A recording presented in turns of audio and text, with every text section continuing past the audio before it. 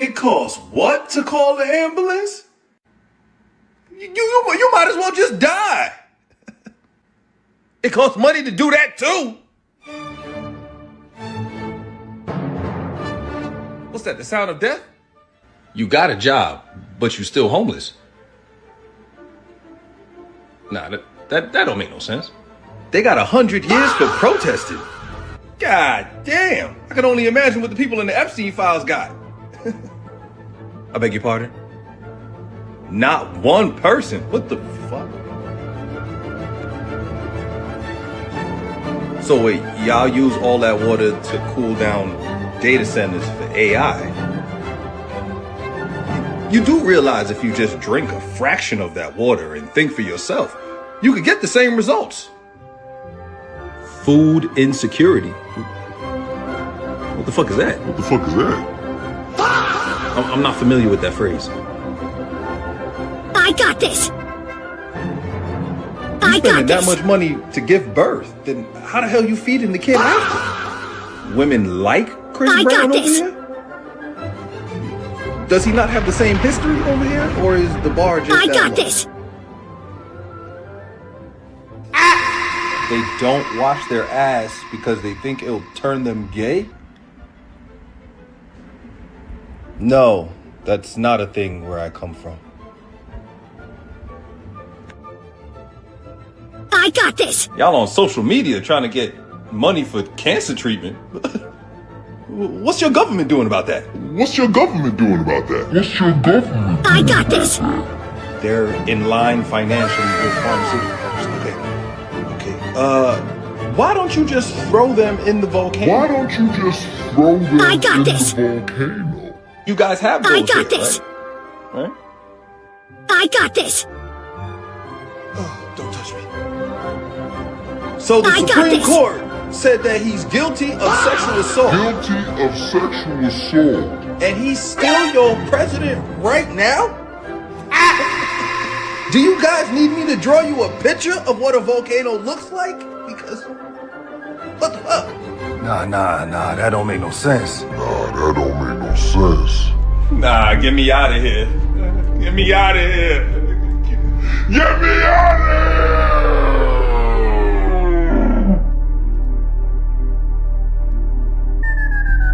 I got this. I got partners that's killing niggas, no obituary. And I'm that nigga that fuck your bitch in the same cemetery. Some say I'm ruthless, cold-hearted, boy, you dead wrong.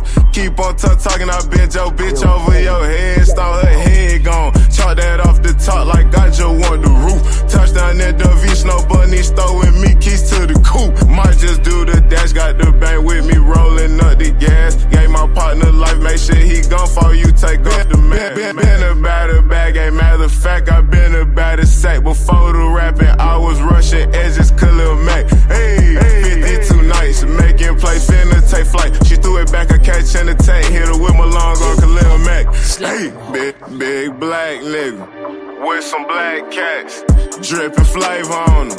Why you splash that? Already smashed the hoe, so you can have that. I'm a gorilla and the jungle is my habitat. I ain't no fucking pillow, so you ain't gon' sleep on me. I ain't a microphone, so don't you speak on me. I'm on my grind, nigga. I work at factories. You a peasant, nigga, approach me as your majesty. I move around with respect, I'm all about a check. I'm humble, but I flex, cause God got me, I never stress. I'm sticking to the script, to Tway, I'm moving lips. I got your bitch lips on my extended clip. Been about a bag, ain't matter of fact, I been about a sack. Before the rapping, I was rushing edges, 𝘾𝐼𝙎𝙃. Hey, 52 nights, making plays, finna take flight. She threw it back, I catch and attack, hit her with my long arm, 𝘾𝐼𝙎𝙃. Hit her with the long arm and you can't get her back. I hit the baddest bitches, you hit the scraps. All my shooters, they say I'm full of tack. We just fucking, baby, don't get attached. I'm walking bang bone and I got all them racks. I run on the track and I run up the sack. Yo, bitch on her knees like she shooting the craps. I get on the beat and I fuck up the track. Fuck up the track with my young nigga Marco. We playing with racks like we work for Wells Fargo. We get them shits down in the trunk of the Tahoe. I fuck her tonight, you could have her tomorrow. I'm feeling myself, I might fuck me a model. I'm feeling myself, I might cop me a bottle. Quarter in the wood, we going full throttle. Place your order, you can get get you a combo. Play with us, so you gon' fuck around and dot on my nigga locks out here playing for keys. My nigga here get 20 P's in a week. Acting bad, I don't know why that they sleep. And this bitch tryna give me some groupies. And this bitch tryna make me a movie. Been had them bags, they been coming in fluent. Niggas in the dark, 10G moving. Been about a bag, ain't matter of fact, I been about a sack. Before the rapping, I was rushing edges, Khalil Mack. Hey, 52 nights, making plays, finna take flight. She threw it back, I catch and attack. Hit her with my long arm, Khalil Mack. Hey, hey, hey, hey, hey, hey, hey. You want me to show you tough? I'll show you tough. Hey! Hey! Hey! Hey! Hey! I got this. Hey! Hey! I got this. Hey! Hey! I never lose.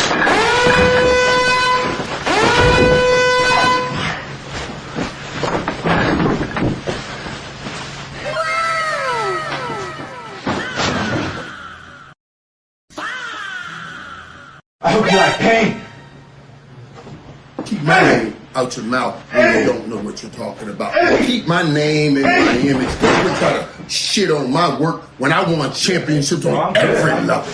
On every level. When they can knock niggas out. I call passes in the midst of pain. Y'all don't do that. Y'all ain't never had to do that. I got this.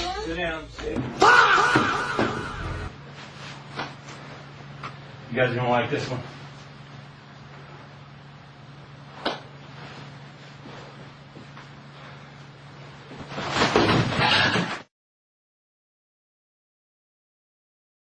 You guys want to see something? Cuz it's gon' flex on their ass, man.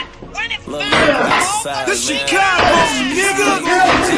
Another beat loaded, let me go and get my walk on. Pack loud, heavy metal rock song. Smoke it till it's all gone. I think I need a new lung. Run up on me, then I gotta blast. Jimmy Neutron, lay his ass down. Now he can't get up. Now he can't move like a hostage in a stick up. Bad bitch calling me. Fuck it, let me pick up. While she eat the dick up, you callin', she don't pick up. Niggas going outside, they be on some sucker shit. She fucking gang, you tryna get her pregnant on some other shit. That bitch a liability. Building up my assets, I'm moving with agility. Funds, body, soul on the rise, we in tranquility. Really making boss moves. Now they wanna follow me in bucks, we making walkthroughs. Going nuts, cash shoes, we who they ain't fucking with. On the mic, I feel as if we celibate. Another beat loaded, let me go and get my walk on. Pack loud, heavy metal rock song. Smoke it till it's all gone. I think I need a new lung. Run up on me, then I gotta blast. Jimmy Neutron. Do not treat me like I'm average. I check the stats for the year, and that's inadequate. I get placed last, I'ma show how savage. Get niggas pulling stunts for views, this shit is miraculous. Youngers attacking shit, Gen Fag, Glock, let the ratchet spit. Last year was rubber, this year we ain't having it. If you ain't catching on, then let me elaborate. Niggas need to rest like Sabbath day. Put an end to your week like the day after Saturday. I'm feeling myself, no masturbate. My name in their mouth, I hope it's a bad aftertaste. And to the whole team on, I ain't celebrating. Right now I'm locked in the stew cause I'm dedicated. Money on my mind, got me money meditating. Me and the money shall never be separated. A chance ever come my way, I ain't hesitating. Killing these tracks like you ain't know that death awaited. Going off rumors, that's how things get escalated. Bust for president, I guess I'm going legislative. 556, hit him up, left him decimated. Think he a puzzle piece, how he separated. Let's get it, man. Lyrical exercise. Thank you. Now drop down, give me 20. Drop it, give 100, motherfucker. Get out of line. Talking about 50, nigga. Drop it, give us 100, nigga. Fuck you talking about, nigga.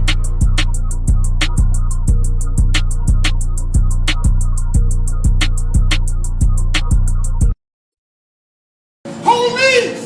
Police! Help! Police! Help! Police! Help! Help! Police! Help!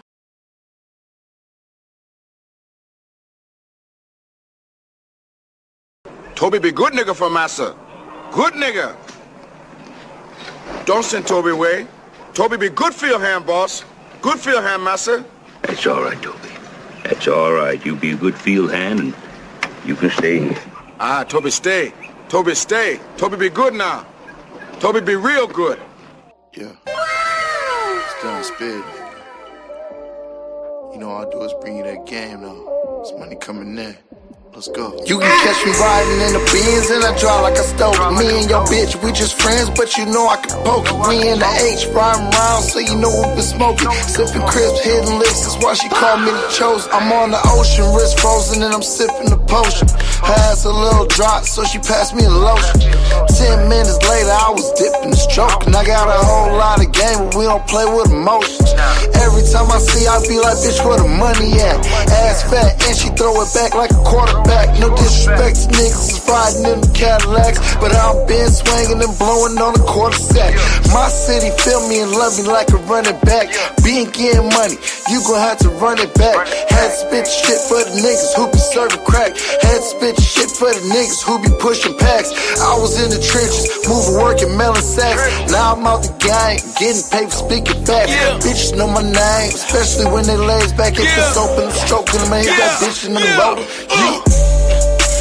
Posted by the stove, tryna break $1 out of home. 20 ounce, get a phone. Shit, I just gotta get it how I know. I said we duck and dodge the foes, tryna get rid of this last home. Yeah, you can judge if you want. Fuck it, look, I just gotta get it how I know. I just talked to my little bro on the phone. He doing 10 years in, wish he was home. My other brother did 10, just got out. I'll be doing 10, I don't watch my mouth. These motherfuckers like talking to them people. That's why I stay by myself, riding in the Regal. Trying to get rid of this last motherfucking eagle. Trying to get rid of this thing while gripping the eagle. Fuck them niggas. Fuck them, I don't trust them. Beat a bitch pussy up then dip, cause I don't love her. All about this motherfucking money. Let's go get it while I be smoking that purple like Danny Glover. Who gon' stop me? Who gon' stop me? All you can do is watch me, nigga, watch me. You niggas move too sloppy, way too sloppy. Copy my style like Kinko. I have a drink though. Posted by the stove, tryna break $1 out of home. 20 ounce, get a phone. Shit, I just gotta get it how I know. I said we duck and dodge the foes, tryna get rid of this last home. Yeah, you can judge if you want. Fuck it, look, I just gotta get it how I know. Real nigga do real shit, man. Teach you how to break a bitch, man. Teach you how to use a head and get some bread. You dig me? Hey, see, if you niggas knew better, you do better, but you don't and you won't. That's just your problem, you gotta live with it. You know what I'm saying? This is some shit called life. You know what I mean? Get in the game. If you gon' get in the game, you gotta be full-fledged about this shit. Don't hate the player, hate that motherfucker. You I got this.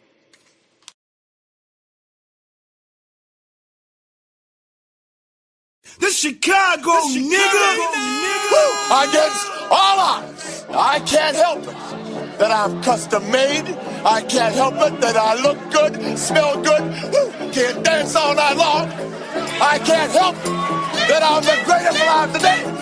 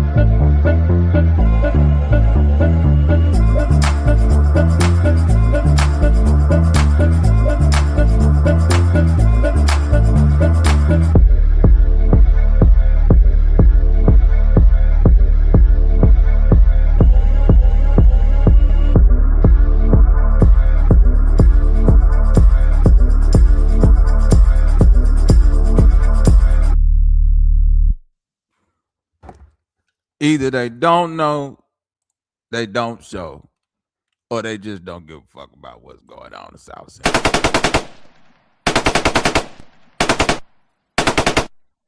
Hallelujah.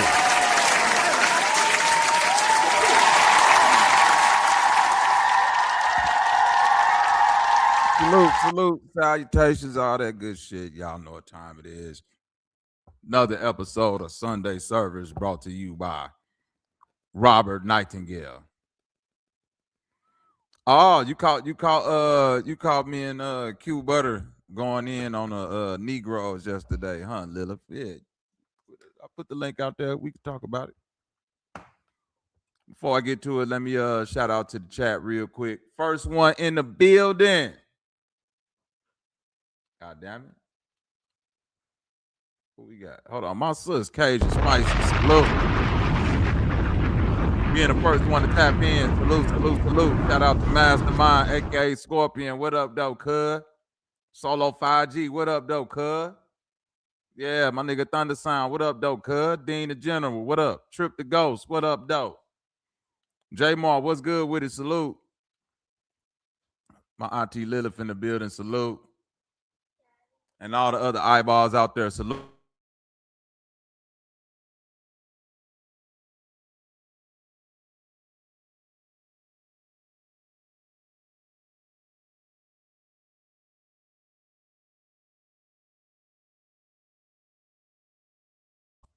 Salute. So, hold on one sec.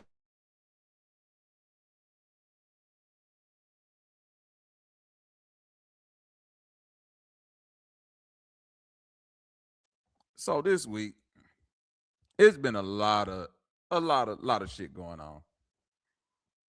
I forgot what me and Q Butter was talking about yesterday, but it's been a lot of celebrity worshiping going on, from India Irie versus Young Miami to Jaylen Brown versus the Boston Celtics and Jason Tatum.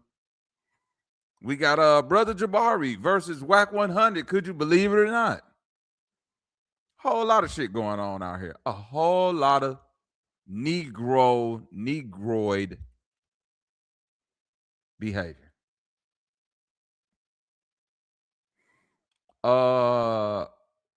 First things first, shout out to everybody.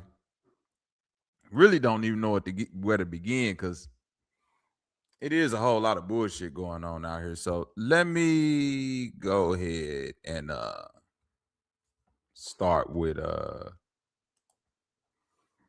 want to start with this nigga Jabari, because that shit. Anybody out there know about this Jabari situation?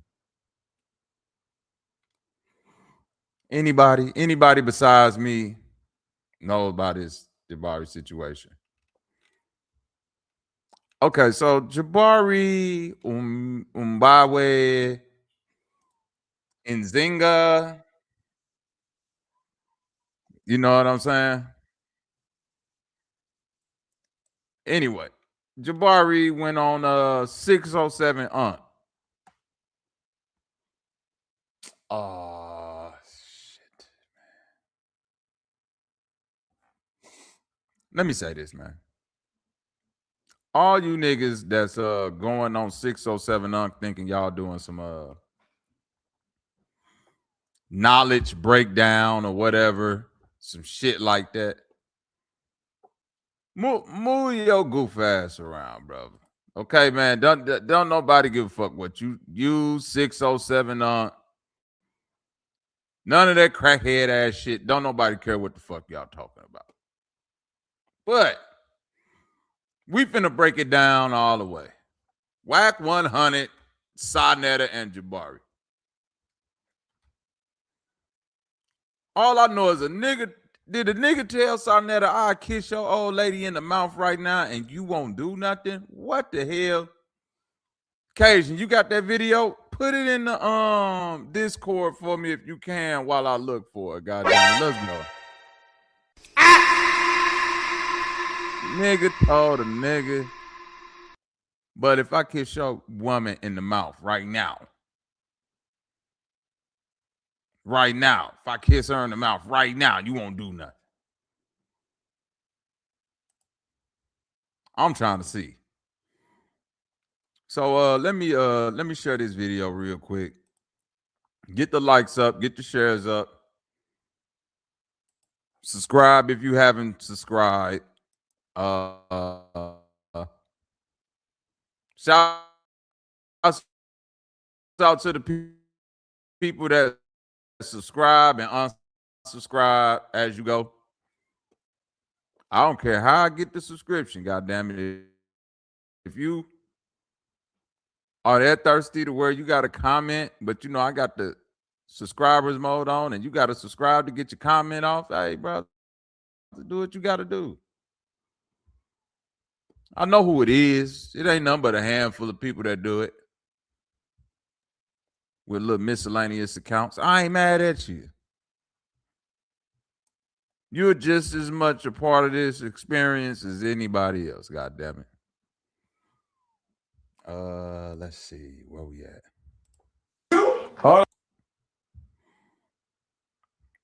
For fuck's sake, cut! Damn, what type of commercial is this? This. What I just saw was one of the wildest segments. Fair use. On a podcast. Fair use, all that good shit. These scholars, right? Him and Wack, I guess, are having some type of debate. 607 is yeah. All conscious is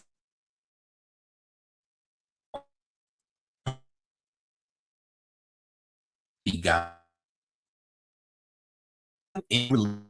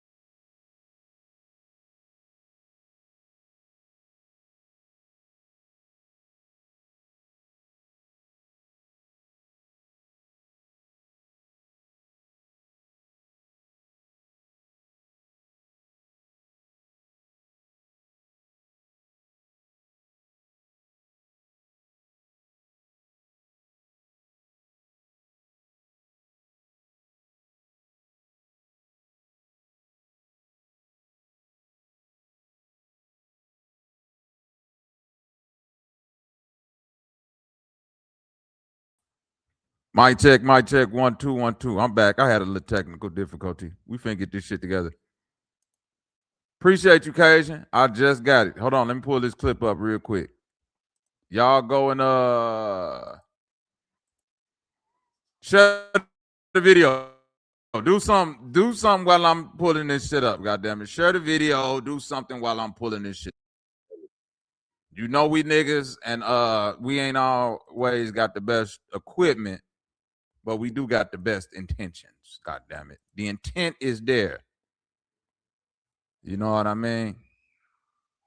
And I don't want to see Auntie Lilith put nothing up in the chat because, you know, she be quick to try to point some bullshit out.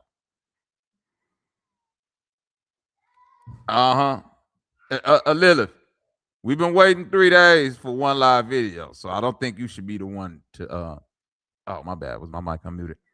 Subconscious, what's up with it, cuz? Salute.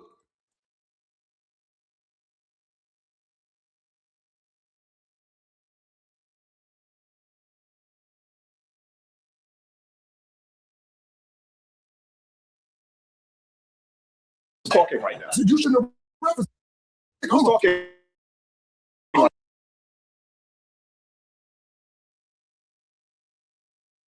Also, Sonetta burst a blood vessel after this guy says whatever he says. Who's talking right now? Because you got Who's talking right here? Moderate. You ain't more man than me. Loud. We're going to acknowledge you and compensate for what? Lack of what? You say it's. I already told him what it was a lack of. Explain me again. If you explain, I'm gonna fire your chimney again. You been warned. Right. Well, change straight up. Fuck your God, your religion, and everything about it. Explain me again. Gonna be Sao Paulo. I don't play explain games. Brother. You gonna be you is, man. Explain me again. I'm telling you all what you is. Explain me. Should respect everyone that's I didn't say it. And if you got a problem with what I'm saying, all you gotta do is me, and I'm gonna find your chin and chop it and knock your. All right, this is what. Don't explain me, man. Fuck your God and your religion. Where I come from, we don't play like that. Be Sao Paulo, man, and you gonna respect that. Now we can keep going. It's all you got to do is try it. I guarantee you, I'll knock your. I told you I was better than you. Explain me again. Hold on. Don't explain me again. Oh my God. You ain't nothing but a thug. That's all you gonna do. You ain't nothing but a thug. That's all you are. Now, Sonetta had to jump in the mix. Right? Apparently, Sonetta. You ain't nothing but a thug. That's all you gonna do. You ain't nothing. No. You say fix this shit or I'm leaving. I don't know. Pull up on the chat. Pull up if it's fucking up, goddammit. I'll put the link in the chat. You go watch it yourself. I'm trying to get content, nigga. Basically, Whack 100 checked the niggas. Sonetta tried to jump in and protect his boyfriend or whatever. Bunch of whole shit back and forth. Even though I think Whack 100 is a goddamn lunatic. I'm about to drop the link, Moon, too. I got you. Even though I think he wrong, I don't think he wrong for doing this shit to these niggas. You want to know why? Because you can't be a nigga like Jabari. And this is what I'm saying, like the rooms we be in. We can't be niggas like Jabari and, you know what I'm saying? You know, it's a slick way that they call niggas out being stupid, right? And one thing about street niggas and niggas from another cloth, even if y'all don't like the way Whack 100 go about things and all of that shit, he's clear on this the world I'm operating in, whether you like it or not, whether you think I'm a bitch or not, police or not, this the world I'm operating in. So to not deal with a nigga like me, all you have to do is stay out of my world, which is very easy if you a person like Jabari or Sonetta. But if y'all niggas that's looking to expand your YouTube career, if y'all niggas that be talking black positivity and all this other spooked out space alien, Pharaoh monk, Amin-Ra Metunetter ass shit, I don't want to see you around the Bloods and Crips. Because the minute you go around the Bloods and Crips and then you try to talk to one of them niggas like they dumb, like the way you talk to niggas on the panel, that's what's supposed to happen. All props to motherfucking Whack 100. Even though I don't fuck with the nigga in the way he be moving neither, but niggas like that gotta know, bro. Nigga, this ain't that. I don't give a fuck how smart you is. This ain't the. You ain't in a space where niggas give a fuck about your intelligence, Jabari. Them niggas is on there making content. And you come on there talking crazy to niggas who will duff you the fuck out. And what the fuck Sonetta was finna do? Man, a nigga told you I'll kiss your old lady in the face in front of you, bitch. You ain't gonna do nothing, man. I'd have shot everything up in that bitch. Here we go. Sonetta is a good friend of Jabari. And it out in Cali,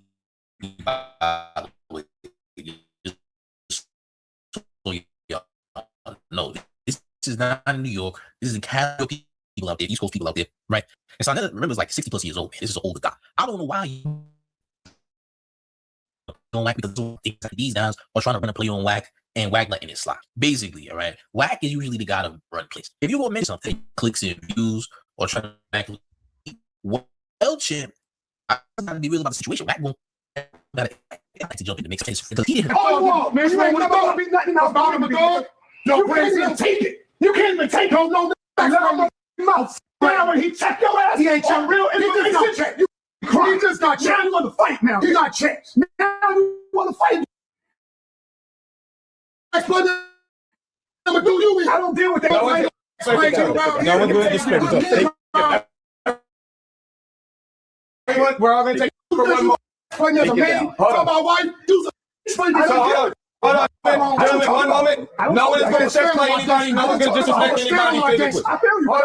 Hold on. Stop. The nigga with the motherfucking cummerbund on and trying to dress good, fake like he's standing in between niggas talking about nobody go disrespect nobody. Wack 100 done disrespected niggas 50 times in a row in this little clip.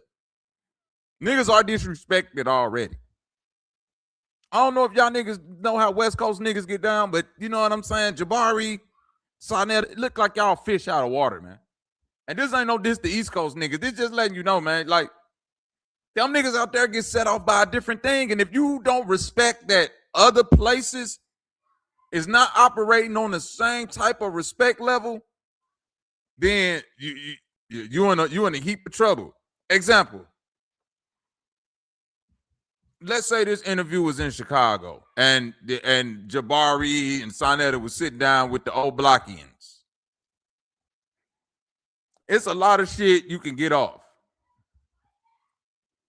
And let's just say Jabari would have said to one of them, you know what, that's goofy. You goofy for thinking like that. That's a goofy thought. And one of them niggas rolls up and did the same shit that Wack said to say, nigga, I'm a goofy. Boy, I'll blow your shit back, blah, blah, blah, this and this and that. I'll beat your ass, this and this and that. And so I netted off. Oh, that's how y'all go act?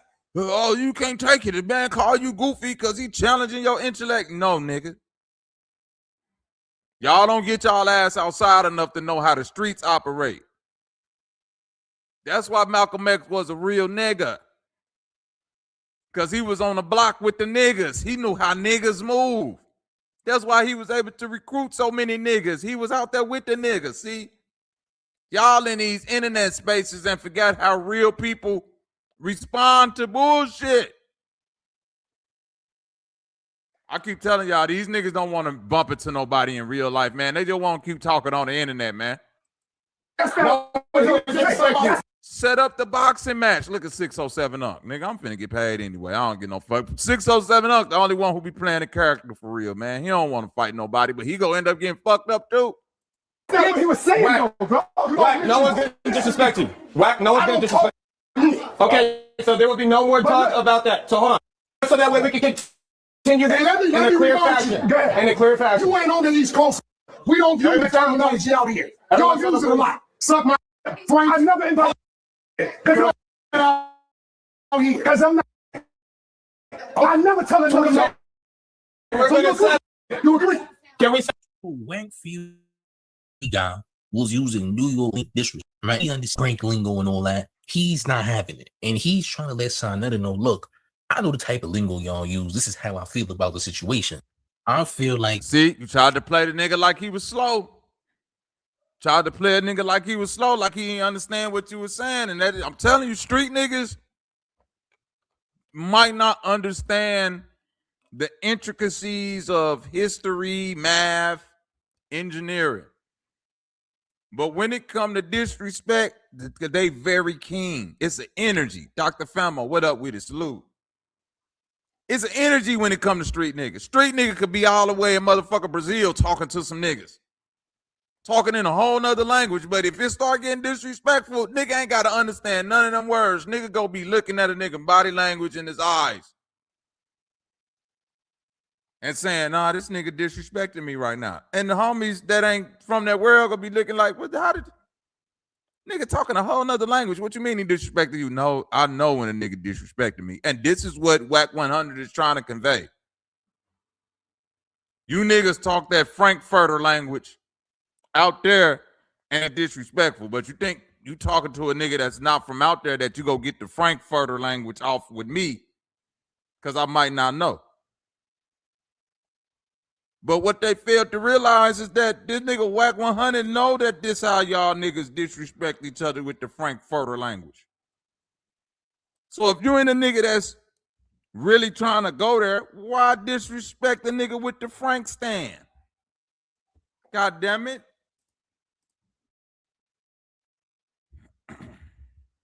They should have just kept the same energy with Whack. I know that sounds crazy, but to me, your intentions were sway. I never do that. Correct. We're in agreement. We're in agreement. We're in agreement. That's not going to continue anymore in this conversation. You're a real brother. I'm not going to tell you. I told you I was better than you. Brother, I told you that. So what? You might have more money than me, but I'm a better man than you. I don't know how you feel because I taught millions of people. I taught millions of black people about black knowledge. Let me tell you why you ain't better than me. I taught babies. Let me growing up, I can stand on the street on 125th Street and kids will walk by. Grown people will walk by. You know what they're saying to me? Let me tell you why you ain't better than me. You know what they're saying to me? Let me tell you why you ain't better than me. You know why? Of course. You know what they're going to say? I ain't white. You know what they're going to say? You they can't do it. You know what nobody talk, right? I think so too. Everybody and me. That's why I left a legacy. Then the kids come, when brothers walk by me, you know what they say? I watched you growing up. You're a motherfucking legend. You know what they say about you? Damn, you a nigga with a lot of black. So that's what they. First and foremost, whoever this guy is in the butler outfit, listen, he just quit. As nobody's paying him any mind. And I think he began to realize that as the argument progressed. So he just walked away. As he should, right? He should have did that, right? Listen, I don't know how much they're paying you, but apparently it's not enough, right? But back to Whack and Sanetta's back and forth. Okay, Sanetta ends the conversation on that segment with what they say about me. They say I'm a legend. They know me on the streets of Harlem because he was out there, right? He even worked under 𝘾𝐼𝐴 Muhammad at one point. Like he's really one of those ones. And he says when they think about Whack, they think of Whack being the leader, quote unquote, gangbang or whatever. But truth be told, nobody really thinks of gangbang when they think about Whack 100. Nobody thinks of any gang-related stuff outside of Whack saying on Paru. They don't know Whack for his social media stuff. His antics and stuff he does online. That's what they gonna remember Whack for. They're not really gonna remember him for anything game related, truth be told. And more truth is, okay, I don't know. I know he went to jail. At one point he was a teenager. You know, that. So to say, but let's continue. And by the way, if you ain't hit that like button, make sure you hit that like right now, like ASAP. All right, let's continue. Everyone said, black man. No, I can't. You can't. Have anybody ever accused me? Have anybody ever accused me of their loved ones? I'm better. Have you ever heard? I'm better than you. Listen, bro. When it comes to our community, you have better than you. You got. You fought. How old are you? You fought 49. I'm 64. So what's 63? What does that mean? Now this is where the cap come in at. Sanetta. I know you might feel because Whack 100 is just character online and Pyru this and Pyru that and represent gang banging. Some people might feel like he represents snitching. Oh, hold on. First super chat of the day. Coming from my brother Moontu. He says, oh, excuse me. Big ups, Bobby Knight and the Shit Show. A light in the dark. Big up to the chat. You savage. Shout out to the panel. Keep it grimy, partner, by the way. I'm wearing my best surf shorts for this. Let's go. I'm going to give you a bomb because it's a super chat, but I don't know what the short part. My nigga. But like I said, Sanetta feel like because he talking to a gangster, I appreciate the support, Moontu, that he better than him. You not better than this nigga. Most people, Sanetta, let's be real, brother. You ain't teach nobody. Let's get the first lie out the way. Nobody ever learned nothing from Sanetta. Sanetta is the host of a platform where other niggas come to teach. Now, Sanetta might have been around 𝘾𝐼𝐴 Muhammad, all that other shit, but all the other egregious shit that's attached to Sanetta from the people that know, not the motherfuckers that's outside, like people that's in your world, just like the people that's in Whack 100 world, bro, they look at you in a weird way. Nobody looking up to 𝘾𝙢. Most of the people from your community, which is this black conscious community shit, most of the people that's been inside of that, been online and all of that, 𝘾𝙢. Let's be real, bro. They look at you as kind of a sellout. They kind of view you as somebody who grifted the cause for their own well-being, right? We can't forget, you the person that created a platform that hosted a plethora, not a few, a plethora of scammers and PDFs.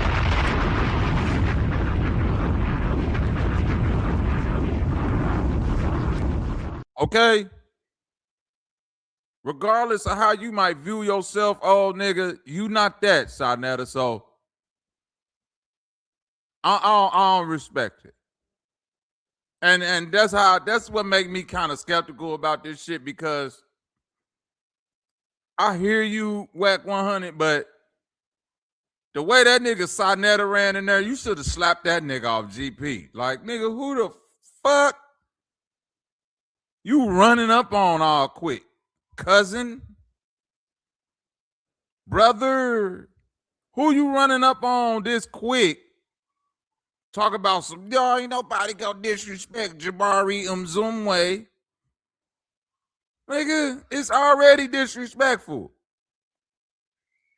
It's already that. But again, I don't know if this shit is a play or what, because 607 Unk just sitting back looking like, I'm sick of this sucker, this character shit. This shit wild.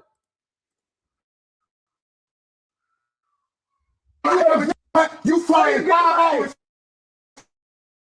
to a platform. You talk loud and you sound ignorant. You can't with him. What you mean? He want the information. He want to know what he did. Let me tell you what he did. He tried to play. You running around talking about you ain't red flag knowledge. I'm not. We ain't red flag knowledge. We're gonna go that. Hold on one moment. One moment. A red flag has been acknowledged. Yeah. Imagine being able to build an app with your name on it, just by thinking about it. Meet Base 4. Yeah, I strongly advise anybody being 60 and up to not do content with Whack 100, because you're gonna hurt yourself, champ. If you intend on get into any arguments with Whack for right now, champ, you get into a shouting match with Whack is not in your best interest, champ. All right, you're gonna hurt yourself, right? And Whack is gonna argue.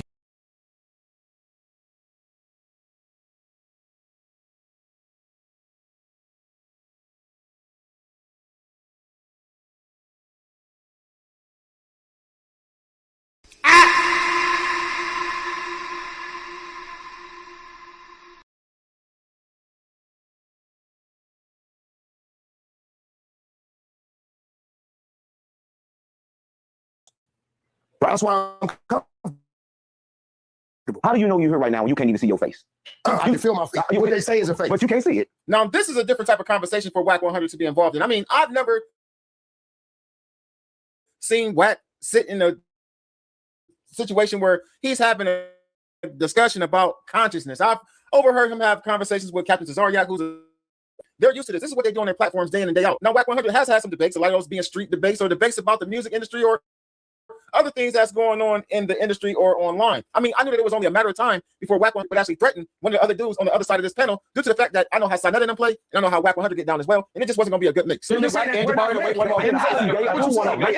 African. We're not American. You said we're African. I'm not fucking African. I'm not an African. Okay, fine. That's for you. You can have whatever opinion you want, no matter how uninformed it is. No matter how uninformed it is. What do you mean uninformed? It's uninformed. You sit up there in your church and you beg for American. I don't go to a church. I don't go to a church. You beg for American offering, right? I'm not part of a church. Do you take offering? I'm not part of a church. Where you come from? Correct what you're saying. Do you take offering? That's the question. What is that question? I don't take offering, nigga. I don't take offering from nobody. Right, I do business. Do you take offering? I do, but I have many businesses. Do you take offering? I have many businesses. Offering. Yeah, answer the question, Jamari. Do you take offering? I run. Exactly. Nigga don't want to answer that simple ass question. You take an offering. Shout out to my nigga Trip the Ghost for the $5 super chat. Wax show, they are not fit to lead. And they was not ready for the warrior spirit, so they brought in this Frank. Oh my goodness. Nasty work, goddammit. The nastiest of the work. And you ain't lying neither, Trip, because what Whack 100 exposed is that them niggas sit up there and talk all that good conscious bullshit, but the minute that they get in front of a nigga that they can't break down and break through, they start hitting with the slick shots. See, and I keep telling you motherfucking book learning ass niggas, when y'all around street niggas, they might not understand the books, but they understand the vibe of a nigga trying to disrespect them or play them like they stupid.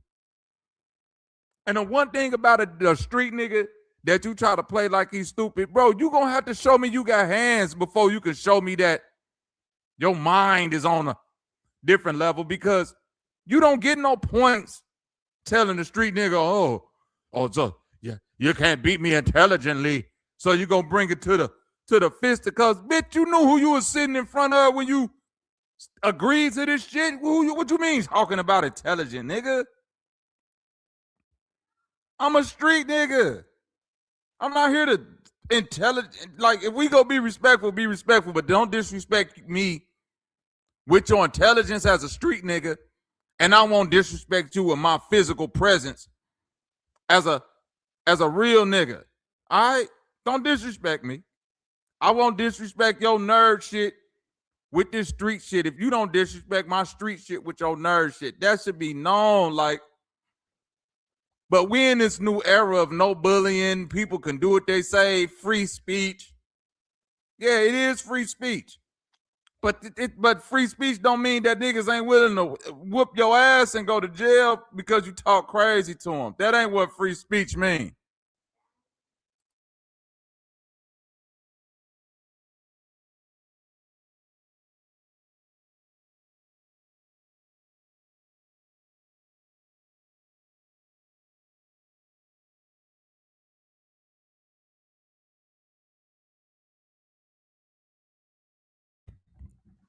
Shit is ridiculous. Nah, you gotta ask yourself something, man. What in the fuck is Jabari getting out of being on this show with goddamn your boy Whack 100? Only thing he getting out of this shit is a little bit more fame from some niggas, right? He getting some fame from some niggas.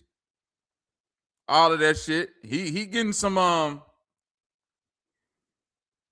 couple more people that probably didn't know about this goof ass nigga that know about him, but I don't think niggas understand I still be thinking, like, after all this time on the internet, it's people who've been doing this shit longer than me that still don't understand, like, all promotion ain't good promotion. Like, you cross promoting with a nigga who, even if you get people from his audience to view you, they not giving a fuck about the type of content you put out like that to stay engaged. So why in the fuck is nobody expressing to Jabari nerd ass, especially see, it worked for 𝘾𝑼𝙎𝙧 because what 𝘾𝑼𝙎𝙧 and the Hebrews bring outside of the knowledge and the Bible and all of that shit, what they bring is that warrior spirit.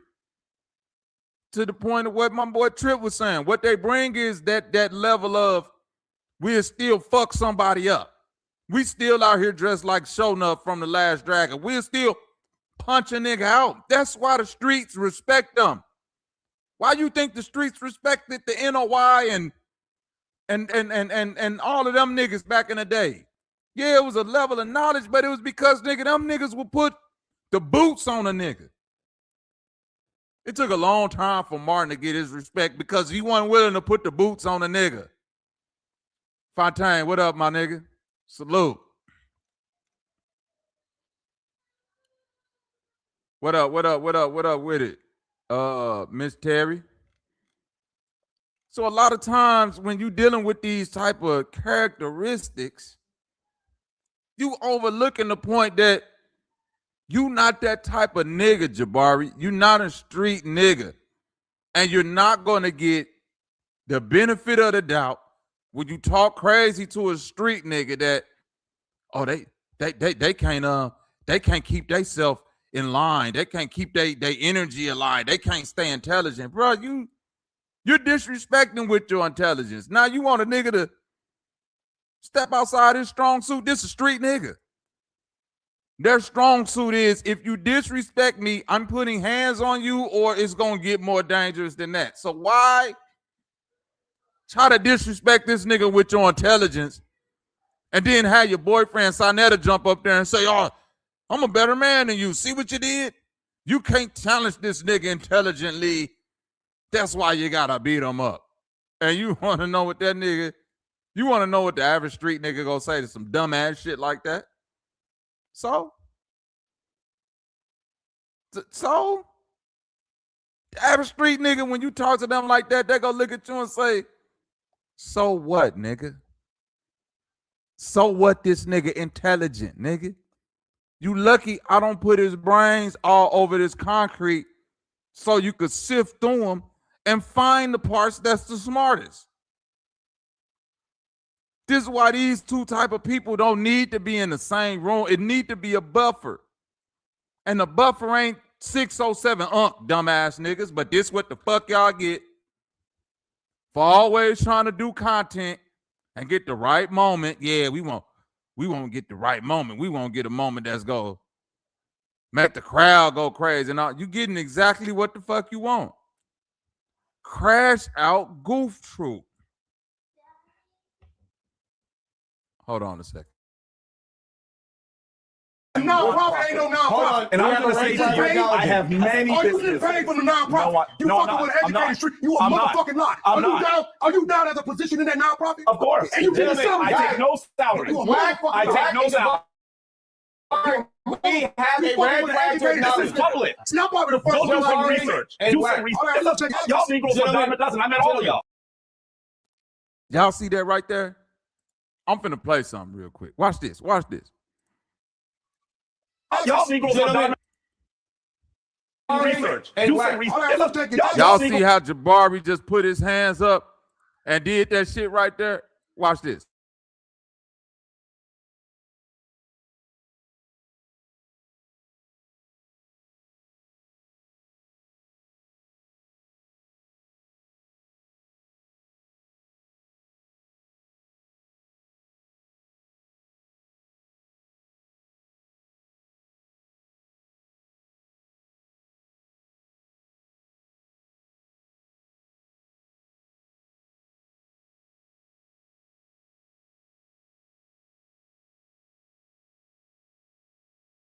Real shit. What up with it, my nigga Chris? Salute. Look how crazy this is, though. All y'all niggas know this a nerd nigga right here. First of all, you want to know why 607 head turned to the side? Because no matter how crazy 607 play, he know when to shut the fuck up and pull it back. See, Jabari don't even understand this shit right here, that finger pointing shit. Research. Do some research. That shit right there with your hands. You see why this bitch ass nigga over here rushing in? He understand the danger Jabari putting himself in. All my real niggas in the chat, all the real niggas in the chat, keep it a bean. Tell me I'm lying when it comes to the hand movements around certain niggas. See, but a smart nigga, a so-called intelligent nigga will be like, well, all he did was point at him. All he did was wave him off. That's why y'all ass need to stay in the house and away from certain people. Y'all don't understand. Y'all can't do this. Y'all take y'all personality, build it up inside a pocket universe, and think you're going to take that shit out to the rest of the world without no social experience. Jabari, you only deal with niggas in the Cynetta universe that let you get away with that fuck shit in a specific demographic. I'm around, bro. I be around niggas you can't even raise your voice to a certain, once the voice go to a certain tone. How I'm talking right now, nigga would have been ready to duff me out. I be around niggas who don't even raise their voice, but point at them. Stiff your motherfucking finger up around some of these old gangsters that I be around and watch what's finna happen to you. Wave a nigga off like, ah, man, you ain't talking about nothing. Wave your hand at one of these niggas like they some little boys and like you just go wave your hand at them like that. Bro, is you crazy? This how you lose your life. But obviously, we dealing with niggas that ain't from the streets, and Cynetta know better. Cynetta a bitch for putting them in this situation. Look at 607 up. Look at 607 up. You see, he like, ooh, stand out the way. 607 up, stand out the way, because this nigga play crazy, but he not crazy. I'm telling you, the niggas around here know cuz. He the only one playing the character. I met all of y'all. You a dime a dozen. One moment. Watch this. Nigga just told a nigga, bro, I don't give a fuck how y'all niggas might feel about Whack 100 on the internet, this and this and that. I got people out west, bro. I'm not sitting up here caping for Whack 100 like he the most official gangster nigga ever and all of this shit and all of that. One thing I know is that I'm not no scary nigga. But I'm not finna be on the West Coast talking crazy to Whack 100 while he talk about on Pyru telling that nigga, you a dime a dozen. You a dime a dozen, man. And I know I'm not on no gangster shit. I'm out here on some, I'm supposed to be intelligent, debating niggas with my mind ass nigga. So you mean to tell me I'm supposed to be on some mind debate shit, but I'm looking at a nigga like Whack 100 telling him he a dime a dozen. And I'm expecting his response to be, let me prove to him that I'm an intelligent Negro. Let me prove to him that I'm a the fuck up. Shout out to my nigga Waking in Minds. Jabari should have had his aunt in his motherfucking hand. He said, I'm gonna hit you, Whack, with this word of mine. You fucking nutty ass nigga. Hit him with the word of my aunt. Hit that nigga with the Anubis hammer. With the Metunetter machine gun. With the Osiris machete. What we got going on out this motherfucker goddamn. He go hit that nigga Whack 100 and that nigga say, hey, bro, this is hilarious to me. For me, it's hilarious. Man, what just happened to my screen? I should just did some funny bunny moo money shit. Hold on.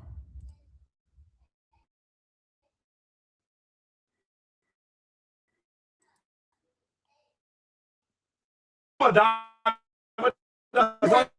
moment, please. One moment. You ain't met me. We have made everybody like that. Listen, in this situation, I'm sorry to say, I'm pro-Trump, but the white boy got away. Did you say you pro-Trump? Yeah, I'm pro-Trump like a You motherfucker. can just leave. You should just leave. What the fuck you mean? Trump is just me. I'm pro-Trump. Okay, fine. I love Trump. Nigga, I We'll love talk Trump. about you.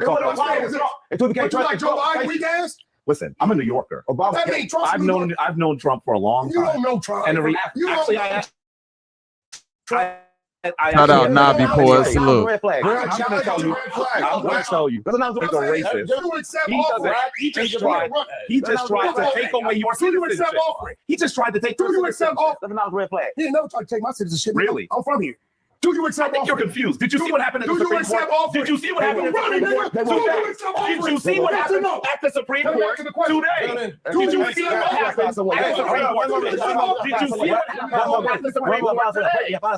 Wait. Answer the question. What you mean? Did you see what happened at the Supreme Court? He ain't never tried to take my money. I'm born here. At the Supreme I'm American. Court? Oh man, I got it. Hold on real quick. Let me refresh my page. Hold on.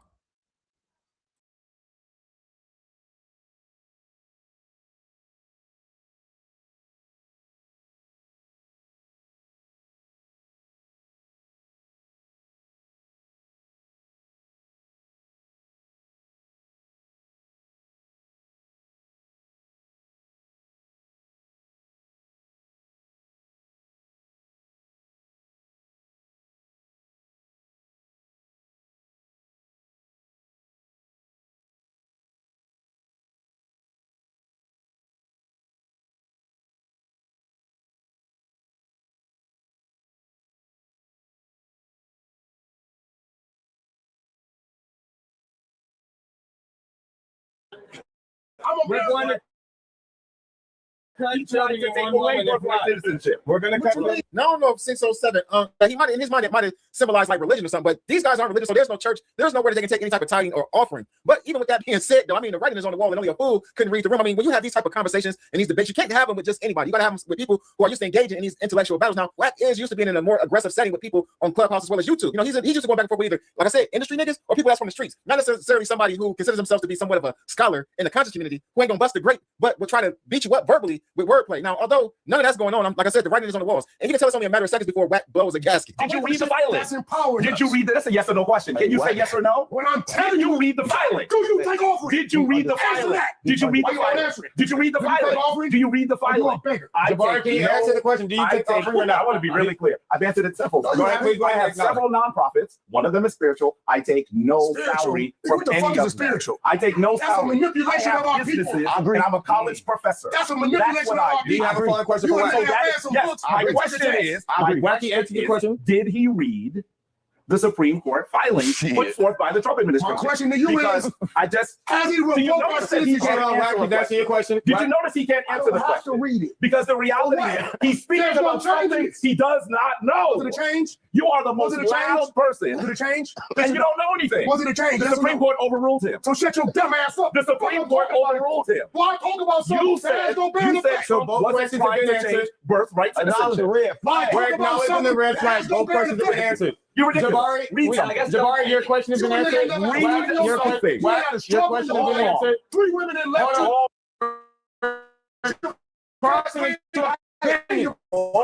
wrong. You guys are scared. All wrong. You guys are I can tell you Good. Hey, I'm finna be real with y'all. What up, Witty Cortez? Salute. I'm finna be real with y'all. I'm on Wack 100 side because I don't care how smart you are. I just can't trust a nigga who walk around with a aluminum foil unk all day on his wrist like the key to the goddamn pyramid or some shit. This nigga is walking around with this goddamn Anubis unk key around his wrist. Like, goddamn, yeah, when I leave here, I gotta go open up the tomb to Tutankhamun when I get about this. What is he doing? Why is he walking around with that bitch on his wrist like that? Yeah, man, you know, I got a meeting with 𝑘𝐼𝑎𝑚 when I get about this motherfucker, man. This motherfucker opened up the doors to Ed Pitt. What the fuck is wrong with Cuz? What is going on right now, man? Why did this nigga got a big ass unk hanging off his wrist?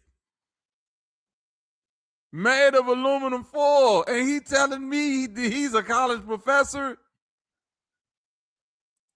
You have a that's why you like this. That's sad. All right. And look at the white man. I just love it when niggers argue like this. Look at the white man. Well, would you look at that? They all really can't get along. Look at this. Look, yeah, we got a game banging nigger and old intelligent nigger up here. Like still can't get along. Nigga finna call his friends. I told you these niggers can't get along. Yeah, Billy Bob. Billy Bob, you won't believe what I had on the podcast today. But one nigga come up in there. Say, talk about on Pyru, the other nigga fella out of goddamn aluminum foil, master key to the pyramids. Well, I can't make this shit up, Billy Bob.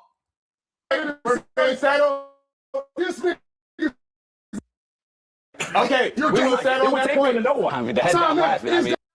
Out of a conversation got nothing to do with that. To say you got a little. I'm sorry. You talked about women I was involved with. You said I was. I said you had a little. That's what I. When I think about all of the things that Wack 100 has been accused of, which Jabari probably has no idea of, this is why Wack is reacting the way that he's reacting. I mean, the dude is basically explaining, and you know, like I said, there was just like that video that came out that was allegedly AI. I don't know, but at the end of the day, though, Wack 100 went all the way in when that was said. Not only about, you know, all of the other things that Jabari said, but about the size of his manhood, which is crazy because I mean, as a man, I'm not about to be sitting up talking about nobody's manhood. And you know, I want to say he was, you know, I didn't heard people say this before. And this is another reason why Jabari was wrong. Because as a so-called intelligent person, you should see when somebody who you are assuming has a lower intelligence IQ level than you, you should be able to see when they're spiraling, when they can't keep up with you in the conversation or don't have the breadth of knowledge that you have about a particular subject. You should be able to see that. So it don't behoove you to continue to pick at that. You should leave it alone after that. But the fact that he keep going in, telling the nigga, oh, you got a small dick and this and that. Brother, again, this is why I hate about intelligent niggas, because they feel like, well, a street nigga said something to me and I said something back, but you not a street nigga. You trying to respond and protect your ego, but you not like that. So you should leave that shit alone. You should have been the one, bro. Listen, y'all niggas can't claim intelligence when y'all around people that y'all claim are lower IQ than you. And then you can't claim intelligence when you're not able to diffuse a situation, de-escalate. Because that's a real sign of intelligence. Right on. If you can't de-escalate, you know who y'all need? Jesus.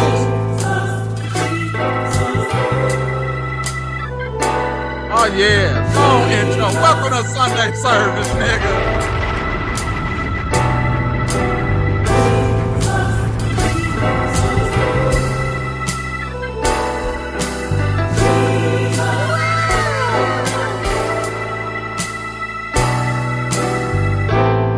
They just can't be on this motherfucker and just be appreciative of what the fuck space and time and shit, the resources that they got.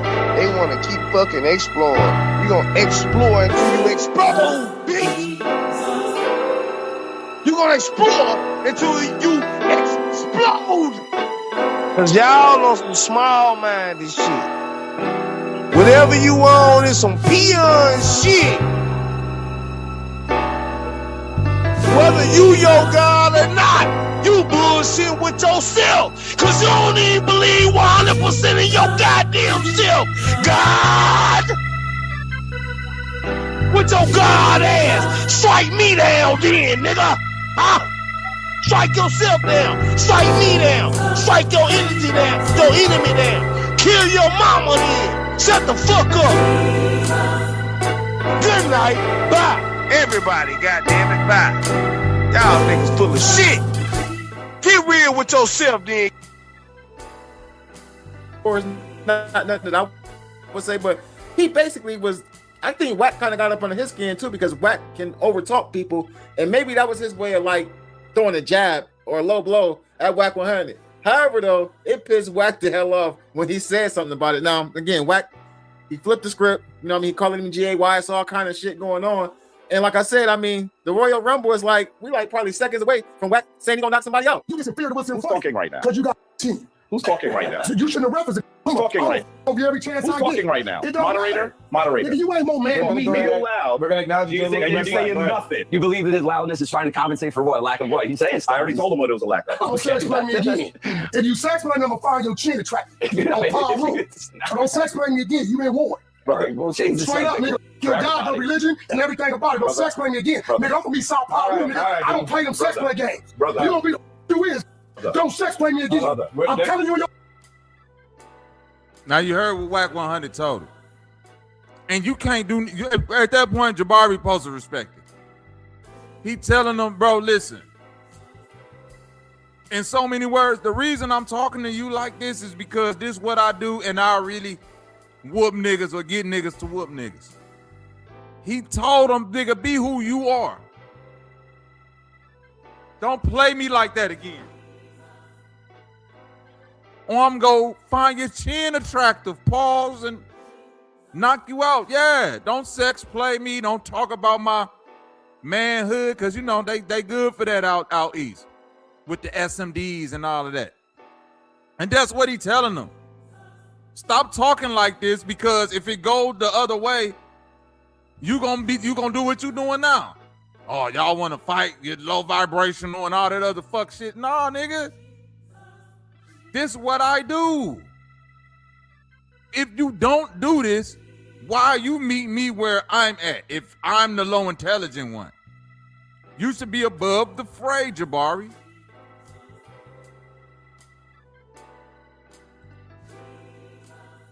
Yo, like we're gonna make sure to respect everyone. That's and if you got a problem with what I'm saying, all you gotta do is try me, and I'm gonna find your chin and chocolate and knock your ass out. Right, don't sex play me, nigga. Your God, no.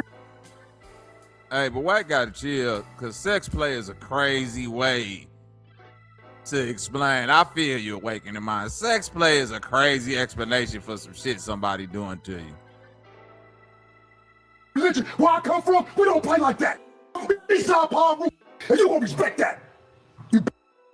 Now we can keep going. If all you got to do is try it. I guarantee you, I'll knock your ass out. Told you I was better than you. Don't sex play me again. I told you you've been manipulating your life. I told you I was better than you. You ain't nothing but a thug. And that's all you gonna do. You ain't nothing but a thug. That's all you are. I'm a man first. You still a thug. Always that's all you are. Man, you ain't never gonna be nothing else but a thug. You can't even take it. You can't even take it. No. Mouth says now when he check your ass, he ain't check real. He just not check. He just not check. Now you want to fight now. He not check. Now you want to fight. You just said, "I'm gonna do you." I don't deal with that bullshit. No, I don't deal with that. I don't deal with that. Now, I didn't get any information out of this live stream, or I didn't get any information out of this video. Like, nothing good came out of it for me. Besides, I did get some laughs, and it was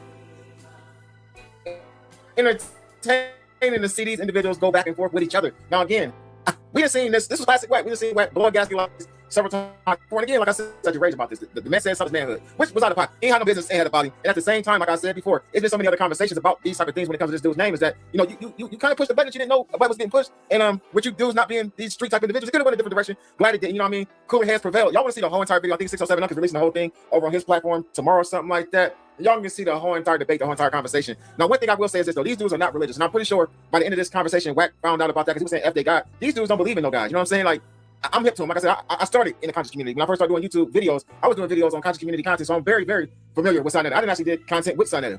But at the end of the day, man, this is funny, man. I want to listen. I got too much more to say about what we seen, man. We all know what it is. I want y'all to get in the comments and let me know, like, how did y'all take? Okay. You say Jabari been doing martial arts for years. That shit don't mean nothing, Chris. He ain't you, Chris.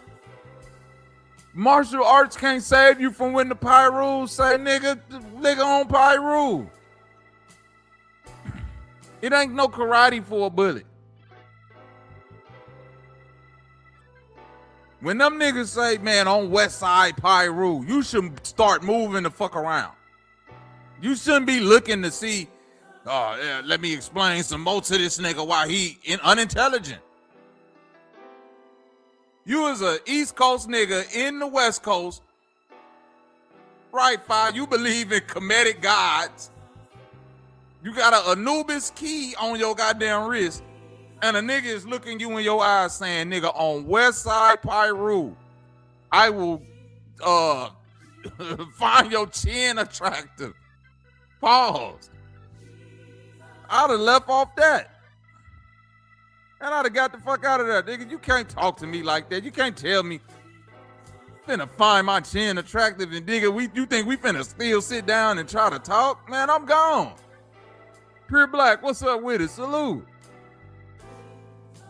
Dawg, hey man, this is a failure. This is a failure on the part of all parties involved. On the Sarnetta side of the game. I can't say Whack 100 failed because this is personality. Y'all stepped inside of his world. He ain't coming y'all world.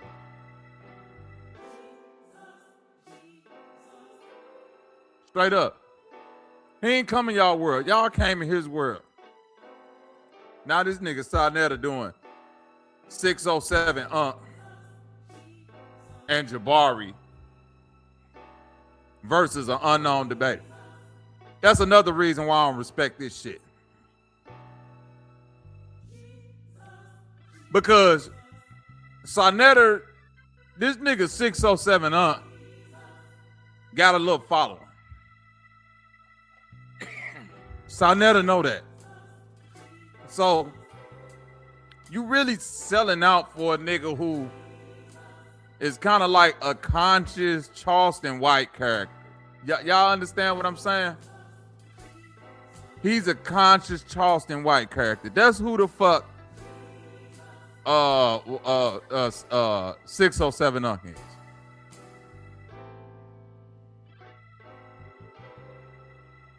I want to see the part where Sarnetta come in at though.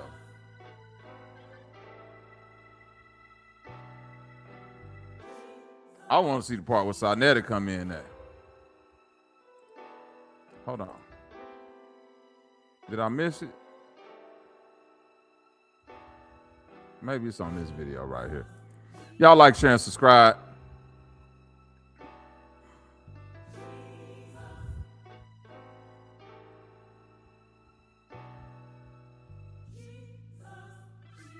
You tell me, find your chin attractive.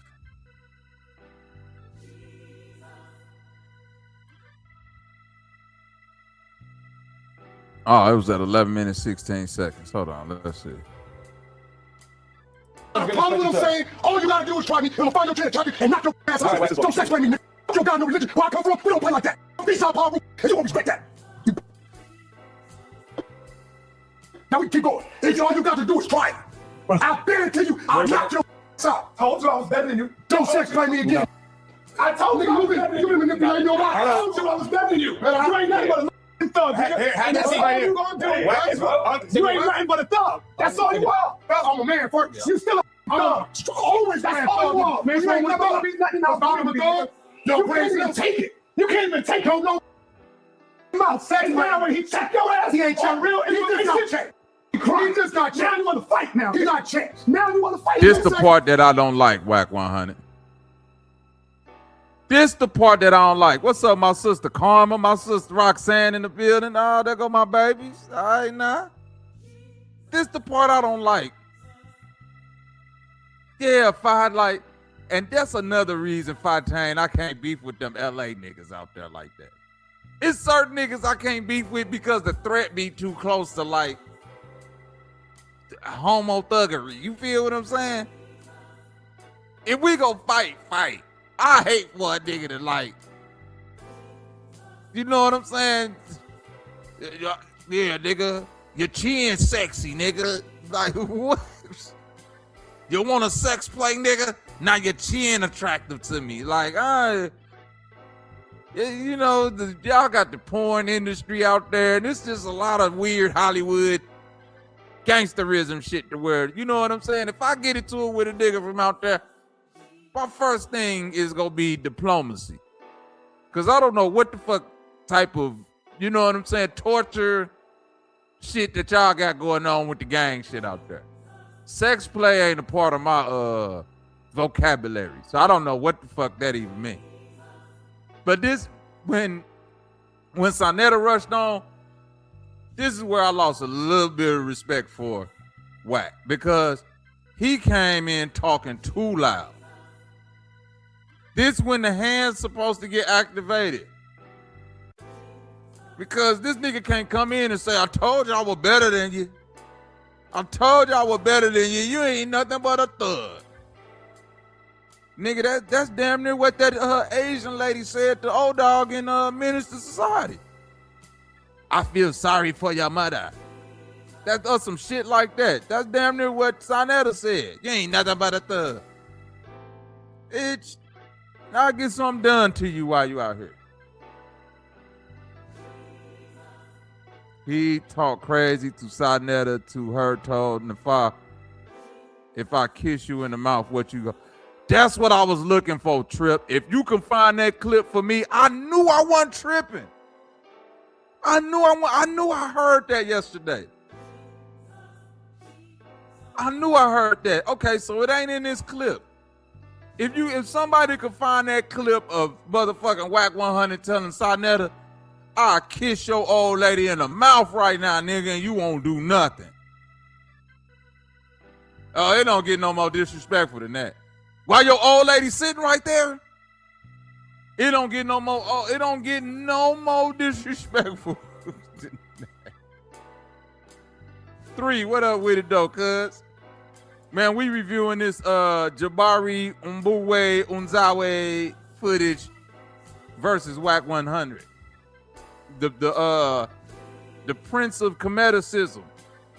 That nigga, the only person on the planet that got a key, a Ankh key that open up every pyramid on the earth. That's in Egypt.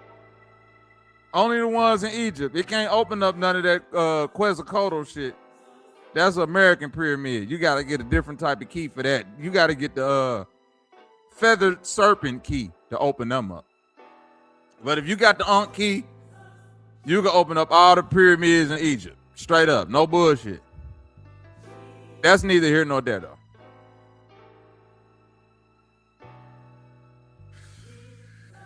In fact, facts, pure black.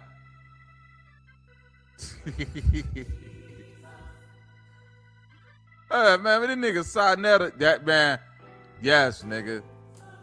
I'm finna find that clip right now for you, Chris. Yes, Whack 100, Sonetta, and Nafar.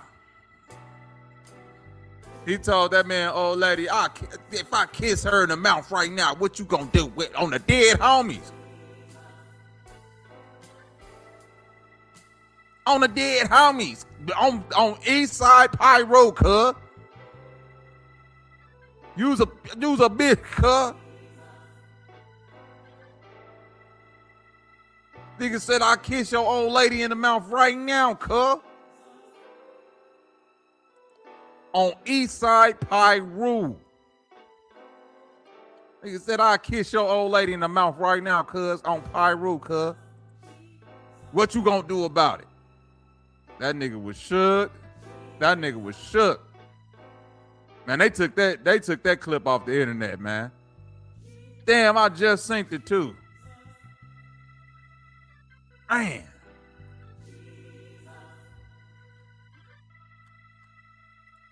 Whack 100 verse that shit.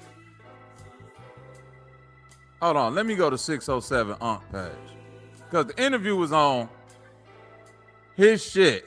So maybe if I go to 607 Whack 100, I can find this full interview, skim through it real quick, so I can find this clip of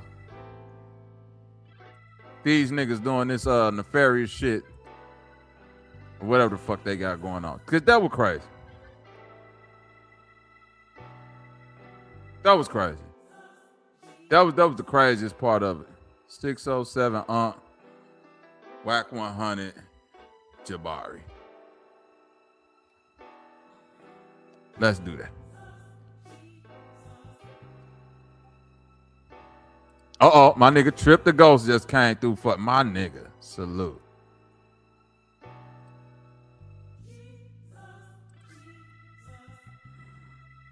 Fundamentally fundamental. Salute. Oh, that nigga hit me with the timestamp too. My nigga. Right. Righteous, my nigga. Right. This my nigga. We got it, y'all. We got it. Like, share, and subscribe. We got the keys the same way 808 Deli. Salute, my nigga.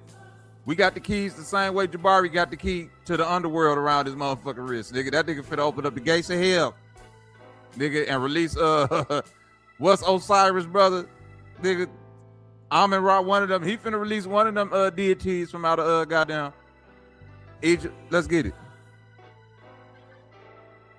Joe, get back to the side. Teach the babies right here. You're running, bro. You're running. When I first came here, you started calling me out. Let me saying no. All this so bullshit. Let's get into the who ran me or you. Say that again? Ask your wife who ran me or you. Who ran? What you said? I'm not getting no crap. You said, no, I didn't ran me. You know why? Because I didn't want to talk about my relationship. I don't know what you because I don't do that. That's all you do on YouTube. You said that's your third wife? But you married on paper to another one? So if you die today, she ain't got nothing coming? That's what's going on. You manipulate. Oh, now this where the disrespect come in at. Nigga say this your third wife. You got another woman that you really married to on paper, and if you die today, she gonna be fucked up in the game. That's some real shit, my nigga. All you polygamous niggas take notes. He hit you with the truth.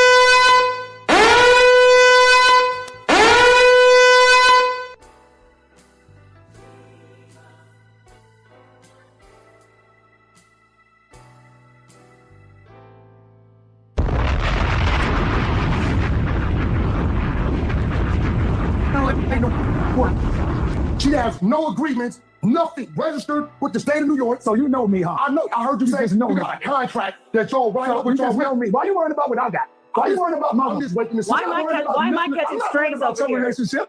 You could. Why are you worrying about my right here? I thought you was a man. So how do you build a perfect relationship? I'll answer that. How do you build a perfect relationship? I would like to ask you guys. I'm not here to talk about my wife. I'm not here to talk about my wife. Hold on. I'm not here to talk about my wife. Can I? And that's the issue right there, Sarnetta. You ain't here to talk about your wife, but you done stepped into the room with a disrespectful gangster. And hey, real talk. That's the answer, Five. Put them all in a trust. But see, if you don't got them in a trust, and a nigga just bust you out like that and say, nigga, if you die today, your bitch ain't getting nothing. And if your first response is, nigga, I got a trust, man. Motherfuckers got power attorney. I already got that settled. If that ain't your immediate answer, yeah. If you start going, hey man, we ain't here to talk about that.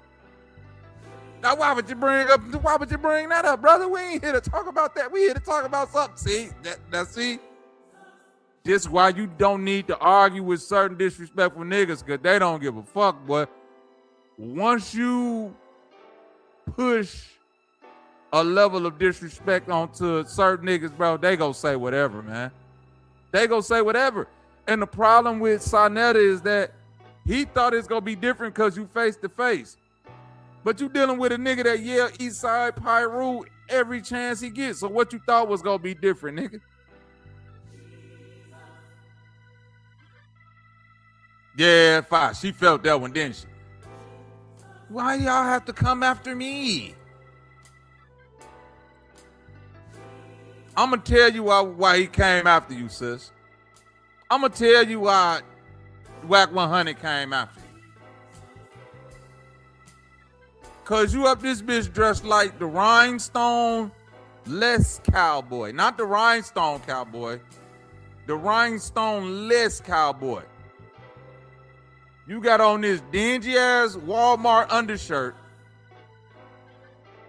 This bogus ass Set It Off posse, the Will Smith in the Wild Wild West vest and hat combo, right?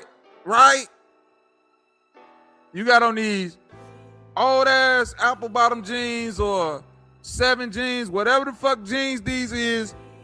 Them bitches is you iron them jeans. You ain't just go to Ross and buy them. Them jeans is iron. And the Pharaoh Monch 7 sandals. Let's continue.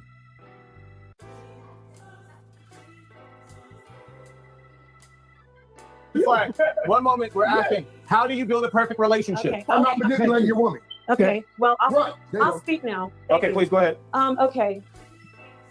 Number one, I'm not being manipulated by anyone. Wait, first, not number one. I'm glad that we didn't get physical. For all these gentlemen here, I'm glad we did get physical. For your husband, for Brother Jabari, and for my husband, thank you for not getting physical, because you're men and you're Aries and you can get physical. And it would not be good, because that's not why we came here.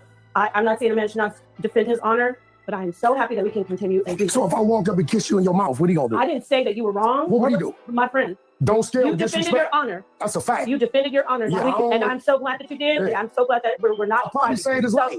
Because he might have went somewhere else and tried that shit, where they'd have fired his ass up. Yes. So maybe he knows now when you're dealing with that element, don't sex play. So I'm glad that we can, thank you. I'm glad that we can move on and talk about polygyny, because I'm an expert when it comes to polygyny. I counsel women on it. And all the things that you brought up are absolutely true. A lot of men manipulate women. I personally have not been manipulated, but you have some history with Son Etter that really I'm catching strays, and I don't have no history. I mean, you know him. You know. So that's all I'm saying. He came to the other side of the clubhouse.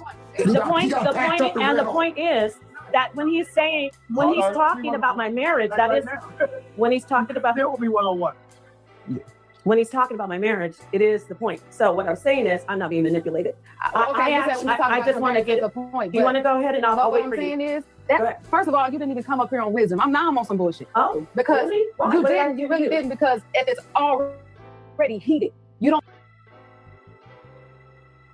Dun, dun, dun. Here we go. Yeah, it's finna get good, Trip. Sister took her glasses off. See, y'all get it, y'all. See, I'm glad that we getting to see this. What happened when these people that talk slick on the internet got to sit in front of real gangsters that's on this type of time. Now you finna see it.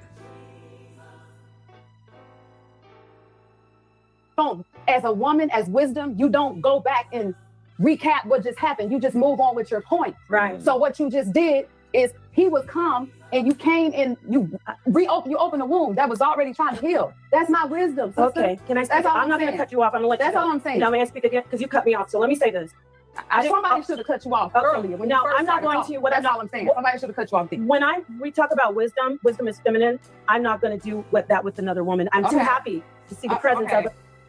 I'm too happy to see the presence. I'm just saying, but you're catching. Let me know when I can talk. You just addressed my husband and told him that you're catching strays when he's addressing him. Okay. He never addressed you. He was talking to him. So there was no need to then address him about that they disagree. That parent speak on the point. Yeah. So just like that. Is wisdom a new code? I don't know.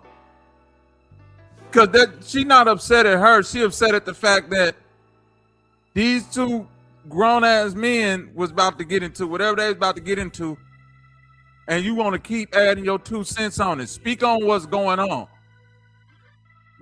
Basically, this is what she told her, Chris, in so many words, if Nepal was listening. If these niggas would have got into it and you would have stood up, I'd have whooped your ass too. Ain't that what she just told that lady? So stop interjecting yourself, because if they would have actually got into it and you would have stood up, I would have flooded you.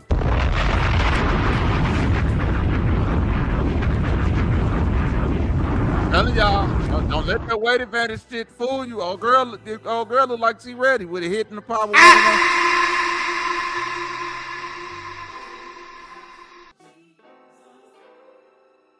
Down. I'm so happy this did get physical. That wasn't opening a wound. And I'm not going to go do what you guys did, because we're supposed to be a better example. She comes with aggression because she is your one unit. And she is definitely loyal to you. But she doesn't have any aggression with me. What you're seeing from her is her complete love and loyalty toward her husband. And this is wisdom. Because I know that you're beautiful, intelligent, powerful sister. No knowledge in that? No, I just said it was beautiful. No, it was knowledge. That's what you're doing. The knowledge is great. The knowledge is it's interesting. That's some bullshit. It's interesting that you spoke of wisdom. Wisdom is knowing when to speak and when to hold your tongue, even though you may be right. Hold on. Even though you may be right, you still know when to hold your tongue. And that's the femininity of it, because that's why they think holding your tongue is submission. And it's feminine. So I'm going to say it again. I'm glad we didn't fight. Bunch of sidebars, but I'm going to get back to what I was saying about polygyny. Polygyny is not wrong if you don't manipulate. So I agreed with her husband, actually. There are a lot of women being manipulated. I'm not one of them. I'm actually a counselor and an expert on polygyny. And that's something I was talking about over here. So. Did this bride just say she's a counselor and an expert on polygyny? Now, ladies, you meet a gentleman and he tell you that he on some polygamy shit, whatever. And he say, but in order to ease your comfort into, you know what I'm saying, getting down, I got a counselor for you. And your counselor walk in looking like one of the extras out of Mario Van Peebles posse. Nepal walk in with the tombstone. What do you want on your tombstone? She walk in with that shit on. What do you want on your tombstone? She got on the "this town isn't big enough for the two of us" vest on. She got all that. I'm sorry. Hey, fire, right? I think she got the wrong logic. Right. Yeah, man. She got on her, "this town isn't big enough for the two of us." Nepal looked like she done rolled up a loose cigarette with tops paper and lit that bitch with a bullet. This is crazy. And this who finna teach you about polygamy. When you talk about contracts, there's a lot of ways to get a contract. There's a lot of ways, right? You agree. You can get a contract. There's only one way that stands up in the court of law. Exactly. So you said you heard there's a right way to do it, remember? I know, heard, I know. Okay, so I'm going to hand the mic over to you. Tell us the right ways that you can tell people right now. See, Sonetter, I don't want you guys to get heated. You're Aries. No, please, go ahead. No, Sonetter, wait. I can't. This is the thing. He said help me out. But you don't really. What kind of contract do you have? Great. No, I will worry about it because you said help me out. Don't say that, baby. No, this is the thing. Okay, this is the thing. When he says help them out, he's being facetious. We have contracts where I'm covered with all my, because I'm not going to ask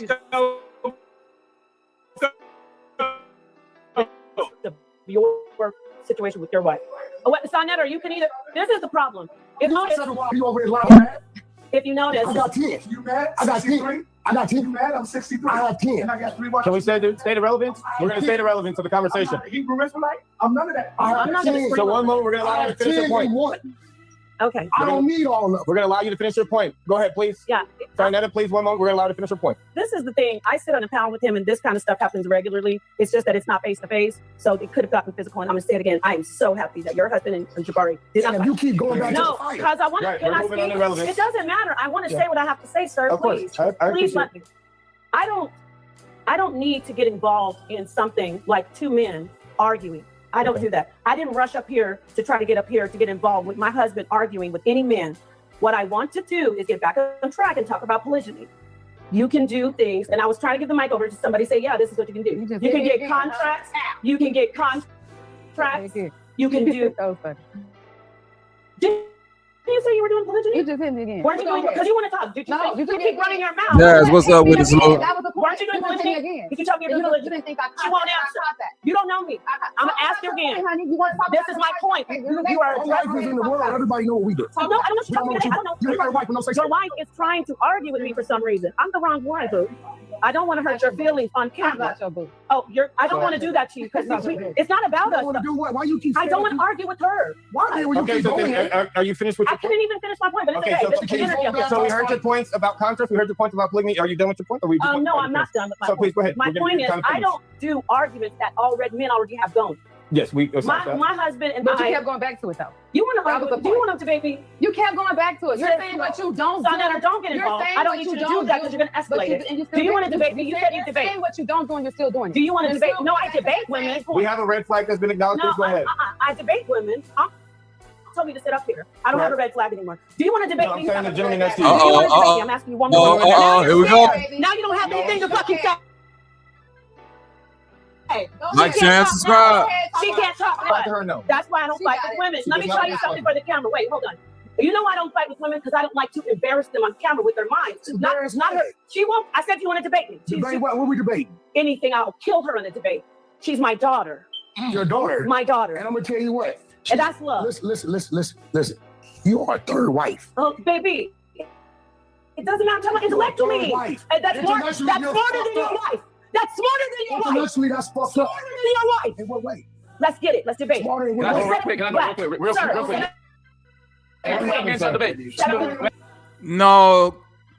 No, you're not smarter. Because you keep saying it's contracts and you ain't explain what contract you got. So you can't be smarter. We're gonna debate the size of the jeans. You don't mind to go real quick? I ain't talking about that. I'm just gonna go real quick. We're gonna get inside here. You don't have to move. You can Yeah, still I'm sit there. here. We So can please, debate. we're gonna acknowledge the time because he has dedication. The gentleman has waited patiently. We've allowed everybody to talk. One moment, we're gonna let you go ahead and speak. Go ahead. All I wanted to say from the beginning, right? Number one, all y'all have great valid points, and I'm glad. For sure. I'm glad I'm put this together. One moment, we're gonna acknowledge his respect. Now you're quiet. We're going to respect his time. Hey, I'm not real quick. There's no interruptions. Real quick. You ain't saying shit since you been on here. I love you guys. You the only one spoke. Go ahead and speak. Sir. All right, all I want to say is valid points in their own way. Just observing every talk I'm in that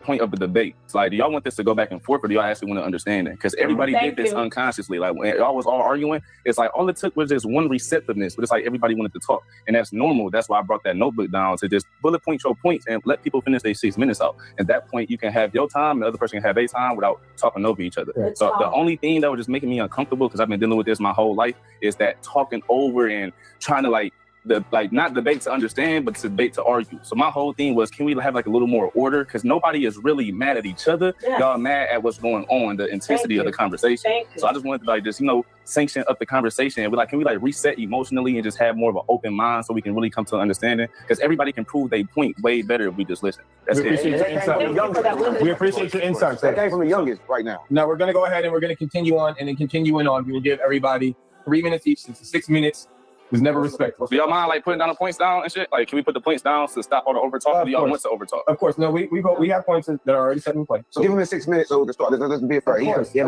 We're going to allow him. Yes, sir. You just hate me, don't you? I'm agreeing with you. You came to interrupt me to bring me up. I'm interrupting to bring you. You want to do another whack right now? No, I do not. I do not, sir. I'd like us to go ahead and have a civilized conversation with each other. I respect everyone. So I gotta say, I gotta do that to get respect around her. I gotta be a gang member.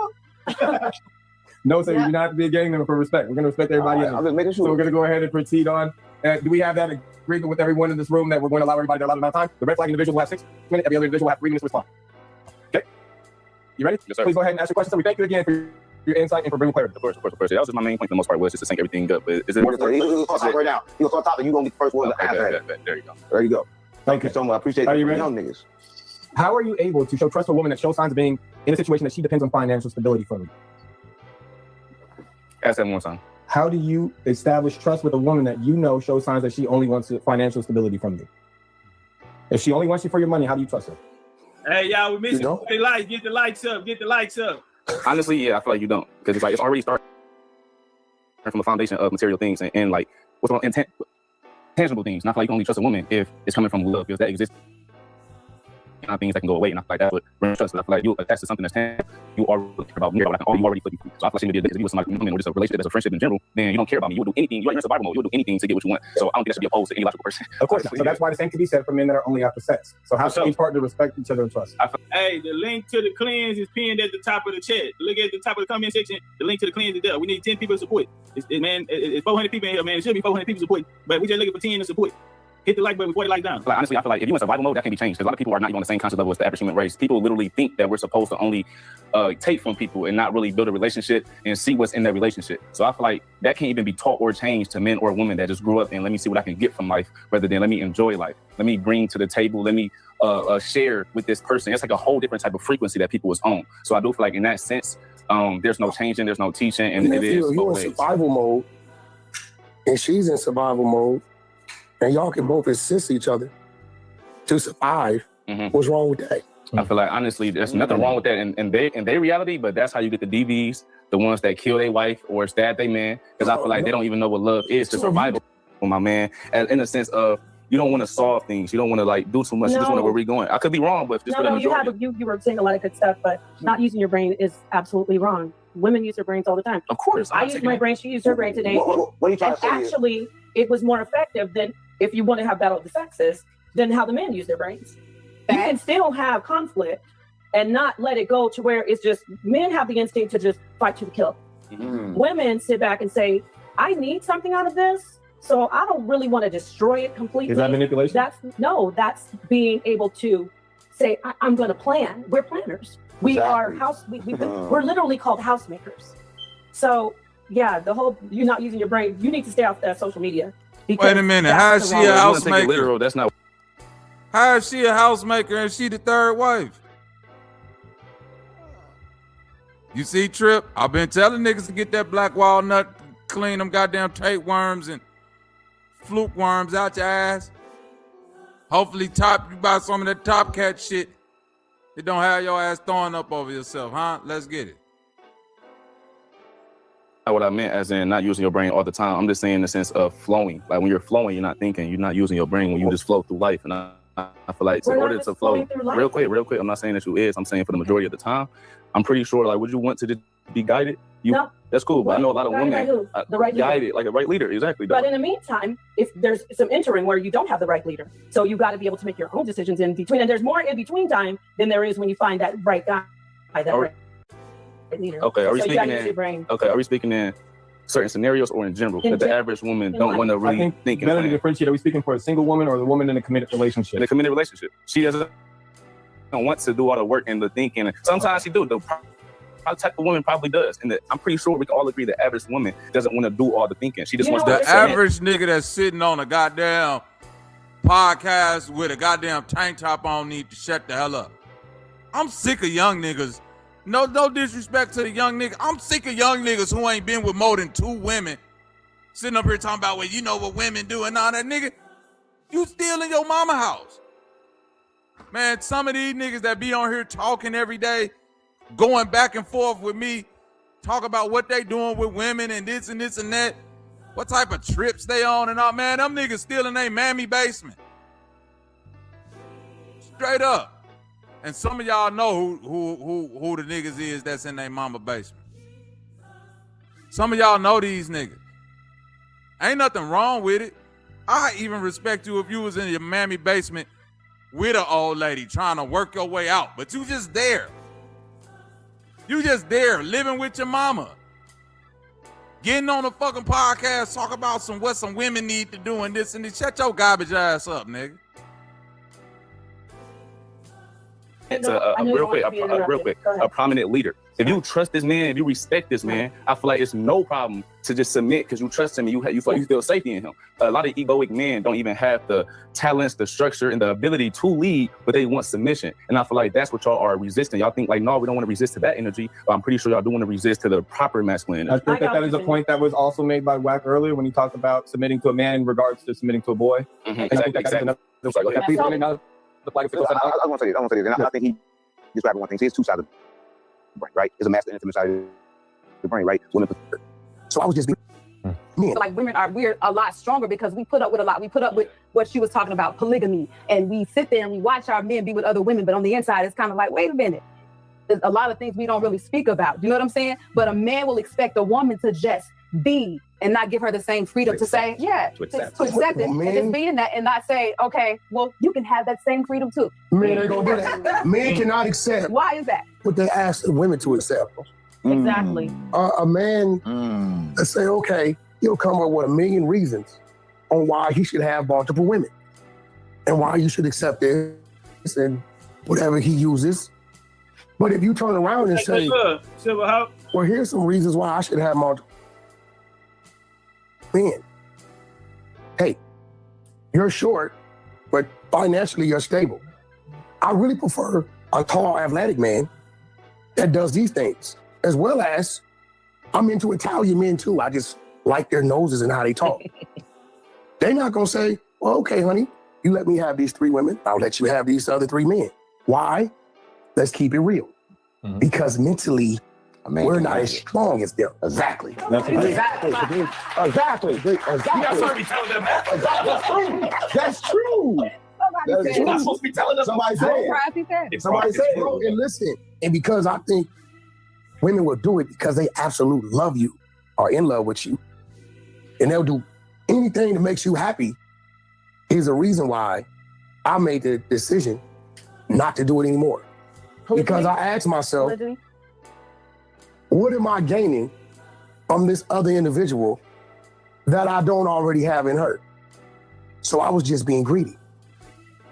Men, our country, America, we're greedy. We're greedy. We take what we want. If they don't give it to us, we find a reason to take it, right? Or to gain it or manipulate getting it, right? So I said, well, shit. If you say you love her, you want to make her happy.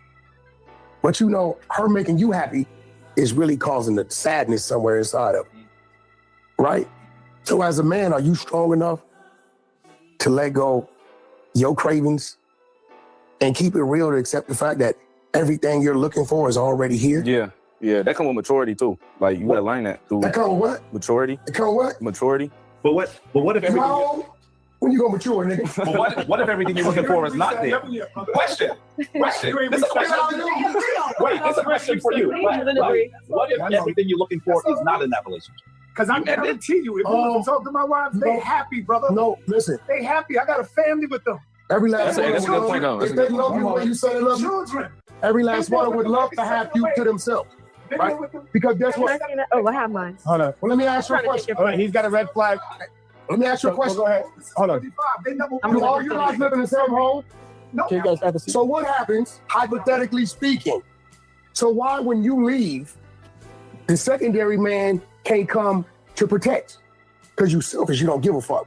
All you care about is you, because wherever you at, you know as a man, you're gonna be all right to do the man shit, right? So what if you're over here at this home, 2 o'clock in the morning, and the other wife at this home, some shit, it's a break-in, right? So why don't you have it in your heart, your mind, because you love her so much. You want to make sure she's always right. And she, when you leave, she can have somebody else come in to at least make. Hey, I ain't gonna lie. Wack kind of cooking right now. Hey, Savage, what's up? Hey, this nigga Wack kind of cooking right now. Hey, you say you need to book me for a comedy show? I got it, man. Say less. Hey, what up with the dark matter? Wack kind of cooked right there, my nigga. I ain't gonna lie. Wack just said some real shit. Nigga, if you really feel that way, and it's not for selfish intent, you will want your woman to be protected at 2 in the morning if they not all under the same roof. I ain't gonna lie, whether y'all niggas that's into that like it or not, he cooked with that one right there. Y'all got it, man. Wait till I play, man. Somebody explain that shit.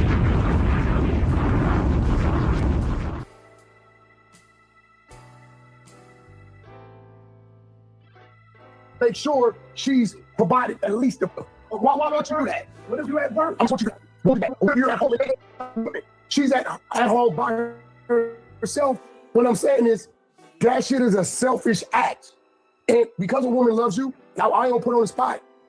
They're going to accept what comes with it. But if you ask that woman absolutely what she want to spend every second of the day and know so she can look forward to you coming home to her every fucking night, she is not gonna say no, bro. We're human beings. If you care about something that much, you want that in your life all the time. It's just real shit. So that brings the question, if you have this shared love, let's take it to an analogy. If you have 2 children that run into the street and they are ran over by a car, which child do you help first? What? Yeah, that's true. I'll get That's true. You got 2 kids, right? 2 kids. 2 kids. They're about to get hit by the car. You only can say one.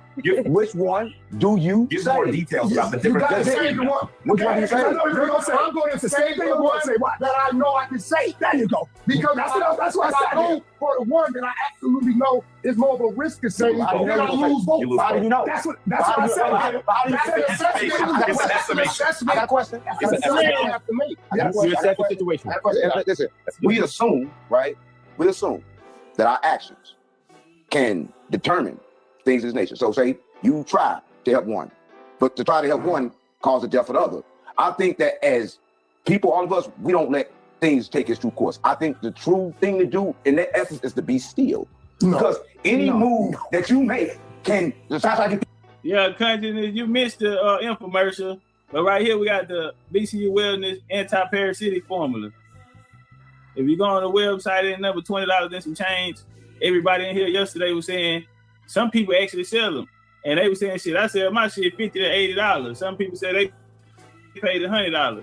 Well, over here in Indian territory, genealogy is not expensive, and health is wealth, and we're gonna make sure it's affordable health, goddamn. So yeah, we looking for support on this so we can create more products for wellness for the American Indian community. So y'all support, all y'all gonna do is help us to bring forth more wellness products. Cause that shit is high. Look at the packaging on there. We could have just went, clear wrapper and everything. But now we went and got the drops. We ain't get the gummies. We ain't get the pills. None of that shit right there. We went and got the expensive shit, the real shit that get right into the bloodstream as soon as you take it. And we can do a fast together because we really gonna have to do a fast to start cleaning out our gut, cleaning out our digestive tract, things of that nature, build the kidney back up, build heart up, brain fog, you fall asleep early, you bloated and shit like that. This right here gonna take care of it because most people in the American world are living with parasites. If you never had a parasite cleanse, it's real, fam. But yeah, we gotta detox. You niggas know everything about parasites and now. The link is pinned at the top. I spammed the chat with man. We need 10 people to go support 10 people. Dip out and go pay $20-something homie for a good cause. You're gonna get it back. I go this way. I try to get this way. I go this way. Listen, no, you don't know. You are determining the fact that you're saying that they're gonna die. That is fear. You're saying that car's coming, that car gonna kill them. That's your fear making you move. But stillness, right?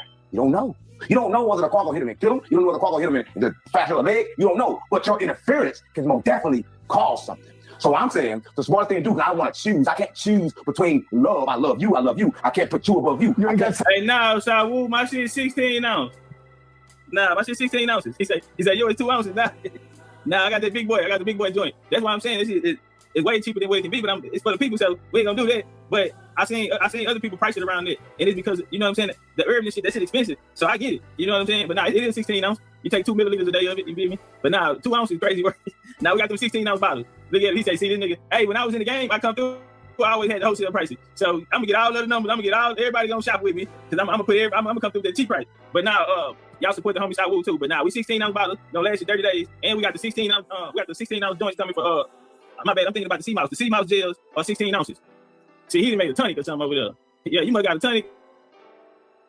Or the herb, the bags and herb in the bags. I think still. I'm thinking about the 𝘾𝐼𝙎𝙃 16 ounces. He's saying that you can only save one. Yeah. So right there, he's saying no. You gotta make a decision. No, you gotta make a conscious decision on which one of these babies that I got to save. He can't decide for you. It's out of consciousness, right? He cannot get your conscience. He told you to do something. You can decide to do different because the moment you decide to grab one, that means you decide to neglect the other. Thank you. That's what that means. That's right. Damn, man, they're cooking. Nah, you don't take a teaspoon. It comes with a dropper. It's a dropper. So yeah, you just take it, get your 2 milliliters. It's not nasty. It's infused with blueberry, and spring water. So it's alcohol free, sugar free. You ain't gotta worry about sugar spiking or nothing. And you just take it. You don't need no juice, no none of that. It ain't nasty. You feel me? It's that good shit. That's what I'm saying. But now no teaspoon, just a dropper. It's the easy shit. You can take it on the go. You put it on an airplane, wherever you go. You got.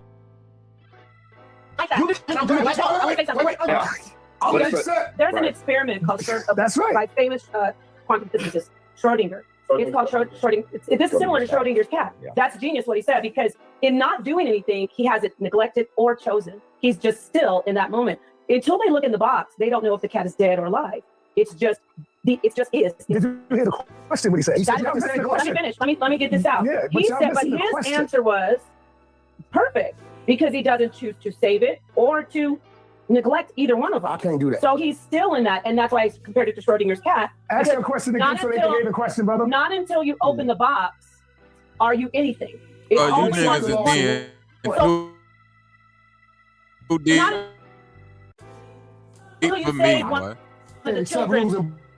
Both of them. And I hear you, but not y'all is the not deepest until you do that. nigga. We listening to a motherfucker who neglect the kids for brother polite. So I don't trust none of y'all got to say. Yeah, the Mason jar. That's why I said I'm thinking about the 𝘾𝐼𝙎𝙃 gels that I'm whipping up. The 𝘾𝐼𝙎𝙃. I might let y'all check them out today. Damn, stop trying to sell this goddamn 𝘾𝐼𝙎𝙃. You just take 2 milliliters of this one right here for 30 days. Black walnut. Yeah, they got 17 different most. effective herbs. Soursop in there, dandelion, root, slippery, elm bark, everything you're looking for that's gonna give you gut health, liver, kidney, digestive, all of that. I know you can live with it. I get it. But you've always chosen, no matter the reasoning, you've always chosen. I like to think that I could actually save, right? It could be my firstborn and my thirdborn, right? If my thirdborn is closest to me saving, my decision gonna be based on that. Who can I?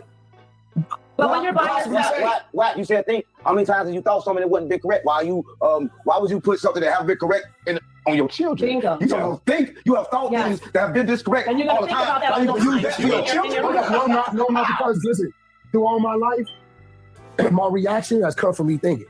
And if I wouldn't have reacted to certain things, I wouldn't be here to think. So I'm telling you right now, if I'm in a situation that like decided to say, if you're in a position to save one, what are you going to do? I think that's the position. I'm going to make an attempt to save one. And you might be wrong. I'm not going to sit there. Let me give them a scenario. My sis. Hold on, let me give you a scenario. Hold on, stop. Let me give you a scenario why Whack is right. Okay.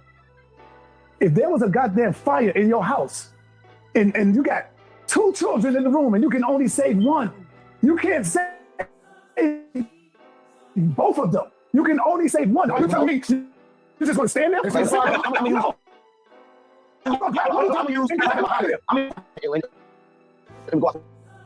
don't like this part of it. What the hell are these niggas talking about? Let me answer. I'm gonna use Prophet Muhammad. Peace and blessings be upon him. To all the Muslims, because Prophet Muhammad, even though he had 9-year-old wives, he did say something that was pretty cool. Right? Wait. Did we say? No, you gotta stop that. Did we say he had a 9-year-old wife? Did we say? Did we say? You gotta clean it up. Did we say? 12-year-old.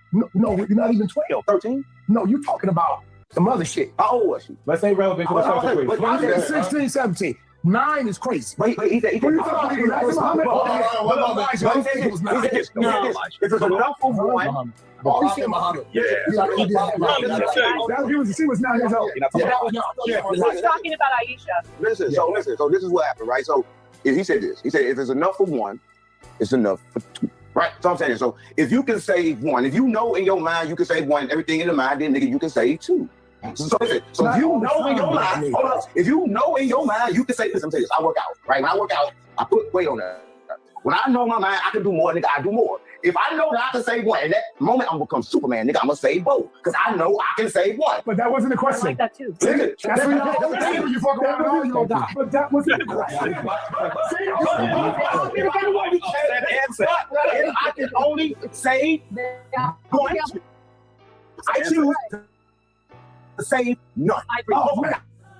You know, I'd rather. Man, I wanted where the part where he said he kisses his lady in the mouth. Children looked at each of them as their last moments of their life, and their parent could have saved either, and the parent looked them both in the eyes, and they all died as a collective. I'm gonna put the link out here. Because I'm always going to remember the one I left, the look in their eyes, and I can't. And they both are giving the look that you have to die. The other one don't die anyway. You can't protect nobody from death. All you gotta do is go have another one and name him after the one that died. Oh my God. No, he didn't. That's my page. Put the link out there, then I'm gonna pin it to the top. Y'all. That's not the same. That's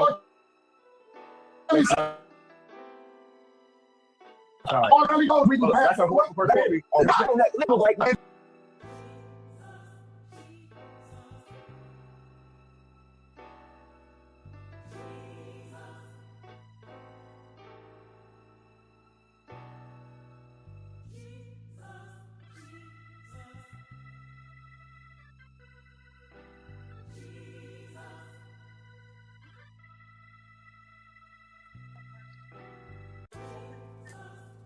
All right, we got gang in the building. Take no mirror.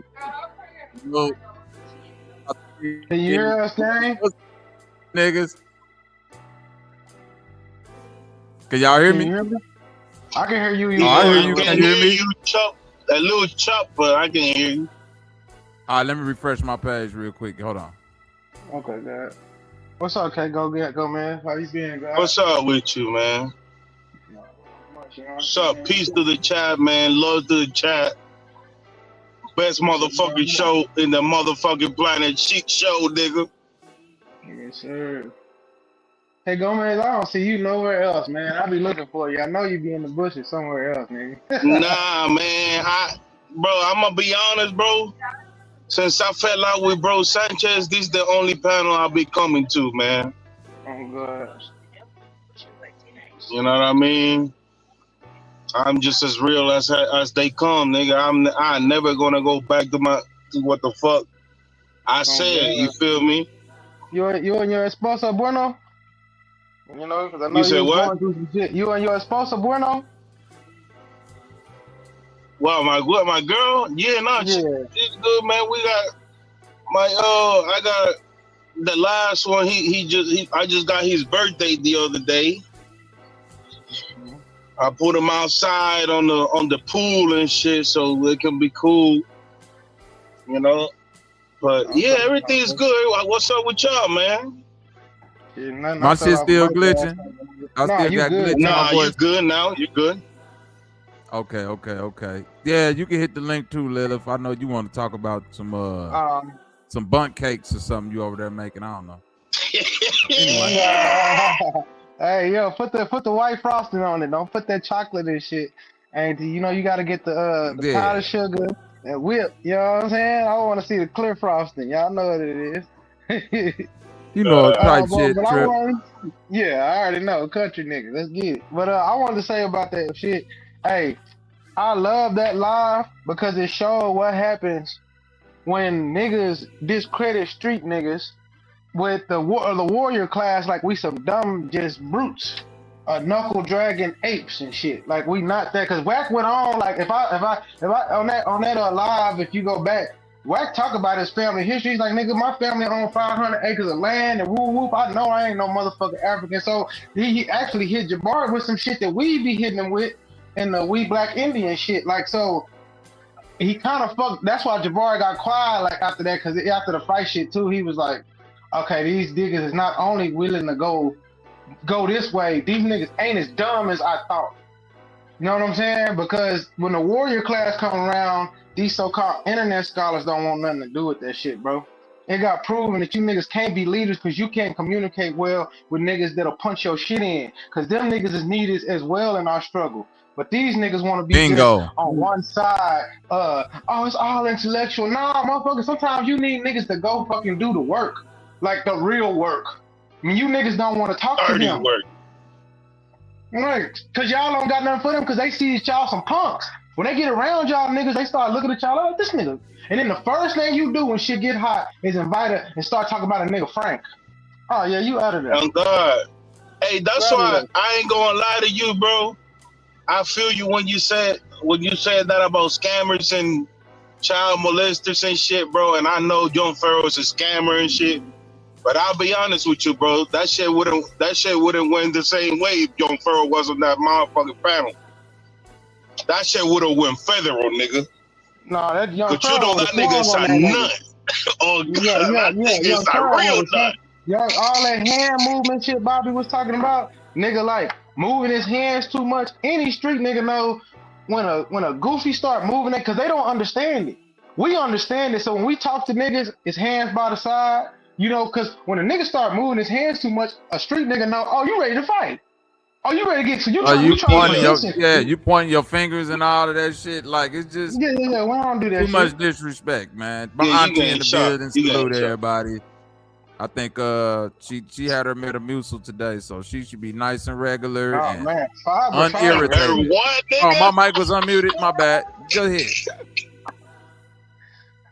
Pound cake, lemon pound cake. She can't come on. You see her. She trying to talk, but her mic is a little bit too low, y'all. No, her mic is old. It's 1975 hanging mic. You know, the little silver one and shit. Yeah. She got that mic you got when you first got AOL dial-up. She still got that motherfucker. So she trying to do the what's his name? Hip hop. You know, she trying to check mic check. Where my robe at, Johnny? Hey, my auntie used to be a groupie for Rufus back in the day when Shaka Khan was in the band. My bad. Go ahead, Keiko bitch. What up with it? Popcorn. Salute. Bad about that shit. The other day I was having a conversation because you know my oldest one, you know, he started to dive into this new era woke shit. You feel me? So he's watching Fresh and Fit. You feel me? He got a little girlfriend and everything. And we was talking about that shit. I said, man, stop watching them niggas, man. Them niggas not even. You know, we started talking, bro. I figured out, the Myron nigga, he ain't even have a girlfriend until 2020. And you talking about relationship and single relationship, nigga, I've been with my girl since I was 15. Facts. Fuck is you talking about? And the thing I hate about Myron is, Myron's uncle, the reason why he over here in America, committed a genocide and damn near a genocide in Sudan, and nobody talks about.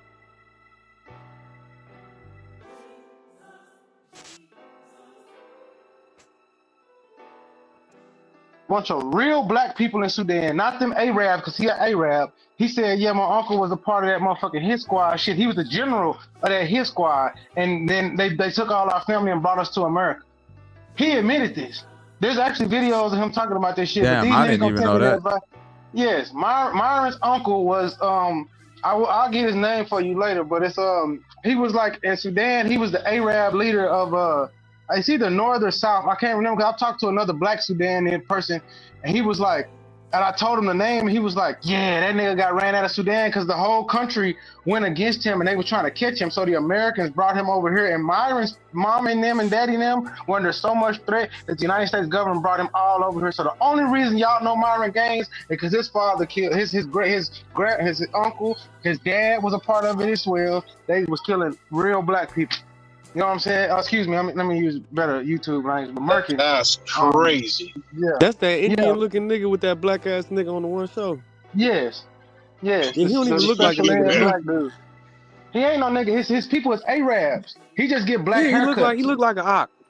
Yeah. He get black haircuts. That's all it is.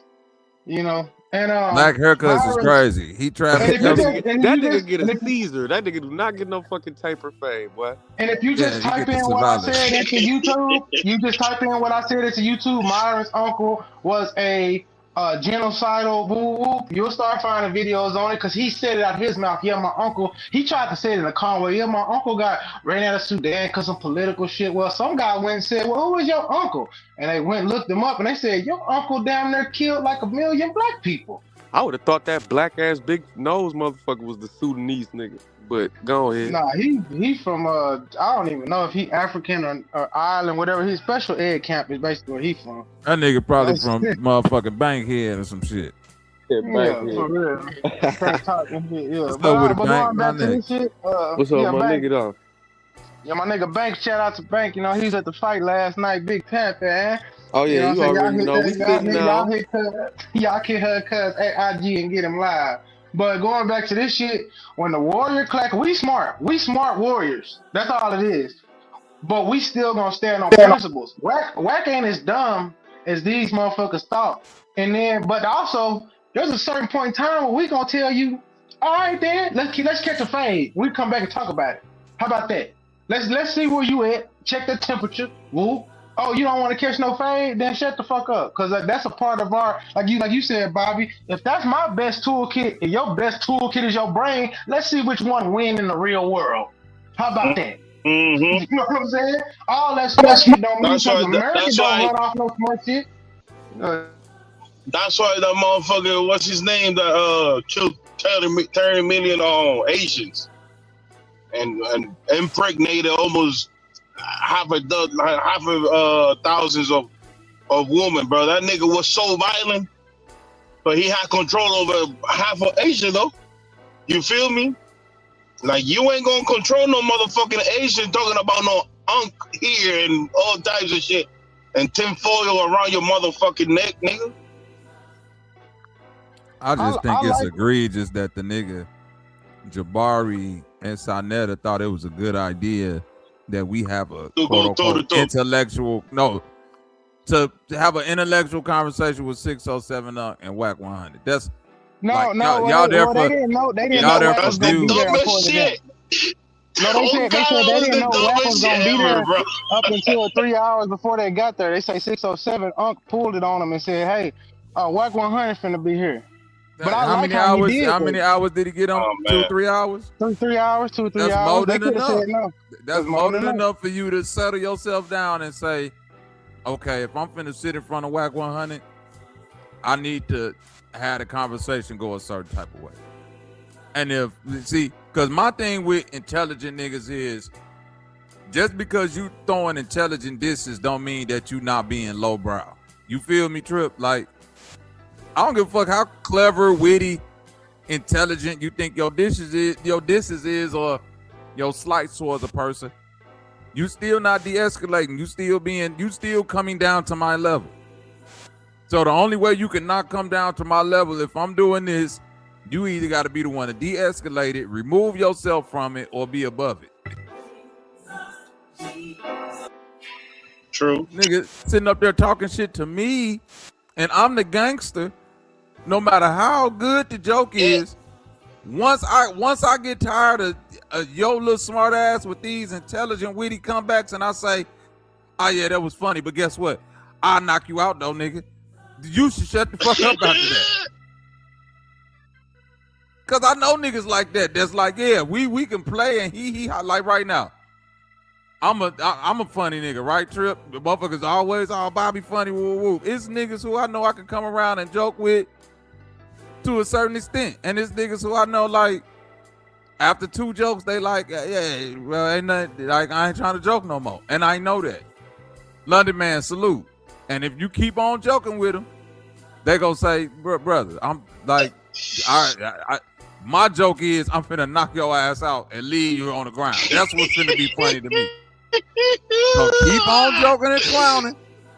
I'ma clean your jaw up. Then we gonna laugh at you and walk off. Hey, bro, that energy of the room gonna shift so fast. If you in the room making jokes and cracking jokes and what everybody laughing, what do the niggas say? Yeah, I bet I beat your ass though. That energy in the room is bad, bro. Yeah, you That shit's should gonna be shift so quiet bad. after that. It's gonna shift. You should be quiet. Your next thing shouldn't be, oh, brothers like you come dime a dozen. Nigga might put you in the motherfucking into the Michael Tyson whirlwind of punches, boy. But it's all to the good. Is Humble still there? I can't even. Oh no, she fell off the panel. Captain, what's up with it?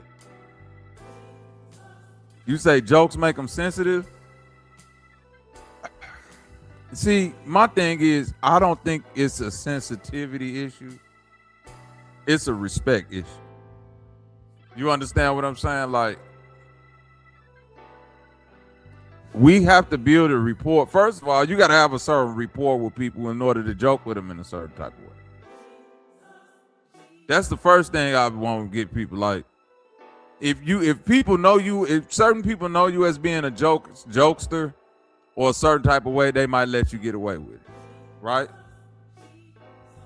Because I would consider myself like in the hood or around certain conversations, I might be the Jabari nigga.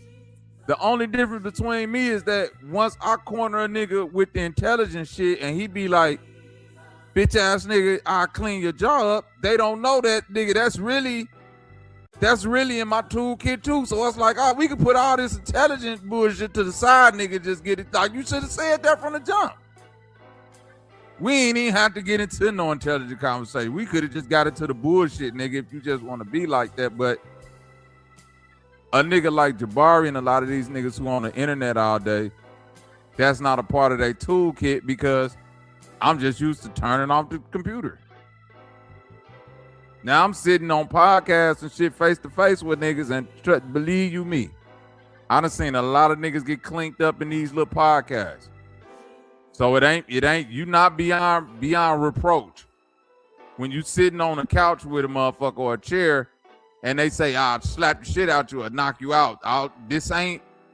You ain't on StreamYard, my nigga. You just can't press the end button and get up out of there that quick. Mm-hmm.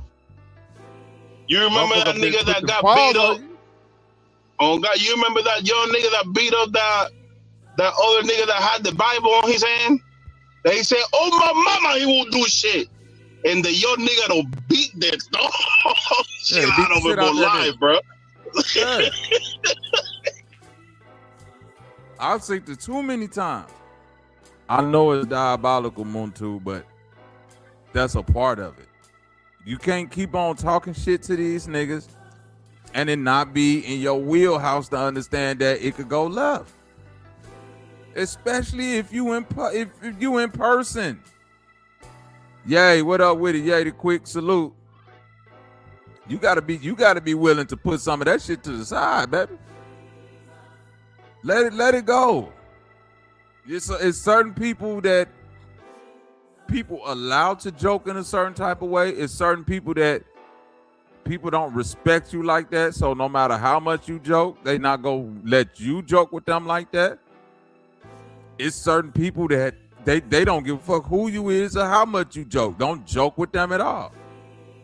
And it's certain people that, it's the opposite of it. Like, hey, man, when it comes to respect and so-called intelligence and teaching people and all of that, they might not know what you know, but they know when you're trying to slight them. And see, that's the problem with Jabari.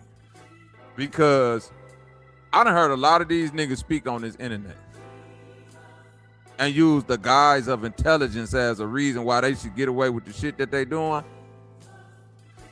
I hate to say it to you.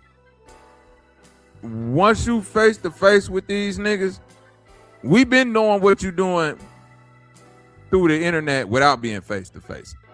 Now that you face to face and you being slick, not every nigga got the words or the wittiness to want to go back and forth with you in some type of verbal altercation. Most niggas, especially a nigga who go to saying is on West Side Pyru, most niggas, the first reaction gonna be, man, let's get into something physical then. And that's the problem with these intelligent Negroes. We could spin this conversation any way we want to. I ain't gonna say it's a problem with them, but that's a problem with anybody going outside of their wheelhouse to engage other people and act like they wrong for handling issues the way they used to handling it. Right? 70-30, what up? That's right, Captain. They use them jokes to throw shade. And niggas catch on to that shit on the internet. What you think a nigga go catch on to in real life? You can't be using this shit as a, not in real life, because think about it. Most men are trained. We hardwired to handle most of our issues through physicality. Wall Street, what's up with it, my nigga? Like right now, when I say physicality, I ain't even talking about fighting. Most men used to, nigga, you think you faster than me? You think you can beat me in basketball? You want box? Want slap box? Want race up the block? Nigga, get the baseball out, nigga. I guarantee you I can hit more home runs than you. Like, that's our measuring stick. We don't get winning with a nigga like in real life. Trip, when niggas get to talking about Michael Jordan and LeBron, eventually it's gonna come to, nigga, you can't beat me though. You can't out-hoop me. So I don't give a fuck what you talk about. Now what? Do that shit with me. Nigga get to talk about, man, Tyson better than such and such. Nah, I'll knock you out though, nigga. What's up? God. Talking all that Mike Tyson, Muhammad Ali shit, nigga, I'll knock you out, nigga. This all me. Men used to measuring themselves like that. No matter what it is, nigga, you jumped off 5 steps, I'll jump off 6. I'll jump off 8 of them, nigga. Now what? Bro, I'll jump down the whole flight of steps. Like, we dumb like that, man. Leave most niggas alone, man. There was a nigga on the hood that will start that conversation just to fight with your ass. You'll be talking about boxing. Yeah, that nigga Tyson, he was that nigga will be like, man, I knocked Tyson out. Man, you ain't gonna knock Tyson out, nigga. I knock you out though. I knock you out. I'm like, oh my god, bro. Like, you've been waiting on it.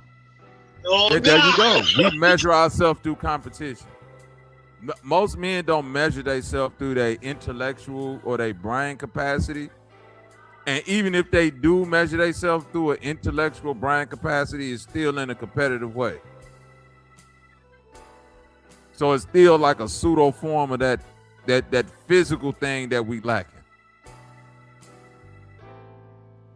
And that's what Jabari and that's what Whack 100 picked up on. Like, oh, you ain't a nigga that's willing to get physical, but you definitely willing to use your mental capacity to try to pass it off as some type of physical measurement, some type of, you know what I'm saying, domination tool.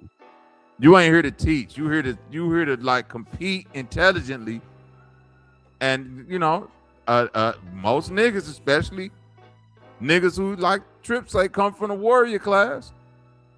If I ain't come here to compete like this, nigga, what you want to do? Let's fight. Wall Street, what's good? Salute, man. Nigga, hey, Wall Street, nigga tell you I kiss your old lady in the mouth, nigga, you ain't gonna do nothing. What's your next move, man?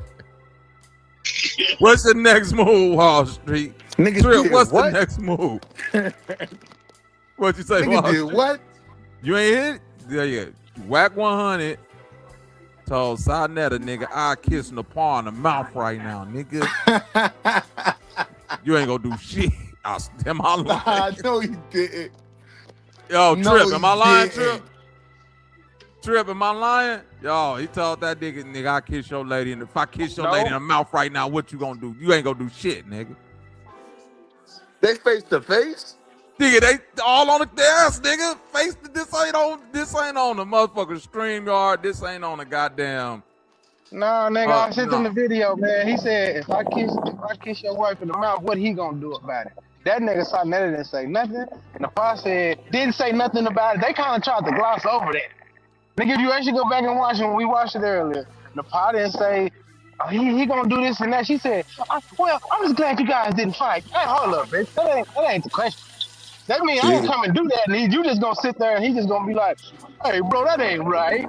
See, that's one of them Intellectually, examples, I though. think we You should can't talk take your about it. bitch everywhere with you. Thank you. Man, that bitch look like like he said, a rhinestone cow nose. Nigga, fucking, who wearing a cowboy hat? And that's why you shut the fuck up from the gig, bro. Because if you ain't no street nigga or you're not doing no street shit like me, I don't hang out on street niggas no more. Because I know, nigga, one of them niggas is gonna try me.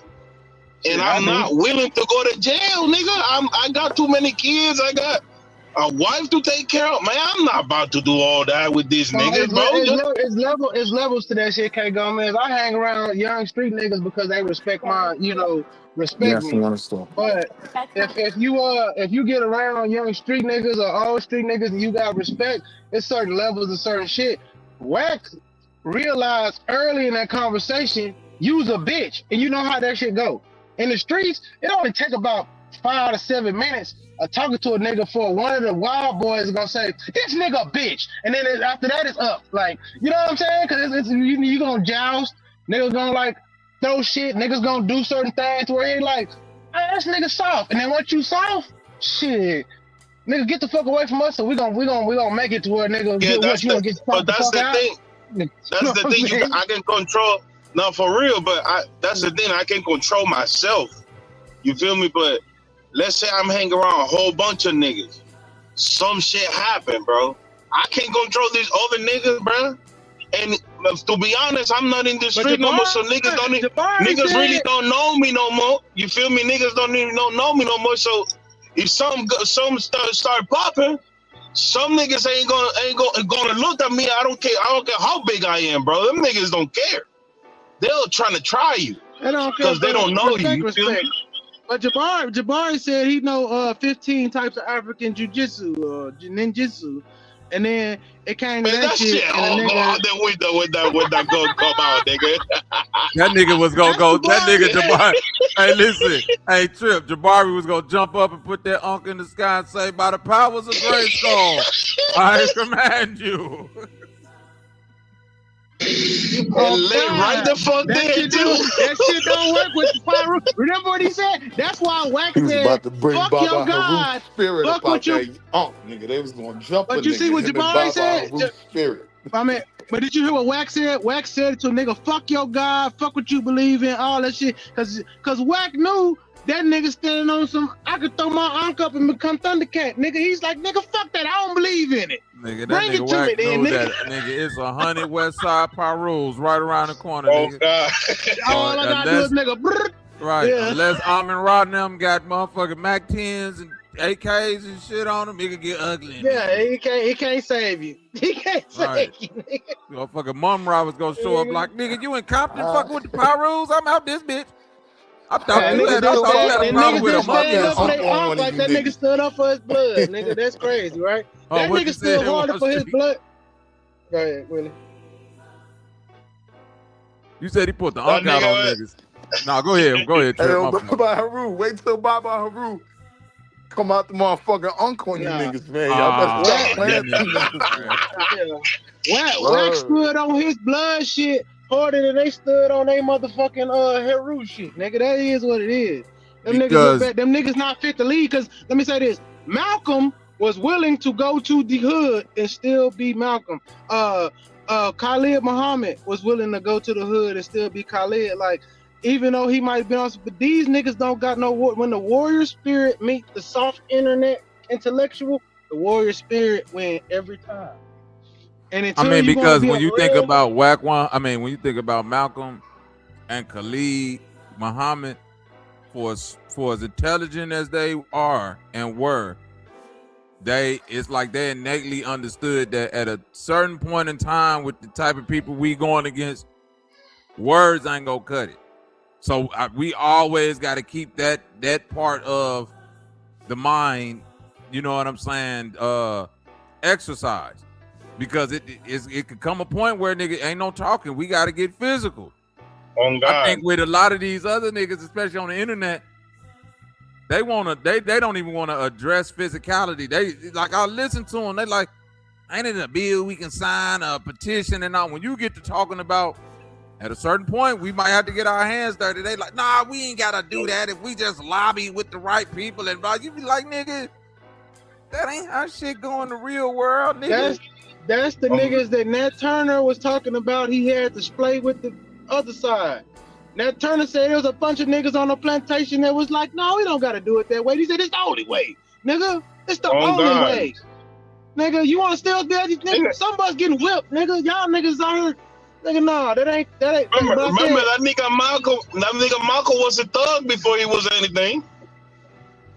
That nigga was a thug before anything.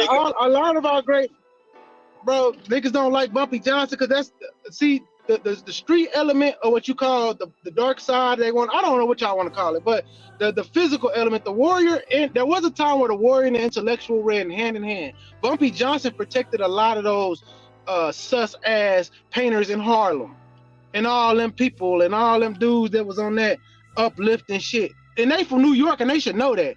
Bumpy put money to all of that, but Bumpy was a motherfucker. You fuck with me, the Italian mafia don't want to fuck with me. I got 100 niggas outside, nigga. We go hand in hand. Once you leave me and to say, be honest, I don't want to deal with your nigga tree. Nigga, you not us no more, bro. Because the warrior and the intellectual has to, but they proved Sodnetter and him that they ain't got it. Man, to be honest, that nigga them just was niggas looking for an easy lick, man. Shit must have been slow for Wack 100, so he needed a good, easy, conscious lick that would make him look like he's doing something. Because let's be real, you ain't really doing nothing by disrespecting J.𝑏ari 𝘲𝑒, nigga. He came in here with an unk and a dashiki. Everybody know that. Wack was invited there by 607 Unk, which I think was a great play because 607 Unk did some shit to me that was like, this is one of the greatest moments in internet history to me because it shows that like there's two sides of everything. Like There's these smart ass niggas. Because you don't have to no more. You don't have. And that's it ain't like before. Like before to be conscious. Huh? He said it's two sides. My man Unc be like, you see it's bad, but it's good. Swear to God on my mama. Like, yeah, you want to Unc disciples, my nigga. And that's what he did. No, I'm not one of Unc disciples. I just realized what he did. He told them 3 hours while they was in the hotel, hey man, I'm gonna have Wack 100 come through. But I get what he did. Yeah. Wack ain't as dumb as you niggas think. Wack is actually the biggest man they done put. But listen, in that interview, Wack said, I have 10 guys on a bus on a tour that all come from different sets, and I make them be around each other for 30 days so that they can get to know each other, so we can stop all this gang violence shit and realize we all men, we all black. Let's get out of that. That's real work. Nah, them niggas talk about work, but a nigga, that's not a cap. Blueface is on tour with a GD, a motherfucking Hoover, a Blood, a Pyro. Like, no, must be right, so you're not listening to what I'm saying. Shit must be slow for this nigga Wack 100. So he made a play on the conscious community, right? I'ma disrespect Wack the nigga that half the Wack conscious was community hate anyway, right? Well, hold on, Willie. I will say this though. It's saying everything you saying seem like it's right, but the opposite way. I think what I've been seeing more is the conscious community making the play into those type of spaces, because that too. That's what I'm saying. I'm saying that more because they went to 607 You see what I'm saying? Like you, Sinetta and Jabari went to 607 that doesn't look good at all, bro. Bobby, hold on. Let's stay there for just a second, Bobby. What I'm saying is, I agree with that 100%, and I'm saying the play for Wack 100. All right, you conscious niggas trying to come over here and live off a 607 Unc wave, when now I'm gonna pick the perfect victim out of one of you niggas. He wouldn't have did that shit to Pizza. No, nigga, right? that's not what happened. No, Hold on. You capping, but you capping. capping. Before Pyru get here, Cesario 6'5" and might slap the shit out you. I'm just saying I could give him that, right? So that nigga, so Wack 100 was on Sinetta? He ain't listen to what I'm saying. No. He was on 607 Sinetta now was on 607 and you know what? All right, I'm just now tapping in. Wack 100. Wack 100. Hold on, real quick. Point I was making, Bobby. Hold on, Walt. Hold on, Hold on. Hey, what was actually was talking about though? Like, what was the content? I'm finna explain it to my homie Bank real quick so you get the quick one. All right, so yeah, Jabari and Sinetta and Sinetta wife went to 607 to talk about whatever conscious shit they was talking about. Jabari, the African nigga? Yeah. Wack 100 got invited, and in the midst of Jabari and Wack 100 having whatever conversation, in the midst of pain, Jabari started getting kind of, you know what I'm saying? Whatever, the conversation got a little bit too heated. And Wack basically told the nigga, like, nigga, you keep talking like this, I'ma knock you the fuck out. Because you not like this. Be who you are. Don't act like you the gangster, because nigga, now you in the room with niggas that'll put their hands on you. And from there, you know what I mean? It went left. And now I'm wait, on the Bobby, side of Wack 100 because nigga, you stay now wait, Bobby, let's add something, right? Mind you, before Jabari and Sinetta go over there, who was just over there for a few streams, right? Captain Cesario, right? He brings Cesario be on what's the name too? 607 That's what I'm saying. He be on what's the name too? The white boy shit too. So listen to what I'm saying. The play was for your man Wack. Oh, bet you conscious niggas gonna come over here. Because Wack got invited there. I'm gonna make some content of you niggas too, but I'm gonna pick the right one. And he picked the softest niggas in the conscious room. He wouldn't have tried Cesario like that. He did. That's what I'm trying to tell you.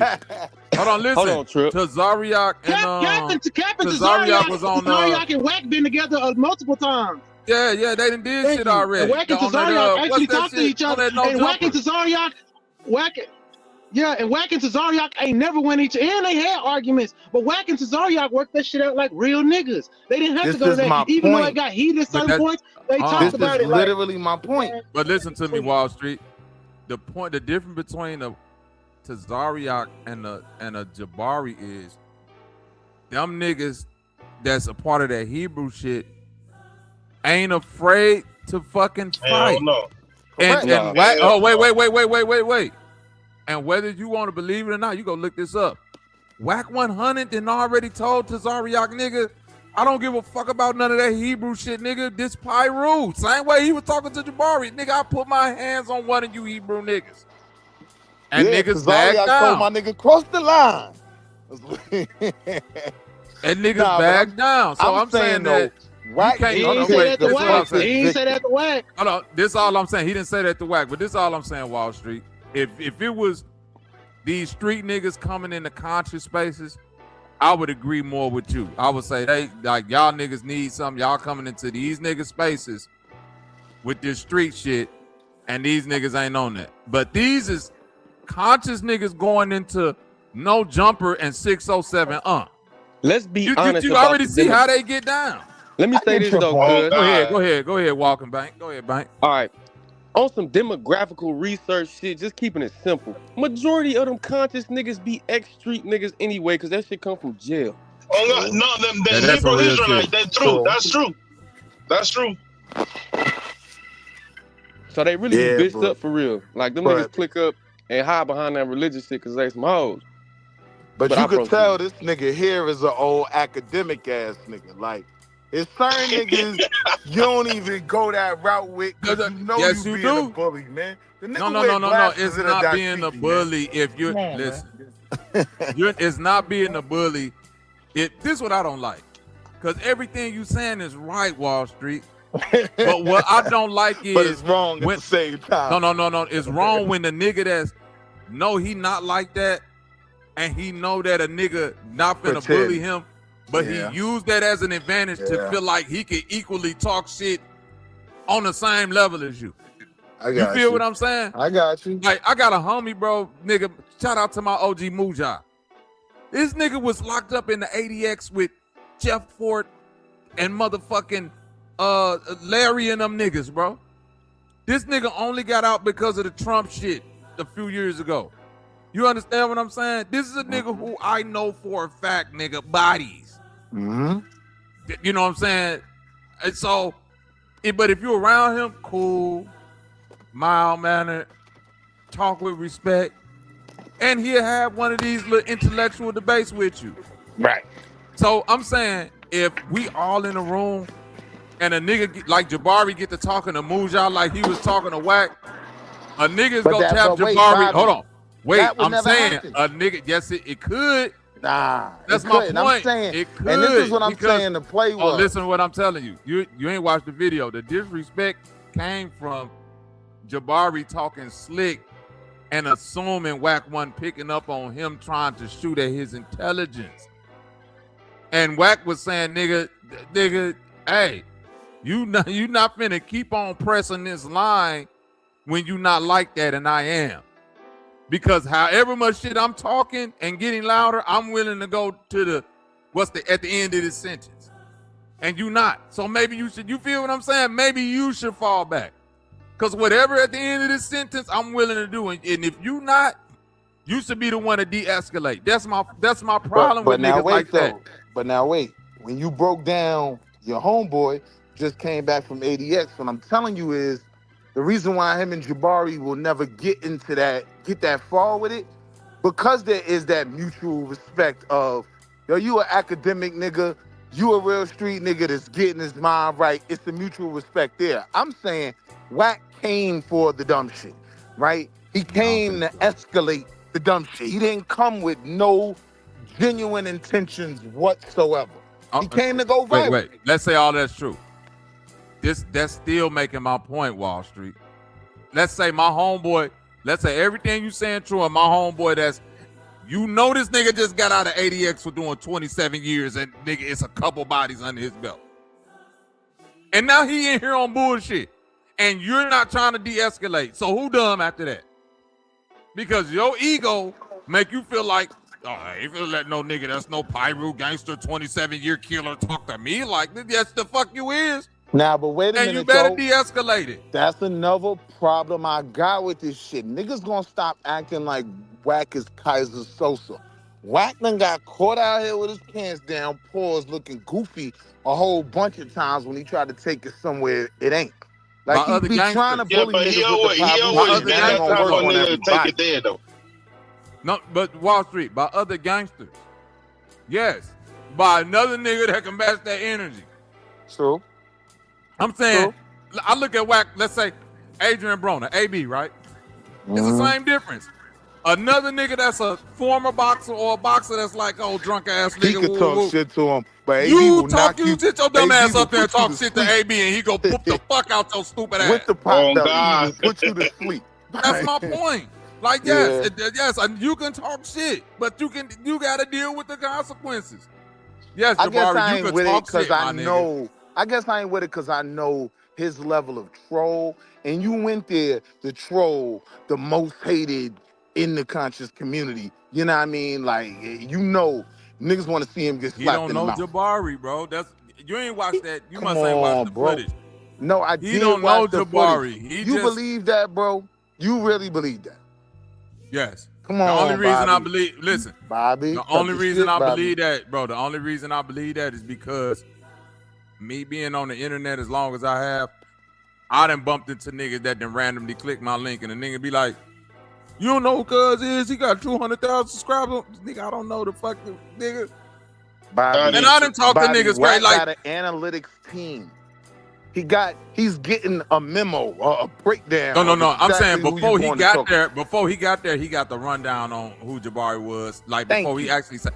But I'm saying probably before that interaction, before they said, hey, you finna go to 607 and sit down with Jabari. He probably knew who Sarnetta was, but I doubt that he knew who the fuck Jabari was. Cause that ain't his word. I ain't wanna divulge No, this he ain't know who information. Jabari was. I ain't want to divulge this information, right? But I was with Wack before the interview, right?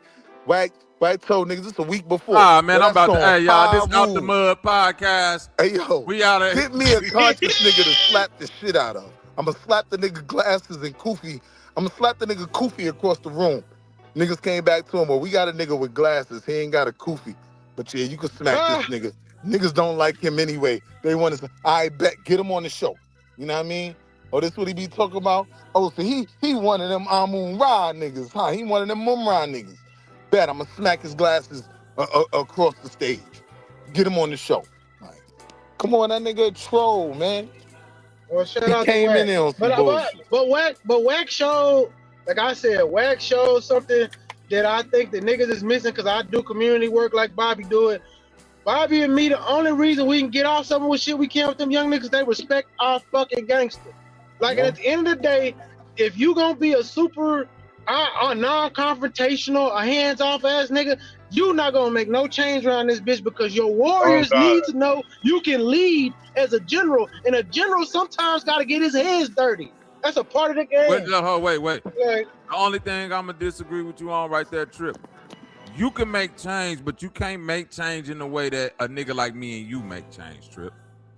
That's all the thing I'm saying. I agree. So yes, you can still make change, but like I can even still bring you on the block. But when you don't get the same respect that me and Trip might get, because like you say, they might respect our gangster a little more, or whatever. That might be your time to show your intellectual de-escalation skills or your emotional intelligence and all. Yeah. This ain't the time for you to start talking back shit to Wack 100. Now, I will say that about Jabari. That's all I'm seen saying. him take refuge in the fact that I'm a nigga that wear glasses and you not gonna smack the shit out of me. So I could talk a little tough. I could act tough because I know, nah, you ain't gonna be the nigga to smack my unk out my hand. Like, he does do that. I admit that. He got 100 niggas. It's like that MC Hammer story shit. He got 100 niggas. I got 100 niggas. You know what happened? A stalemate. Because most of my niggas and them niggas you bringing ain't cool. No, I'm saying ain't no stalemate. Like, niggas know Jabari butt. You know what I mean? So sometimes when niggas start taking the conversation there, sometimes when niggas start taking the who? That caused a stalemate to where we can actually talk now. Like, nigga, fuck all that tough Tony shit, nigga. I'm like you. So let's really work out some shit. Jabari That's ain't got what nothing, I'm bro. saying. That's what I'm saying. That Wack 100 will They not. don't got warriors. All they got is internet troll niggas. And them niggas not finna bust a grape. Wack say, I can bring the streets in this bitch. I can bring the warrior class to this motherfucker tonight. You know what I'm saying? Yeah, that's a different that's what I'm energy. saying. And Wack actually doing work that I think that Jabari and Sarnetta could never. He can't get multiple different gang members together, put them on a goddamn tour bus, have them niggas on tour, learn each other so they can go back to the gang and say, man, cuz all right, or blood all right. Like we need, you know what? We might be tripping. All right. Them So niggas look, ain't as bad I as hear what we what you're thought they saying, was. right? Wack done got us I hear together what and you're like saying, right? showed us So that, let's like we gotta peep it move though. different. That's Let's real give our Black power. little When you, gangsters because our though. gangs ain't the worst thing in our community. It's only bad because the feds perpetuate Hold on, that though. shit. If we Let's can get give our all them little young gang gangsters members and some old gang credit. members together and have them realize y'all just a warrior class, let us do the talking, y'all do the walking. Nigga, we got a real they got a real See, problem now on that's their the hands. problem with But that though. Jabari Let's give like our Saudi, little real I'm better than you. gangsters Nigga, you some not credit. better than Hold me. on, bro. Fuck Hold you on. talking Let's about, give our nigga. little gangsters some moral credit, right? King Von is never gonna get in a conversation with a nigga like Jabari to the point where he gonna disrespect him, right? Even when he don't agree, he just go. Why you say that? Oh, Why word. you feel like that? All right. Yeah, what up? King What up? Von What will up, rob that Bobby? What nigga, up, bro. Bobby? Cage, what's up? Right, that's what I'm saying. Why you feel like Put me King full Von screen. would Let me never answer. be This in that white boy talk. Let me answer. Let who Because talk? I know how real G's move, right? It's some things even our wildest little niggas got respect for, right? So they not gonna push the issue to have no type of real confrontation with somebody that they know ain't another gangster, right? That's my Wack like point. 60 years old. They not gonna push the issue because the person that's talking to them is gonna overly respect that this nigga that I'm talking to. No. Come on, wait, bro.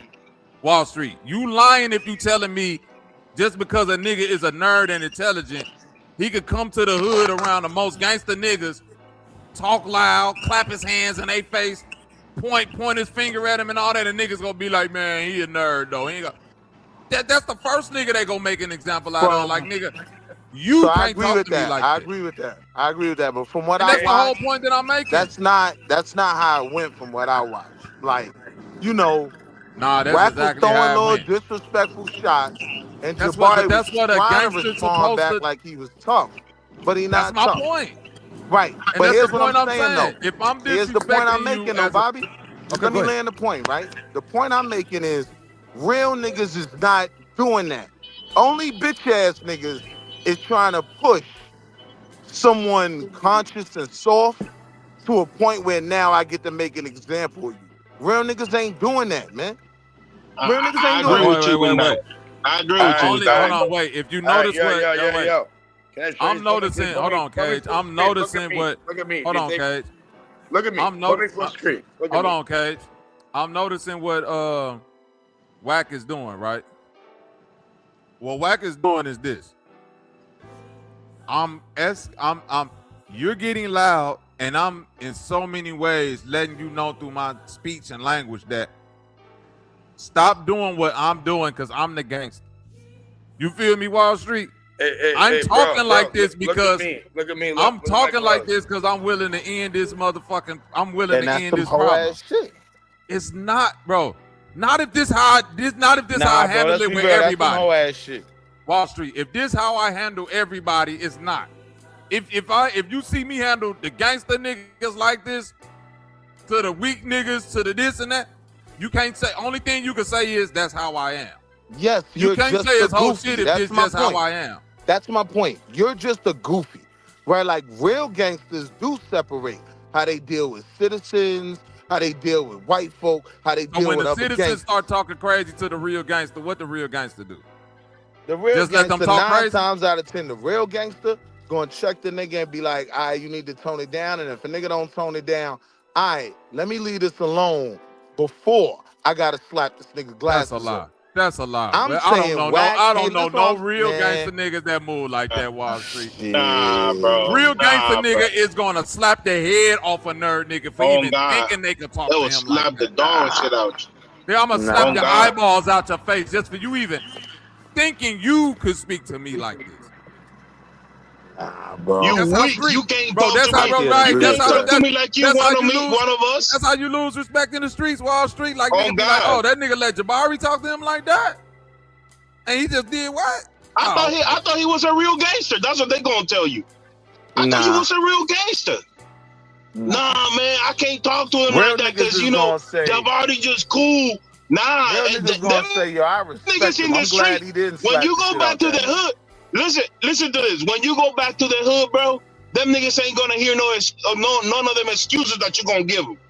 Like, nigga, you just Gonna be like, nigga, talk you let Jabari, crazy. you let a nigga named Oh, Jabari God. talk to you crazy. Get your weak ass out of my face. Oh God, you just talked to this nigga that had 3 murders on his back, crazy, and you let Jabari talk to you like that? Man, you a bitch, bro. That's what they gonna tell you, bro. Point blank. Nah, I'm telling y'all emphatically, and that's where I think the confusion is. Real gangsters ain't getting down like that. So when I keep hearing warrior class, when it comes to this documented lame ass nigga, I don't think y'all understanding the play that he was just looking for somebody to take advantage of, and they gave him. You know what I mean? He caught a Vic. Jabari stupid ass played into it. When, to y'all point, you right. Sometimes if you're not like that, you should just fall back. But not sometimes, at all times.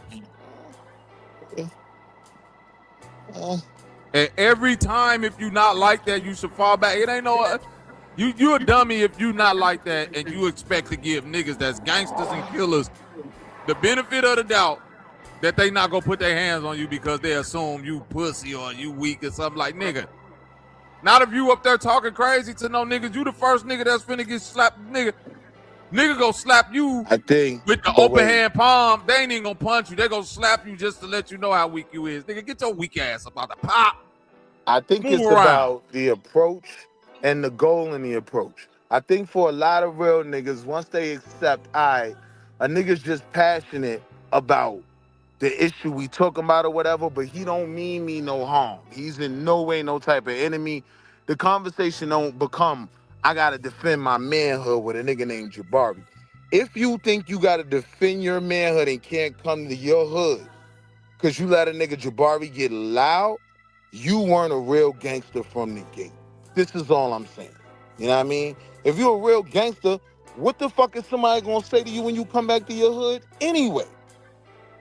You niggas ain't gonna say nothing anyway. I don't think it's about that though. I think that shit ain't nothing you turn off and turn on, gang. You say some shit I don't like, I'm about to get on your ass, boy. Simple. It ain't nothing you turn off and turn on. Nah, bro, that was some hoe ass shit in my opinion, man. I think he just wanted to embarrass a nigga. I think he picked the right niggas knowing it was Sonetta and Jabari and they kind of repping the hood. They got a lot of smut on it. And he used it for content. No more, no less, man. I ain't finna defend him pushing the nigga, right, with some gangster shit saying, I could talk to you gangster, but you can't talk to me gangster just because I'm around gangsters. That's some whole ass shit, nigga. Like, at some point, we could just both be men. You know what I mean? So cool. If you're gonna smack my glasses off, then Jabari might be willing to just get his ass whipped in some good old-fashioned fisticuffs. So fine, my brother, I will lay my unk down and we can shoot it the fade, right? You just said it. You just said it, bro. You said so wait. because of a man, right? If Jabari is willing to shoot it the fade, right, and get his ass whipped, then he can talk like that, man to man. Right. Like, no, because we talking about man to man, but that Wack told him that too. Wack said, man, I'm a man before anything. He ain't even bring the gangster shit. He said, man, I'm a man before anything. I don't give a fuck about no gangsterism or none of that shit. Wack said, I'm a man before anything. So now he's standing because of his manhood. That he was overly doing it. I get it. I get what you're saying. He was actually overly doing it because at the end of the day, bro, you shouldn't even be there because that's not even the fuck you bringing to the table. You feel me? So I get what you're saying. But at the end of the day, nigga, that's how he handles shit, bro. Like if you know the nigga is like that all the time, like the best thing for you to do because you're not like that, it's just, bro, I'ma just let it be. If you're smart, If he's smart like he say he is, he should have let that shit alone, bro. On God. Because I'm saying this, like, even when I put my gangsterism down, right? And now I'm working and shit, and I still got, you know, relationships with the little niggas in the hood. So now some of these little niggas getting active, right? But they know I watched them grow up. I got love for them. So I can talk to them aggressively, right?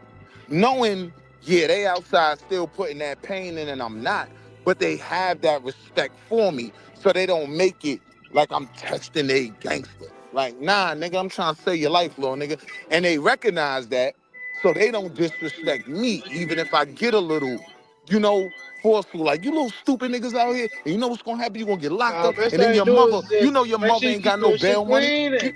Put everything back where it goes, and that's all right there, and all the shit that came with it, you should be good. No, but get what I'm saying, though. I can get excited and be like, so you little stupid niggas gonna put your mother in a position when you know she ain't got no bail money? Now, the way y'all saying it, the little nigga could just say, hey, yo, Unc, watch how you talking to me, man. I'll slap you in your mouth. Nah, I'm giving my little niggas more morality than that. When they know you coming from a good place, you know what I mean? It's like, all right, I hear what you saying, but you gotta understand. Then they really start trying to break shit down for you, and then you can have a bill. That wasn't that Unc shit. Unc came for a viral moment. No more, no less. And he got it. So I'm not going to defend it. It just is what it is. Yeah. There's certain niggas like I watched my man. End of the day, he wasn't smart. Yeah. But end of the day, though, if you really think about it, though, if you so-called conscious and you vibrating at a higher level than all this, nigga, Wack ain't the nigga that always preaching about vibrating at a higher conscious. So if the nigga wanna crash out, that's Wack. But you supposed to be resonating at a higher level. Why the fuck are you going toe-to-toe with a dumb nigga that don't know how to do that? I mean, it's a conversation, you know what I'm saying? there. It's a conversation that could be had there. I ain't saying you wrong, but I'm not gonna, especially when you trying to have the genuine conversation and a nigga bring the gangster shit in there. So you want to show niggas I'm from the streets and I know where you coming from with it. But yeah, you wasn't really active. Like you went to Cornell or somewhere. Fuck a genuine conversation when a nigga brought up a nigga Frank. Nigga, What up is ain't what? no genuine conversation when a nigga brought up a nigga Frank, man. That shit was over with. Once a nigga started talking about a nigga penis, bro. Nigga shit, that shit was dead. What he said? That's another. Yeah, he talking about that nigga penis, bro. When a nigga started talking about a man, Yeah, once Jabari, that's what the whole. That's why he conversation. kept saying I was a man. Like that's why Wack kept saying like I'm a man before I'm a gangster, because you're not finna speak on my. You know, that's why he said like I know how y'all get down on the East Coast with the Frank standing out. You're not finna disrespect me. Like that's why I start going left. Nigga, And instead of Jabari, instead of Jabari Jabari exercising his intelligence and de-escalation skills, he went to get on some comedic nigga. The Frank stand was He was involved. a comedic nigga. All right.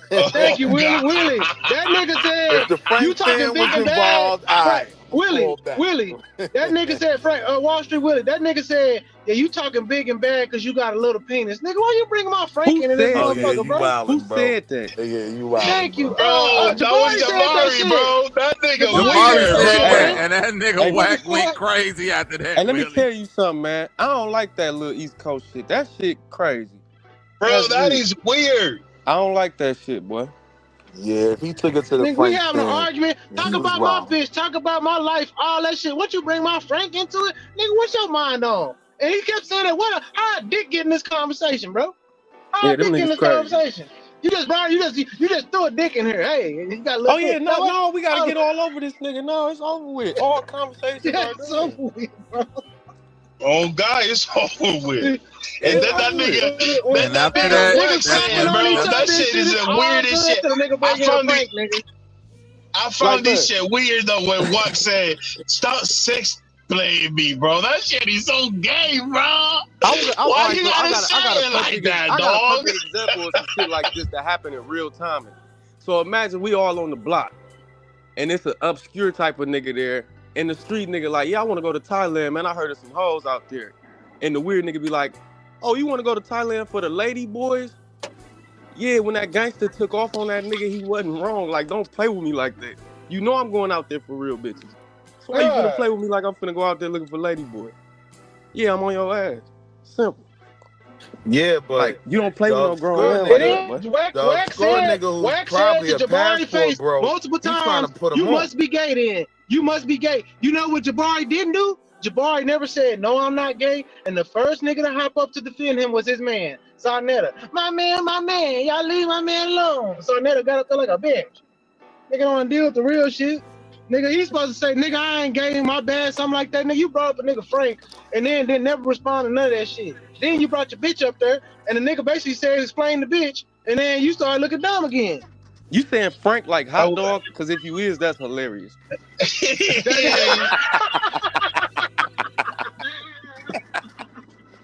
I think they all got what they wanted out of the situation. I would have respect Sarnetta more if he would have said, Jabari, you tripping, bro.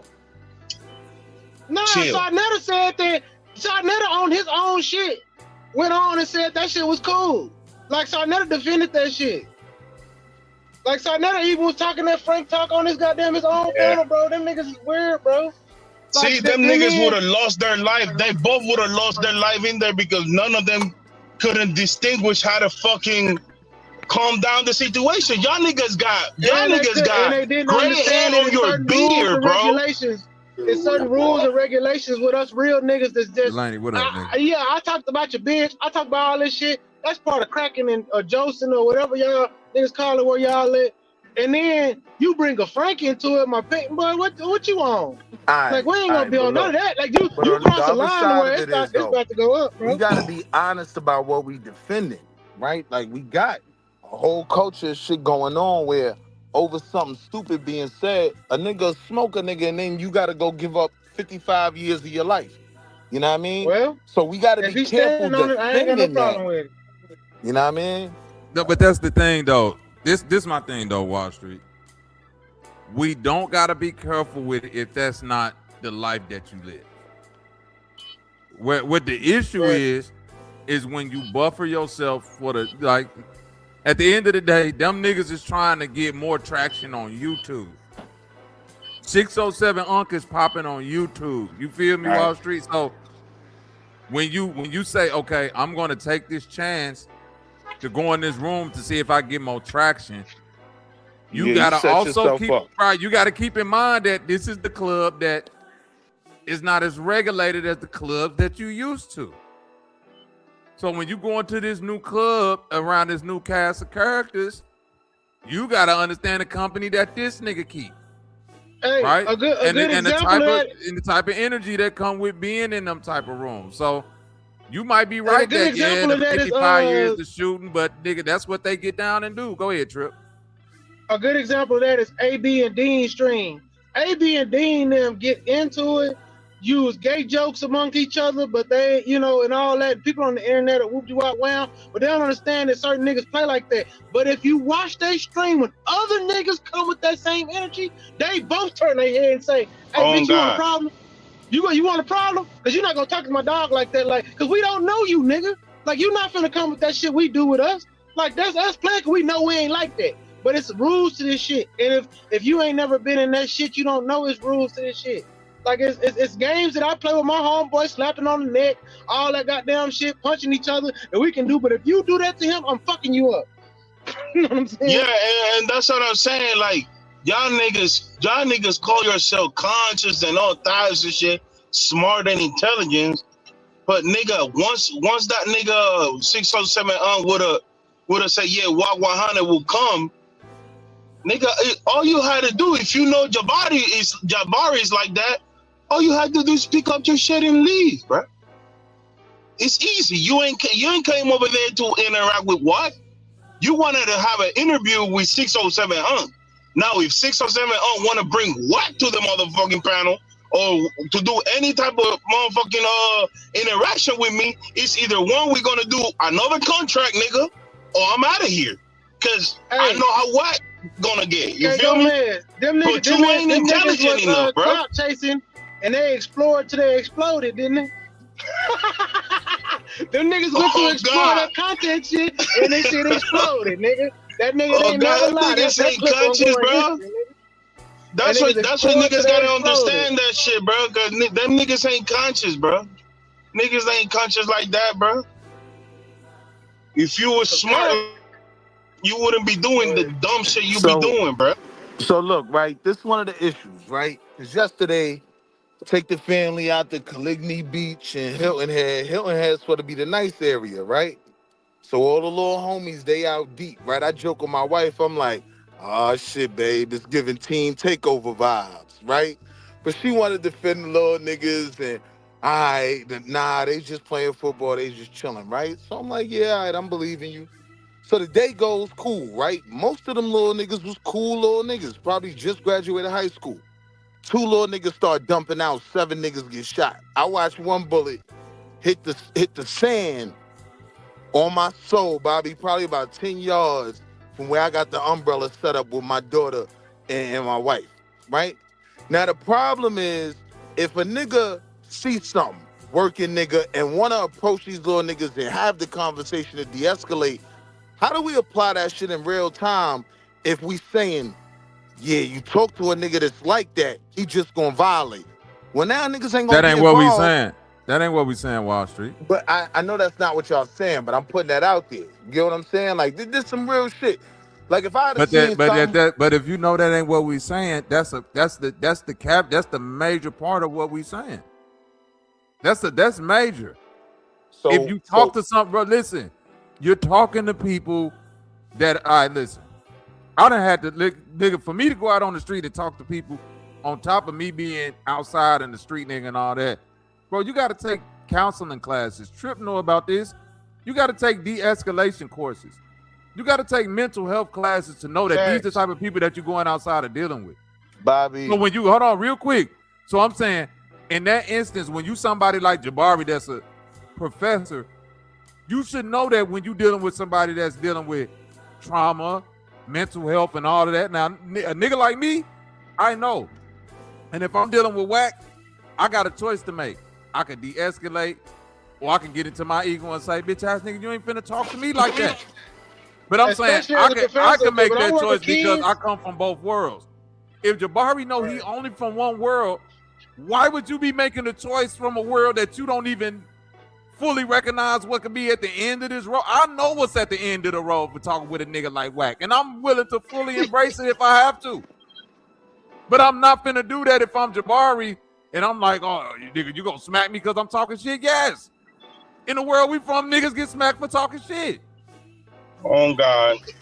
Hey, when I used to work with kids, they make you go through courses about certain kids. I fuck with the killers.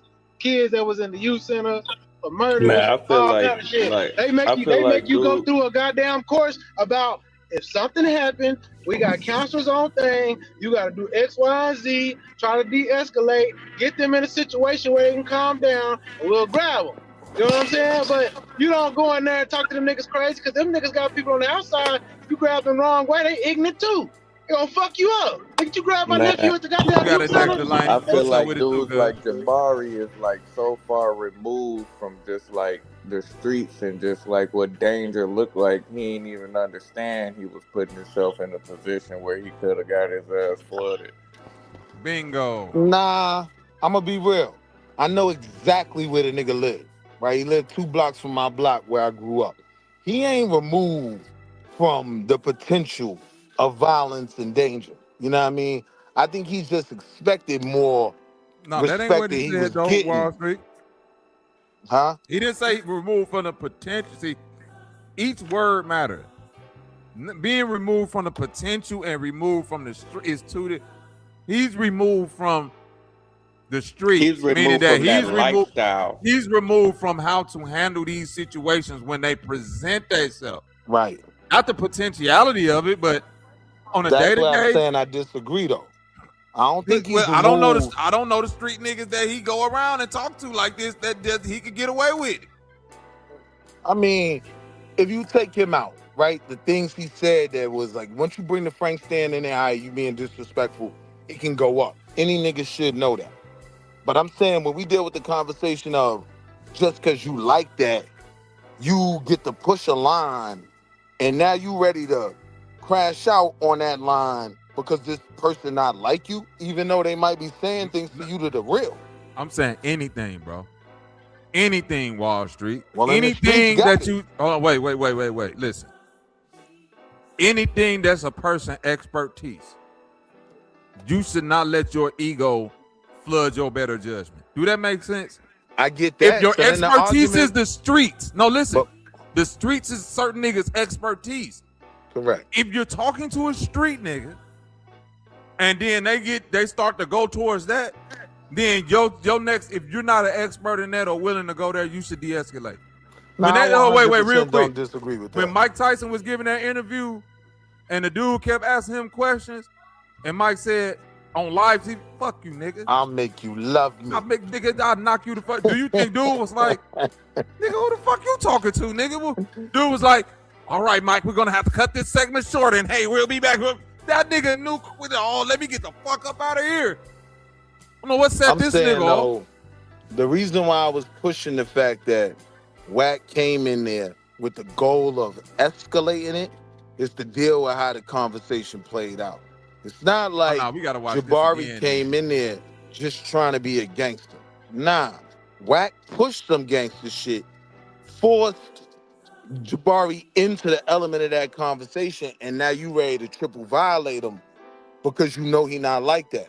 You a suck ass nigga for that. To me, my street ethics and morals that I was raised on, to push a nigga that you know ain't like that into that type of conversation, which is what he did, and then use that as your reason to say, well, now I'm gonna violate you because I knew you couldn't do nothing from the gate anyway. You a bitch ass nigga. You on some bully shit. Straight up. Yeah, he couldn't handle no intellectual conversation with him like that, so that's why he took it that way. But so Jabari, now, being a nigga that's like, hey, I'm not finna just go out like that. I am still like a nigga. So look, peep it, bro. When they say that niggas need to respect gangsters on gangster shit, so now if this man is having an intellectual conversation, you should respect the intellectual conversation and sit your gangster ass down at his feet and learn some shit that might elevate you, that might bring you into consciousness. He didn't come there with that intention. But you see, that's what corny dudes like to do too, though. Like when they get, that's what I'm saying. They like to say borderline gay shit. And that's my point right there. What there is. Shout out to my nigga Lou. It's a thin line between you teaching me versus you're disrespecting my intelligence and you don't think I can peep it. You feel me, Delaney? Like at a certain point, Wack and anybody in there started to pick up on the shots. So they as also it starts picked to up on those hand movements, Bobby. Right, that's right. Your hand, yeah, like the hand way you move your hands around certain type of niggas. You feel me, Delaney? Like and them if you talking to a certain type, like you might got an uncle or something that's a street nigga. Put your hands in your pocket, nigga. You got people that street niggas, Wall Street. Can you just go? Can I just go around them niggas and get to talking and point my finger at them like nigga? You don't know what you talking, nigga. But that's what a gangster nigga gonna tell you. A gangster nigga gonna tell you, yo, a gangster nigga gonna save you from yourself. Put your hands in your pocket, nigga. But that's what. But I'm saying. But hold on. But I'm saying the reason why I gotta go back and play it because Wack is giving Jabari all of these clues. He literally say, "Be yourself." Play it again for You're me. not like this. He literally tell that nigga, stop being me. This me. You be you and I be me. Like nigga, you pushing it too far. Lou, go ahead, my nigga, before I play the video. Lou. Go ahead. What's up, hey, peace. Great conversation as always, family. Peace to the panel. Peace. Yo, Lou, we gotta find a way to have the Miami conversation. Wall Street, let them talk, cuz. Hey Willie, you already know I'm gonna look at it from a, Bobby know me too, man. I'm and then for a great conversation to be coming out of this situation and everything, I'm cool with it. Right. And I can definitely enjoy that. But I just want to put my niggas on notice, man. I don't trust none of these niggas involved with that shit. All these niggas performative as fuck. Right. So I don't have no way of not knowing that this ain't no Corey Holcomb, Anton Daniels type of shit. You feel me? trying to do a skit or some shit. Everybody All these came niggas up is off it. suspect That's a trying to do that possibility. type of shit. You feel me? But keep the conversation though. It is a situation to have this conversation. So I'm all for that. I Yeah, agree though, it's because just I'm art trying to imitating figure life. out. Hey, It's just I art agree though. imitating life, brother. I'm trying to figure It out does, it how the does, niggas and I'm that not taking that off the table. And I could be wrong myself, you know what I'm saying? But it's just all these cats, all three of them. You feel me? I gotta have that level of suspicion Yeah. dealing with these I mean, motherfuckers. You I feel me? keep that in my Like, mind. But what I got from it, OG, yeah, is just I like seeing that happen because it let these so-called I'm smarter than the average fucking frog niggas understand that, like, Whack in that interview brought up his family's history on the plantation, his Indian roots, all that shit on Jabari, where Jabari and debated niggas on these same topics, and Whack with the genealogy in that interview where it proved like, nigga, I ain't as dumb as you think I am, but you playing me like I'm stupid. But one thing I do got on you, I have 100 bloods outside this motherfucker. That's some sucker shit though. Nah, but what that nigga proved to me, what Wack D proved to me though, There has is to be that a balance on both sides, my bro. Let me say this real quick. What that nigga Wack proved to me though was that at the end of the day, when it comes to the nitty gritty and the survival, nigga being street smart is way better than being book smart, bro. But how can you day, prove that? But hold on, how can you prove that against a nigga that's not street? How do you even establish Because he book smart, but he ain't street smart though. How have you even proven that you're street smart when you're going up against a duck, right? You're not proving you're street smart. Like yes, my nigga Lou, hold on, like my nigga Lou just said, right? And this is where I landed. I don't trust none of the three of them either, right? So it could have been totally performative. But the one thing I know is that Whack 100 came into it strictly with the goal of going viral and violating a nigga that he couldn't even protect himself. That shit is corny. No, what I'm saying is, what's this corny not? It's art imitating life. And that's what I'm telling you. This shit that happened on that panel happened in real life way more than y'all know. If you ever been to college, because I was a street nigga in college, there were times that I would take my football team playing niggas to the hood to go to hood clubs. They want to talk to black women. Them niggas used to get packed out in that bitch for being disrespectful in ways that street niggas is like, man, your boy's being disrespectful. It's certain shit that we don't do. Them niggas don't know because they come from affluent neighborhoods and shit. And I would warn them, don't come over here with that bullshit or these niggas gonna fuck you up and they will get fucked up. Real quick, family, can I give y'all an example? Back in the day, like when this type of situation would come, like at least one huge one that I ran into and I saw it happen time and time again is when the Tupac niggas arguing with Biggie fans about who was the dopest and all of that shit. And then, Tupac had a real serious street, you know what I'm saying, fan base and a loyal fan base. So even if you was just a hip hop lover and you wanted to discuss, okay, I think Biggie a better rapper, them Tupac niggas would get with G-Check niggas was trying to say that shit and try to test their gangster. And I saw that situation happen more than once. So in that situation, go ahead, bud. And Lou, you absolutely right, because I come from that era, and the thing that the niggas who, even if you weren't really a Biggie fan and you wanted to have a conversation, the business decision you had to make is this worth it with a nigga who I know go push it to this level, and unless I'm willing to de-escalate, I know I'm finna get in the fight. You feel me, Lou? That's why I'm saying. And there weren't too many fights. The Biggie fans would always de-escalate. So yeah, de-escalate the shit because they don't want them. They ain't got time for that dumbass shit. So let's deal with Tupac. Tupac. Jabari wasn't doing no de-escalation. Now wait, let's deal with Tupac. So Tupac and my man, what's my man name? Motherfuckers, and I will send you to hell. What's my man name? Samuel Jackson. Samuel, right? Him and Samuel was in Juice. So Pac backstage at Juice while they filming, He's back there wilding, calling women bitches, bugging out. Samuel wife jump up, run down on him. She don't know this a rap nigga. She don't know you're a superstar already. She like, young man, come here. Like, I know if you had a mother in your life, now a nigga could take that as disrespect off top, right? But she says, if you had a mother in your life, I know she raised you better than that. You don't be saying them words, Now, she not gangster. You know what Pac said? Yes, ma'am. I And guess what, though? apologize. You know what I mean? Did you see how Whack 100 treated Nepal? That's another sign of a street nigga. He backed down when Nepal was up. All the energy that Nepal was bringing towards his wife, he kept directing it back at Sinetta. Am I lying, Trip? He didn't come at Nepal sideways at all. So if you add the female element into it, yes, they get like a female. Nah, but I wasn't. But Bobby, hold on. I wasn't going to the female element. I'm just going to the element you got of. To if you add in, hold if on. You saying I'm just his going wife, to the though. element of if you not like that, you can't approach a street nigga. That's a woman though. That's a woman. That's a completely different situation. That's a You're woman. complicating it though, because No, I'm I'm saying not. That's a woman, I'm saying, bro. listen, Bobby, hear what I'm saying. When I was like that, when I'm in this life and I'm running around with my 40, right?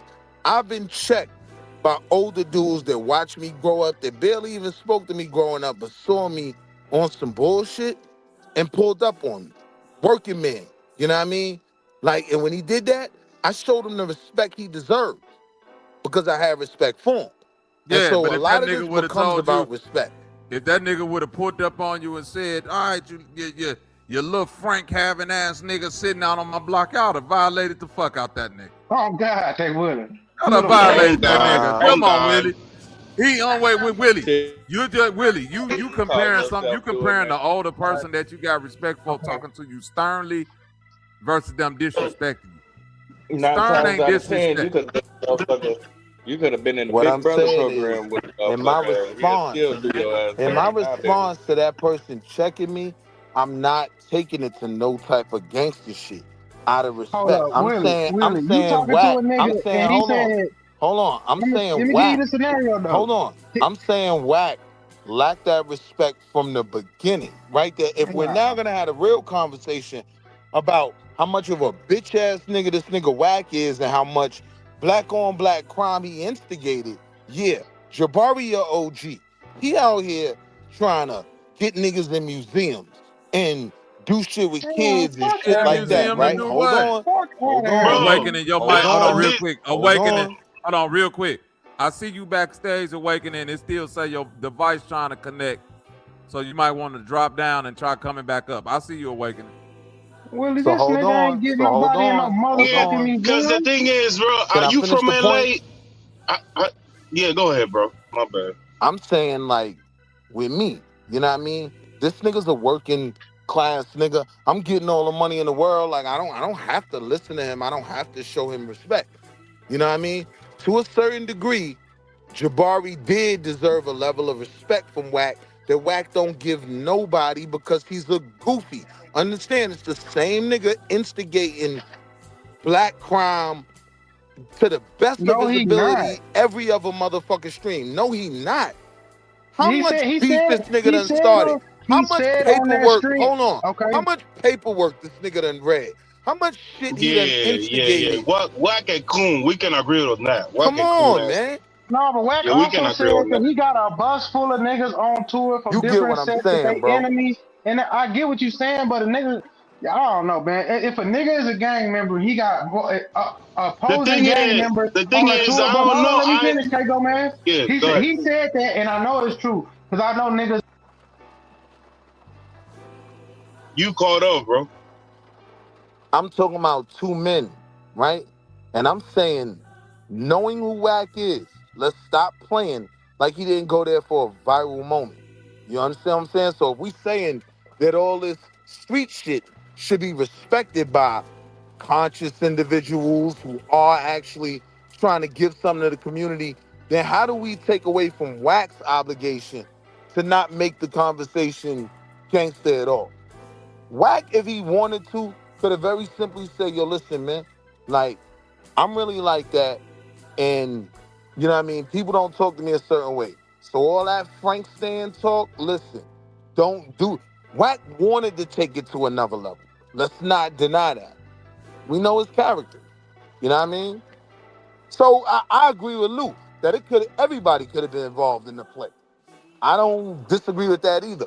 But once we start defending Wack like he had the right to just violate a soft nigga because he knew he couldn't do nothing, nah, I'm telling y'all, that's not gangster. That's not what Keep real saying time, violating a real soft gangsters nigga because do. he couldn't do nothing. No. You got violated because you stepped into my world and you didn't want to, and you thought you was on my level of gangsters. Why you keep missing that part of it? I get Bobby, when Willie on you his New saying York that your shit, dog. criticism. Willie on his East Coast shit, Bobby. That's what he doing Luke, right now. That's what I'm saying. Yeah, I don't think take he. I don't know how. I don't know how West Coast niggas. I don't know how West Coast niggas is, bro. So that's like.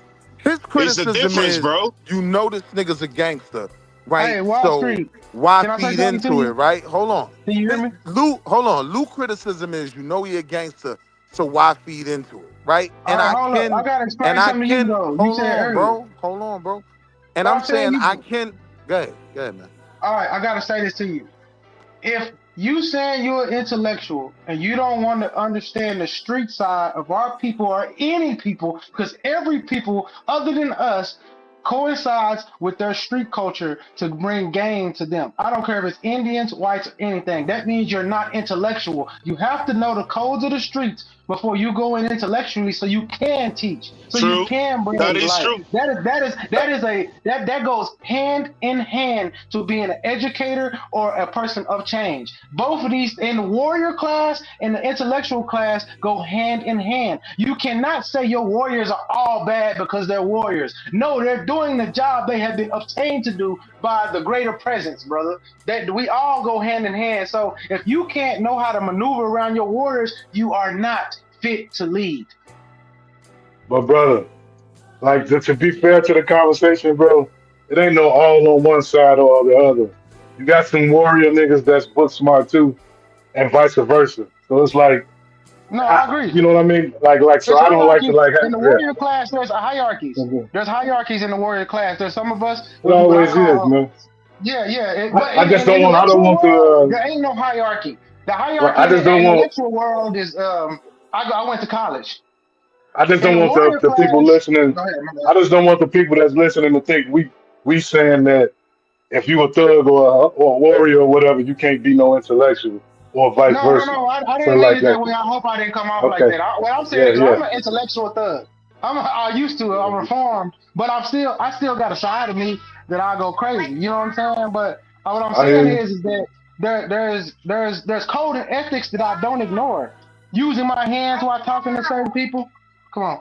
And then talking to people crazy, bringing up Frank stats. There's certain things that I won't do because I know when I'm talking to a crowd of wild boys, I know how to speak to them. That makes me the true intellectual. That makes Bobby, that makes you, that makes Wall Street Willie the true intellectual because we can break down these concepts in a way they can understand. But when you come to me, I'm super smart and you's a dumb nigga and I can say whatever I want to you. No, we're not having that because I got something that you don't got. All you got is your brain. I got my brain and my brawn. How about that? Yeah, but see, here's the thing though, right? What I'm saying is, it's certain niggas that are with like community empowerment and all of that, and all from the streets, that wouldn't have handled that like that. First one I thought of off the top of my head, my song, right? My song got a lot of people from the streets that travel around with him, that he helped get a couple dollars in their pocket when they Yeah, came home and Democrat all shield that, though, right? man. Like They'll crash out for him. But it wouldn't have my never son become got a video of him whack. smacking Hold a nigga for on, less. bro.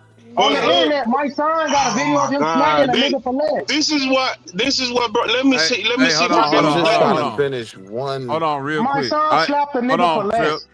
You right, Trip, but just let everybody get that because I want to hear the end because y'all keep cutting each other off. Just let him finish his thought. Y'all, you know what I'm saying? Y'all be kind of quick with the statements too because you run on sentences. But y'all, this is a great conversation. Keep going. I'm gonna keep it short. Like I'm saying, that conversation would have never gotten that there with certain niggas that is like that, right? I'm saying we are denying the fact that we know this is Wack's method. He came there for a BS conversation, baited him into it.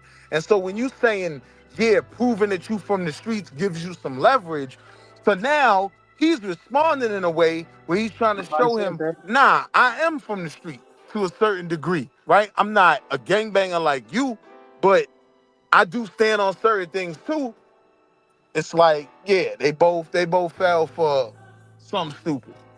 I agree he shouldn't have responded to him in the same way, but I'm not gonna deny, Wack, I know you came up here for some bullshit. That's it. So I can't defend that. The thing, yeah, I just want you to understand something, bro, real quick, and this is a bar. I'm gonna drop a bar real quick, see if you can understand with this. This nigga from out west. This nigga said on one of his freestyle, flocking at your physical is bigger than a punchline or trying to sound lyrical. These niggas don't give a fuck about no nothing out west, bro. They don't give a fuck, bro. Like, for real. You feel me? So I get what you're coming from, but it's like I don't think you kind of understanding where I'm coming from, because he from out west. Like, them niggas is different, bro. A nigga from out up north, he probably will let you slide with that shit. Like, all right, nigga, I'm gonna let you slide because you feel me. I got some respect for you. But them niggas out west, bro, they do not give a fuck about Let me give you a bar nothing. though. Let me give you a bar though. Nas said, I don't respect killers, I respect OG knowledge. Codes of the streets. But that's a nigga from up north, though. Codes of the streets. Hold on. Codes of the streets got new rules, but no guidance, right? So now listen, certain shit, like I done traveled all over. Like, I got homies in LA that take care of me when I pull up. I pull up with the Yankee hat. Them niggas tell me, man, take that shit off and leave it in your hotel room before you get a shot, right? But there are certain core tenets that we do share. I don't care what coast you in, whether you in the South. It's certain things we have a level of respect for. You know what I mean? And this ain't the nigga to hang this hat on that the streets can challenge consciousness. Nah. Like, this was a street nigga. Yeah, but the thing is, you're talking about a nigga from up north, my boy. That's Nasi's from up north. The nigga that I'm giving you the bars from is from out west. That shit is Mossy. Them niggas don't give a fuck about your knowledge, bro. That's what I'm saying. So the question is, are you saying that niggas out west have no moral compass and nothing they stand on that's actually right, or that niggas in New York is just pussy? What are you saying? No, I'm not saying that niggas in New York is just pussy. I'm saying that there's two different nigga up north, like where I was at, nigga. Like, I'm close to Cleveland. I'm in Columbus, Ohio, up north, middle west. All them niggas, north, niggas. Yeah, but I'm asking you, what's we call the it difference? North. Well. At the end of the day, niggas where I'm coming from, they do respect niggas that got that knowledge like that. They'll tell your ass, all right, just go home before you get your ass beat. I understand what you're saying, bro, but I'm saying, nigga, I've never been out west, but I deal with niggas from out west, and them niggas don't give a fuck about nobody. Listen, what I'm telling you, I be in Cali, I be out west. You know what I mean? Got a couple homeboys, they take care of me when I come. But my point is this, right? That conversation would have never turned into that with a nigga named Nipsey. And Nipsey's the nigga that was really like that, right? But he did have a certain moral code that he lived by, where he's not going to disrespect certain elders, right? And we almost making an argument against that.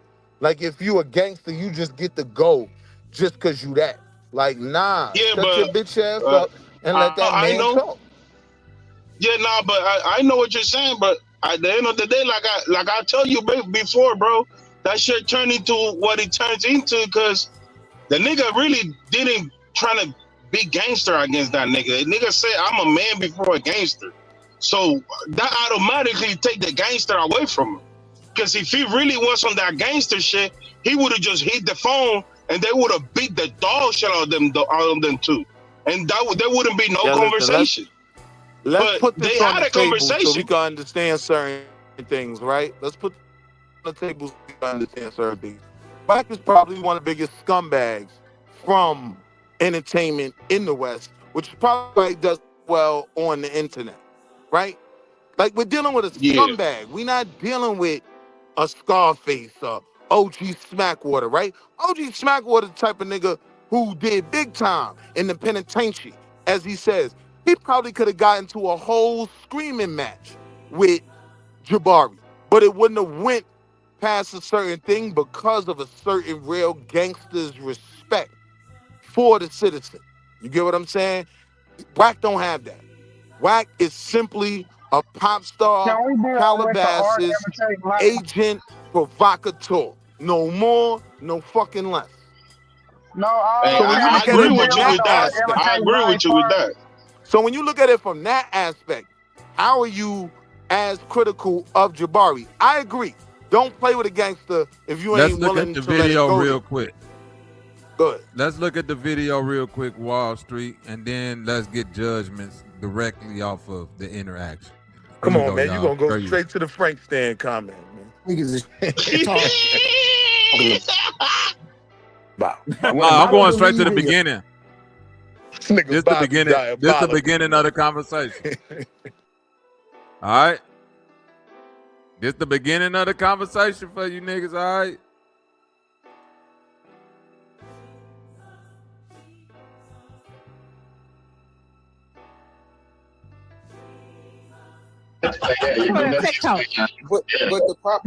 Hold on, I said.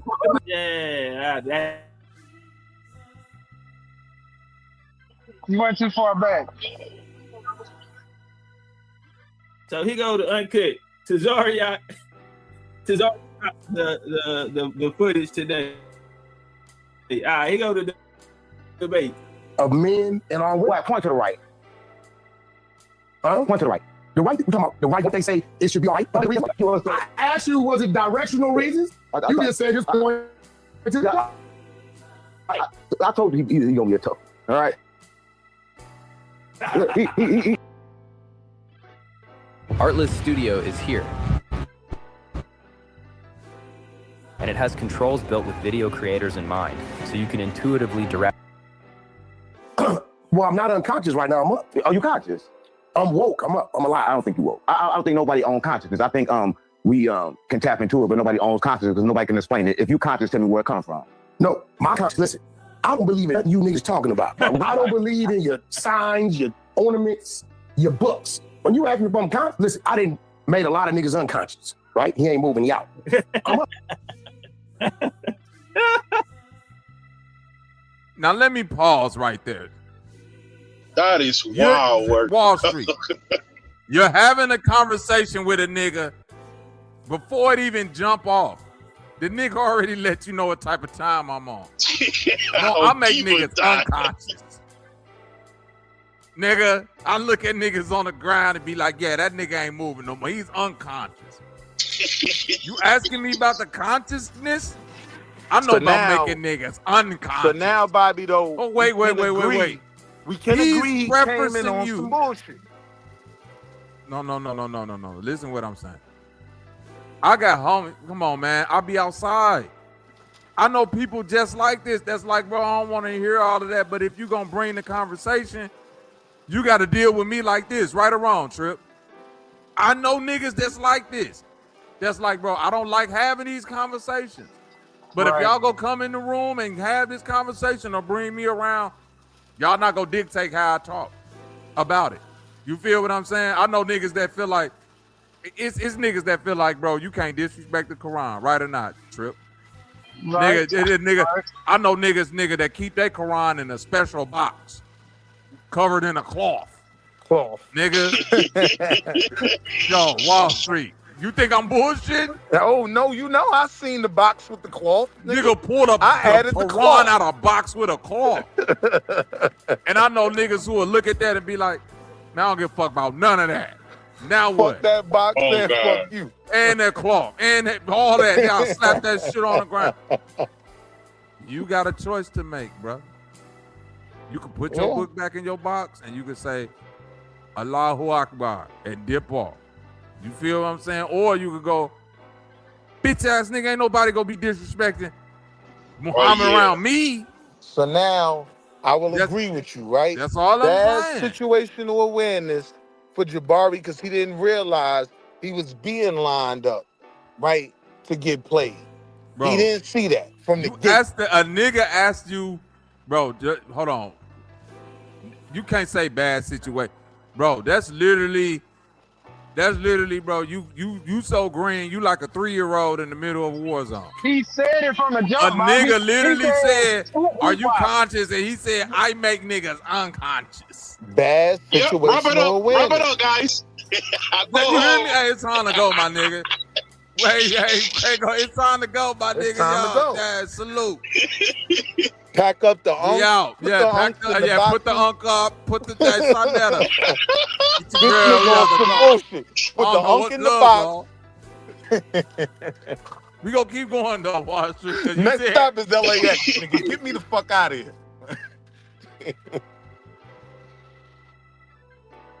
Yeah, wrap that shit up, man. It's over, man. A couple niggas unconscious. He out. He ain't moving. He ain't getting up. I told y'all, hey, we missing 10 likes. Look at the likes up, family. Tap that like button and let's get 10 sales on the Parasite Cleanse, man. It's pinned up at the top. Hey, I'm telling you, WAC fighting the perfect fight. When you go in there, they already gonna stereotype you as that you come from a certain demographic, right? And so that's what you embody then. If we finna have this conversation, man, skip this goofy I'm finna embody that because I know there's something intelligent shit. You can't play intelligent with me because you can't. You're inferior to me on this side of the field. You want me to be inferior on this side. So yeah, I think Greg started out with a good opening basic. That's how you handle it. Now you talking about I left a couple niggas Yeah, they still ain't woke up. I woke though. What's going on in the world? No, anywhere you go is gonna be different. First of all, I don't read books. Talk to him. I read people. I read energy. That's a fact. I don't believe in the books. He gonna say a lot about the books, but I think the books is another man's idea. When we talk about consciousness, you said you're conscious. I'm saying you're not. I'm still on that. I'm saying there's no way you can be conscious. I'm saying no one is conscious. I'm conscious right now that I'm around a bunch of thugs, gang members. That's why I'm comfortable. How do you know you're here right now when you can't even see your face? I can feel my face. What they say is a face. But you can't see it. Hey, the link pinned at the top of the chat, Astro, it is at the top of the chat. Who can't see it? You can't see it right now. I can go to a mirror to do that. But you can't do it in this moment. In this moment right now. I can see your face. But in this moment, he's not. I can see your face. In this moment, he's everybody. He's not himself. Listen, but he's not himself. You read like that. I can see your face. Because I'm you. I can see your face. Because I'm you. That's why you can see me. Because I'm you. Yeah, you have no face right now. I'm your face. How do whack look to you? Yeah, I'm whack now. Because you have no face. Who don't have a face? How whack look now? Who don't have a face? I'm sorry. Whack. Yeah. Are you ready to listen? Tom Brady gonna fuck the content up. What is listening? Are you ready to listen? Listen. Tell me Tom Brady gonna fuck the content listen, right? Because you gotta tell me because there's different types of listen. All time. There's different kinds of listening. There's a type of listening where you listen actively, and there's kind of listening where I just shut up. Right? Do you want me to listen actively and give a fuck, or do you want me to just listen? I want you to allow us to begin. You already begun. So the way this is going to go, we're going to start with the prompt. You will each have 6 minutes, and when your 6 minutes are done, the next speaker likes you. That's all right. Okay, well, let me get this understanding. Who show is this? It's your show, evidently. When I met, and all that's true. That's something that New York. Man has everything. What he understood that this was a man that was prideful. He was going to try to pay me. Other things that we need. Wait. I feel like a lot of men want to lead women, and y'all want us to submit, but what the hell are we submitting? I don't want that. I don't want that. Why should a woman submit? We're going to go ahead with the Interesting you asked me that. I don't believe a woman should submit. I am part of. I think she should. They have me up and all this, right? So I go over there and chop it up with him. Bam. My rebuttal was, you have a small penis. That dick little nigga. Yeah, but that dick little. Love Bobby. His job. Hey. Global individual. Do you have it? My you got citizenship? paperwork to be finished very. How old are you? I just submitted the paperwork. How old are you? I'm 54. You 54 and you got citizenship on the place you say you from. What does that mean? Get the fuck out. You're talking about municipalities. Hey, I told you that you're American. I told y'all the best way to fight is logic. Wack ain't got to read all the books. He's just putting logic on it. And I'm telling you, that same thing I did with you. I put it in Mason, but you have to lead with logic. Yo, jab, every time you jab, the fastest way to get a punch somebody is logic, homie. Now, Bobby, real quick. And he is whooping your boy ass with logic. You cannot be an African citizen. Go ahead. What up with the Awakening Minds? Go ahead. So look, this goes to my point of Wack picking a nigga to crash out on. because the conscious community ain't fuck with him anyway, right? Like, he knew Chief Shoehorn wanted him to slap the shit out Jabari, right? Like, you say he knew Man, who? you speculating and guessing. The nigga say he knew who wanted him to... The nigga that's reviewing, Chief Shoehorn. Top Cat? Yeah, that's what I said. Top Cat. Wait, I'm saying, you keep assuming Wack know who these niggas is. Wack don't know who none of you conscious niggas is, bro. Oh, yes, they do. Wack only know who the niggas that come to No Jumper, bro. That's it. Bobby, listen, this is why they're making a whole new marketing play off making fun of the conscious community. Understand? No, they not, bro. Them conscious niggas is going over there. What up with it, real Lamar? No, I'm saying Wall Street. Yes. You gotta admit that. They're not going to the conscious community. Listen to what I'm saying. But you're not listening to what I'm saying, bro. You keep saying that they trying to do something. Bro, that'd be like all these conscious niggas going on Love and Hip Hop, and then we being like Mona bogus for how she did that. Nigga, you're on Love and Hip Hop. No, but they're not changing their format because you conscious and came on there. Their format go be what it is. The point I'm making is we can also say that Mona is doing what she's doing to capitalize on the community, right? So I'm saying no, we can't. We can't. No, we absolutely can, bro. She has a working business model. No, listen to what I'm saying.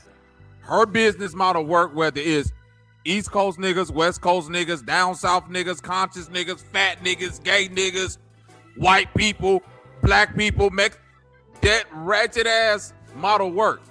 So if y'all want to be conscious niggas and go inside of that, she's not going to give y'all the benefit of the doubt of treating y'all a different type of way because y'all conscious. That's the point I'm saying. No, that's not the point. Here's my point, right? With this, we now realize there's a market for making fun of the conscious community. If you consider yourself conscious and you do an interview with 607 Unc, you have to understand going in, you're coming in to get played. He's gonna make fun of your shit and this, that, and the third. This is why Wack is involved. So Wack wants somebody to shoot at that a portion of the conscious community will say, especially the FBAs, yeah, shoot that nigga down. Yeah, smack his glasses off. He picked this nigga to pick this fight, and that's not gangster. What up, Awakening? Go ahead. He didn't pick this nigga. They called him for that, man. Hell nah, bro. First of all, bro, when Unc and Jabari was talking, they was talking about shit. It ain't like Wack came in talking like that too. This nigga Unc was crying and shit too. But first of all, bro, Wack came at him because he was talking about niggas that fuck with Wack or gangster niggas, you know. So he was trying to solidify, like, hey, bro, hold on now, like niggas ain't stupid just because you on this Egypt shit and all that. That don't mean niggas out here ain't living right and still being gangster and shit like that. You know what I'm saying? And the conversation should have been over right away when the nigga talking about he gonna kiss my woman.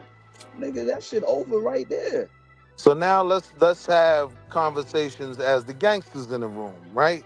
Like, what point is that making saying that niggas is just as smart and can be gangster and this, that, and the third? Let's be real. He's saying Jabari ain't out here smoking niggas.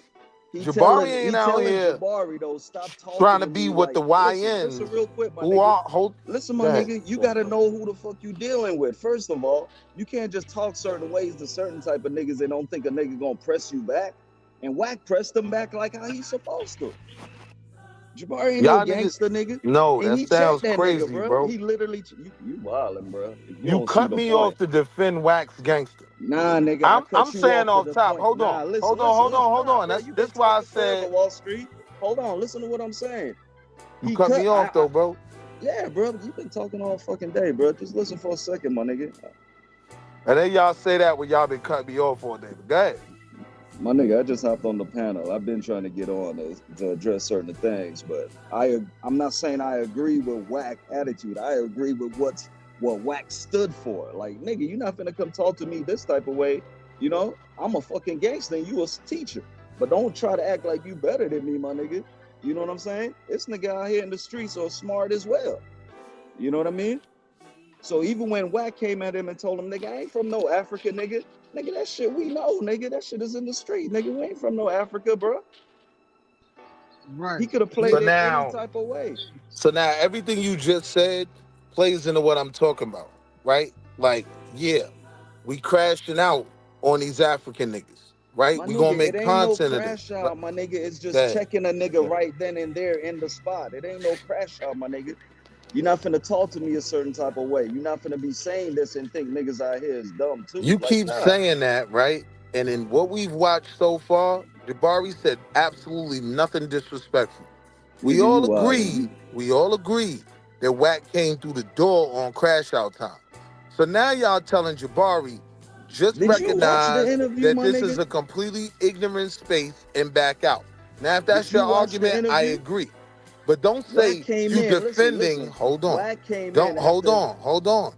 Don't say you're defending what Wack is saying, as if you're saying, yeah, these gangster niggas can have this consciousness, but they can't have a certain level of decorum and conversation, even being gangsters.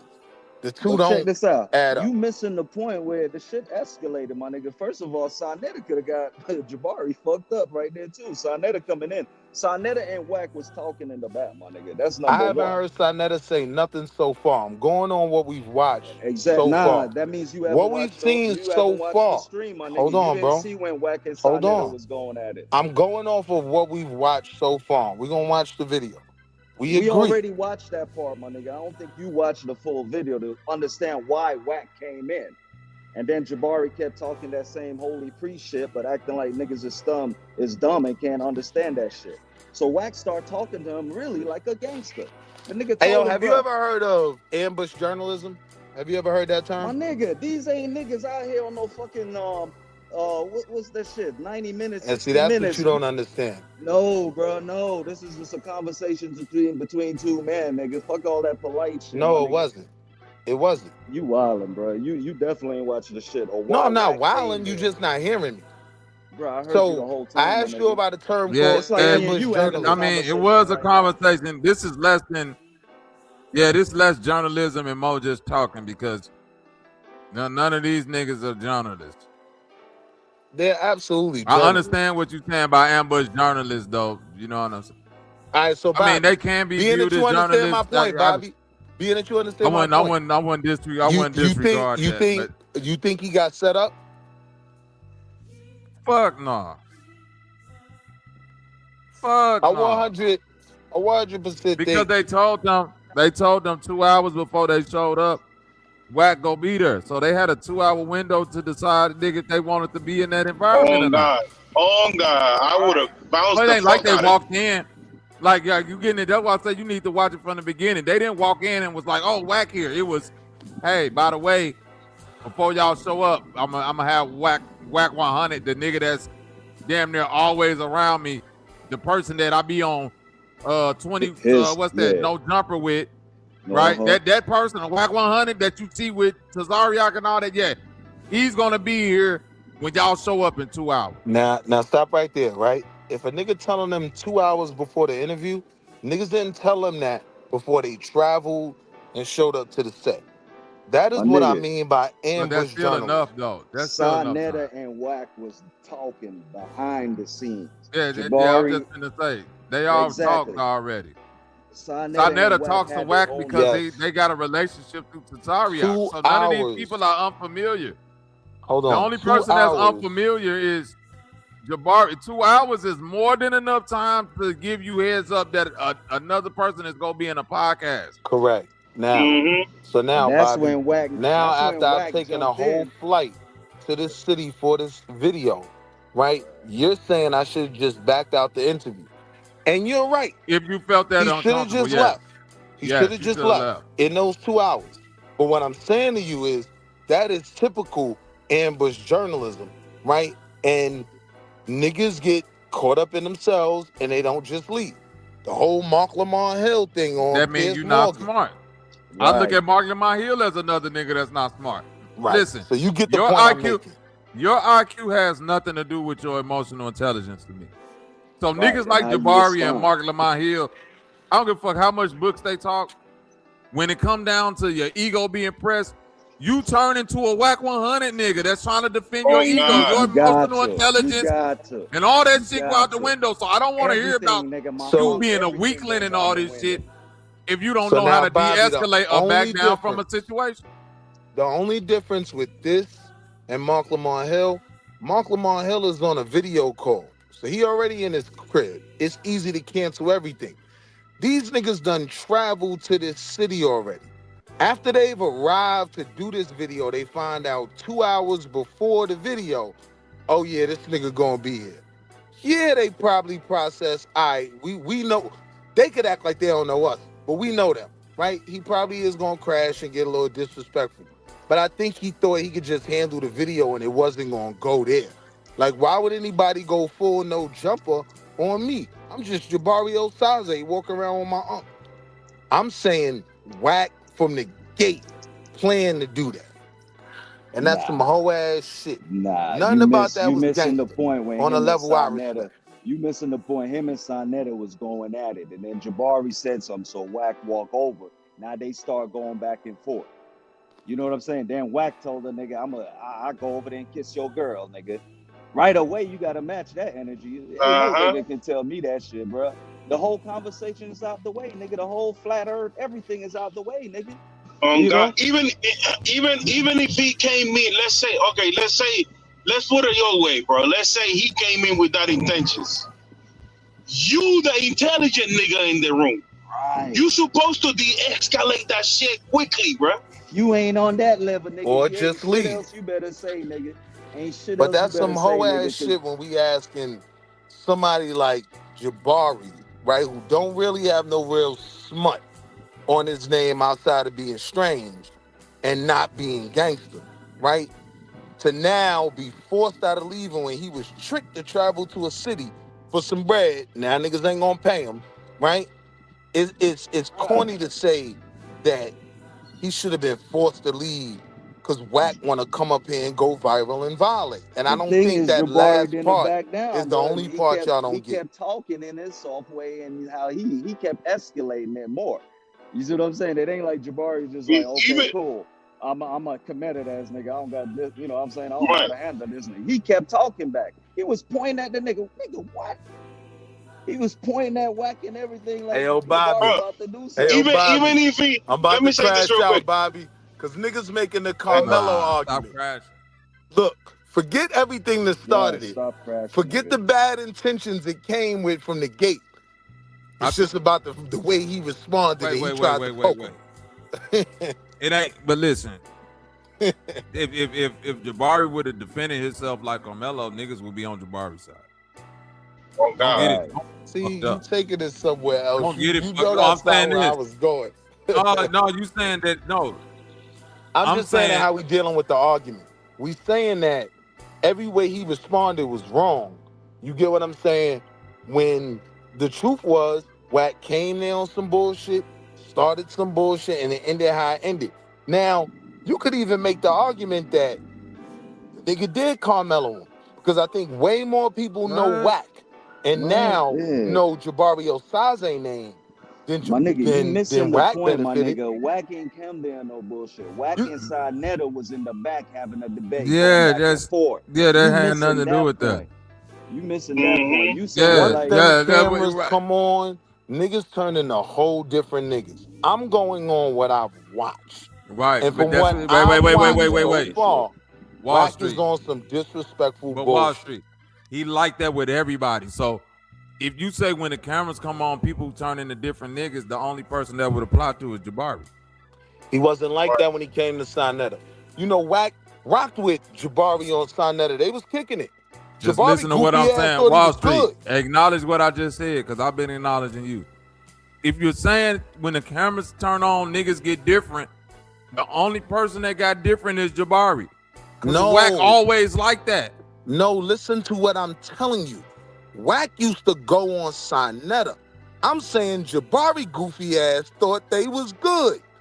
He never thought it was gonna go that far. Right?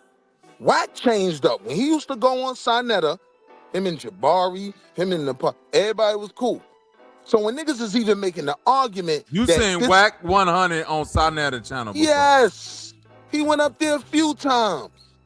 Well, I don't know how many exactly, but more than once. Right? So niggas is even sounding crazy to me who follows this space, not knowing that he But been on that's this what I'm show telling you, though, my months nigga. ago, That's damn what near a I'm year telling ago. you, though. Even Then, when he hold on, was hold on, on hold on, real Sinetta, quick. they was Real going quick, back and then and I'm forth gonna about land. the African shit. You Real ain't quick, nah, and then I'm nigga. gonna You land. not listening. Hold on, real quick, because you cut me off 3 times. Let me And rock I'm right gonna cut now, you off right? again, my So nigga. That's number what I'm one, telling you. niggas sound crazy when they're acting like Whack don't know about this market. He been over there. So this is where I'm trying to let you know I'm looking at it from. He picked them for a reason, right? You on your African shit. This FBA is catching some traction, and a large, understanding of the FBA community is it's that lion-hearted hip-hop type. It's the youth, right? So bet. This perfect for me. I come from no jumper, right? I'm going to crash out on you, Jabari. I'm going to be King FBA for a day, right? And then I'm going to have niggas that should be logical talking about street mentality should determine how black men deal with each other, and that's going to have good results. We ain't Yeah, agreeing with street that's what happened. mentality. You missing the whole point of the show, And I my nigga. appreciate y'all letting me get that out. I'm going to go on mute. Okay, good. Mute. My fault, Now pause, listen, my for to nigga. get that out. The Pause. nigga did come on Sinetta. But even when he was on Sinetta, my nigga, they was going back and forth about shit like that too.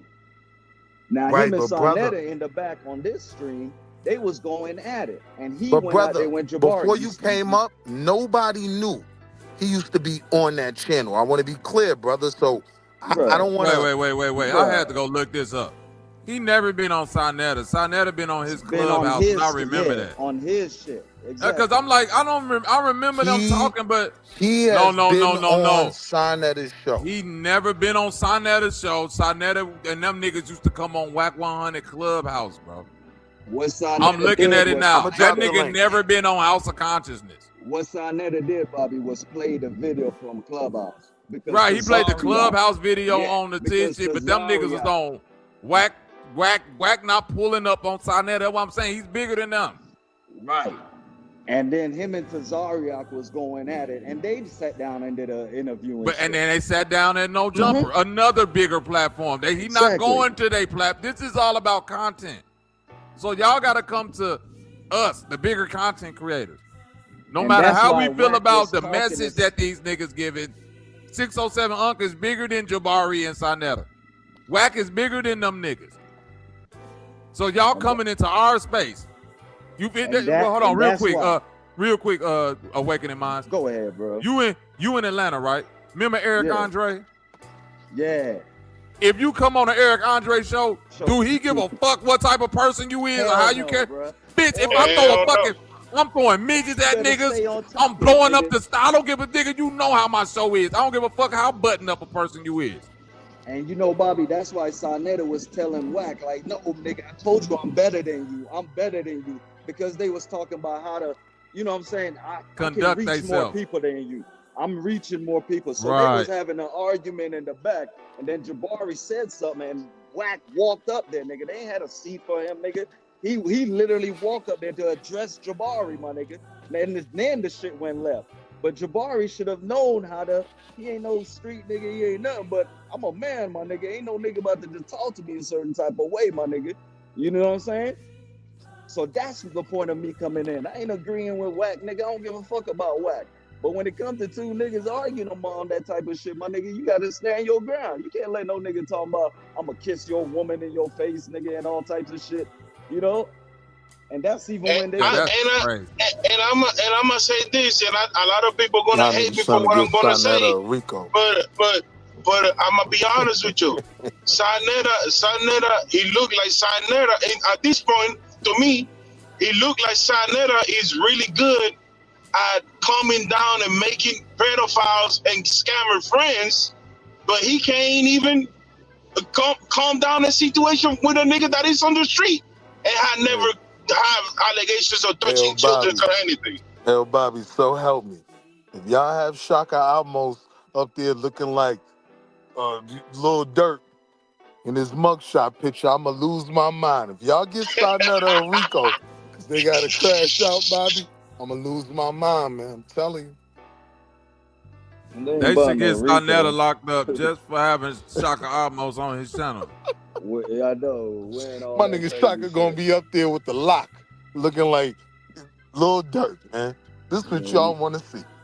God. Yeah, like how can you have a Muslim and a Christian in your show, and you can calm the situation now.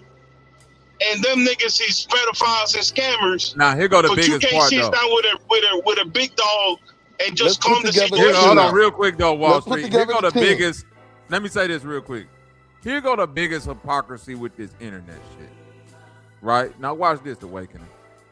Let's say I agree with you, Wall Street, and Wack 100 is familiar with 𝘲𝑁𝑒𝑡𝑡 and the platform and how motherfuckers get down and how motherfuckers talk to each other when it get heated. Why then are we? Because if we really being honest, based on the type of shit I've seen on 𝘲𝑁𝑒𝑡𝑡, Wack 100 probably was at a 5. Right?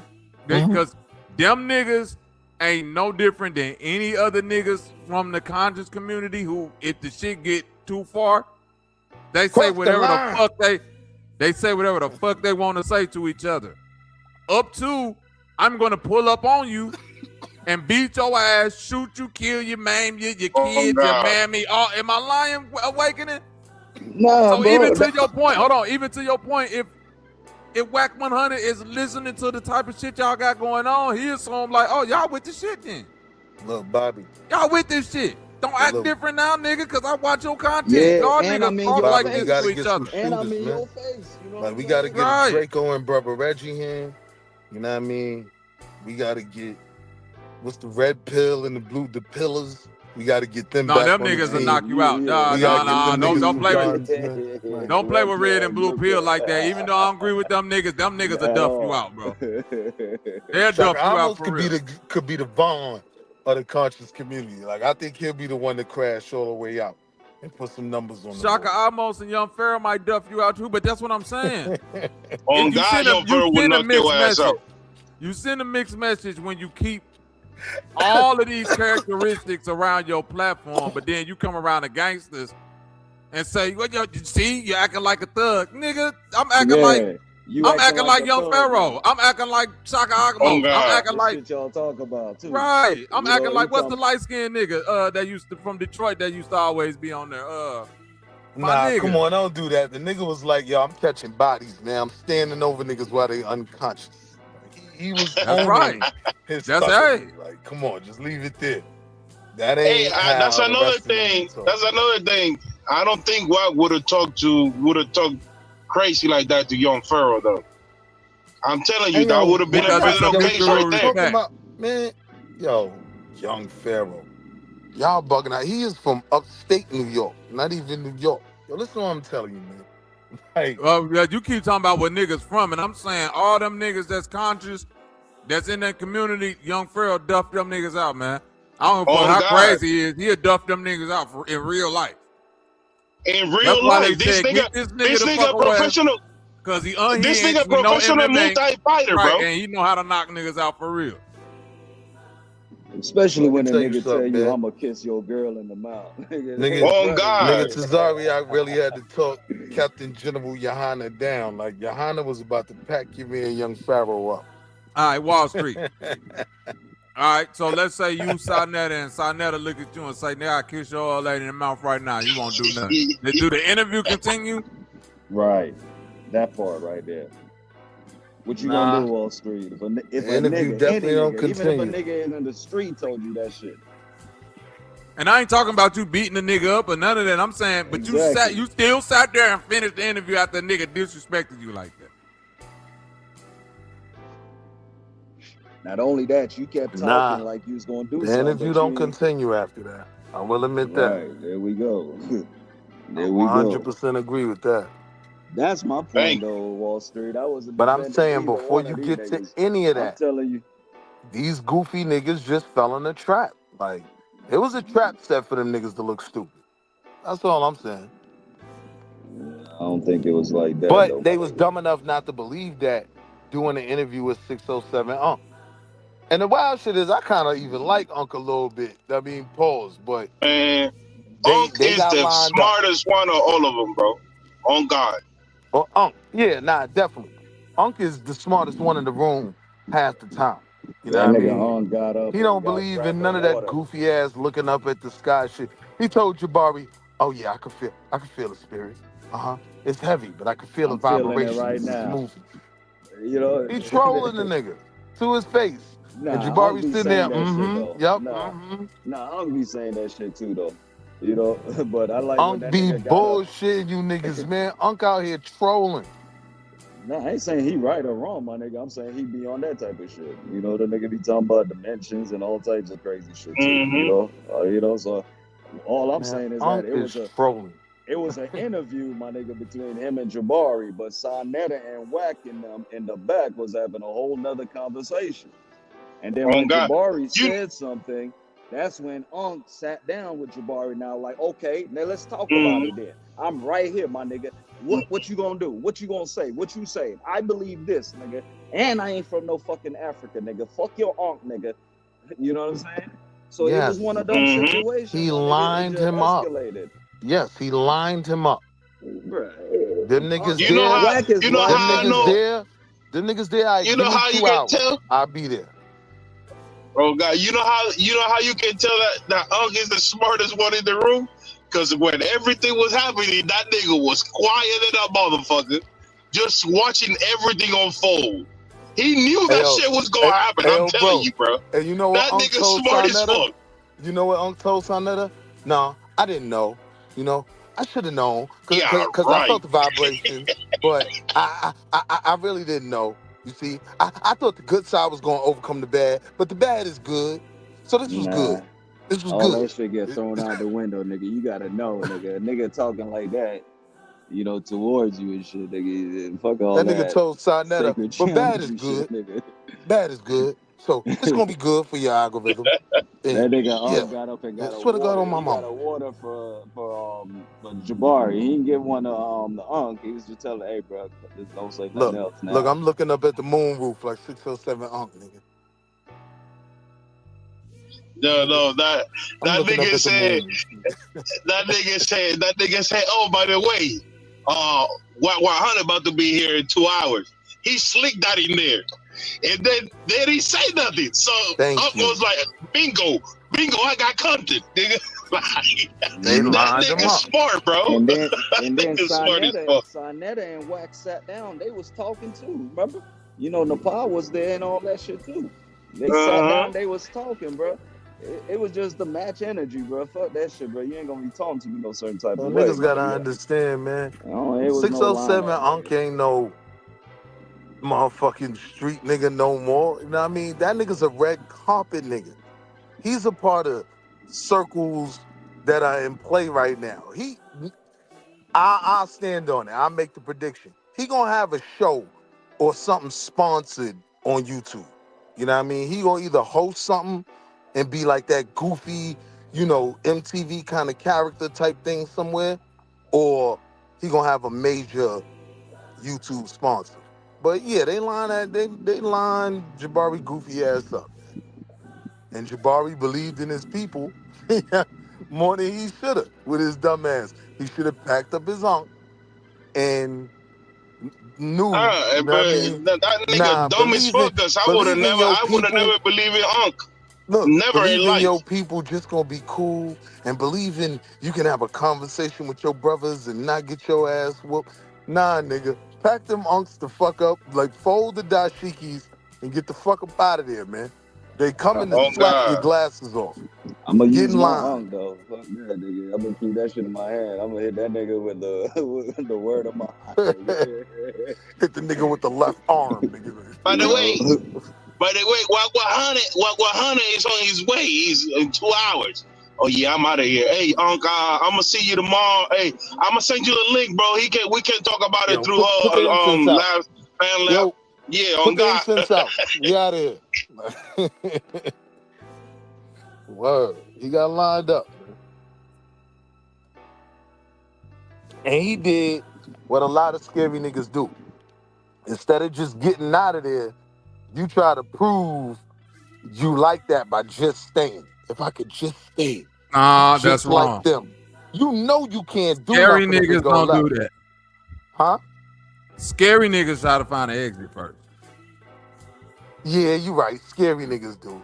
Scary niggas is the last niggas that's trying to prove their toughness. All right, so what's the category of the nigga I'm talking about? You know what I'm talking about. Fake tough niggas. I ain't even Jabari is a fake tough nigga. Right, that's the point you missing. It was nothing about no. Bro, any nigga that's like, bro, I don't give a fuck how much you try to disguise it with intelligence. Any nigga that's like, yes, I studied 75 ancient African martial arts. You trying to tell me in a smart way that you's a tough nigga. That I can fight, nigga. Like, you feel me? Hey, yo, You he being specialized at and that. a nigga that's a Rika Pyru and saying, oh, okay, I got one. Oh, God.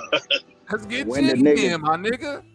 Even when Jabari came back with that gay ass shit, he said, oh, you know, and then okay, hit him back with some gay ass shit talking about sex play. Like, man, what is y'all niggas talking about?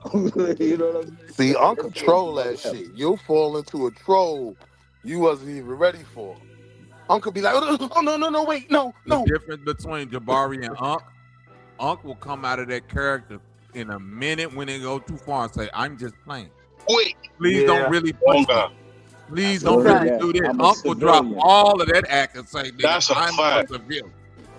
He'll hit you with I don't that know line martial right arts. there. I don't know nothing. he I've do it seen with- it too many times. With him and your man Yellow. Oh, God. He with do it with everybody. King Yella all the time. No, he do it with King Yella. He do it with the niggas he be around all the time. He did it with that nigga 4 Extra. He do any and everybody who done really been like, nigga, I'm about to put my hands on you. That nigga be like, whoa, hold on, gangster. I'm just playing, man. I ain't on that. You know, Bobby, you made the perfect example when the nigga is cracking too many jokes. You know what I'm saying? That was the perfect example. It was nothing else needed to be said. The facts. You know, that was it. That summed up the whole interview, the whole back and forth, the whole altercation. When the nigga is making too many jokes, and you know it's time to stop making jokes. You know what I'm saying? That's how But Wack you was keep talking going. to that nigga. Yeah. You know, and you keep going, nigga. Now you pointing fingers. Them arms was moving a little too much. You know what I'm saying? It wasn't like they was on some intellectual shit, my nigga. Wack ain't come there to. They came to just talk, my nigga. You know, and then it just went left. Him and Sonetta was in the back arguing, my nigga. So the shit started going left. Then they calmed down and sat down, and that shit went left. Man, they line that nigga, man. Nah, bro. Nah, bro. They line that goofy nigga, man. And he thought his dashikis was gonna keep him safe. And in reality, niggas was really willing to slap your glasses off. Don't get it twisted. You know what I mean? You on your African shit, bet FBA gonna love this. Let's get some of that Tariq money. Let's get some of that It Tariq didn't money. even matter what right? Jabari said, my nigga. Jabari Think about coulda it. said- Jabari Even coulda watching the said- review, which we could Jabari, go back my to, nigga, is at that Chief point- Shoe on. At that point, Jabari could have said he liked blue. Wack was gonna say he liked red, nigga. Right. You see what I'm saying? Right. It wasn't no lineup. It was just Right. what's been going on the whole time. No, that's a They- lineup, man. My nigga, it didn't matter at that point, my nigga. I could have told you I'm a Democrat, nigga, and you know you gonna say I'm a Republican at that point, nigga. You just Because I gotta just know. want beef. I'm lining you up. I just want to That's who fight, Wack nigga. is, bro. I don't- It ain't even like that. Ain't no agreements. Ain't no things we can see like I want to fight, nigga. Everything you're saying I'm disagreeing with. You're being lined. I think you missing the point too, though, man. Bobby, you remember when you was talking about basketball and shit? Niggas can talk about Jordan or LeBron all day long, nigga, until I go Right. get the basketball. You see what I'm saying? Right. It's natural competition, like to Yeah. prove your physicality between men. It's just a natural thing, right? And you should know when you in varying degrees of expertise. Like when I'm around the niggas that's street experts, I know it's a point we can go with any conversation where I gotta shut it off because their emotional intelligence ain't the same as mine. They ready to fight for real or get into something for real. So it's like, you should know when to cut it off. If you don't, if you feel like you finna get your point across on some, this is what the Ankh mean, or this is what consciousness mean, and not, man, them niggas eventually finna go through, nigga, I make niggas unconscious. Right. And you gotta deal with that. And what you gonna say after that, nigga? Because at the end of the day, you're a debater, you're a conscious debater, and all this. You trying to prove a point, What point are you proving by telling the nigga he got a small dick, bro? Like, Yeah, that nigga, there ain't no point on that, bro. That was You Yeah, feel now me? that's wild. It's up after It was that. over. That's It was wild. over, my nigga. And then you talking about the laws of my eye, nigga. I go kiss your girl right now, nigga. What's up with them laws of my eye, nigga? I go kiss my I go kiss my eye right now, nigga. Nah, What the fuck nigga. is you talking about? You call her Nepal anything, nigga. Whatever her name is, nigga. I go kiss her right now, nigga. Yeah, we keep jumping over that point. He disrespected Jabari and Sarnetta. And Sarnetta is a nigga who always say, I'm from the Khalid Muhammad, FOI, this and that. Nigga, he wasn't gonna take that FOI ass whipping. Nigga, it was only 2 of them niggas. It was 2 of them niggas and an unk. The fuck was they gonna do? But that's That's that why to claiming me, that's that claiming I righteousness shit though. That's we what he was trying to tell him. I That's want what to they make was it clear arguing with about. y'all, right? I agree on, and we agree on everything y'all saying, except the fact that he wasn't lying, right? Like your man Wack didn't do this very intently, and so on that one factor we don't agree on is why shit becomes so different, because that was to me some whole ass shit. You know what I mean? Like he set the nigga up.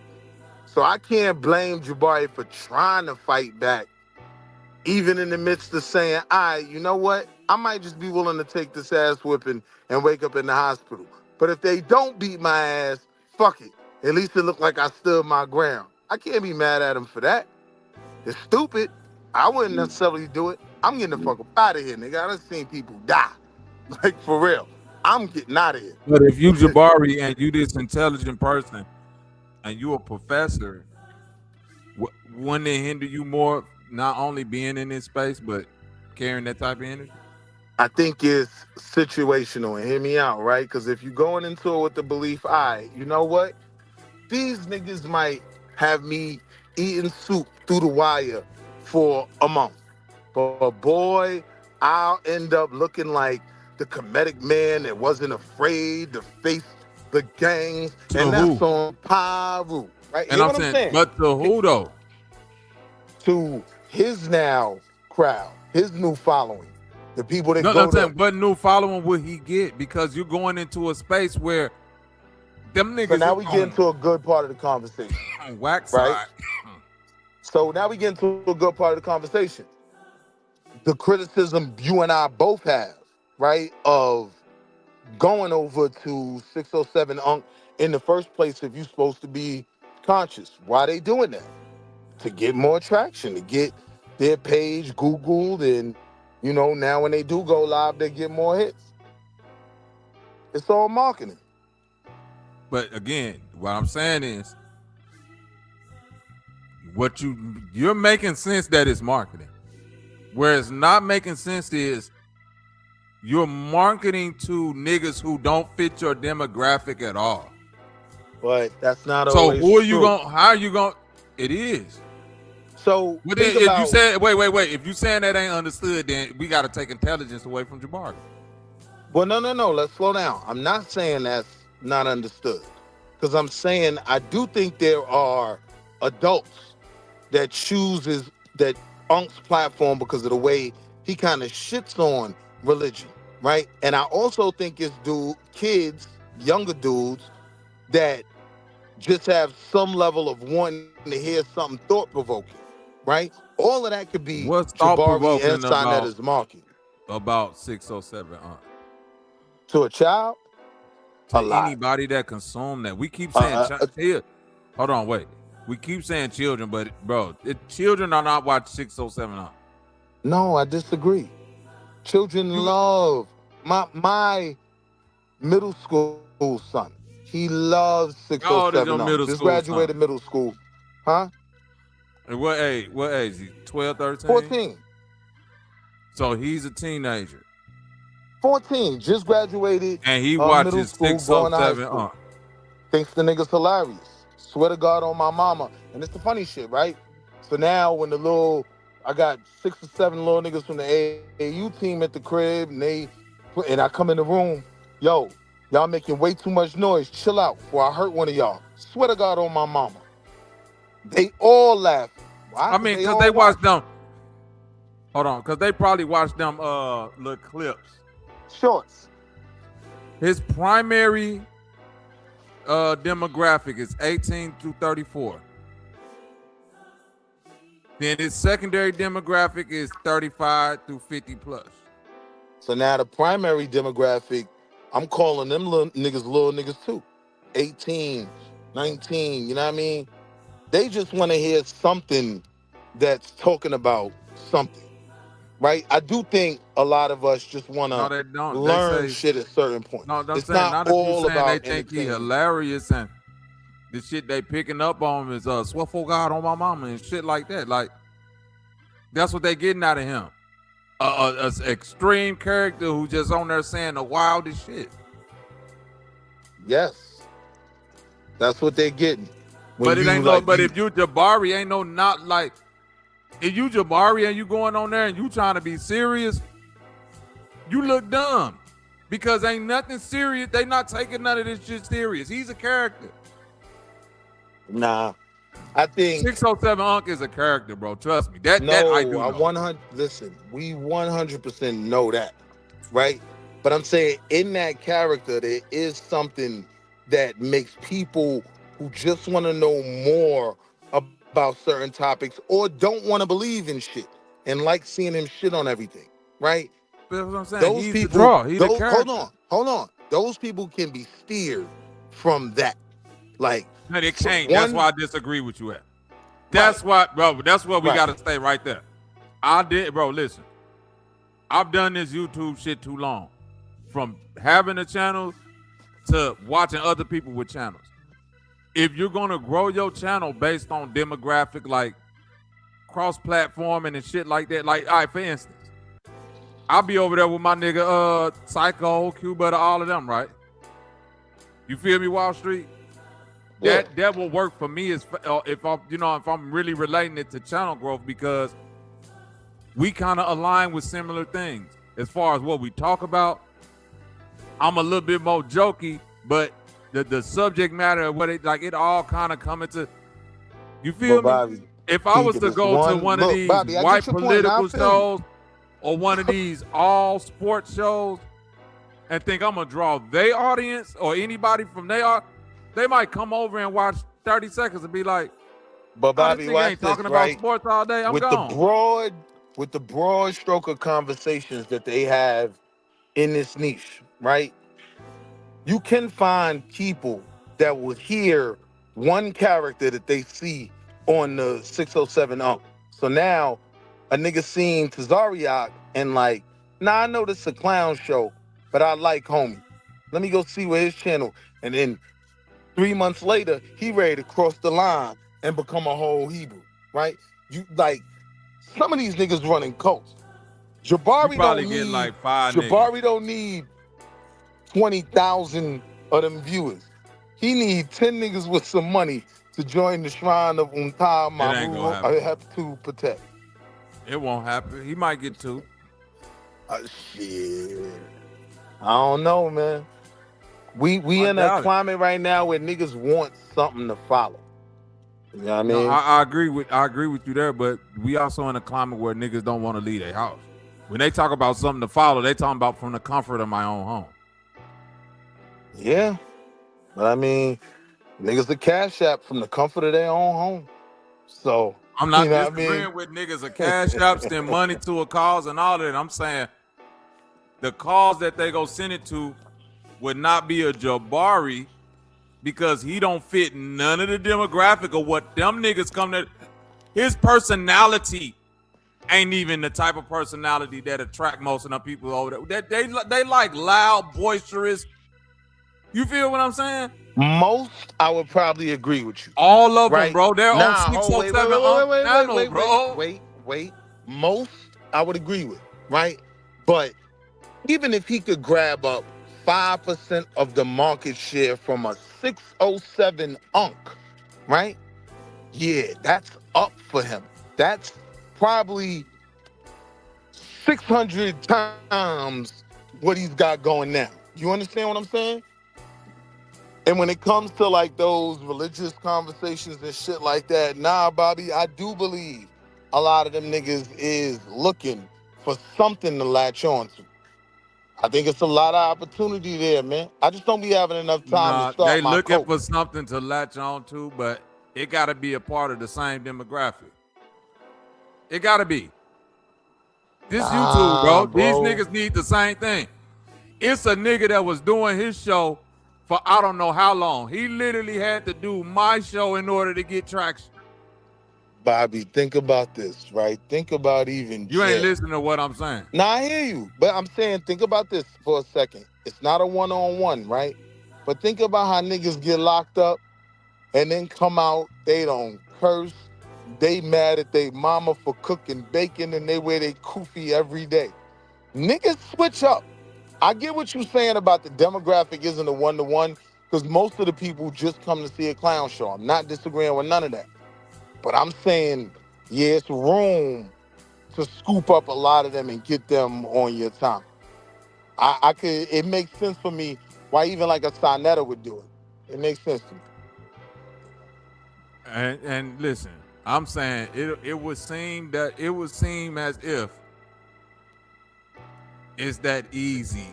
I ain't gonna say easy, but it seemed like it's just that kind of simple. Like, okay, go over here, cross market, boom, and all of that. But the part that's not being really recognized is that if people like a certain type of thing, then if you're not giving them some of that thing that they want from this particular place, nothing is going to make them come to your place because it's too far away from what they, you see what I'm saying? What they're here for. Yeah, I agree with you 100%. But I'm saying, I do think a big part of what people on 607 come for is the religious conversation. Even with it being silly, right? I do believe there's some underlying thing where it almost becomes a damn religion porn, you know, corn to a certain degree, where you like seeing the Hebrew Israelite that you was raised to be, and now you don't rock with that no more. You try to find something new, and he dragging 𝘾𝑼𝙎 and making him look goofy. You get what I'm saying? Like there is a connection between niggas' real life and what he's capitalized on by having them conversations and making them a clown show, which I agree. But there's a connection between them audiences. Nigga hear the right person on that show that don't let Unc totally cook them, you know what I mean? 6 months later, a nigga ready to be baptized, man.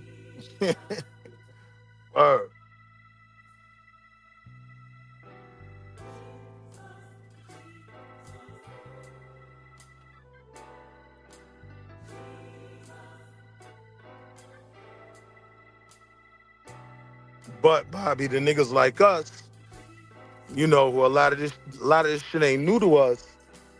Yeah, if you represent this, you look stupid going over there. So I agree with you on that. I know that's what you've been saying.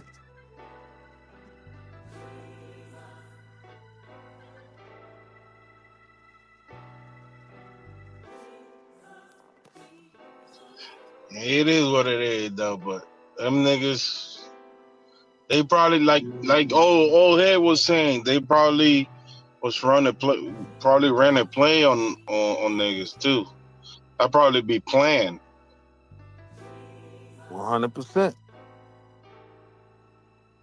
Hey, my nigga, Young Natives in the building. What up, Rob? What long time? Salute, cuz. My Philly family in the house, man. Salute, everybody. Salute. I was finna get into some of this Jaylen Brown content, but I might say that for tomorrow because that's a whole nother trick bag I think niggas ain't ready for. I was gonna get into some LeBron James content, but you know. Oh, I forgot Humblin was up here. Hey, Auntie. I'm okay. I can't complain. Hey, sis. Bro, the biggest sellout. But wait. But wait. Real quick. Bobby, how do we have the YN team takeover conversation? Like, as fathers and black men that care about these little niggas, how do we have the conversation? You just have the conversation. You be as honest as possible. Well, not as honest as possible. You be honest. Not possible. Just be honest, man. Stop acting like it's something that's possible. It's impossible to be honest. In this conversation about black kids, I think it doesn't benefit either side to really be honest, right? Because neither side is really trying to fix the situation. Niggas just want to argue. I seen some shit yesterday where I'm really like, nah, yeah, like, the reality is to save our babies. What you said? The reality definitely is to save the babies. You know what I mean? But that's how you save them. You got to have an honest conversation. See, that's what it was, Bobby, right? Like, the little niggas is wilding on the beach all day, but they kind of just chilling. I made the joke to my wife, like, oh, shit, it's giving team takeover vibes. She's like, nah, them good kids. See you profile, right? But the little niggas really was chilling. As I'm looking out, 98% of these little niggas ain't about nothing but school, AAU, and they chilling. 8 o'clock come, beach close at 9, so you know this when all the wild niggas, when we show up. You know what I mean? When it's almost over. Little niggas start shooting out on the beach, man. 7 people got hit. And you know the Fox News crowd's gonna run with that shit, man. What bugged me out was, after it kind of calmed down for 2 seconds, I seen them white boys running back into the beach. They thirsty. I know they ran to their car, got it real quick, and they fiending to be a hero in the morning. That shit tripped me out, Bobby. I'm sitting there watching that, packing up the chairs and shit. These niggas come. Like, it was about 3 groups that I noticed that, oh yeah, these niggas got the hammers on them, and they, you know, they got the flag on their shoulder, the white and black flag on the t-shirt. Oh, these them Proud Boy niggas. They ready to pop something. You know what I mean? And so it was just nasty to watch, man. You know what I mean? But why I say how to have the conversation, because while I agree that 98% of them didn't come with no bullshit, white people see that whole 98% as the 4 little niggas they end up catching. So it's like you can't really be honest with either side because you're just giving them their argument.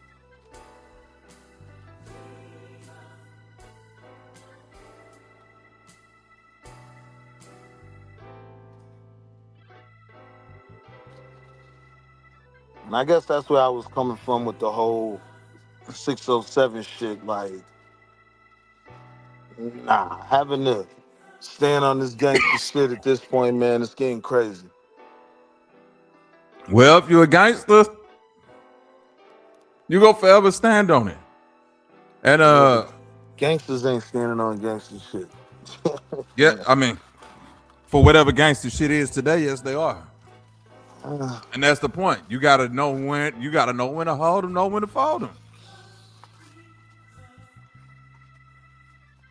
That part right there, bro. Stop putting yourself in positions with people you don't want to deal with the consequences of how they live their life.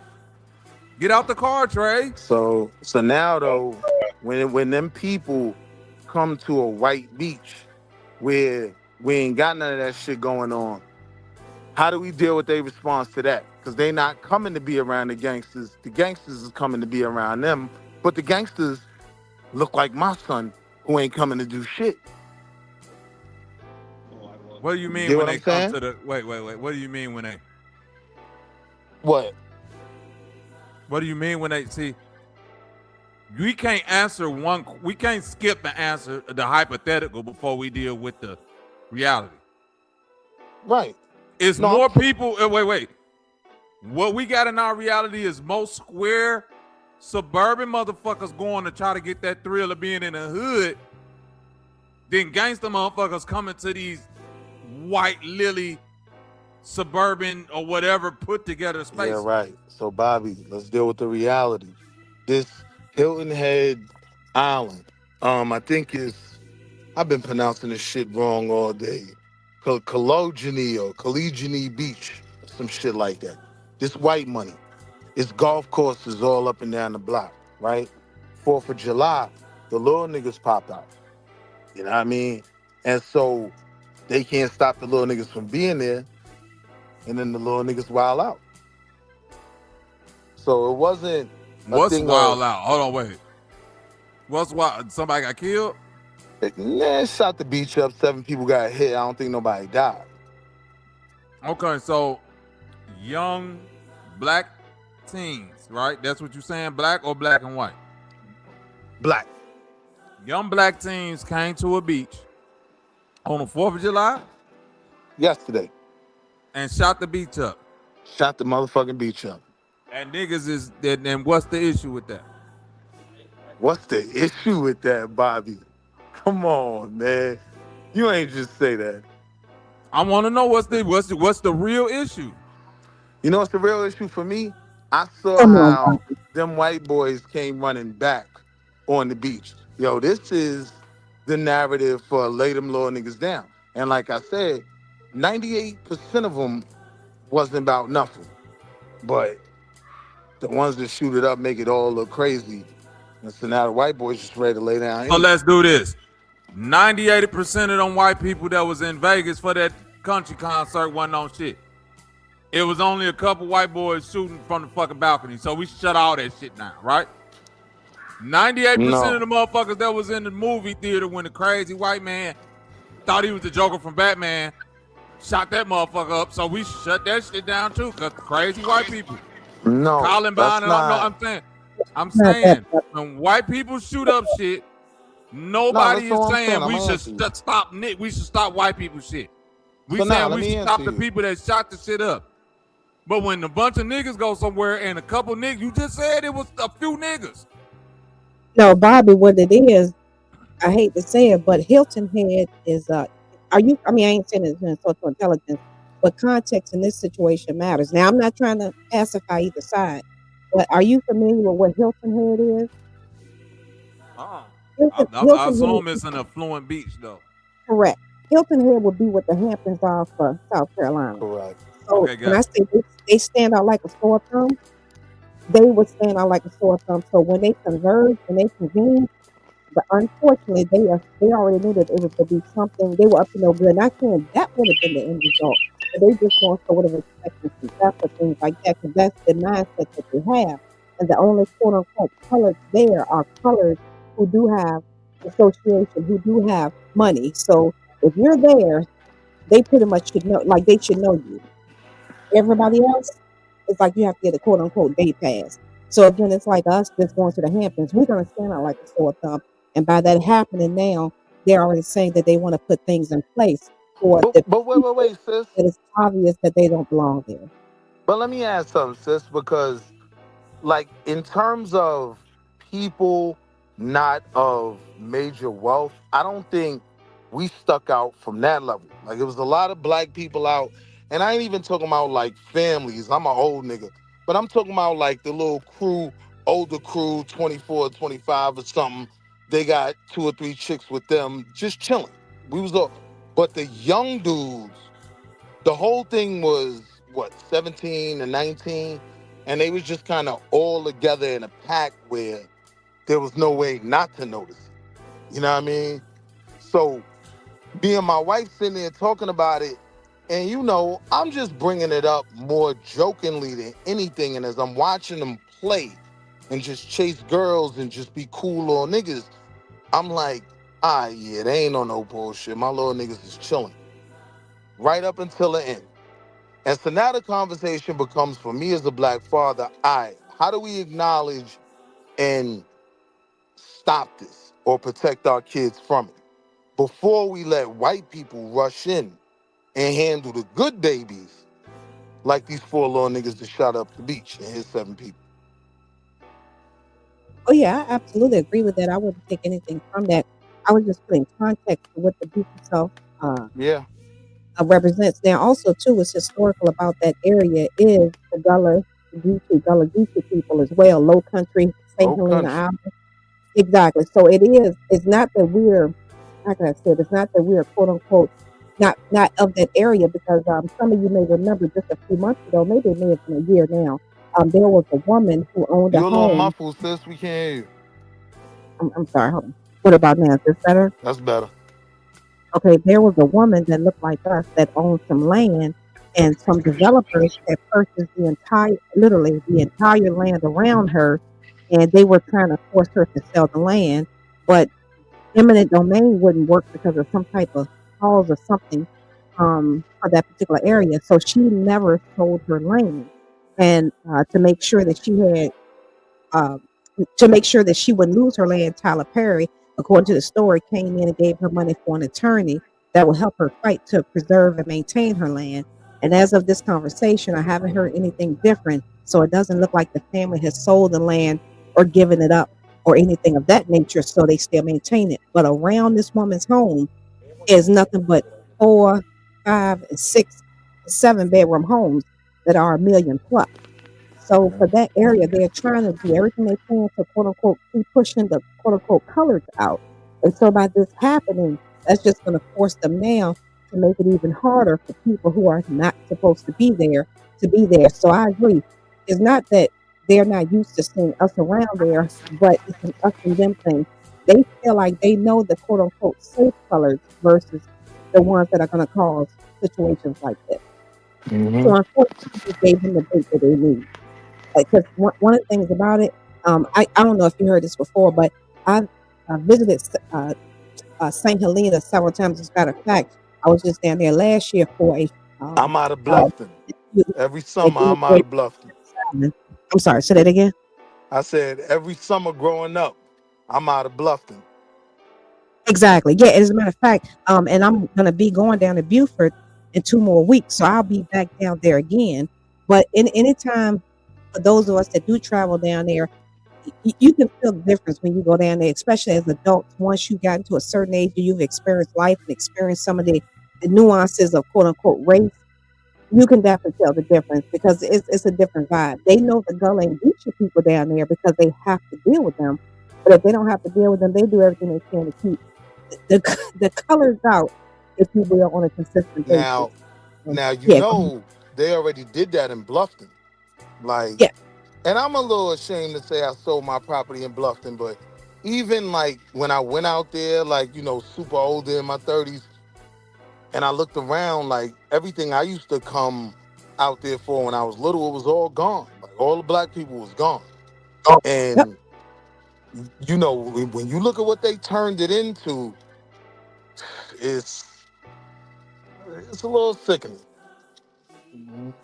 It definitely is, and I do empathize deeply for the Gullah Geechee people having to deal with this every day. I know some of y'all may have saw the headlines just recently with them having certain laws and legislation and other things passed in order that their land couldn't be taken via eminent domain and some different other things as well. So it's a constant fight even for them down in Low Country. But I did hear the headlines still for Wall Street, but I didn't follow up on it, so I'm gonna definitely keep an eye out for that now because I can't wait to see in the coming days, weeks, and months. Hey, yo, sis, the kids was so tactical with it, right?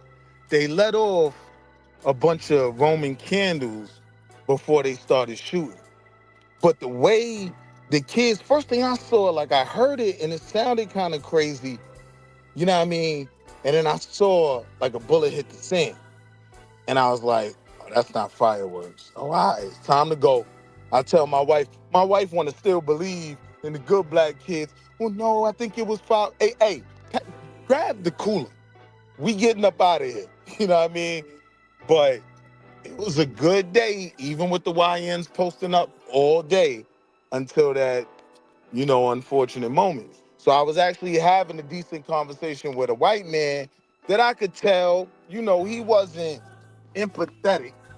He ain't had no problem being honestly respectful with me, right? So we was talking about it in this restaurant. I knew he had some money. And so he did acknowledge that, yeah, I'm out there. I know most of them kids. A lot of them go to school with my son. You know what I mean? And so he acknowledged that most of them wasn't on some bullshit. And it's just a couple. So he like, how do you fix it? I'm like, well, listen, man, y'all got to spend some money. I said, yo, this is what we wanted reparations for, okay? Do you think we wanted you going through this shit? We need some money to put black men out tear there. that shit up. Look, we need. Fuck what Willie talking about. All right. I'd have told that white dude, nigga, I got 10 more little niggas that I know directly from the hood that gonna be out here next year to tear this shit up some more. Nah, Bobby, I told him you want to. You think? Wait. This the problem. Here go the problem that I got with that statement. And I know this might not be the right answer, Humlin, but I get tired of niggas having to live in these situations constantly. Like when you talk about the hood, these white people just get to assume every nigga in the hood is that way when it's literally the same percentage. You feel me? Yep. So now y'all got. So now that y'all got to deal with the shit, we supposed to come up with a plan for it? No, deal with it. We deal with this shit on a daily. I wouldn't give a fuck how many of y'all beaches got shot. But Bobby, wait, think about it like this for a second, right? Number one, this ain't our beach, right? Like this yes, is it is. When you talk is about, it an American beach? Yes, it's our. It's our beach then. It's a public beach, right? It's an American public. That's our beach. All right, Case closed. Anywhere niggas go take over is our shit, right or wrong. All right, hear what I'm saying. To the reason of why we gotta fix it, right? It was because up until I saw what I saw yesterday, you know what I mean? I was like, I'm on the same time as you, right? But I watched them white boys fiending, Bobby. They was fiending to see somebody even standing near somebody with a gun. They was going like they ass up. And in the midst of doing that, they could hit that innocent kid. Black kid that's just out there with his homies chilling. He don't even know the gangsters is standing 5 feet from him, right? So at a certain point, it's about protecting our kids, not even having nothing to do with white folk. Because I'm saying, if we don't fix it, they gonna start responding to it. And I'm saying this. Ain't no black power when your baby's killed by a coward. It should now become a problem that we rush to fix now that white people gotta feel it. I feel like white people should feel that more before we even fix it. Nah, Bobby, I'm the type of person that feel like, nigga, if the trash problem was a problem, but now if the trash problem wasn't a problem when they wasn't picking up trash in the hood, but now it's a problem because to Humble point, they're not picking it up in the Hamptons and Hilton Head. Let it go for a couple more weeks then. All right, Don't so address it now because the whole month, I'm just saying in reference, like as an example, the whole month that the trash wasn't getting picked up in the hood, niggas are just like, that's the hood. I get your point. So but Bobby, now trash ain't getting picked up in Hilton Head. Niggas like, oh my God, what are we going to know? So let's let try that this, shit Bobby. go on for a little bit longer. So let's try this, right? Let's take white people out of it. Let's talk about the many black families, toddlers on this beach. We come to this beach to get away to something nice, right? To just chill. We don't want to go to Myrtle. It might go up in Myrtle. I wanted to go to Myrtle. I told my wife, yo, she was like, nah, something might happen in Myrtle. I was like, I told you, dumbass, Myrtle's so policed. They not doing certain things over there. But Hilton Head has this new, I don't want to call it an epidemic, but thing going on, right? So for the black people that see this going down, that don't like it. Now it's about us fixing it for us. Because we came out here for a day off at the beach and our baby's in a line of fire. My daughter was scared to death. She ain't never been around no gangster shit. She come home from school, yeah, and it's a new kid. So now there's 7 brown kids in my class, right? Like, terrified, scared to death. So as black people, this can become a us thing as well.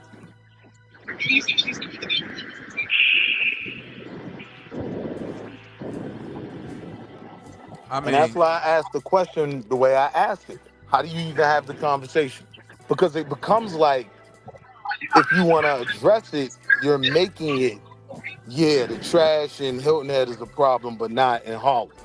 I get that argument. you address it in the hood.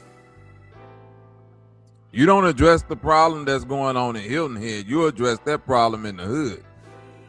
But see, this is the irony. This is the irony about that area. It's not really considered the hood, if you will, quote unquote, how we generally identify the hood. That particular area it's so deep in Gullah and Geechee that it's more tribal. So they probably, many would say they do live impoverished, but it's not considered a city hood, if that makes sense. I mean, Tybee Island, St. Helen, and all that, that's the hood. That's the hood. Notice I was very specific, not like a city hood, like a hood in Atlanta. It's the country.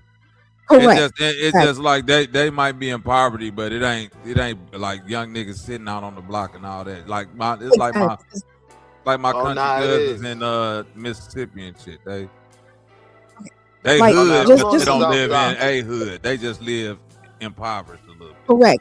It's no 10-story, buildings. It's no housing projects that are built by the city. Ain't no type corner situation. stores, ain't crackheads, ain't Yeah. walking up and down the street. Like, yeah. I mean, they have them, but not like it is. Like, again, if You you know go what to, I mean? Like, yeah, it ain't. Yeah, I know. exactly. It would be, for example, if someone It's the traveling typical there, Southern hood.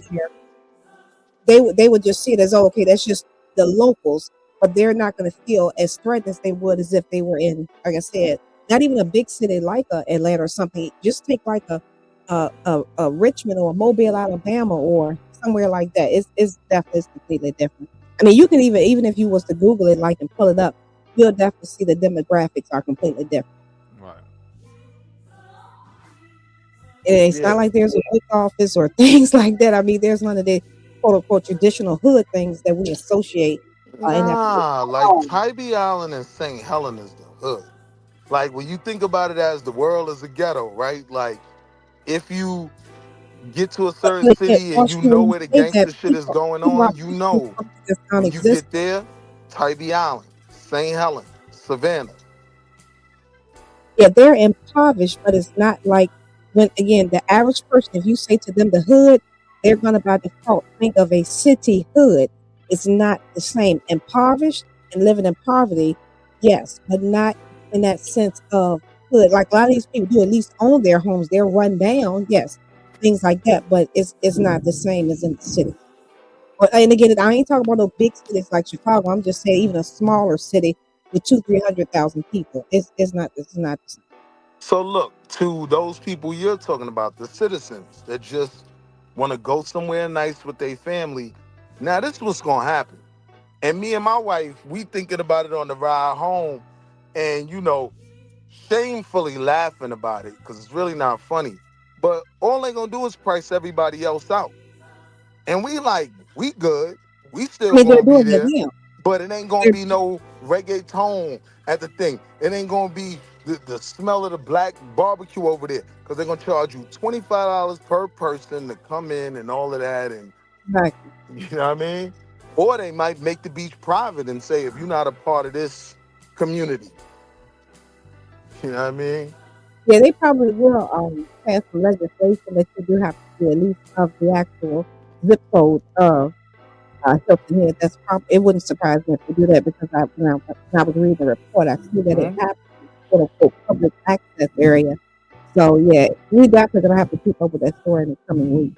So now these normal black people who just came out the grill, now they got to jump through hoops next year to do something nice for their family. Or go to Tybee Island, what's that, Orange Crush and all of that, where they picked this beach for a reason.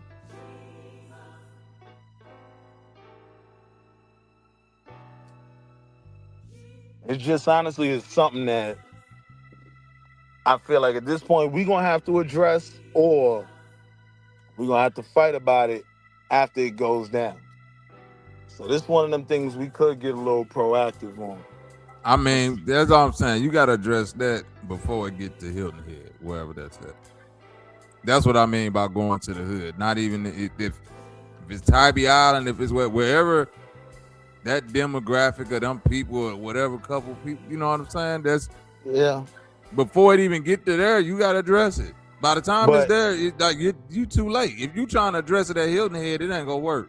Now see, Bobby, the thing is though, because none of this element ain't been over there, it ain't no security.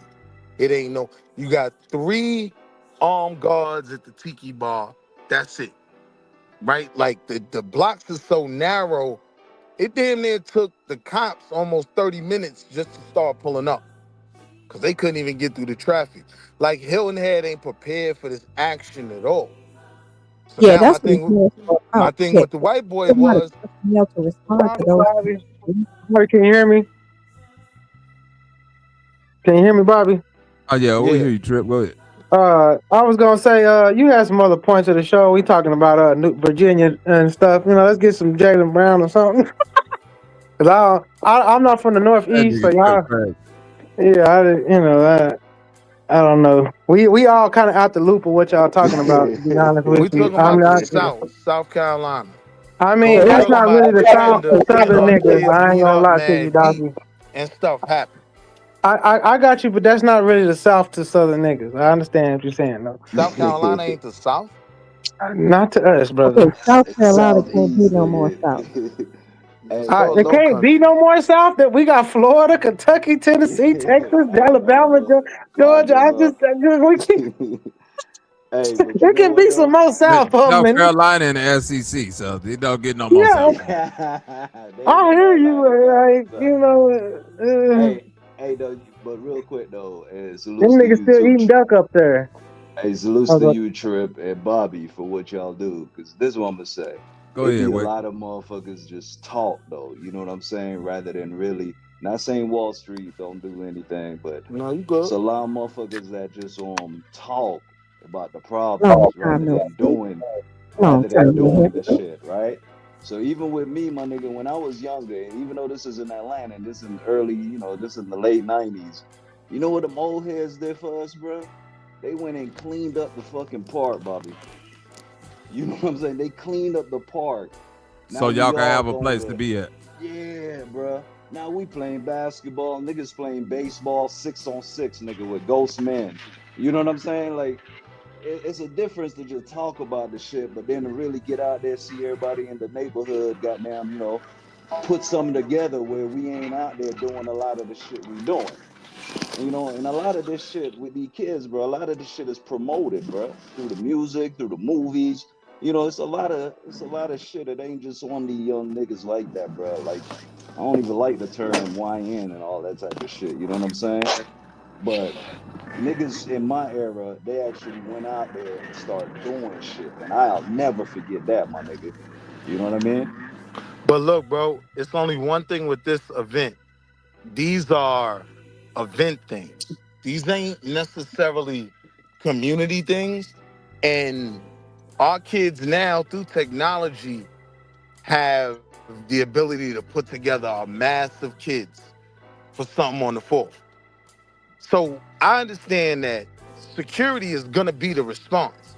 But my argument with the white man was, look, you're gonna have to either pay the cops wild bread, you know what I mean, for them to potentially create lawsuits handling these kids because they don't know who's who, or you could pay a black security company, man.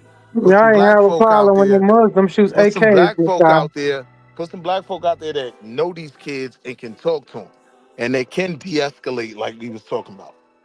Yeah, My point wasn't really necessarily addressing to you, but like in my case, my nigga, you know what happened a year later? The motherfuckers that was at the councils and all of that shit, they came, they start building gates. We had water fountains, nigga, a parking lot. where parents pull up as well, watch their kids out there And it play. took the street niggas to get it started, right? Right. That's what we Literally call it. that. East That's Side what I'm. Initiative where I am. And that We started doing barbecues to bring right, gangs Trip. So together. listen, Trip, bro. And through Listen that, real quick. go ahead. Listen real quick, Trip. That's the point Wack was trying to tell fucking Jabari, bro. You know what I'm saying? It ain't that you better than me, my nigga, because you got all this fucking Egyptian knowledge and all of this shit. You know what I'm saying? It's like there's niggas out here too that's intelligent too, my nigga. We can do something different. You know what I mean? But it was not like he's saying I'm promoting gangsterism and all that shit. That's just who Wack is, you know. But when I But grew look, up, my nigga, the same niggas that was toting the weapons, niggas, they was still at the park, my nigga. We was still balling, my nigga. Even the funniest niggas got the weapon on them, cracking jokes also. You Bruh. know, so but Look. look, like that conversation about what we should do in our neighborhoods, that's cool, right? And I agree with all that. Build our own gates. But what I'm telling you is in Hilton Head Island, they will pay for their own gates to be built in Barra South. Well, make them Right? pay for it then. No, the thing is we don't want that. That's what Man, I'm I trying don't to care if get you that's to what you understand. want. You talking about the YNs, all this shit, man. Hey, it's a part of America. You don't talk about all the hick hillbilly meth heads that did all this shit this weekend, Of course I nigga. do, brother. But I wasn't there when the hit meth heads did that. I Yeah. was there with kids that Oh, okay. I Well, would I was there. defend. You was at the Batman shooting too, and you was at the Columbine, and you was. I feel you. You was there too, but you talk about it. Nah, he said he won that. Goofy nigga. I was at Caligny Beach yesterday. That's the beach my goofy ass wife made me go to when I told her, let's just go to freaking Myrtle.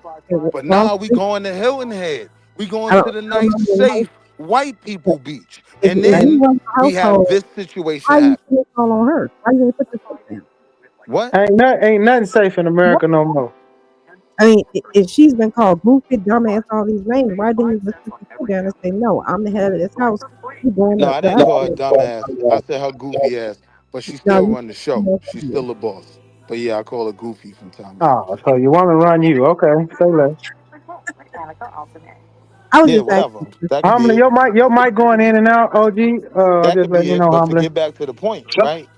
Okay. This is a very affluent beach, right? That's the thing. So all of this, what we should do in the community, is not going to change when our What people the want to fuck is go an there. affluent beach? What the fuck does that even mean? Well, sir, affluent means wealthy, well-to-do. I know what that means. There's no Oh, such you thing. do. This So is what the fuck you America. asked me for? Because you saying stuff that's like affluent beach. It's a beach. There ain't no such thing as an You affluent sound beach. crazy, bro. Okay. This The is only not Coney affluent beach Island. is them beaches Coney where y'all Island is niggas the walk beach. around naked.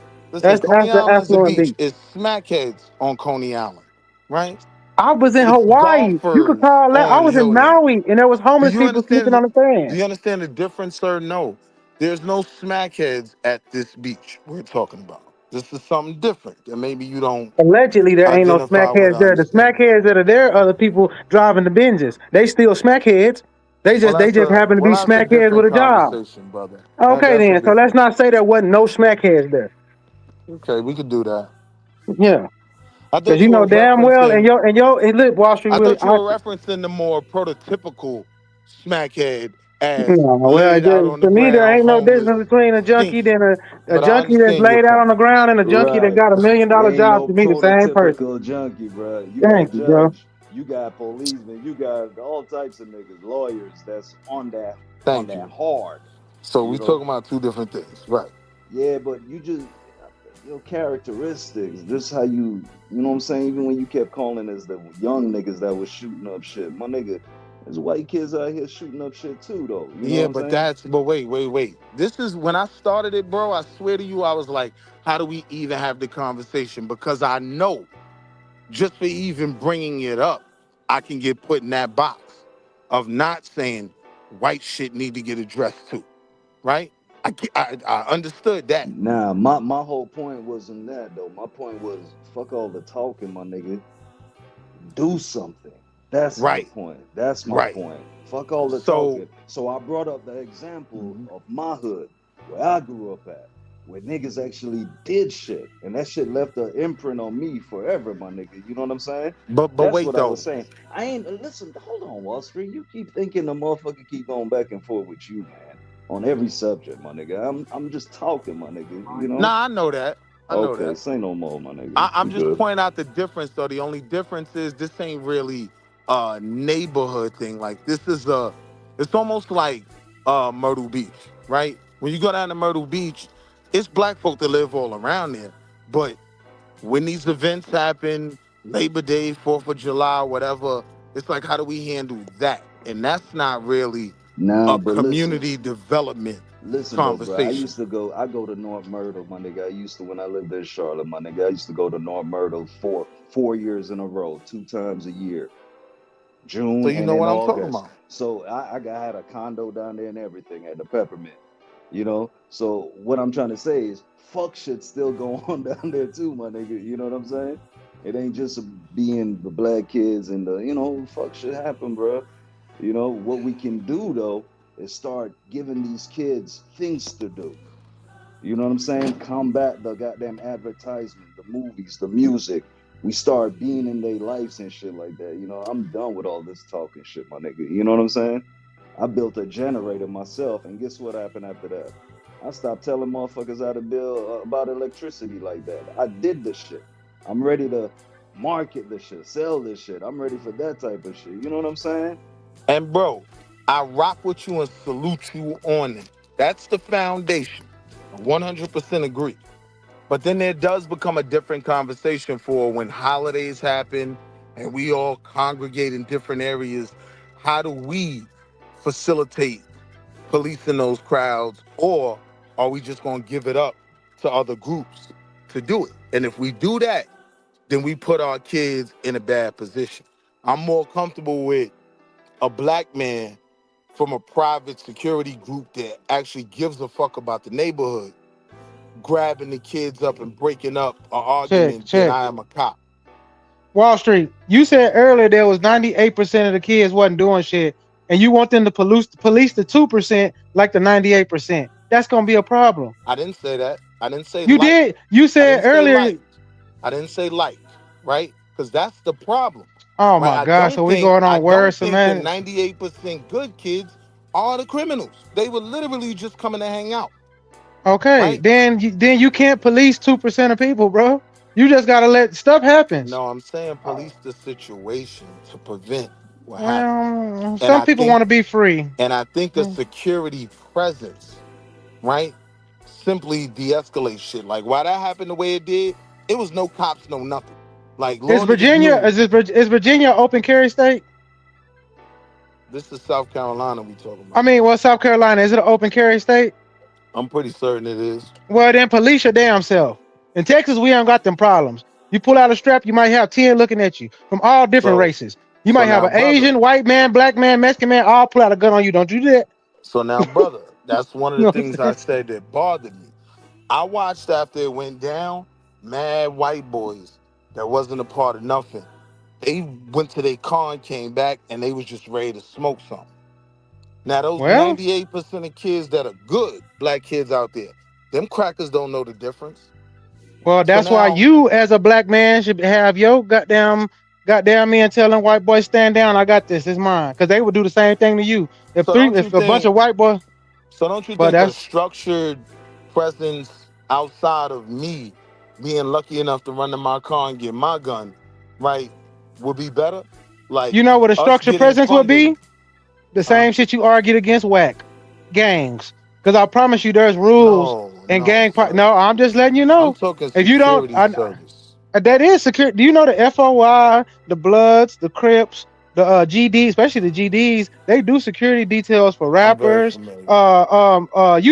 movie actors, all that shit. Because there's a structure to that, to where you come into certain areas, you can call a gang member. In Cali they call it checking in, but other places it's really just security. Hey man, I need some of y'all muscle because people know y'all. So when I come to the town, can y'all hold me down? And they'll say yeah. And them dudes are professional. They 6'8" giants. They go in there strapped to the teeth, whatever the laws is, and they say don't touch him. And if you touch him, there are gonna be problems outside of him. When he leave, y'all still gonna have a problem. You know what I'm saying? So don't go there. That is actually the only thing that I agree with. This go back to this whack shit. I want to move on, but it go back to what Whack was saying. You can come with all that smart shit all you want, but at the end of the day, you need us. You need niggas like me because when shit hit the fan, I'm who you call. Niggas don't need yes, no you do. fucking whack 100. What are you talking? Not saying whack. I ain't talking about whack. I'm using whack as a. Whack Man, is a stop whack going. Is a nigga that amps these type of situations up. Can you stop going off of the? Can you stop going off of the name and use security service? I'm not saying that. Listen. Black security. I am not using whack as whack. Okay, I'm not using whack as whack. I'm using whack as a representation. Like I told you, art imitating life. I said this an hour ago. Stop using whack as whack. Use whack as XY hood nigga. Don't take whack as his persona. Use him for. He's not the one to be used. Nah, but can you? All right, so it ain't no way to talk to you if you're not gonna use the analogy, brother. It's all I'm saying. It's analogy. If whack is the representation of XY, then use whack as Citizen X. That's what we're gonna call it from now on. Citizen X is a nigga I want to use. All right, never mind. I get your point, right? But I'm saying no, I don't want to utilize him to bring structure to our community. That's why I said let's call him Citizen X. Yeah. Citizen X is a nigga from the streets that has a track record, might be older, is banged in with different sets and stuff. X. I'm down okay, well, that's what we're gonna call it then. Citizen X. My song. We could use my song. Yeah. Proactive. Why you always want to go to these New York niggas, man? They proactive. Somebody else. Pick a nigga from Texas. We could use Smackwater. We can use OG Smackwater. I'm cool with that. But stop defending this whole ass nigga that causes I ain't defending that nigga. a lot of situations that have ended in violence. Now he ain't the nigga to do it. Smackwater. Shout out to Houston. Yeah, smack all day. Let him run the security company. So yeah, you can use the Citizen X. I go to Cartel Bo. Cartel Bo. I'm saying not that nigga though. Is all I'm saying. Anybody all right, we can use Cartel Bo. Cartel Bo. After his video, getting all them Hoover niggas down, they all got locked up for it and shit for having that video. He went in and did like a lot of work in his community when he got out the feds. He owns stores and stuff. Now he employing them young niggas. They all respect him because everybody know him as NBA Bo. But now he go by Cartel Bo. But you know what I'm saying? He still was, and so look, I'm saying and the thing is, Galveston. I'll give you an example. They had to make some money, right? Because what white people say all the time is, "Yo, start doing something with your kids and start this, that, and the third." All right, well, cool. If y'all need that service, then yeah. Hire groups of black men to be out there when this stuff is going on with the identifiable shirt to just say, yo, little bro, we good over here? Yo, don't do that right now, man. The police right up the block. And I'm saying that presence alone will stop a lot of this shit from happening. Again, there was no cops out there. Have you ever thought that you could have been that person, but you don't speak to them young niggas, them YNs? My nigga, have you ever thought that? But I'm talking about when you was out there on that beach, did you walk up and say, what's up, young brother? What y'all got going on? Let me put it to you this way. On my soul, I wish I could have knew exactly who was the shooter. I wish I could have identified him. I talked to a bunch of them little niggas, made jokes and all that. Even when everybody didn't know it was gunshots at first, right? I tell my wife, yo, start packing this shit up. I jump up, little nigga laughing at me, little nigga that we was cool with, kind of close. He like, nah, that's fireworks. I said, nah, little nigga. I know gunshots when I hear them. And so the little nigga joked. He was like, damn, it ain't sound like a switch. And he laughing because this little nigga ain't even like that to know it was gunfire involved. Well, how about, baby, he fearless, and maybe you was the one that was out of pocket. This nigga don't hear what I'm saying at all. No, I hear you. Like, but I'm just giving you, I'm giving you an opposite view because I'm younger than you. Opposite viewpoint on reality. I was there. That is reality. Did he move? Did he get shot? If I talk to these little niggas, right? I'm telling you about the little nigga closest to me because that assertion was insane. And what did he tell you? He said, who gives a fuck? Just chill out. Hold on so you're not confused. I always talk to the little niggas. So I did talk to the little niggas around me. If I had known this little nigga about to pop off in 2 minutes, I would have went over and tried to talk to him and de-escalate, right? What I'm saying is, you can't, I'm not fucking Superman. I don't have spidey senses where I could pick everything out. But what I do know is if it was an established presence of black men that were armed there, that shit wouldn't even happen. That's what I'm saying. We wouldn't even had to have a conversation with the little nigga. It would have been a natural deterrent. I'm saying outside of us doing that, what's going to happen is they're going to pay to bolster the Hilton Head police force, and it's going to become an army. And it's going to become an army of crackers slamming our kids in the sand, and then we're going to want to march later. Then deal with the point that did anybody get shot at the event? Did anybody get shot at the event? 7 people. Okay. And you was out there? Yes. Okay. Well, the young nigga told you ain't in the mix. Move out the way. I don't know. I just think that, like, I've been in those situations where shit going on in front of me, and we sitting. Hold up. Yeah, you can't. You got an echo. Oh, I do. Okay. Yeah. Where I'm sitting out at a spot, shit going on in front of us. My cousins and them kind of antsy. I don't even move because it ain't got nothing to do with me. I'm watching the whole thing go on. I'm like, listen, when you move, you invite yourself into that shit. I said, we gonna sit on this car and we gonna watch that shit go down. The police came, they asked us questions. We said we don't know. If just a bunch of motherfuckers doing da, we finna leave. They said, get your ass up out of here. Thank you. And would it matter? Question right quick. I noticed that you had mentioned that if there was a bunch of brothers with weapons, that wouldn't have happened. No, I'm not saying it like that. I'm just saying that maybe Willie had said that. Nah, she told Go me. ahead. Yes, I was just wondering in that context, how would people have known? How would those boys, because they were 17 and 18, how would those boys have known that the brothers had any weaponry on them, which would have stopped that from happening?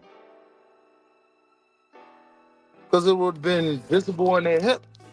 That's why I asked you if that was an open carry state. If it's an open carry, it's that's South all Carolina. Yes, you can carry I don't. guns. Right? Okay, then strap an AK AR across But your I'm chest. saying even out of an open carry state, if you're licensed security, you can have your ham on your hip. So I'm saying that would be the deterrent, right? To know that it's an armed presence out here. But I'm saying with it being an armed presence of black men, right? Now they can de-escalate shit that don't have to go this far. I trust them doing it more than I do the police. So why not set up something to make some money? And Bobby, can we get the to Jaylen Brown? That shit hurt, man. The reason why I was asking Willie was because, now, to your point, even with a lot of these states being open carry, it's not the culture in South Carolina. Just like here, it's preferred that people conceal. So it's not quite the same because obviously Texas, in their mind, they're not even really a part of the United States. I got you. Preach on it. So the culture is completely different. And I don't discount what you're saying, but I do understand with that same context, those same boys would have also known that those white guys would have definitely had weaponry as well that could have retaliated. So obviously the weaponry of others did not deter them at all. No, I'm saying there was no weaponry. There was no deterrent or anything like that. You know what I mean? Like, there was Jaylen Brown and Stephen A. Smith. So what's going to end up happening is, right, because they're already talking about it ain't been 24 hours.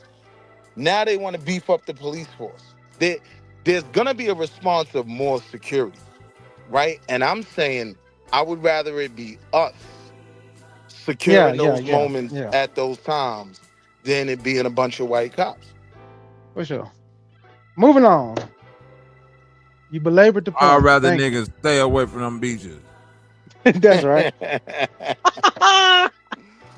That part. I'm the can't swim anyway, so if she'd have fell in the water, that'd have been a sad 4th of July. Oh man, them niggas would have stopped shooting to go try to get her out. The granny out there drowning. Oh shit. Put the gun down, put the trunks up. Man, that beach was popping, man. The Oyes was out. That's when I told you, man, Psycho, man, niggas ain't out here celebrating the 4th of July with the glizzies. These niggas out here celebrating 𝐿4 Niggas is putting the AR, putting the AR in the sky. He lying like a motherfucker. Them niggas went straight to Ross And got 4th of July outfit. Everybody had on red, white, and blue. Homeland had it on. Wall Street had it on. Nigga had on the American flag. Swim trunks. It's weak ass up there about. Fuck out of here. We don't celebrate that. Nigga had on Nigga a whole said I had the Uncle Michael Sam. Phelps on. I ain't had no Michael Phelps on, The my 4th of nigga. July brisket was absolutely delicious. I told you, He painted look, his toes if you red, white, and eat blue. brisket, if you eat brisket on 4th of July, you American, man. You down. Don't with the talk patriot. about it. Only do it. Got a big smoker going right now. Still to this day. Big steel. Salute, salute. What's up with my nigga Scorpion? Salute, Fuck man. America. What up with it, baby? Nigga, take your ass to Africa like Wax said. Let's talk about an NBA player who's greater than Luka Doncic, Jason Tatum, who's greater than all of these other European, probably besides Joker. The great Jaylen Brown. Let's break down this footage real quick and get into the greatness of Jaylen Brown. So I want to go through the tape of Jaylen Brown's last game with the Celtics. And we're going to pick up in the fourth quarter. And what's so fascinating about this game, check it out. It's Jaylen Brown going right in Pandemic P's chest. Not only was he taking every shot, and there he goes at Pandemic P again. Can't make this shit up. This guy looks like he's on acid. What the fuck? But this guy was legit guarding Embiid down the stretch. And game 7, look at that block. Like, obviously, the offense is going to run through Jaylen Brown in a win-or-go-home game. That isn't rocket science. But when you're going mano-y-mano with the big fella, a guy that's 50 pounds bigger than you on the defensive end, and that's Pandemic P with another brick, can't make this shit up. Game 7s are very telling. Who has the ball in Game 7? Every single possession. Everyone. Jaylen Brown is touching the ball. Unless there's just a bunch of shit we don't know, and there was a ton of inside the locker room issues. How do you trade this guy? And then on the other hand, you got a guy like Pandemic P, and all he did down the stretch was a shit ton of nothing, man. Look at Brown on both cock-sucking sides. How the fuck do you get rid of this guy for a bag of chips, man? And Boston, they lose this game. Brown misses a few tough shots at the end of the game. But, I mean, whoa, cooked him on that play. And I thought maybe the Celtics were just going to move these first-round picks, maybe get a guy like KD. And I actually spoke to Durant in DMs yesterday, and I don't think that's going to happen. But I'm sorry, you did not get better making this trade. All right. I agree. What was his work ethic like, and what was it? To me, Jaylen Brown is the most disrespected nigga in the league right now because he's unapologetically black. That's right. Supremely intelligent. Possibly the smartest nigga in the league, including all the GMs and coaches and shit. Rogue scholar. He's the youngest president of the Players Association. Mm-hmm. He's like, I don't even know if it's a debate that he's the best two-way player in the league today. It's him and Kawhi. It's him and Kawhi. That's about it. If you keep bringing up Kawhi injury bitch ass name, when you talk about Jaylen Brown, I said, you said, look, debatable. Right? Dylan Brooks. Okay, today it will be Wemby and him. Wall Street, get him off the page. Somebody get this nigga out of here. It's Wemby and guy's name one more time. Yeah, Dylan Brooks is out of there. Bobby, don't do that. And him. It's Wemby and him. Jaylen Brown better than Wemby. I believe so too. Because he wouldn't have choked off that playoff. Right now, Scorpion. Yeah. That's why I fuck with Scorpion, because he can be unbiased. Yeah, he is. Right now, Jaylen Brown is better. Like, that ain't taking nothing away from where Wemby gonna be in possibly by next year or the year after that. Yep. Right now he's better. Right now he's better, and he's supremely disrespected. Listen, he's better than Jason Tatum right now. He is. He's always been better than Jason Tatum. He's all. Thank you. I can't think of a time when Jason Tatum was probably better than him. More dynamic. Yeah, you could argue that up. I guess. Better I mean, bag if you like how they game look, but if you just talking about straight two-way buckets, player getting buckets and leading the team to championships, yeah, Jaylen Brown. The nigga because when Jason Tatum had that bad final series, Brown carried their ass. Cause he went to the finals and locked up Luka Doncic 94 feet. He did. He made that whole Luka can't play defense shit came from him. He turned that nigga into a regular nigga. And I still he did Luka so bad, everybody was like, to this day, people will talk about Luka not playing defense because of what Jaylen Brown did to him. It opened everybody's eyes to be like,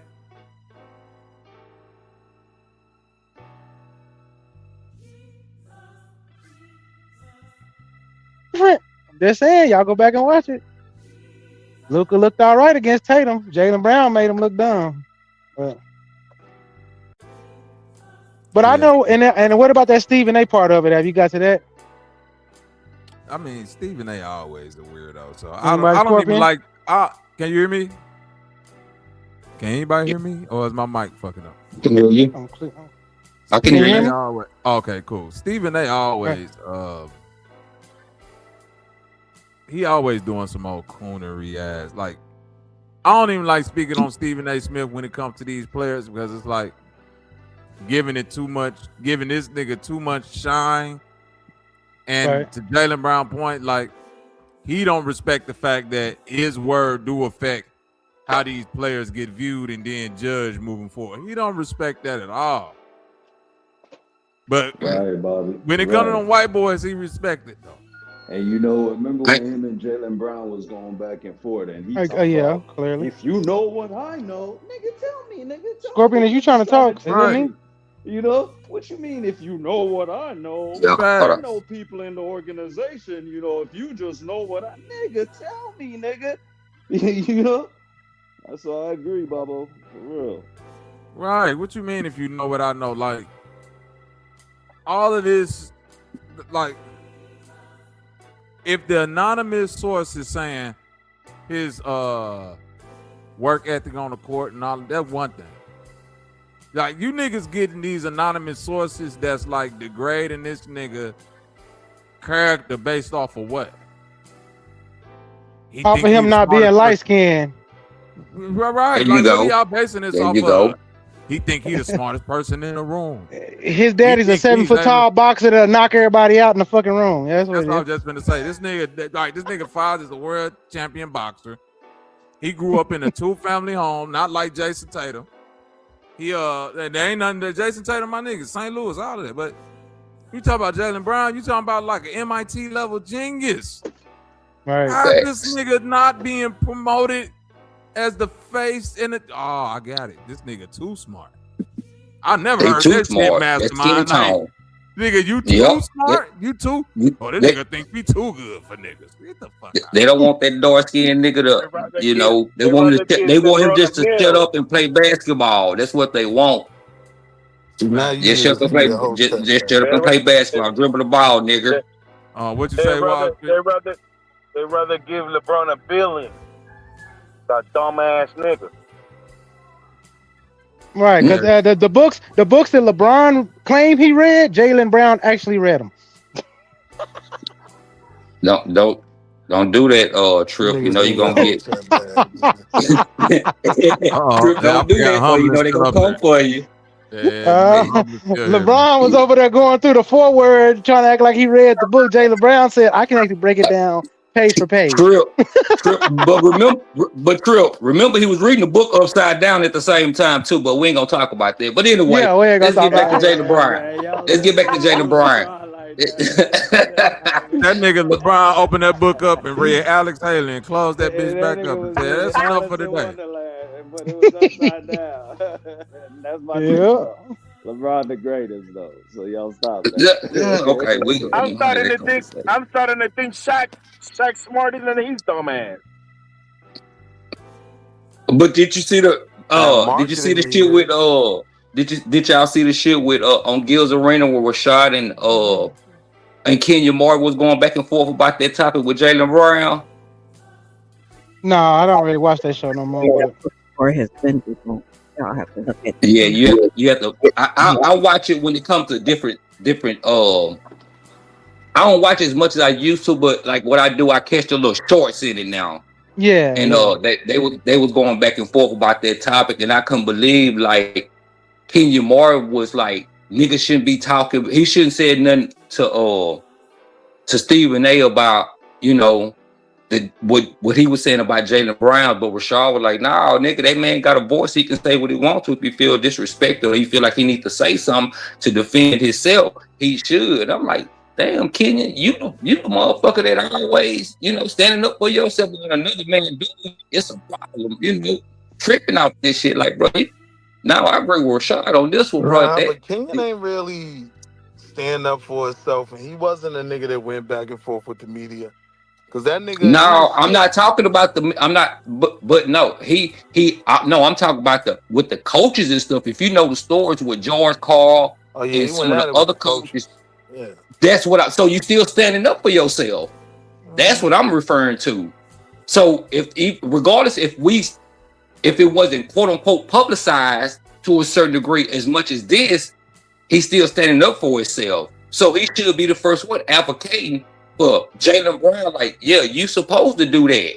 You see what I'm saying? So, but he was going against it. Like, point. But I'm saying, 𝘾𝐤𝙢 Martin, a nigga that stutter, man. Like he ain't want no smoke. See, here we go with that country shit again. Nah, hear what I'm saying, man. Bro, they had. Hey, hold on. Hey, respectfully, homie. That didn't go back and forth with the media. So I'm saying, that's not the point. His opinion. No, that's not the point I'm making. The point I'm making, if you're gonna stand up for yourself, no matter who or what it is, that's what you should be able to do. I agree. You see what I'm saying? So if 𝘾𝐤𝙢 still bucking on the coaches, what is that? What will be the difference of Jaylen Brown bucking against Stephen A. or people downplaying him? It's the same thing. True. I'm saying, I think when we get to the fact that it's media, I understand why 𝘾𝐤𝙢 got the opinion he got, because he's not a rogue scholar like everybody said. He's not articulate. The nigga can barely get out a sentence. He get the but that has homie, respectfully, that has nothing to do with if he can talk or stutter or none of that. No, I get you leaning to the side with the conversation, and we trying to go straight forward with it. That has nothing to do with what we speaking on. If he can talk, stutter, sign language, or none of that. I'm saying he still stood up for himself, no matter what, against the coaches, against the staff, or none of that. I'm not talking about if he stuttered completely. And minded his business on the media conversation. Who should have? You saying Kenyon should have just stood down? No. You have to listen to the content of what I was saying from the start. I said, when they was talking about it on Gil's Arena, that him and Rashad was going back and forth. Kenya was saying Jaylen Brown shouldn't have been saying nothing. And Rashad was like, he should have been saying something. Peep this, Scorpion. That live that Jaylen Brown had was like almost 4 hours. That one snippet they took was 30 seconds of that entire live. And all he said was, this is one of my favorite seasons playing basketball. Niggas ran and said, oh, that nigga disrespecting Jason Tatum, the white savior. I mean, the black savior. I mean, whatever he is. And they just ran, bro. And then but out of 4 hours, they took 30 to 45 seconds of that whole thing and just made it sound like he was the worst motherfucker in the world. And now they disrespecting his game. They disrespecting his money. They disrespecting him as a player, even though he got the MVP over Tatum, all that shit, and undragged that team multiple times. How you gonna disrespect a nigga that got paid more than Tatum, nigga? Oh God. About, bro. But now that pressure finna really be on Tatum. If you can't do what that man did when he wasn't around, and he wasn't around, he took them boys second in the East. Tatum, that pressure really on you. They was number one last year, wasn't it? They were first. I think they were second. Was they second? No, New York was first. You're right. They were second. New York was first. Yeah, New York was first. First, I think that was second or third, because I think Cleveland was in front of them. No, they were like the number 2 seed, bro. Right. That's why I said one or three. Just don't like his game. Like outside of the fact that he's a genius and everything else, niggas don't view him as a killer, right? I don't know about that. When you Bruh, factor in the fact that him and Embiid have had beef their whole career, you know what I mean? Will it gel and be productive? I don't know. I'm just coming at it as a basketball purist. That has nothing to do with it. They trying to dismiss. They trying to smother his character. I mean, smear his character. They know the dude can ball. Cause trust me, they had them like 9th or 10th in the East last year. And when he started doing what he doing, it's like, wow, damn, he got them. They said when Jason Tatum got hurt that they wasn't even gonna make the playoffs. Everybody wanna be fake. They said that when Jason Tatum went out, everybody wrote the Boston Celtics off. Said they probably won't even make the playoffs. It's not about his basketball game, homie. You got to overlook that part. They know that man can ball because if he couldn't, he wouldn't have got the Eastern Conference MVP and then the Finals MVP. Right. So they know he can ball. If he would have known how to ball, he would have had 300 million. Exactly. Who gives that nigga 300 million if you don't know how to ball? Exactly. That boy can ball offensively and both sides of the court. At that, go ahead. Shit, do y'all remember when Giannis was going up against him? Jason Tatum didn't hold Giannis. Jaylen Brown held Giannis when the shit got rough. Everybody forget how cold he was in them runs. Like when Boston won that goddamn championship, Jason Tatum guarded every player that was like after every major player on the team, they sicked him on him. Not Derek White, not Jason Tatum. Brown, go get him. And then he still was scoring 25 plus on them niggas. Yeah. In a weird, and it's not flashy, and it's not, you know, they call bag work, but to me it is bag work because he gets to his spots, he make his shots. That's the bag. Nah, that's you know what I'm saying? Fuck all that tricky shit. That season. Like I remember he was the one that had to deal with Jalen Brunson, you know what I mean, going crazy because they beat us to knock us out. That year, and who was holding Jalen Brunson? Jaylen Brown. Brown shut down Brunson that year. White. No, remember that? No, he wasn't. Derek White. Okay. Whatever you say, bro. No, it has nothing to do with his. At the end of the, a lot of people saying that. Come on. My bad. I was about to say this. A lot of people were saying that the Knicks wasn't supposed to win that championship for real. Well, you can. Hey. Right. That them niggas ain't follow the protocol. I don't know how said it true before. I it is. say it again. The Knicks, we won that chip by having the only fairly dominant front court in the league. Niggas front courts be soft, Swiss cheese. You know what I mean? The Knicks built their entire team to players in the past. I never respected because I don't see the front court play. Knicks just had some strong big men that held it down under the basket. No, the Knicks built their whole team to stop Brown and Tatum, but mostly Brown. That's why y'all got OG. OG was y'all answer to Jaylen Brown. He's a little taller, a little bigger, can move a little bit, and that's why y'all built. The Knicks knew that the only people that was gonna stop them was the Celtics.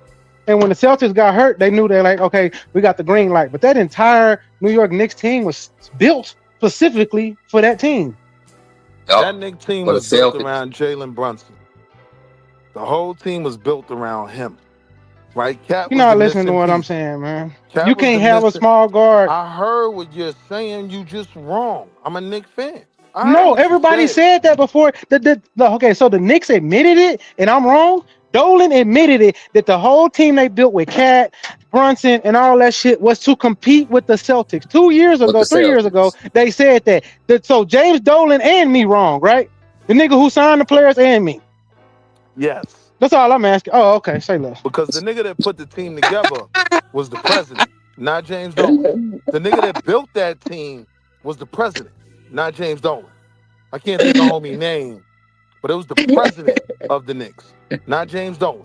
He didn't put that team. Listen, you can't talk to no nigga like this, bro. You can't talk to no nigga like this. What's the president of the Knicks? I can't remember his name. Nigga crazy as hell. The nigga who signed the checks and tell niggas what to do. Oh, he wrong. He don't know what he looking for. Hey, hey, you gotta let it be, Mike. That's a real Knicks fan for you. That's a That real nigga nigga said fan no. for you, bro. That's all I'm saying. No. You I'm not wrong saying and he he didn't wrong. sign the checks. I'm not saying he wasn't in control. He didn't build He that just team. he repeated what the builder of the team told him he had to do, and the builder of the team don't talk on the media. James Dolan was asked when he got Brunson and Cat and all that shit. He said, "Well, what's the point of this team?" Because people didn't understand it. He said, "We have to beat the Celtics. This team is built to compete." He didn't even say win a championship at first. He said we have to compete with the Celtics because they had just came off That's them a fact. going to the finals like every year for like four. Everybody bro. forget they went to the finals like 4 years That's in a his row. name.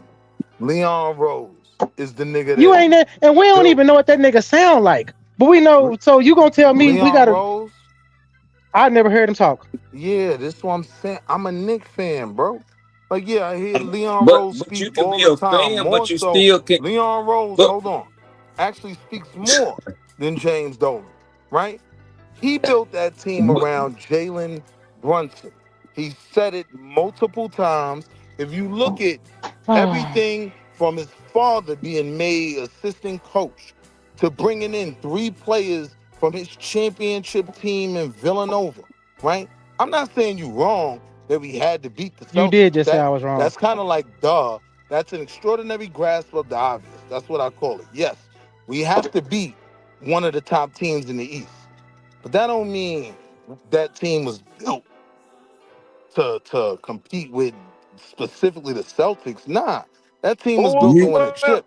Who That team was was going to built beat the to Knicks? beat the West Who as was well. going to beat the Knicks? Because the Spurs damn sure wasn't going to beat the Knicks or Yeah, that team was built to Boston. beat the Spurs. no, That no, team was built to he's win a talking chip. about within the As compared to conference. Boston, nigga. What did you talk about? You said what? The Spurs was He's talking. ass compared to Boston, nigga. Super ass. He Wait, what? He said Yeah, the the Spurs were Spurs ass wasn't compared good. to Boston. Yeah, they What were are you ass. talking? In There that was time, in that nobody time, competing. in that time, in Look, that time span. from the west side, there wasn't nobody competing with Boston or the Knicks. I got your point.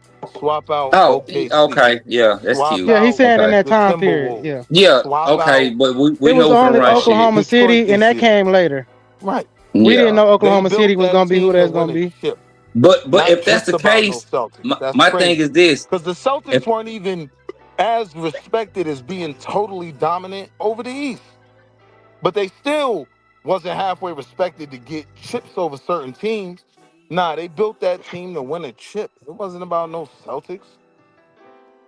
It's bruh, about at that OKC. time, yes, it was because when you go back and look at it, they ask every year, giving predictions. Who y'all got coming out the East? Celtics. Just like who coming out the West?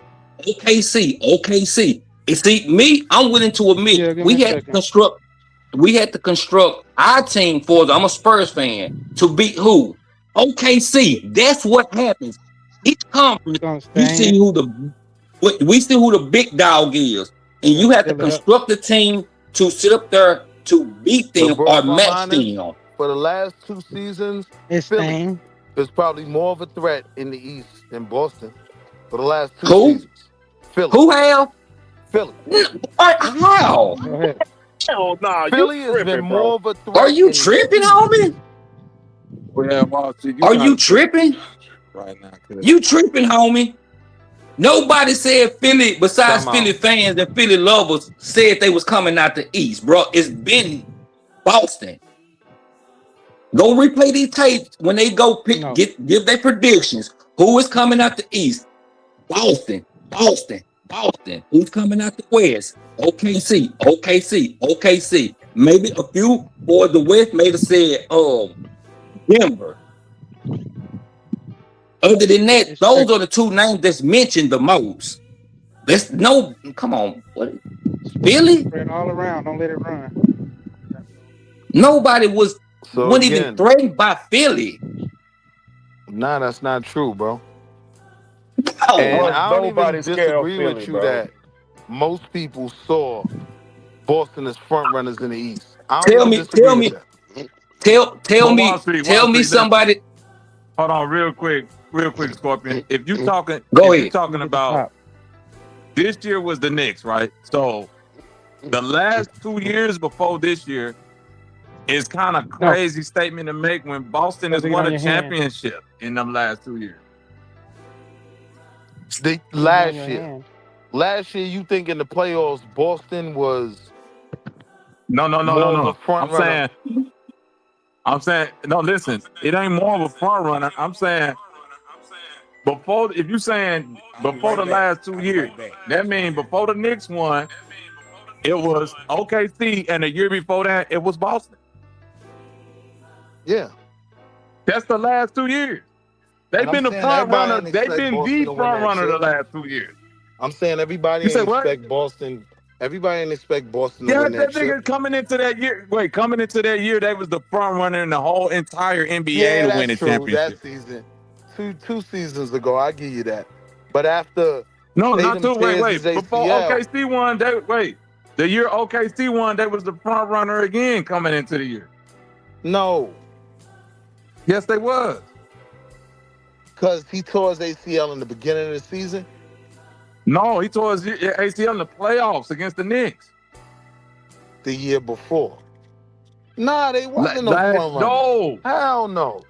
Hell no. Was the front After Jason Tatum tore his ACL, niggas ain't even think them niggas was gonna make the playoffs. That's last year. That's this year, I mean. That's this year when Jason Tatum is out. Jason Tatum tore his ACL in the fucking game 6 versus the Knicks. Last season. Yes. Okay. And last season, they come into the league as the last season when OKC won, niggas literally saying it's gonna be OKC and Boston in the finals again. That's the favorite coming out the East. Okay. Yeah, OKC ended up playing Indiana Pacers.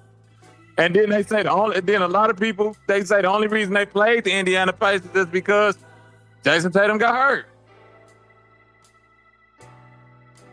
Well, the Pacers made it? Yes, because the Knicks ended up beating the Boston Celtics after Jason Tatum get hurt, and then they end up losing to the Pacers. Pacers beat us, yeah. Right. But but if you ask all the NBA experts, everybody had Boston going to the finals. Wasn't even around. Wasn't supposed to even be around. If you ask them, the Pacers wasn't even a thought, bro. Yeah, the Pacers like an 8 seed, 7 seed. But the Sixers was in that conversation. Philly lost in like because the Sixers were in that conversation because they were excited. Sixers didn't even make the playoffs last year. Get the fuck out of here. How the fuck you think they ended up with VJ 𝘏𝑗? Nigga, they didn't, bro. That's how they got VJ 𝘏𝑗. Yeah, you right. They got VJ 𝘏𝑗 because they fucking was trash, bro. Right, they were trash. They got my homie from Baylor, nigga. Shit, fuck. Right, them niggas was garbage. Cleveland had a between them niggas. Cleveland the year before was the #1 seed. Remember, and Cleveland lost. They was the #1 seed in the East going into that season. No, matter of fact, I take that back. It was Cleveland. Right. It was Cleveland and OKC who they thought was gonna make the finals. You right. No, but Boston was still there. Even though Cleveland was the #1 seed, everybody still didn't believe that Cleveland had it, remember? Because that's before James Harden. All they had was Donovan Mitchell. Yeah. Even though they had that #1 seed, they went out in the first round, I think. But look, I think they could have. I ain't gonna lie, I'm a Cleveland fan, so I think Cleveland would have had it, but the Pacers stole that shit from them 2 times in a row. I mean, them niggas stole 2 games in a row. If you say moving forward, Philly the favorite in the East, like moving forward, yes, I would probably agree with that. But when you say the last 2 years, I totally forgot they didn't even make the playoffs last year. I bet you did. Nigga, that's how they got VJ 𝘏𝑗. That's how they got 2 years 𝘏𝑗. ago that they went kind of deep. When Maxey was going crazy and Harden just shit the bed. No, that was a long time. That's when Kawhi won the shit with fucking. Right. Yeah, that's when Kawhi made that shot, bro. That was. That one then. That was Jimmy Butler. Well, okay, the year after Kawhi made that when shot. Maxey and Harden was there. Yeah, that was the year after. The year that that's the year that Joel Embiid won the MVP. Right. Right. That's 20. That's about no, 4 like 3 years years ago. ago, 4 years ago. Yeah. That's 3-4 years ago. No. Not the year he won the MVP. No.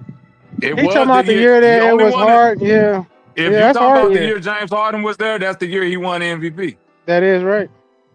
Yep, Bobby. He won the MVP that year. Harden was there. Damn, you right. Of course he is. You the one that don't know My basketball. nigga, I watch basketball. I don't just talk about it, my nigga. Oh God. We used to talk about football. That's all I That care nigga about. Scorpion know.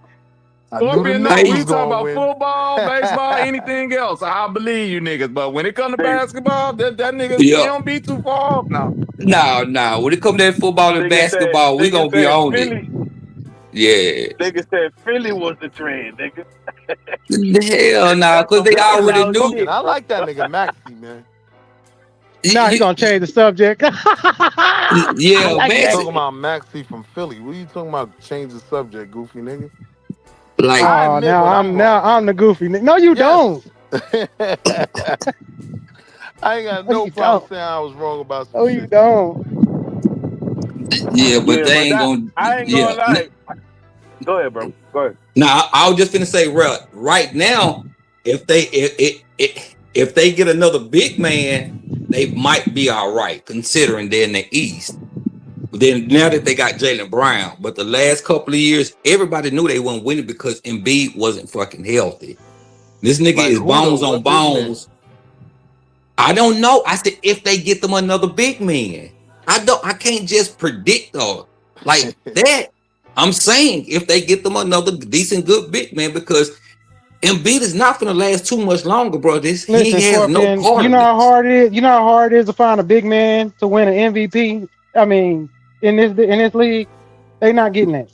So no, I'm not saying to win the MVP. I'm saying just a big man. Period. That's even harder in this league. I don't even think they need a big man. I think what they need, and which might be it might even be harder than finding the big man, Scorpion. They need somebody to go in there and have a heart-to-heart conversation with Joel Embiid and say, boy, all we need is 10 and 10. Yeah. Oh, yeah, for real. That's hard. That's hard. No, you're right. I'm saying. That might be harder than getting the big man. Yeah, you right on that, yeah, because he has no cartilage. He's bone on bone. How long do you think that's gonna actually last for him to quote unquote play at a high level? It's not gonna fucking happen. I'm saying he don't need to play at a high level. No, I'm not talking about you, Bobby. I'm just speaking. Oh no, you're right. For himself, he's done. Yeah, but he's done. That's what I'm saying. Right. If he really want to say, fuck it, I done maximize what I can do, won an MVP. Now I need a ring. He need to go. A motherfucker need to say, look, we need everything you can do defensively. We probably don't even need the 10 points from you because we got a legit 3 scores, possibly a 4 score that could get us all our points. If you can anchor us on defense somewhat, if you could just keep the paint good, rebound, pass out to the 3, they'll be a very decent team. They might be the favorites in the East because you got Edgecombe who done came on. You know Jaylen Brown and Tyrese Maxey go get you somewhere between 25 and 30 points apiece. Facts. Anything on the perimeter, and then what's even better, Edgecombe might turn out to be just as good as a perimeter defender as Jaylen Brown. So it's like you even got that sold up. Yep. They got some good perimeter defense. Yep. I agree with you on that. Yep. It's just like that's why I'm saying. I was saying that just in case Embiid cannot make it through a season. That's why I said they might need to go be looking for another big man. I ain't saying he got to be dominant. I'm saying just the same thing as you were saying with Embiid. Block us a few shots, get us some rebounds, hold down the paint. The other thing, and they can be free flowing. It ain't got to be just quote unquote really a set offense. Who? Rudy Gobert. Shit, I mean, right now at this particular shit, he wouldn't be. That wouldn't be too bad, just to be real. Minnesota ain't giving up Rudy, but they ain't. That's the problem. Yep. Nope. He just what they need. He just what they need right now. And that's where y'all think LeBron's gonna go? Man, shit, I hope home. Wherever Bronny go. Shit, I hope home. He go back. If he go Call back your to ass Cleveland, back to he going. Cleveland and sit Who he down. gonna have? A Harding, Mitchell. Now they kind of said that's out the question because Harding ain't taking no pay cut. Although I agree with you, you're not gonna do. I just Well, who, me? It's proven that Me LeBron humbly? can't. Oh, It's proven shit. that LeBron can't. He can't play with I other agree, though. superstars, bro. He don't make other superstars better. That shit's proven. So if he's gonna go back home, then Harden's gonna have to step down his game. Let me tell you why that's gonna be impossible. Because Harden is better with the ball in his hand. Because he can score but also pass the ball. That's gonna take away from that team and also his game. Yeah. Now, if we talk about Bron 5 years ago, you have a great argument. But right now at the stage of his career, I'm not saying he's He's better. gonna have to be the one stepping down, but he don't do that though. He ain't did that this year. It's really to be the first person I'm looking to get rid of. To do that. But this the thing, Bobby. They was already talking about it. And I ain't saying it still can't happen, but there was spoke of that it's gonna be hard because James want to get, he ain't turning down shit. He ain't finna take no pay cut, and it would be hard for them just to add him to the team and keep Mitchell and Harden and LeBron. Only way they say they could possibly happen if LeBron take a major pay cut. But either way it go, for him to contend for a title, he's gonna have to take a pay cut. Let's say hypothetically, the best two teams that's fit for him right now to potentially win a title, all bullshit aside, it's either Houston or Miami. And he's still gonna have to take a pay cut. And now, if he go to Houston, that's gonna be crazy though. That's the just my personal. I'm not saying I'm exactly right. Just my personal point of view. Just to be real, if you really want to win a title, you need to take a pay cut. Either go to Houston But then again, or go to Miami. You think Thompson's gonna listen to him though? Who? Thompson.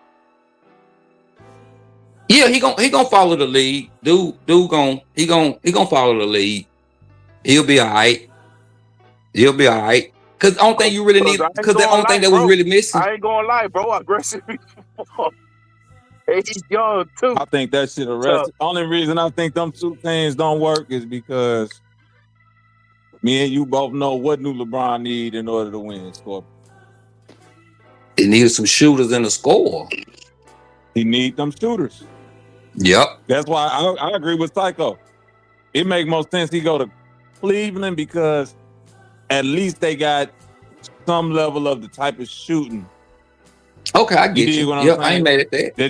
No, I ain't saying you wrong. But Bobby, they let Garland go, bro, and that was a really good. I would let Harden go just because I'm superstitious, and I'm on a bandwagon. You really can't win with that nigga. I agree. No, I agree with you. I'm saying in the consensus of what the team is saying. That's what I'm speaking of when I say that. I agree. If he go back to Cleveland with Mitchell and Harden, that would be fucking crazy. Just let him run the point. I wouldn't be mad at that. I'm not saying he can't win, but just looking at it, that's why I say he will have to take a major pay cut with just hypothetically all three of those teams. He will have to. So what would you do, Bobby? You bring Garland back and let Harden go? Yeah, I'll let Harden go, man. I'll try to turn Harden into another. Who you bringing? Do you bring 3 and D. Garland back? Nah, he gone. You need somebody that's a 3 and D wing defender. You know who they should, if they do, let's say hypothetically they do that. They get LeBron but let Harden go. Let me tell you who you need to go search right now then. Klay Thompson. Yeah. Klay will be dope. I'll bring Klay. Right. There you go. What about Garland though? I'll go ask her. I'll go Garland start not kicking the coming tires back. in Portland. He's not coming back, bro. He gone. I Man, forgot who he Portland signed got with. all them young I guards up swear there. to God, I will bring Garland back, bro. I swear You to can't God, bring him bro. back. He not coming back. He's not coming back. He even did an interview with Lonzo. Said he glad he up out of there. Said the Damn. coaching Yeah. is Hey, I know done. one thing. I know. Hey, No, I know. I saw that interview I'm too, gonna tell but you a freaky. I'm gonna tell you a trade that might sound weird. If they happen to get James, if they happen to get LeBron there, and they got to move James Harden, man, I'm going to knock on Portland though and say, what y'all doing with Drew Holiday or Scoot Henderson? That part. Which one of them y'all want to come up off of? yeah, that's a good one. I would prefer Drew Holiday. Oh, yeah, exactly. But Yup. you know, There if you want to come up off Scoot or whatever, Yeah. but if we talking about like trying Shit, to build a championship one more year, yeah, give me a year. What's that kid? What's that kid that with used to play with LeBron. Portland, but he played with Boston last year, but he got hurt? It's not Scotty Barnes. It's Anthony Simons. Anthony Drew Holiday. Simon. No, he Anthony- got signed no, somewhere. Anthony he with the Bulls. Oh, he got he with the Bulls. Okay, Yeah. never mind. I was about Yup. to say he could go. Yup. I tell you somebody because like, Bobby, White? remember what I was telling you before when we talked?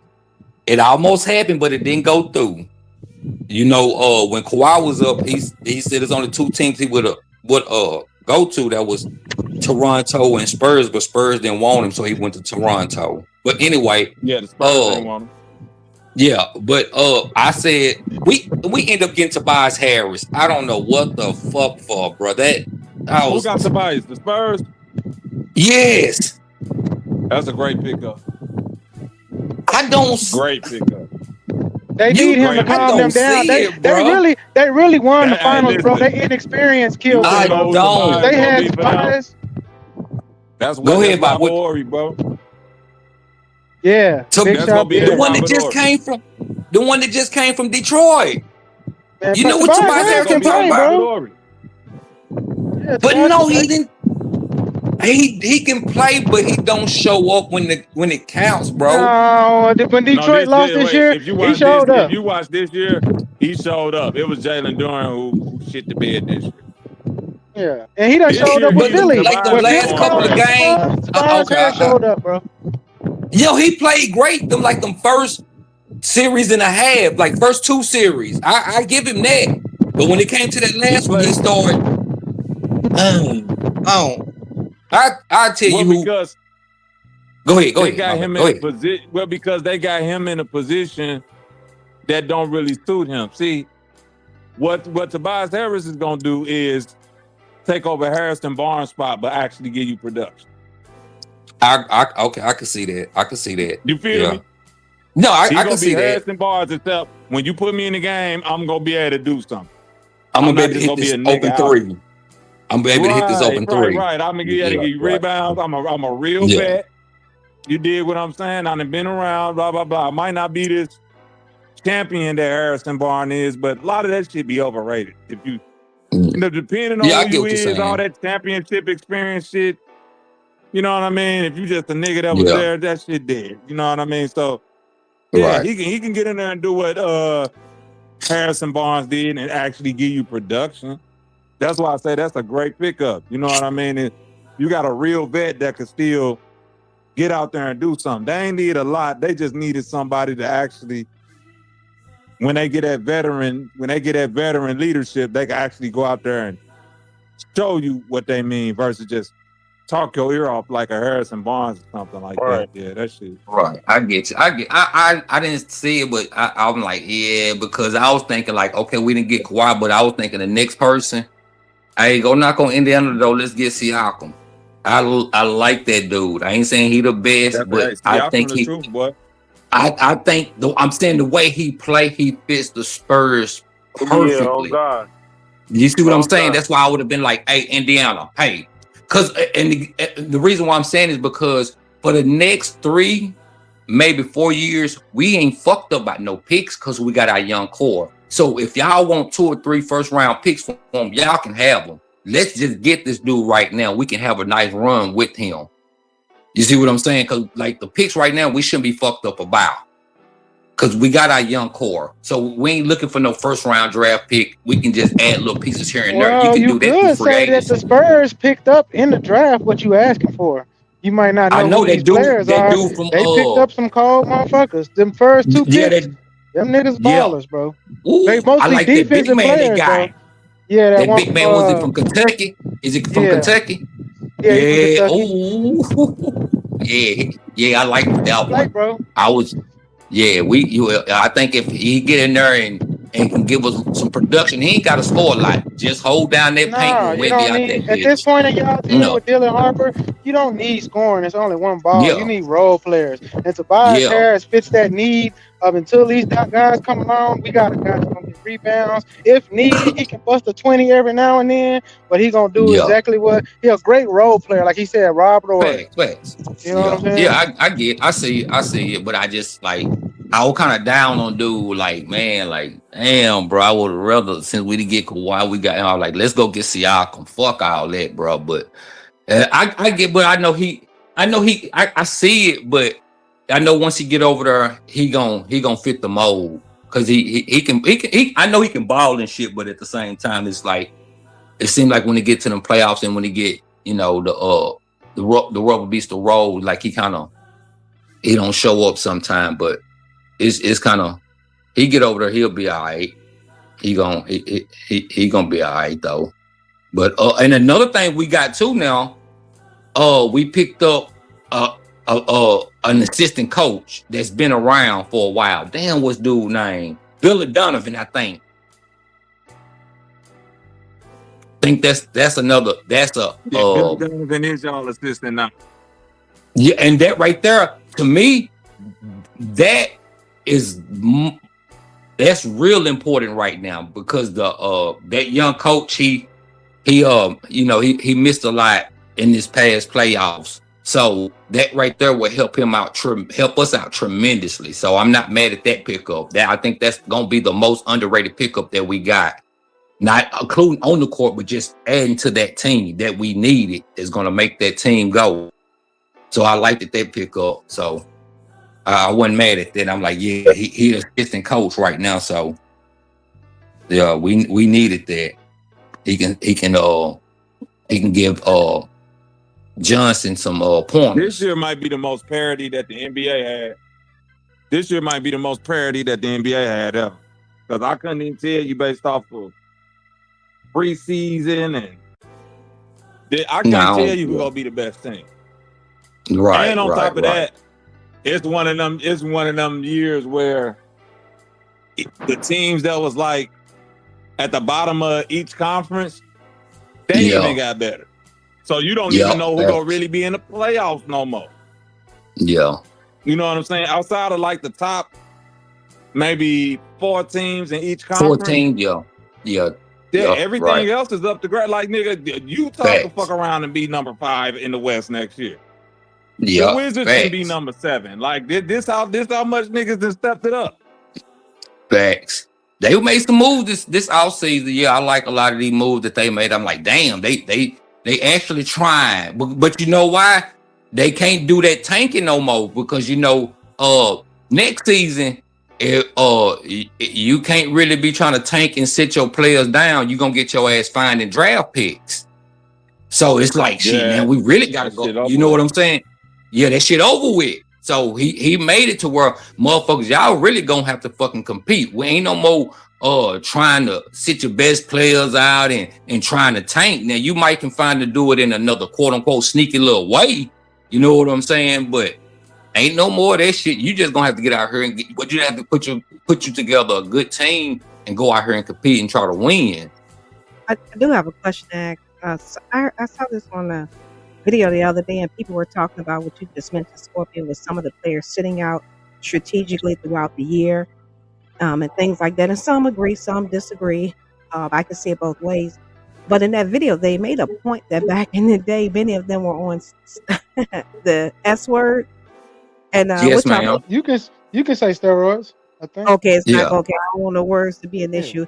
And I never even made the connection, but it makes sense.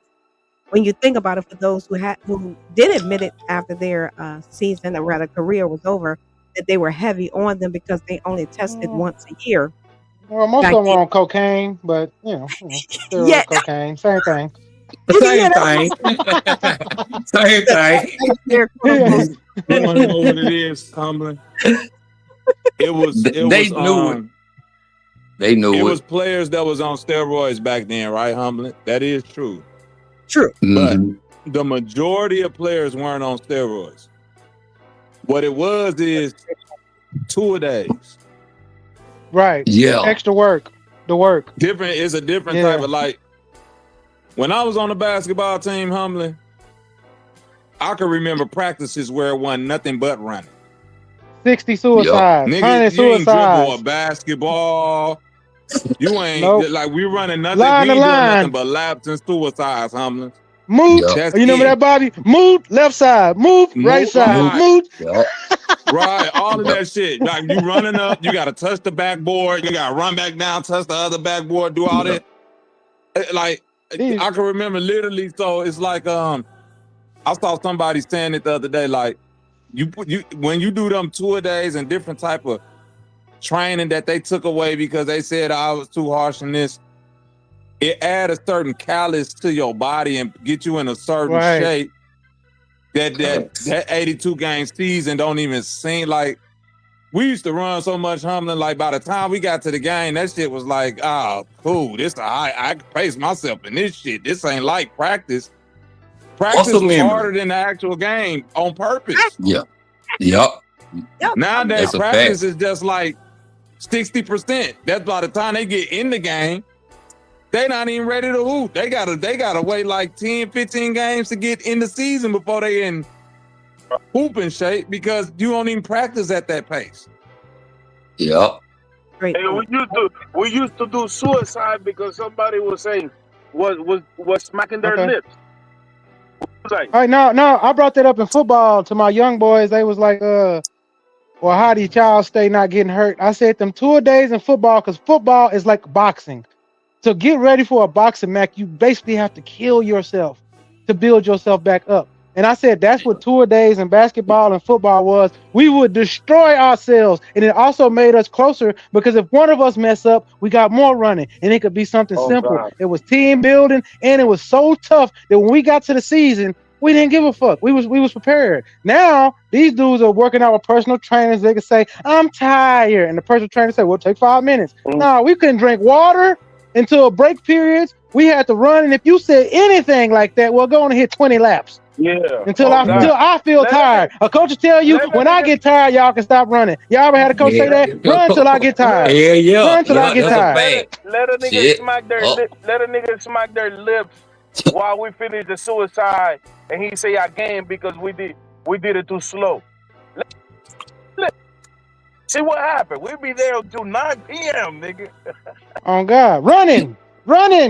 You go home holding each other's shoulders trying to get to the house. Like, God damn, Coach tore us up. But up by the time that season comes, we can run all game. But that's black fresh teams. I mean, most of us that grew up in that. I ain't gonna lie. A lot of female parents. A lot of female parents who used to get mad. I remember that shit good. A lot of us, they only had, our mom or our dad. But, sometimes they just got their mom and they just be on the coach ass because the coach trying to teach them discipline. You feel me? So it's like, bro, you can't get mad at the nigga that's trying to discipline your kid, bro. Hey, Gomez, listen, today these kids smack their lips. They fucking throw fits on the field, all kind of shit. Our coach would have said, fine, you want to do that? The whole team hit 10. And every time you do it, and you know why he did that? He gonna say, I'm gonna close this locker room door and y'all handle y'all business. When I come out, y'all better come to a resolution about that. And he gonna close that door and we gonna bang your ass out. You know what I'm saying? Like, we're gonna pack you out. Nigga, pause. Yep. You know what I'm saying? Because the coach sometimes be like, oh, y'all got bad attitudes? Cool. I'll turn this entire team against you. And I'll let y'all handle it as young men. Nowadays, you can't do that to these kids. They be in here crying, calling the police, all kinds of shit. Calling the mama, the parents, and whoever. Like, oh, It's just a sport. It's just a sport. No, it's discipline. What are you talking about, bro? You know how many times the coach done closed that door on us and we all look at them niggas like, so what y'all want to do? Y'all gonna act right or we finna just get, and then some of them try to get rough because they think they gangster. All right, when 10 niggas against 2, you gonna change your change your tone or get off the team because we tired of running. Bro, we been here till 9 o'clock every night for the last 2 weeks because of you. You got me fucked up. You know what I'm saying? Oh, God. Well, the coach set down one of our best players. He set him down for 2 games, man. And we was running the whole. We didn't learn nothing about basketball, bro. They say we ain't got no basketball today. Ain't no basketball in the court. Yeah, when the equipment guy, he say, hey man, put them balls up. You know it's a bad day. Them white boys roll out the balls. He say, the girls, hey, put them up. Oh, we already know, like, oh fuck, we finna. Yeah, but they don't do that. But that save you from all these soft tissue tears come from you not willing to put your body through what I call a kill zone. Not no boxer. Shout out to my nigga Blu-ray and shit. To really get prepared for a championship fight, 12 rounds and all that shit. Them dudes basically have to die before they go in the ring to die. And that's football. That's basketball. We all had to die to be who we were on that field. That's what they call it, Trip. It's callous in your body.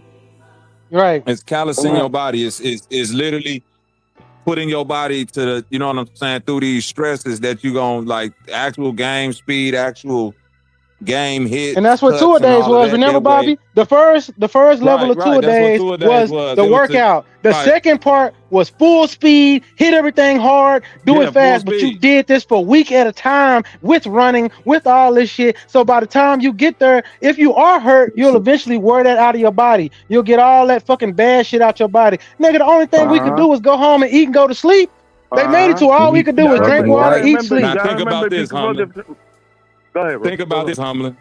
When you really think about injuries back then versus today, people back then was getting injured because of contact, right?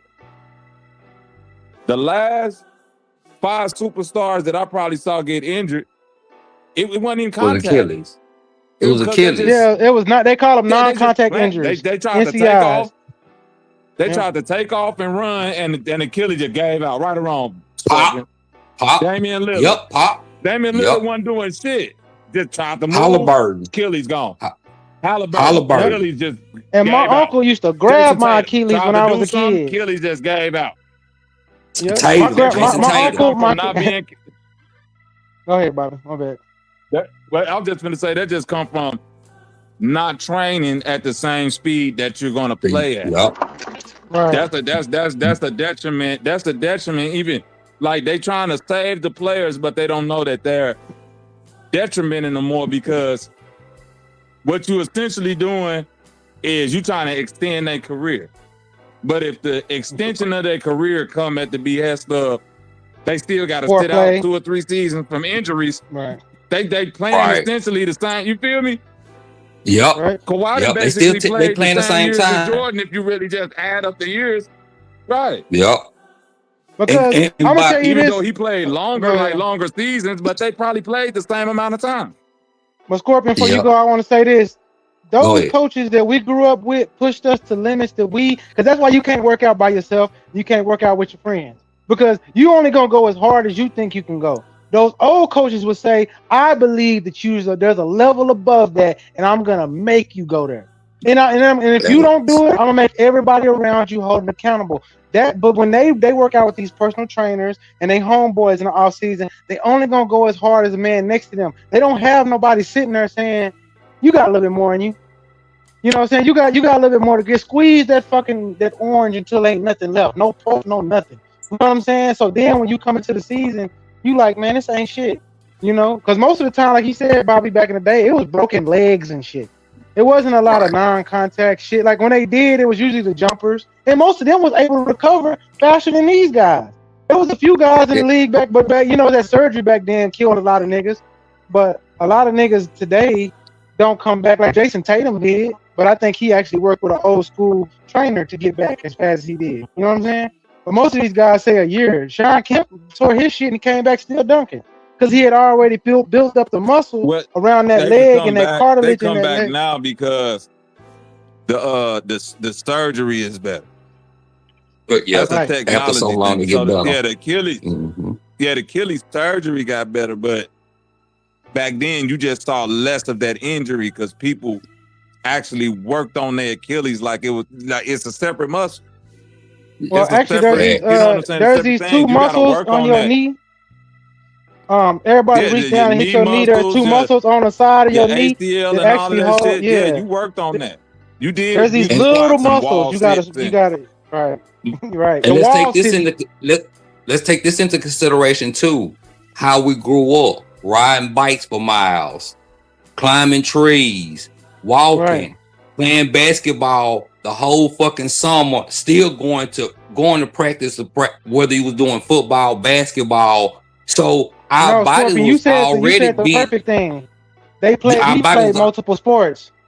Yeah, but no, I'm saying even when we was younger, just growing into it. I know, that's what I'm saying. But nowadays, these kids don't play nothing but one sport. If they in basketball, they play nothing but basketball. They in football, they play nothing but basketball. Our parents would put us in everything, but why do you do that? Because your body gets worked out. Hold on. Let me say this trip. What I'm saying is outside of the sports, we just had active lifestyle, period. We had active lifestyles, right? Remember, we get kicked out the house, we can't come back in. We out this motherfucker from 10, 11, 12 o'clock in the goddamn summertime, coming back by the time the street lights hit. And that's in the summertime back then, that's damn to 8:30, 9 o'clock at night. So we out riding bikes, walking. We probably don't walk goddamn 10, 20, 30 miles. We don't even know riding bikes. How many miles? So as we got older and started hitting middle school, high school, our bodies were more conditioned than these guys now at the same time. Right. You see what I'm saying? Then we out there playing basketball. We playing basketball the whole fucking summer. Sometimes two times a day, morning, night, whatever.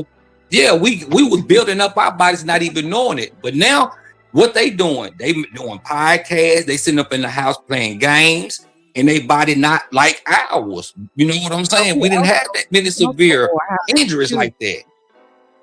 I mean, the shoes. Say, in my opinion, the shoes make a difference too, especially with the Achilles. We had the support of wearing high top shoes. That's almost Yep. You definitely wasn't sitting low. I mean, and even with the sucker Chuck Taylors, they still had ankle support. It was minimal, but there's support. Yeah, so it reduced it to your point. Reduced the Achilles. Not taking anything away from the having active lifestyles, but I mean, you're right on that.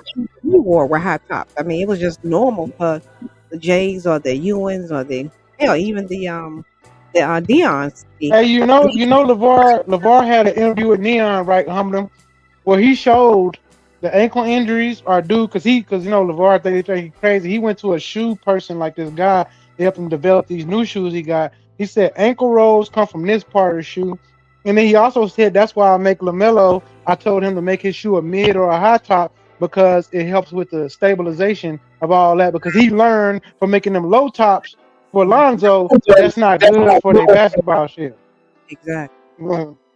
They think it gives them more agility, and of course, you can't tell an individual player otherwise. But just it's a reason why it's always been that ankle support for basketball shoes. Because again, when we were growing up, if you said basketball shoe, by default, regardless of who the player was, you knew there was going to be a high top. Right. Yeah, there's definitely going to be ankle support. They don't do it for agility. They made up that lie. They do it because they think it look cool because Kobe did it. Blame Kobe. Blame Kobe. Think about Rasheed Wallace even playing in the high top Air Force One. You know what I'm saying? I know, right? Shit. Hey, but every shoe like right now is low top, so they not really getting no fucking ankle support. They gonna realize in due time. You know, I'm not saying they're gonna do it, but you need that fucking ankle support. Trust me, I got a torn ligament in both my ankles. Everybody want to be Steph Curry, but they forgot Steph Curry had ankle injuries for his first 6 years of his entire career, and they had to wear ankle motherfucking braces for most of his career until recently, and most of his shoes were mids after that. Yep. And that's why they call them nursing shoes. Steph Curry actually tried to make mids cool.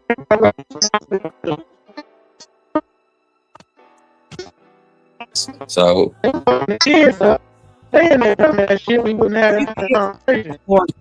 You're Borgen. So me? Okay. No, Trip. No. Oh, okay.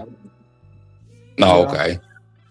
Yeah, because when I played football, the only people that wore low top shoes were really corners, and most of them by mid season will go back to the mids. Because it looked cool coming in. You got your track shoes on. But when you start getting cut, because they don't do that no more in football either. When you get cut by them big motherfuckers, you start saying, shit, I'm finna put on them mids, bro. I'm not finna be out here. I'm not finna be out here in them lows and them niggas doing that shit. You know what I'm saying? One thing though, like that shit is something to learn, bro. That's why when I put my kid on basketball, whatever sport he want to go in, I'm gonna be hard on him because at the end of the day, bro, you gotta understand this, bro. The time the coach used to be like, oh yeah, y'all niggas ain't touching the basketball for 2 days. We do physical, 4 practice in a row. But guess what though? Whenever we enter the game after them 4 or 5 days, and then we got that little 1 day off, so we can get our energy back, and we get on that court, bro, and you start boxing niggas out and start getting rebounds and all types of shit, and it's the 4th quarter and you still got enough energy, you be like, oh shit, this actually worked. You feel me? This hard work, he definitely pays off, bro. But a lot of young niggas don't want to pass through that, bro. They don't want to pass through that burden. Right. Hey, Bobby and Trip, what y'all think about what happened with Gil's Arena? I think that Gil got tired of that shit, and I think Gil always ran that play. I think Gil kind of grifted, but he said his homeboys up, you know. I don't think he set him up. He a genius, man. No, I say he set him up good. Yeah, in a good way. But they got fired, so they fired him. Yeah, they fired all of them on their day off. Dog fired all them niggas. Yep, on their day off. I know that. I'm out the loop. Yep. Y'all go ahead. I don't know. Yep, they fired them niggas on their day off. But I'll tell you this though. What's his name? Kwame Brown told him this was gonna happen. He said Gil was stupid for selling his don't worry about what I'm doing. For selling his name or the brand of it to Underdog. He said Kwame Brown said this sometime last year when they was on the Zoom or whatever it is, they was on there, and he told him he was stupid for doing this, and he said this shit right here was going to exactly happen. So when it happened, but did you know but do you know why Gil took that deal? Go ahead. Yeah, I know why he said it. Studio? Go ahead. So what? You say what? They built the studio? Because they built that studio in his house, so I kind of got over on him. Wait. Not only did they build a full studio, a part of the contract is he get to keep all of that equipment. Right. Oh, okay. That's F&G then. That's one part. That's one part. Think about it.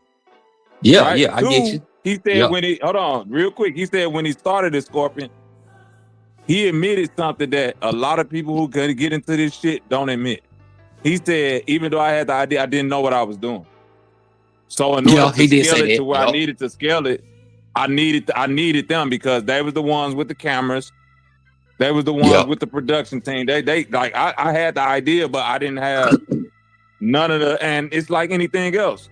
I'm not finna bag it with my own money, and then if it don't do what it do, then I'm left holding the bag. So he like, I did the deal with them to where they get the YouTube page. They never got Gil's Arenas the name.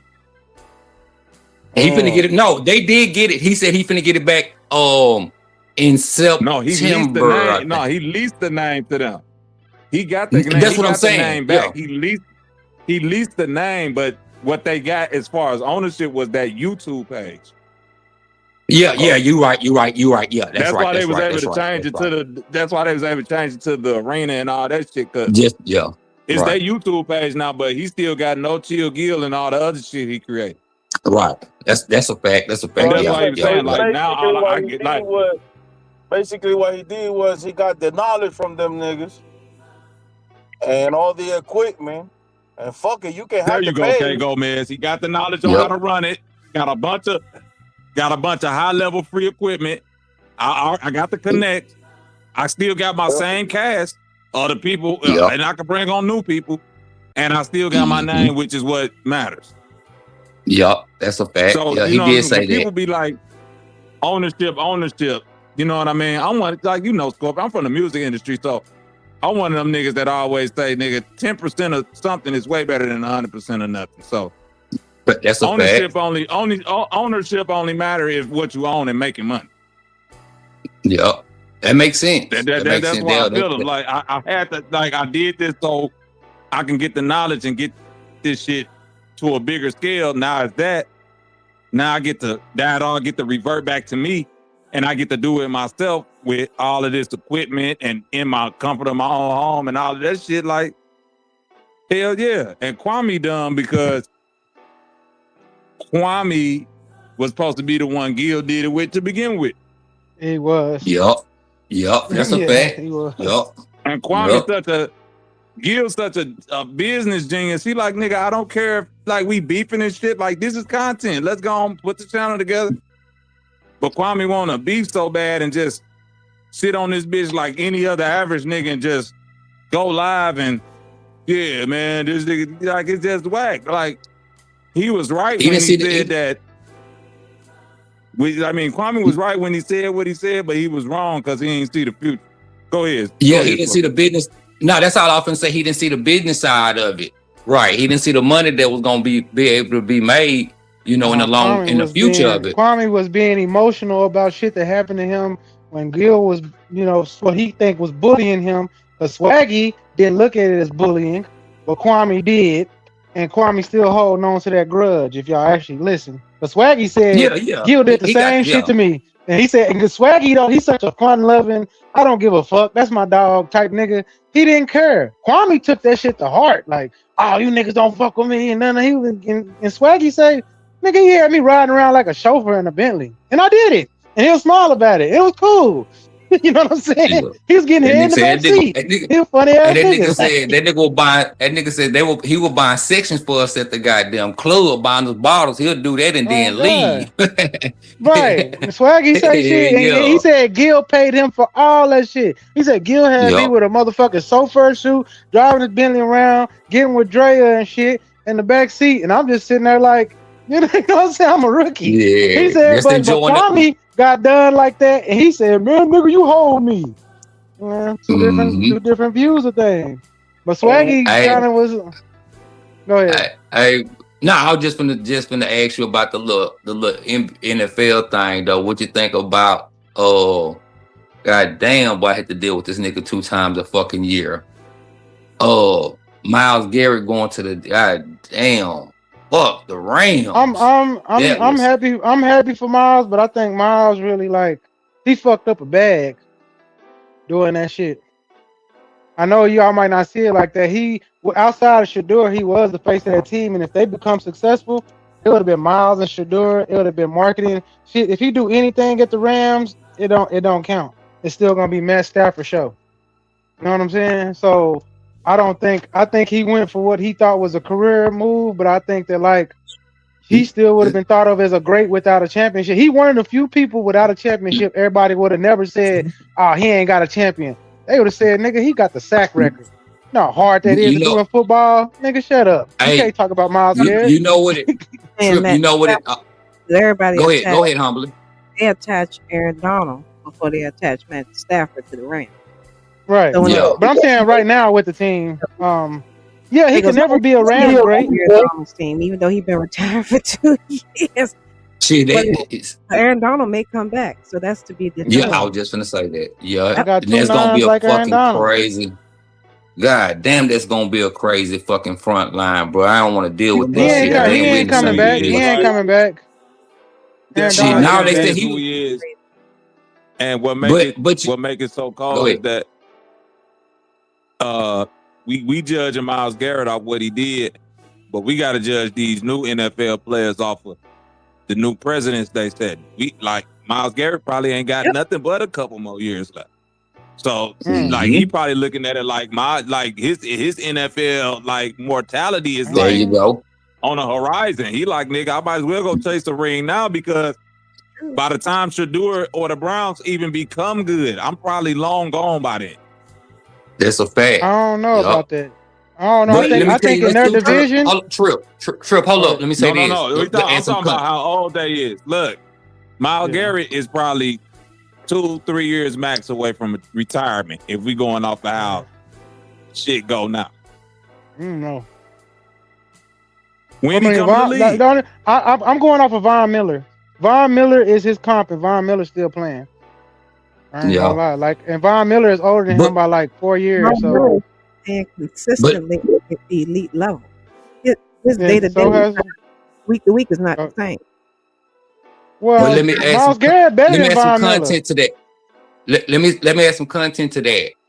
Another reason the trade did happen is they were saying Myles Garrett wasn't quote unquote liked in the locker room or was friendly.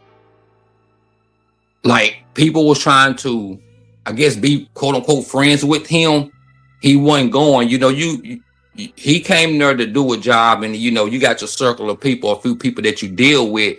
But it came out that they were saying that he wasn't really liked in the locker room. You can't do that with a young team. You can't do that with a young team because them young niggas. No, I get you, Trip. I'm saying that was part of what was put out after he got traded.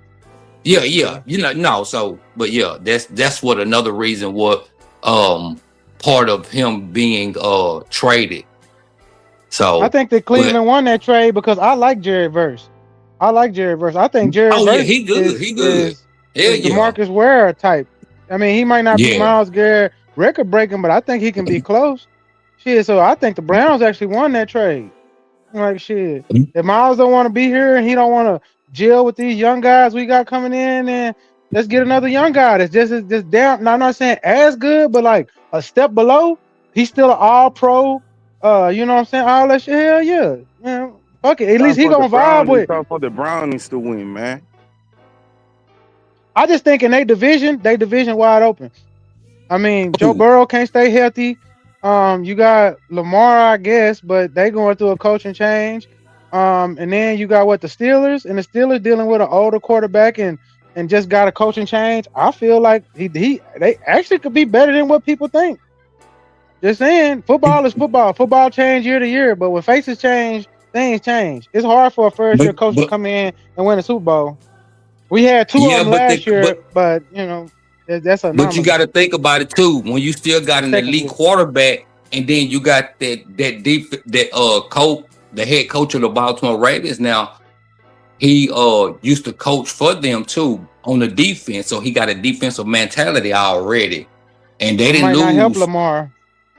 It might hurt him. I kind of get what you're going. I kind of get what you're saying on that. I kind of agree because I was thinking the same thing for as that the offense Jim Harbaugh designed. You know, let the people come in and design the offense. Teams coach though, yeah. Harbaugh was a special teams I get coach you on that. Who was a great manager, and all he did was bring in talent. Like Todd Monken, the quarterback for Shedeur, was one of them talents, and Lamar had his best season under Todd Monken, and Todd Monken is now Shedeur's coach. I'm just saying, like. No, I get you.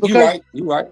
Like Harbaugh was like, I know what I know. I'm gonna bring in the best guys that know what they know, and that's a good. There's not a lot of coaches like that nowadays. Because usually coaches pick a side. Harbaugh is like one of the few coaches that rode the ranks, a good manager of people, and stayed out the way. I can come in and sit in on shit, but really I'm a special teams guy. And I'll tell you this: the Baltimore was never bad on special teams, but I guarantee you this year they will be. Because an elite coach is an elite coach. If you're elite at one position, you can be elite at a lot of things as far as management. And special teams is big in the football, even though people discard it. Kickoffs, punts, field goals, that shit wins in the NFL. All that play-by-play shit can be cool as long as you're competitive. Yeah. Like remember, the Colts and the Patriots used to win all they goddamn games by field goal. That's how we know Vinatieri and all them motherfuckers. Tom Brady won. Man. Who? Oh, Lamar, didn't he get one this year? I'm not sure if he did. Lamar needed an elite wide receiver. That's it. They went out and got DeAndre Hopkins. Who did they go? No, they let him go. He was there last year. Yeah, I think I don't know who they got. If my memory serves correct, they let him go. But they tried to pick up somebody else. Damn, who I the don't fuck think was they. it? I think they picked. I know they got rid of Hollywood Brown. I know they got rid of him because he's a ball dropper. I don't. All he got is Andrews, and I think they got some young guys. But I No, don't. they really got think, the Zay Flowers and Bateman. Them niggas good. man, the same type of wide receivers he done had his whole career, and that shit ain't gonna work. He need a monster. He need an AB type nigga. No, them dudes are not bad considering how they play offense. They not, and I'm not saying you can't. I'm not saying you can't. But see, you got to think about it, Trip. It's gonna be hard for everybody to go get a Justin Jefferson, a Jamar Chase, or Adams. Those guys are rare. You see what I'm saying? They should have got. You know who they should have gotten? The Cowboys got. They should have got Pickens. Lamar and Pickens would have been a fucking boy. Lamar and Pickens, because Pickens got the attitude that Lamar needs. A motherfucker that like punch. I agree with that. You know what I'm saying? This shit go sideways. Right. Like I'm not. You need a dog with Lamar because Lamar gonna play his heart out, and to that I think Pickens gonna get that same energy. But they let the Cowboys get him for what, a 4th round pick? They could have gave that up. You know what I'm saying? But they need somebody like that. But other than that, like he got wide receivers that would be the second. Okay, he got wide receivers that's second string at best on good teams. You know what I'm saying? Hollywood Brown is second string wide receiver. I don't think Zay Flowers did. No, I don't think Zay Flowers did. Maybe Bateman, but Zay Flowers, he the besides that little fumble. I don't think he's number one. He never got 1,000 yards in a season. Because you got to think about their style of play, Trip. That's what I'm saying. Because they more. I'm saying when you got. Let me say this. When you got Lamar running the ball too, and then you got Derrick Henry, that is gone, and then he got a little bit more trust, and he done started the last maybe 2 years gain a little bit more trust with Zay Flowers because he had more trust in who? Andrews. So okay, I'm gonna give you a person that did that in the same offense.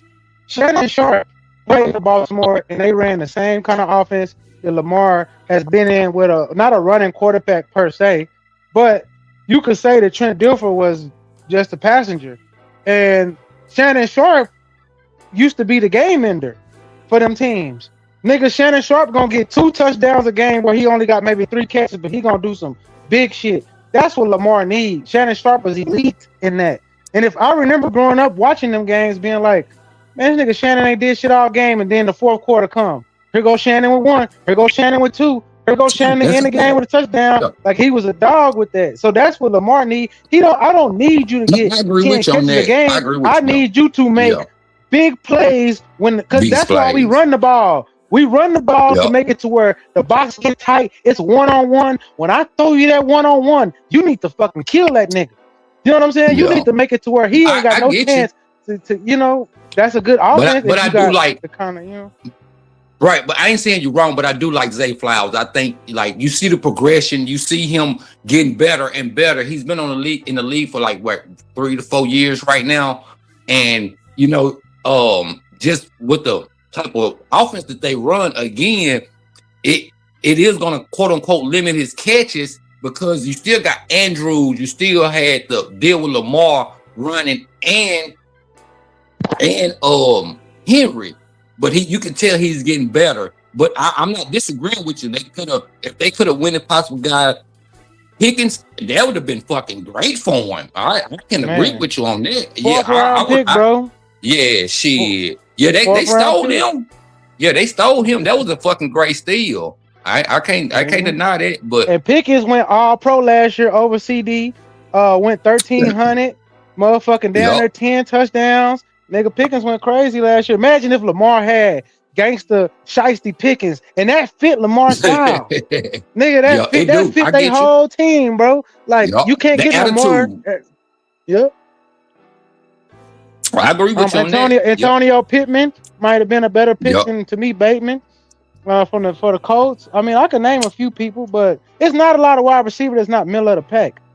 You know what I'm saying? Like in middle of the pack in that offense. You gotta have one guy because remember Andrews dropped that goddamn touchdown in that playoff game to get them ahead, in the corner. Yeah. So that like he's out, like he's been on the regression for a while. They don't got a tight end to replace him. Like Lamar really in a bad spot right now. They went out and got a young year. tight end doing they went out and got a young tight end in the draft. I don't know how great or good he's gonna be. I can't say that, but I'm just saying they did. But I think another thing that's gonna hurt them more than anything, you remember that other tight end they had Likely? You remember him? Yeah, where they let him go. He went to the Giants. I think that's I think they should have resigned him because I'm looking at it like just in case, because still Andrews got to come back from this injury. And you would have had still that guy that's been there and know the offense, to replace him until he comes back. But he wanted to get paid. I'm not knocking the guy. They didn't bring him back. But me personally, I would have brought him back just for those reasons. And still went out and got me another tight end. Because, in the next 2 to 3, maybe 4 years, it's going to be time for Andrews to hang it up. Because he's been in there, a little while now. I think Andrews, this might be his farewell tour. This is farewell tour this year. Well, and I say next 2 to 3 years, because with tight ends, they can hang around a little bit longer. Right now, not saying that was back in the day, I get you, but right now, because it ain't as physical. You know what I'm saying right now? Yeah. But it ain't as physical. It's a lot of spread and ain't just even though they do run the ball, but it's just not like back in the day like it was. That's why I said I gave him another. I ain't just playing at a high level. Yeah. But then but Myles Garrett just went to the division of the Super Bowl champs with a weak quarterback and the best defense in the league. You know what I'm saying? Like, I don't know. I think you had a better chance with the Browns of winning the championship. I think so. Not at the Rams. It's kind of going back. It's kind of going back to what Bobby was just saying. But how long would it take? Because you still got to think about it, bro. You still dealing with Lamar, and you still gonna have to deal with Pittsburgh. I'm not saying that they got veteran players, and you still got a veteran quarterback. I'm not saying Aaron Rodgers is that like he used to be, but considering just the next 2 to 3 years in his Myles Garrett span of time to win a championship, I kind of agree with that. You get what I'm saying? Like, that's why, piggybacking off his point. Yes, I mean, but your chances are better playing with them because just think about it. They've been right there the last 2 years. They've been right there knocking on the fucking door to get to that Super Bowl the last 2 years. You know what I'm saying? Scorpion, you watch football enough to know. Can you hear me? You watch football enough to know. If you knock on that door for 2 years, after that, yeah, you play that many games for 2 seasons. Yeah, but at the same time too, though, Trip. But Trip, the only reason I'm saying that, I'm not saying like they still could be right there because they didn't lose nobody significant on the offense or defense. You see what I'm saying? They only got better with adding him. You see what I'm saying? Only like the two teams they're gonna really have to worry about. I'm just gonna throw my 49ers in there just because. I'm not even saying they're gonna really have to worry about it, but I think we are gonna be a little bit better, and we still made the playoffs. Or we made the playoffs last year in Seattle. So with that, it's like okay, we're gonna have to deal with these two. We're not worrying about fucking Arizona. Okay, let's try to see if we can get 1-1 with these two teams or beat both of them, how we might split and still try to, win the conference or whatever. Scorpion, the background music saying Jesus is funny as hell while y'all talking about football. That's Bobby shit. That's Bobby shit. That's Bobby shit. But that's your talk about football. I wonder what position would Jesus play? Black Jesus, humbling What position would Jesus play nowadays? Right. I think we're gonna have to put him in it. Yeah, we're gonna have to put him at linebacker or some shit like that. We're gonna put him on the defensive side of the ball. Yeah, some dumbness shit. Of course. He gonna be there with Pain lives. Jesus on defense. Yeah, he gonna be there in the midst of Jesus pain. gotta play defense. Jesus gotta let a hammer. I bet you don't come over the middle when Jesus does. Yo, Ain't no man, chance oh, no. this game. Yeah. Hey, you better not, hey, Jesus in the middle. Trip, you better not come across. He gonna baptize you now. Come across that middle. He gonna baptize His soul coming right out his body. Shit, he gonna baptize your ass, change your whole religion. That nigga can't. Hey, I bet you don't want to run the ball against Jesus at middle linebacker. I tell you that. hey, that nigga came in a Muslim and left a Christian. You hear me? Ain't no more Allah. It's Jesus. Hallelujah. For real. What team Black Jesus play for?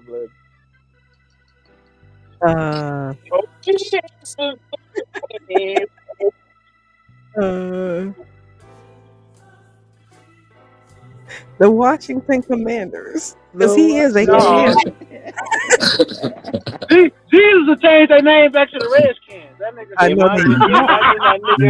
Imagine that nigga invent a new thing called walk on water, bruh. That shit will be crazy. That's interesting. Jesus getting every call, bro. Jesus a linebacker or a box safety. That's Jesus. Right, yeah. Palomalu style. Palomalu and Ed Reed type shit. You think you finna get 1 yard? Jesus just runs. No. Oh! Yeah, perfect time. I rebuke you, nigga. Every time he do a tackle, he gonna hit the little cross down across his body. Oh god. That nigga gonna come out there celebrating like Ray Lewis and shit. That nigga got some sandal cleats on? Oh, nigga. Hey, Trill. That was his sandal cleats. The link. Better respect it, Rook. They gonna tell him, hey, Rookie, you better respect that's Jesus, nigga. Hey, he gonna do like Chad. Y'all just gonna have to find me, but I'm wearing these motherfucking sandal cleats. I got to. God. I don't deal with your. Yeah, Jesus gonna say, I don't deal with your brands and municipalities. This leather shall do. Damn, that nigga said the sandal cleats. That is crazy. He said, "Now I will not wear no symbols of the father of lies." That Nike for a demon. I wish you would not wear that sandal, please. Number straight crosses. Hey, hold on. Let me ask you this: what would his number be? What would his number be? 33 or 12? 33 or 12? He been 33, nigga. That's what the thank you. That nigga said Jesus running nothing but crosses. That's it. That's it. Everybody arguing if they gonna go left or right, and everybody be like, man, what would Jesus do? Right there and there. The coach look right over to him. It shall be left. Every play is down the middle, can't go, baby. Look, and you can't fool him. You just gonna have to deal with the results. He gonna know every play call before it even get called. All that good shit. That's right. Hey, he ain't losing. Gonna be the first team to win 3. Never lose a game for 3 straight seasons. Nah, nigga, their record gonna be tied. Every game is tied, nigga. Shit, he gonna put him back at punt return. He gonna take Dion record. Like Dion, who nigga? They gonna change it. They gonna change it to a lockdown safety, a lockdown linebacker. On special teams, combination of Who gonna tackle Jesus, bro? You can't. Absolutely. He gonna just part that motherfucker like the Red Sea. He could just gonna move his hands. Everybody gonna part. You're not gonna be able to tackle him. He gonna tuck the ball in one hand and move his hand the other way. And hey, Said Mike Allstott ain't got shit on there. hell no. You get Mike Allstott, Jerome Bettis. You can get all of them combination of one.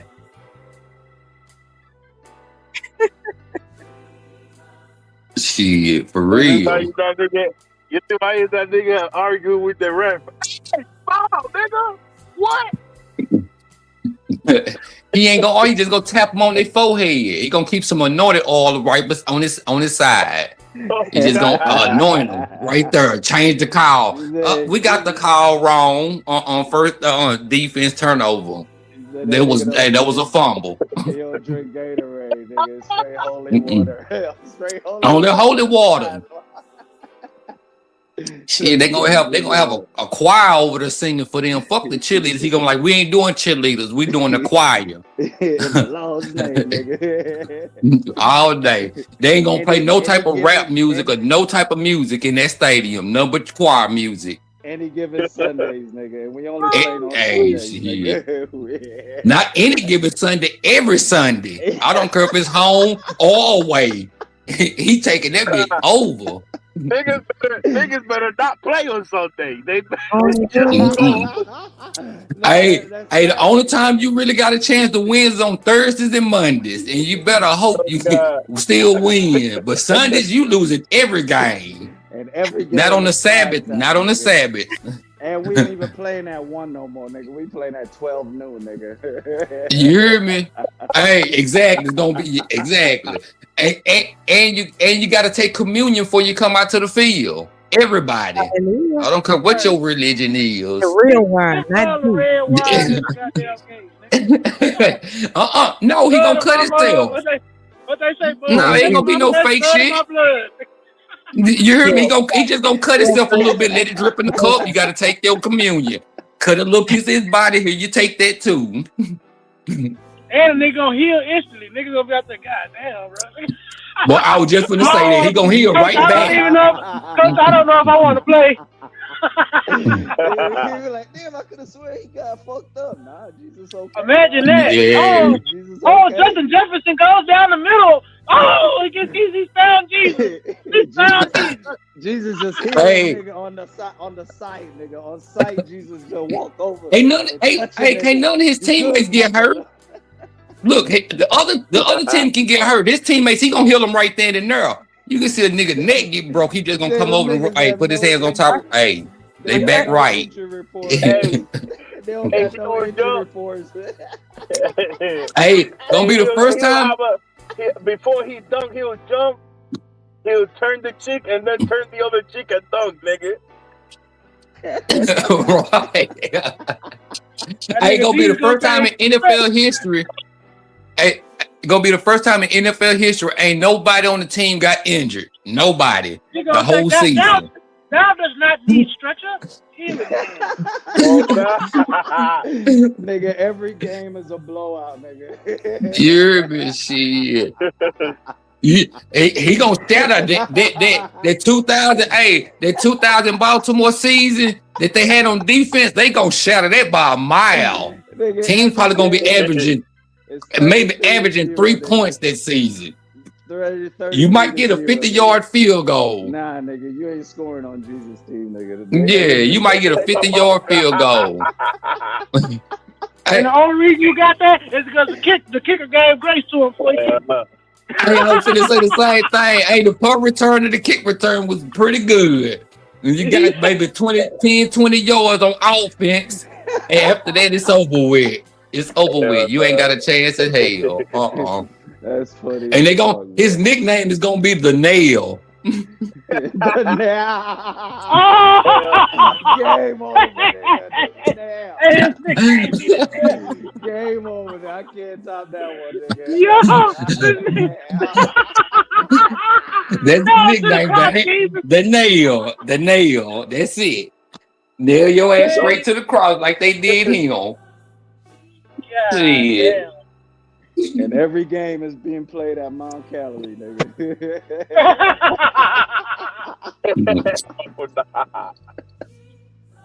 For real. I don't even want to play this Sunday, coach. Hell no. Bobby, you had another topic though, man. Pull it up, man. While we talking. I know Bobby heard that shit. He said, I gotta go back to the beginning of the show. He had some good shit. I forgot it was a WAG, Jaylen Brown, and somebody else, something else. Try to keep the show flowing. That was a good one though, bro. I ain't gonna lie though.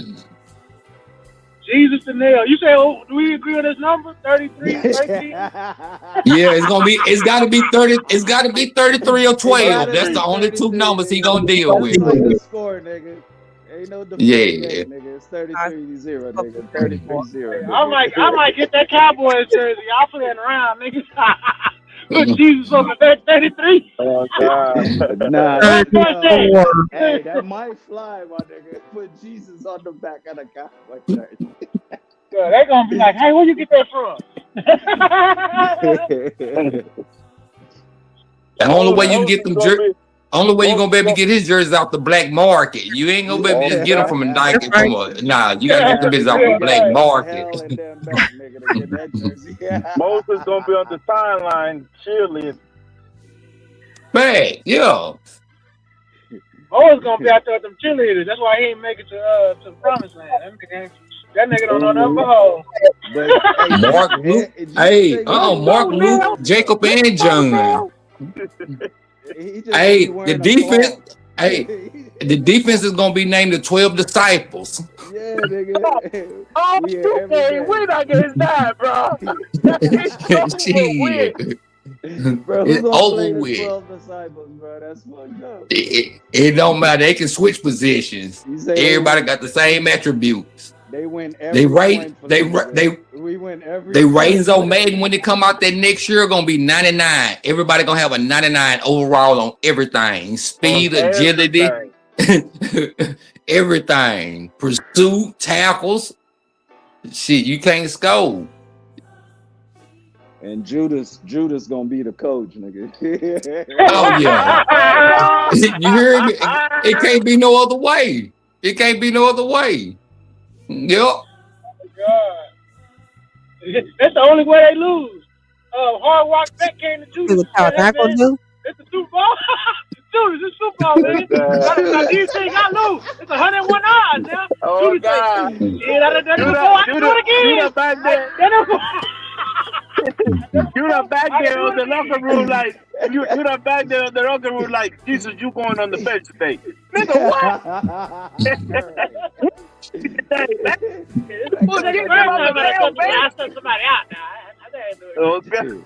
That's funny as fuck, bro. The songs in the background just make it better, bro. That was classic. Right there. Yeah. It's gonna be the South music while they playing the whole time. That right there, Jesus. It's gonna be South music right there. Everybody. That's why you gonna be losing. Jesus poster, bro. You can't even have another poster. You gotta have a head though. The main one gonna say, "Won't he do it? Won't he do it?" Oh yes, he will. It's that 1,001 odds. I'm going with Judas. Yeah. Won't he do it? Won't he do it? Yes, he will. Jesus will never win the Super Bowl. That's the crazy thing. Jesus is like Jim Kelly, that nigga from the Buffalo Bills. He'll never win the Super Bowl because Judas just keep turning them off.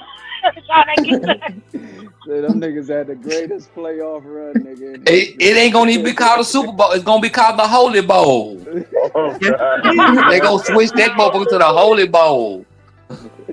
The anointed ones. Lombardi will be the heavenly Lombardi. Right, exactly. Yes. Get that nigga across when they win the Holy Bowl. Exactly. They gonna change the trophy to a cross. They gonna change that to a cross. Nah, nigga, they gonna win the Holy Bowl. Ain't no more trophies. None of that. I'm gonna wake up on Sunday and like, who played today? Oh, the anointed one? Who the 100 on Jesus? Nigga, I'm about to be rich, nigga. Oh God! God. I thought to be rich. Jesus and them, nigga. Jesus and them. Crazy. Crazy Nah, thing, so Jesus might be cold. They might lose some games just because some of y'all niggas broke it. Jesus gonna send a message out. Hey, go ahead and say it against us. I got you, my brother. It's hard out here you for ain't the gonna have pimp. to. You just you ain't gotta turn your TV on. You just gonna wake up. Your TV gonna be on that gaming channel already.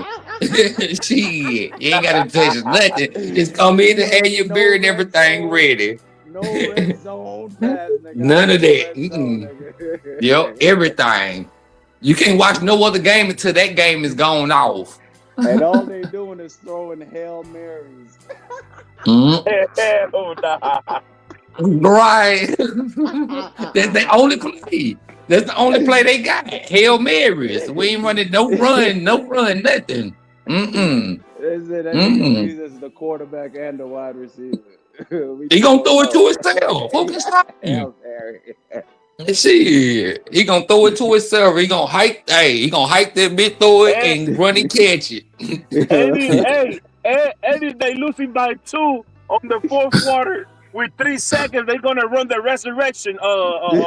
The resurrection play. It's over, bro. The resurrection reverse. Nigga, the resurrection play is crazy, bro. Yeah, it's gonna be called the resurrection reverse. What are you talking about? Yeah, we know the ball going to. You know I'm mad at when they show all the posts, everybody going out, nigga. The resurrection play is going backwards. That's it. On Madden, they ain't gonna never get tired. You ain't gonna need no Gatorade break. No. That nigga, this ain't play action, nigga. It's the resurrection play. Hey, in the real game, you don't drink Gatorade. You go get you some communion. You right back powered up. Oh, holy that's water all you on need. Deck, bro. Holy water on deck, bro. And then when they travel, they not getting into a plane. He just gonna lift his hands up and everybody gonna float to the next city. And Jesus is the only nigga that can smoke marijuana on the side. See you on Montreal. That nigga gonna say, "See y'all Montreal guys," and fly. Yeah, everybody. He gonna lift his hands, both hands up, and everybody just gonna float there. That's it. And he won't need no plane. He don't even get on the bus after the game. That nigga just a sad nigga. Like, oh God. He gonna have them niggas walking across the Atlantic, Pacific, and all that shit, just walking on top of water. Niggas company named Jesus sandals. Who he just do it anymore? It's won't he do it? Nike gonna change their whole shit. Yeah. Oh God. Yeah. That's it. They gonna be check his shoes, nigga. He just his sandals. He whooping your ass in sandals. Nigga, the sandals cleats are crazy, nigga. That's crazy. The sandal cleats. The Shank-Schleckers. He whooping your ass. And you gotta pay your tithes before you come into the game. See, the stadium ain't gonna get none of that. That's going to the churches. Oh, that's going to the church. They're gonna distribute that to the yeah.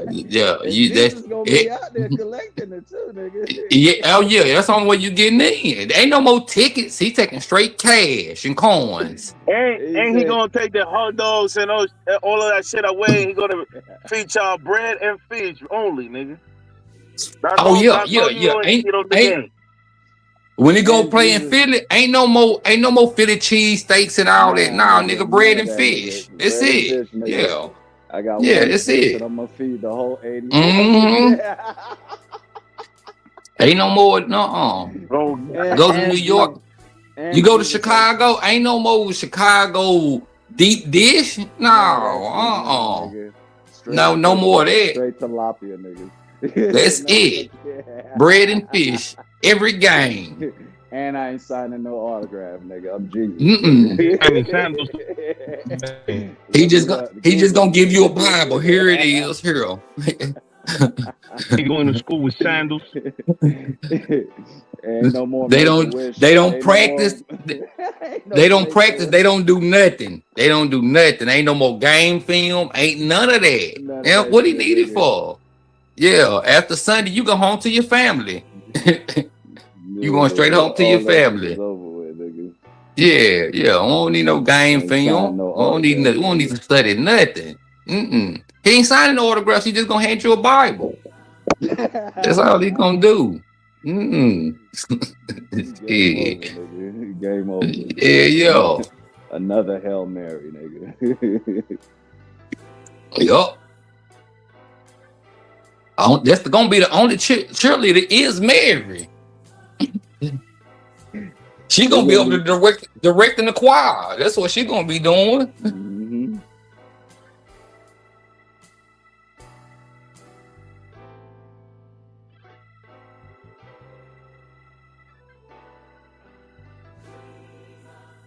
Bobby, what was the other topic? You had 3, 4 of them. You still there? Bobby grilling. He's still grilling his pig feet and pig ears. Yeah, he had to go. He had to go turn them. He had to, Check on them pork ribs. Yeah. The He smoker grilling just got hot. them. He grilling. I'd have had them out there for about 3 hours. It should be tender by now. But I do want to get. Ain't this what he doing? What he doing? Ain't he checking on his pig ears and pig? He grilling them. He ain't cooking them in the oven or boiling now. So when he said heirloom mushrooms and what's the other one, portobello mushrooms and all that, that's cold word. It's cold. Yeah. Pork nine. What y'all call it? Pork nine pork. Exactly. The non-pork chop. The non-pork. Pork ham steak. So we already know what Robert is doing.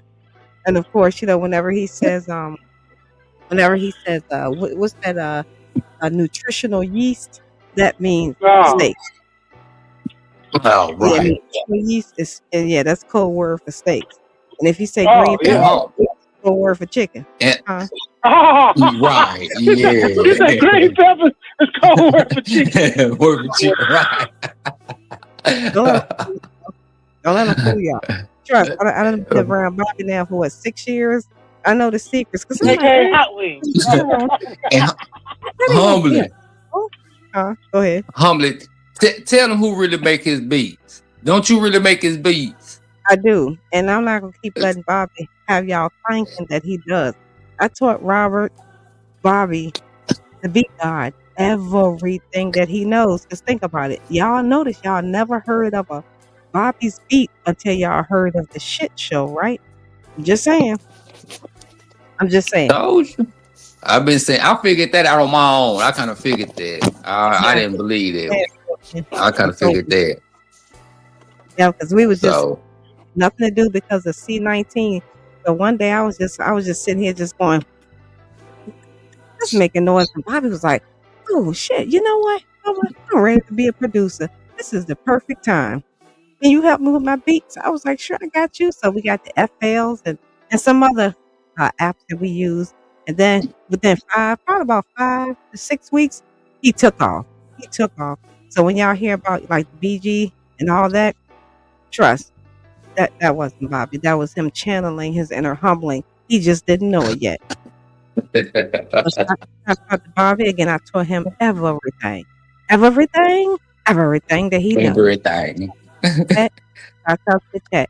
And also too, while I have a moment, I just want to say, Bobby, shout out to you for staying on the below beta males next. When you be on the panel, you be holding it down, representing the shit show very well. So I want to give shout out to Bobby for that. And if you know, you know. And shout out to those over 40 that do not live in their mama's basement. Shout out to y'all. Won't he do it? Y'all see my baby out there. Y'all call her Cajun Tyson. I call her Mrs. Humbling. Me more. How you doing, my baby? Look, I knew that was coming sometime soon. I didn't know when. Lord have mercy. Which part? What you just said. Look at her. Trying to get out that couch. I know, right? Yeah. I was doing pretty good. Then all of a sudden, I was like, man, I came home. It was dark.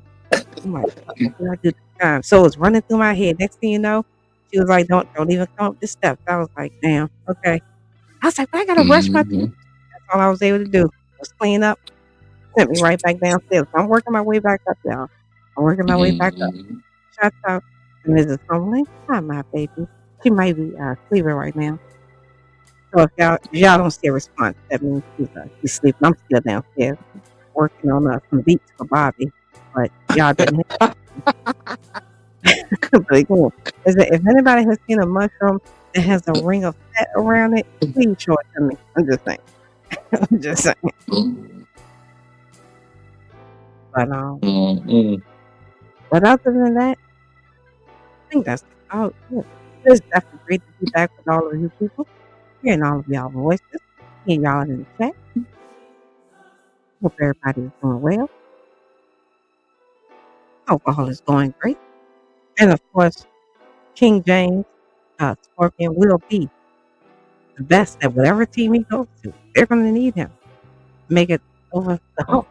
So I hope he lands somewhere that is going to use him effectively to the point where his knees will give out and he'll have to go home. All right. I got one humbling. He said earlier, NDRE versus Young Miami. That was one of the ones he said. NDRE versus Young Miami. Or all my scamming ass niggas said. You know what I'm saying? I mean, I can't disagree with what you said. I understand, it's. Can you break it down for the viewer? Because I didn't hear what NDRE said. So can you give me some until he come back? Maybe he can play the video. I don't know.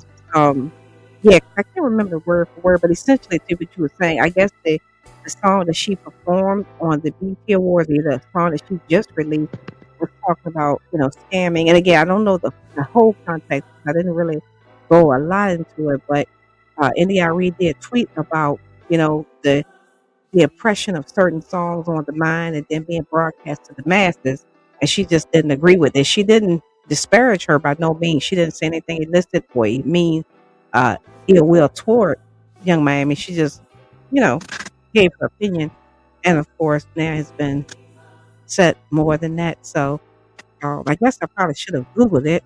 Let me go ahead and pull it up while we wait for Robert to finish barbecuing his non-pork rib. Shout out to the chat. All right, let's see exactly what it is saying. All right, so Humbling saying that NDRE kind of said that she didn't say that the song shouldn't be pushed out. She was just saying certain messages were being pushed out, right? Yeah, okay, so according to just pulled up one of the headlines, it says NDRE doesn't like Young Miami spin that. Everything you listen to, see, or eat is going to influence you. The mass acceptance of this song is a crystal clear sign of this much bigger truth, is what NDRE retweeted. I agree, because that song almost had me go get my wife a Go Yard. So I feel it, man.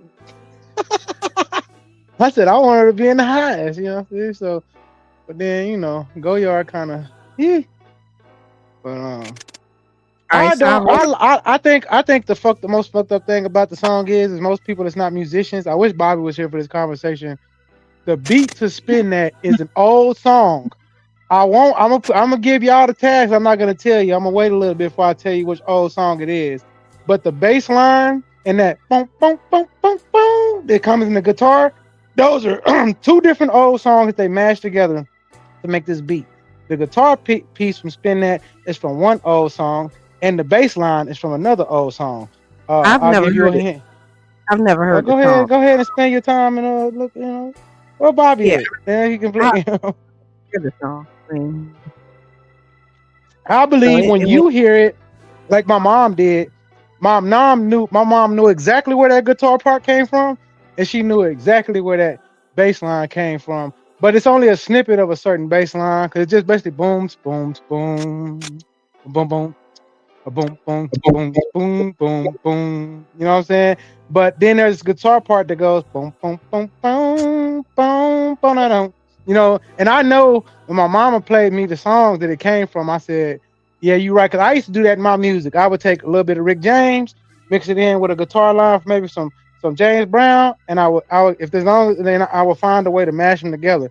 that's why that song is so popular, because it's playing on very old tunes, but giving a really bad message. You know what I'm saying? So the lyrics humbling is where are my scamming ass niggas at? Getting that money bags, boosting bitches, pop your tags, girl go in that go yard bag. Right? I'm about right, Scorpion? I need to look up the lyrics. I might have said them wrong. I don't know. I've heard the song, but I'm just not too.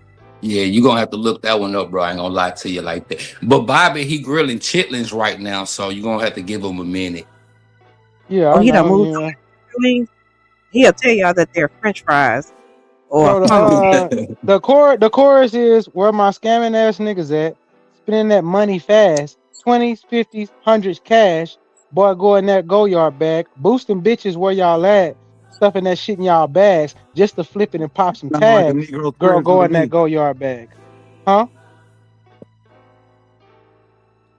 Y'all want to break down them lyrics?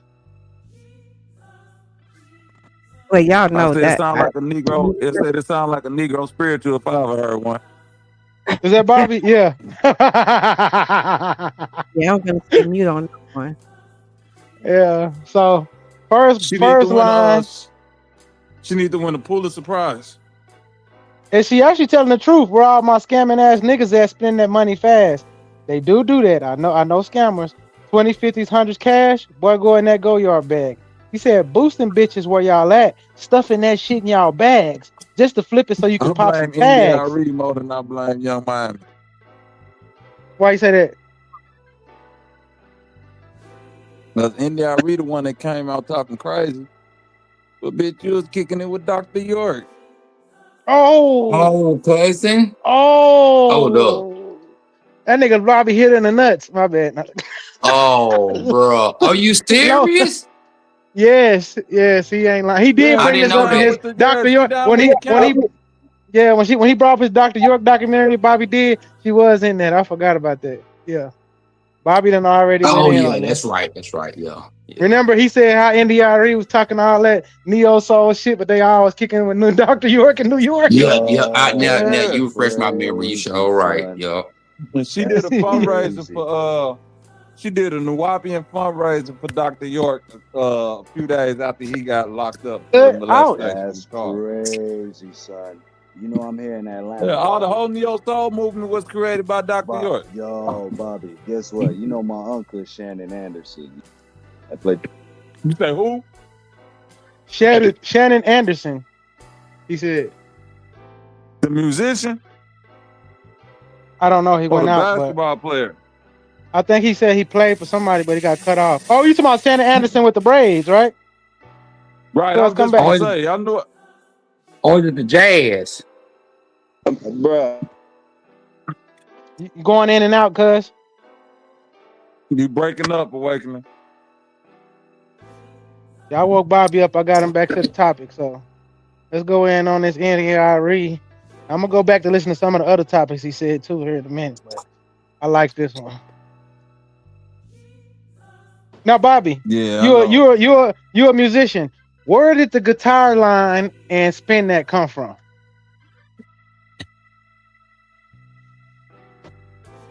That boom, boom, boom, Mel's Diner. boom, boom, boom. Ain't that Mel's Diner? Yes. And now the bass line, dum, dum, dum, dum, dum, dum, dum, dum. Because I actually grew up playing this song. You know, I play the bass, so they mixed two songs together. That guitar line, dum, dum, dum, dum, dum, da, da, dum. It's just that run. You know what I'm saying? And then the bass line it's actually the bass line comes from multiple different older songs, but it's really one in particular. I just wanted to see if you got what my mom got. Jay-Z used it for Can't Knock the Hustle. I forgot the sample, the original sample. The original sample. I think it's actually Sly, but I'm not gonna say for sure. I done heard Flying the Family Stone. But Jay-Z, the Young Miami just used the bass line because you know everything is you could do the stem separator, but Jay-Z did when Jay-Z did Can't Knock the Hustle, that's the same bass line. Right. So what's I didn't know that what's that gorilla song? It's hot outside or something like that. What's the name of that shit? It come from Aretha Franklin, if I'm not mistaken. Is it Aretha Franklin? You correct me if I'm wrong. It's 100 degrees, whatever that, however the fuck that shit go. I don't know it by heart. No, they got you. They got you, Scorpion. Go ahead, correct me. The young niggas is taking new songs and turning them into old AI songs and then coming on the internet saying this the original. Oh, okay. Appreciate you. Okay. Yeah. So they did it with the Gorilla. They did it with a 50 Cent song and said it was an old like Marvin Gaye song, some shit. Yeah. Yeah, that's okay. I'm wrong. Okay, I'm wrong. I didn't know because I don't know music like y'all do. That's why I was trying to ask you. Basically. So the bass line comes from a song called Fool. The bass line comes from a song, but it's not as truncated as it's strong, but it's called Fool's Paradise by Melissa Morgan. Melissa Morgan.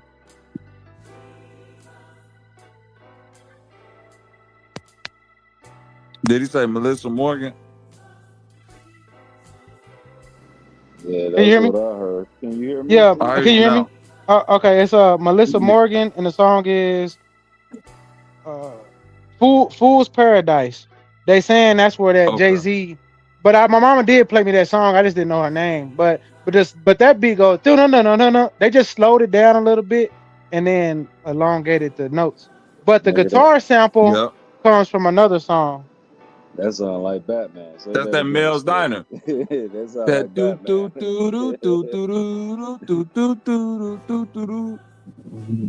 It sound like that nigga said da-na-na-na-na-na.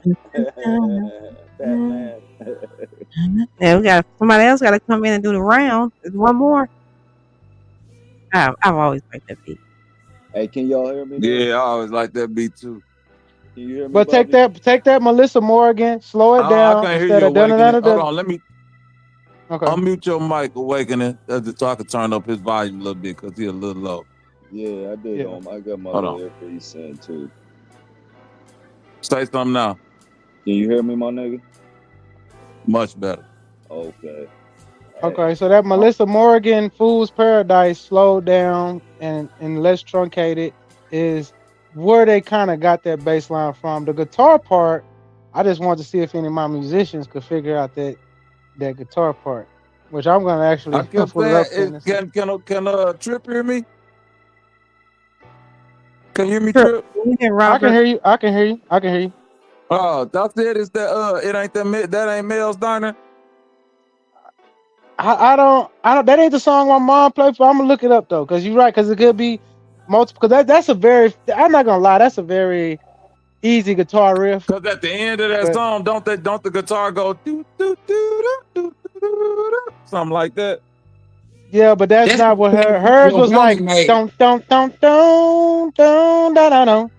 It's actually a church riff. If you want to be specific, but it has been done in pop culture. Yeah. Ain't that the same Yo Gotti beat used for Standing in the Kitchen? You might be on to something there, Scorpion. You're getting close. That's the same beat that Yo Gotti used for that Standing in the Kitchen. I can't do it like y'all, I don't know. But when you start hitting that tune, I'm sitting here thinking like, I done heard that beat. Then it just popped in my head. That's that Yo Gotti used that for Standing in the Kitchen. Okay. Yeah, so the guitar riff again is boom, boom, boom, boom, boom, ba-da-dum, boom, boom, boom, boom. In the kitchen. You know what I'm saying? Water whipping, mixing soda with Yola. Yeah. Yeah. But no, he's saying that dun, dun, dun, dun, that's from Yo Gotti. He talked the one he said Bobby said was from Yo Gotti, but the one I'm talking about is I'm just saying when NDRE was talking about her mashing up and basically saying the energy of the music, even though she's a Yorkian, she owned to something. Cause I used to do that when my cousins made songs. There's people that bang our songs any day, but you know the songs they bang the most, my mashup beats. I use a bass line from a Rick James song, and I use a motherfucking guitar, maybe piano that I play myself, but I kind of like freak it a little bit, but it's still the same rhythms, maybe Fly and Stanley Stone, Gap Band, SOS, and I would just bring them together and mash them up. Everybody loved the music. They be like, oh man, this got soul. All the old dudes used to be like, man, I like y'all music because of this and this and that, but it's a frequency. The only difference is when I rapped in the tenor of the song. Like if the song is about love, I tried to make our songs kind of be about that. If the song is about having fun, I never took them songs and flipped a whole nother lyric about killing. You know what I'm saying? I think about it now, like maybe I was dumb. Maybe I should have started talking about drill rap shit on top of these beats, because then it'd have been even harder. You know what I'm saying? Right. I didn't know to like do that, but it wasn't in me. But she got a point though. She do got a point. Go ahead, brother. Trip.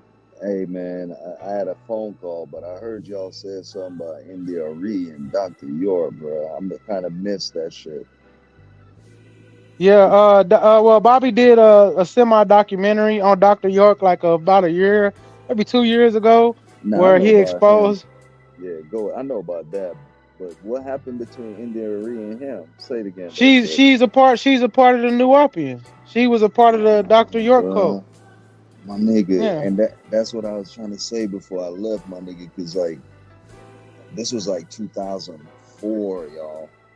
And you know, my uncle had threw a party. He was on the boat, nigga, here at Lake, here in Atlanta and shit, right? But when I mean, No, go ahead and say the lake. Y'all was on that lake where all them niggas died. Go ahead. It was Lake Norman. It was Lake Norman. Yeah. But my nigga, she came with Music Soul Child and Carl Thomas. And when I mean them motherfuckers was the weirdest shit I ain't ever seen, bruh. And you know, Carl Thomas used to be signed with Puffy and all that shit, but a lot of this shit been going on for a long ass time, bruh, in this music industry. You know what I mean? Because when I mean, my nigga, that shit was weird. And you know what's so crazy though? It was a couple of Knicks players there too at the party. You know, Kurt Thomas. You remember Kurt Thomas? Yeah, I remember Kurt Thomas. Yeah, the basketball player. Nasir Muhammad. Even John Stark was there, my nigga. You know, it was because my uncle used to play for the Knicks then. You know, like a couple years back then, before he retired and shit. But that's crazy, bro. We was all looking at them niggas just how they acting. That shit was just weird as fuck, bro. Like weird as fuck, nigga. You know what I'm saying? And I can't believe now y'all are saying that, because you know Dr. York and them, they got their whole organization here in Atlanta heavy. You know what I mean? But it's just now that a nigga older, bro, you can put all that shit together, man. That's crazy, son. That's crazy. So what happened recently, though? Why y'all brought up India Arie and Dr. York?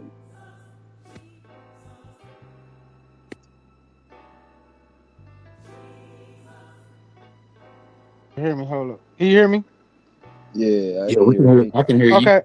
Okay. So India Arie, I guess I don't know, because I thought Bobby had a video, but as from what I'm getting, she had something to say about Young Mike. What happened is India Arie back in the day, before she became famous, she was in the New Orleans. Like publicly, she was never New Orleans, but her New Orleans name was Yaya. Once she became famous, she never publicly said she was a New Orleans, but she always showed support for Malachi York, because Malachi York's nephew created Neo Soul, Kedar Massenberg. Wow. Right? Son. Look up, and you probably know Kedar. You probably heard that name plenty of times. Awakening. Nah, He the same person that discovered D'Angelo. Yeah, I haven't heard the name and all that. But you remember how India Arie used to dress? Nigga, she dressed like one of Nature Boy's girls. Like a New Orleans, yeah. That's crazy. That's what I said. She was a part of the cult. She was like a Nature Boy and all of that, yeah. They had a whole... Go ahead. That happened. 21 Savage, a lot of them grew up out there on them pyramids, man. Him too. Well, he was asking Bobby why we brought her up. Why are we even talking about her? Why we brought up India Arie? Yeah, with the New because she was the one going in on Young Miami and that spin that song, you know, and heard comments about the culture, and I was like, well, kind of like the pot calling the kettle black, because you was around a nigga who was touching on kids, and you didn't necessarily come out and denounce him, but you denouncing this culture, and that's a part of the culture too. And that's why I brought up Carl Thomas, because you know he was signed to Bad Boy. You remember back in the day, like Carl Thomas, wasn't he signed? He was signed to Bad Boy. You know, yeah, he was with Bad Boy. Oh yeah, boy, that shit been going on for a long ass time, boy. That weird shit. Carl Thomas, Jazzo. Yeah. Hold on, the basketball player Carl Thomas? Nah. Carl Thomas, the singer. Oh, okay. And she I'm thinking about Kurt Music Thomas. Soul Child Okay. was with her too. Okay. You know what I'm saying? Yeah, And the Music way Soul they Child was out there too.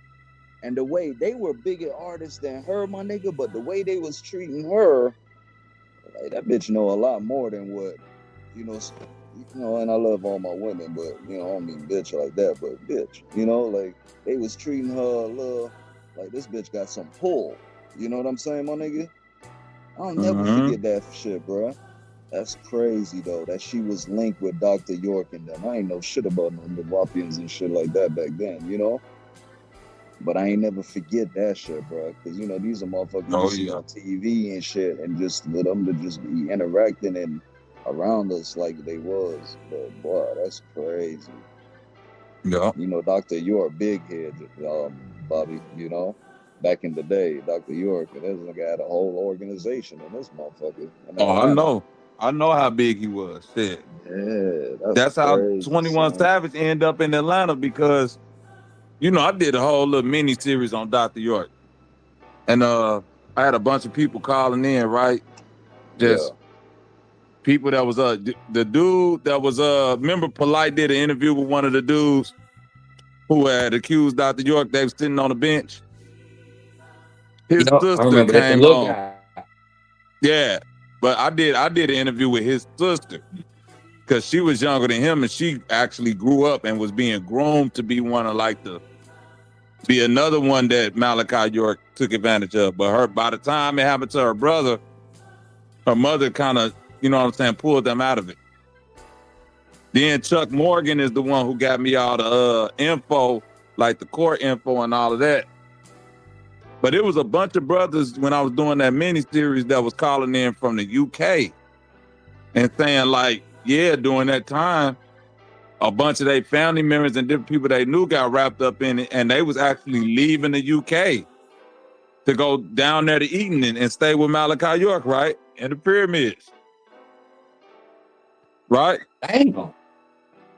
Yeah, and 21 Savage mother was one of them. That's how he ended up over there. Oh shit! I must miss that part. I remember that you breaking it down, but I don't remember that little part you just said. They was coming from the UK. God damn, this nigga Correct.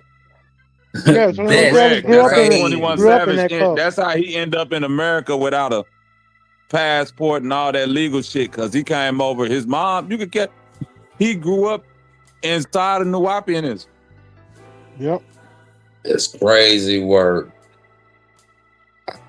You was on a panel where you was going in on some guys about that, because I came in, I was reading the chat, the nigga was like, free Malachi York and shit like that. I'm like, what the fuck? Hey, there's some Nuwaubians running around here right now. Shout out to my nigga Harwin. I mean, I fuck with him, but I didn't know he was a Nuwaubian. And one day, because he be on Sarnetta arguing, I just thought he was a nigga that was in the so-called consciousness. He said, nah, I'm a Nuwaubian. I said, oh, damn. I didn't know. And there's actually dudes in Atlanta still to this day wearing them hats running around that bitch, bro. If you get on the internet and you start like kind of just getting on panels and shit, it's a lot of them niggas out here, man. And they'll talk down to you about talking bad about they supreme leader. They say free that nigga, even though court documents say he gave kids the bumpy wumpy and shit. Like, I ain't crazy. I used to work with a Nuwaubian. I used to go in on that boy. For real. And look, Rock, right now, I know the nigga.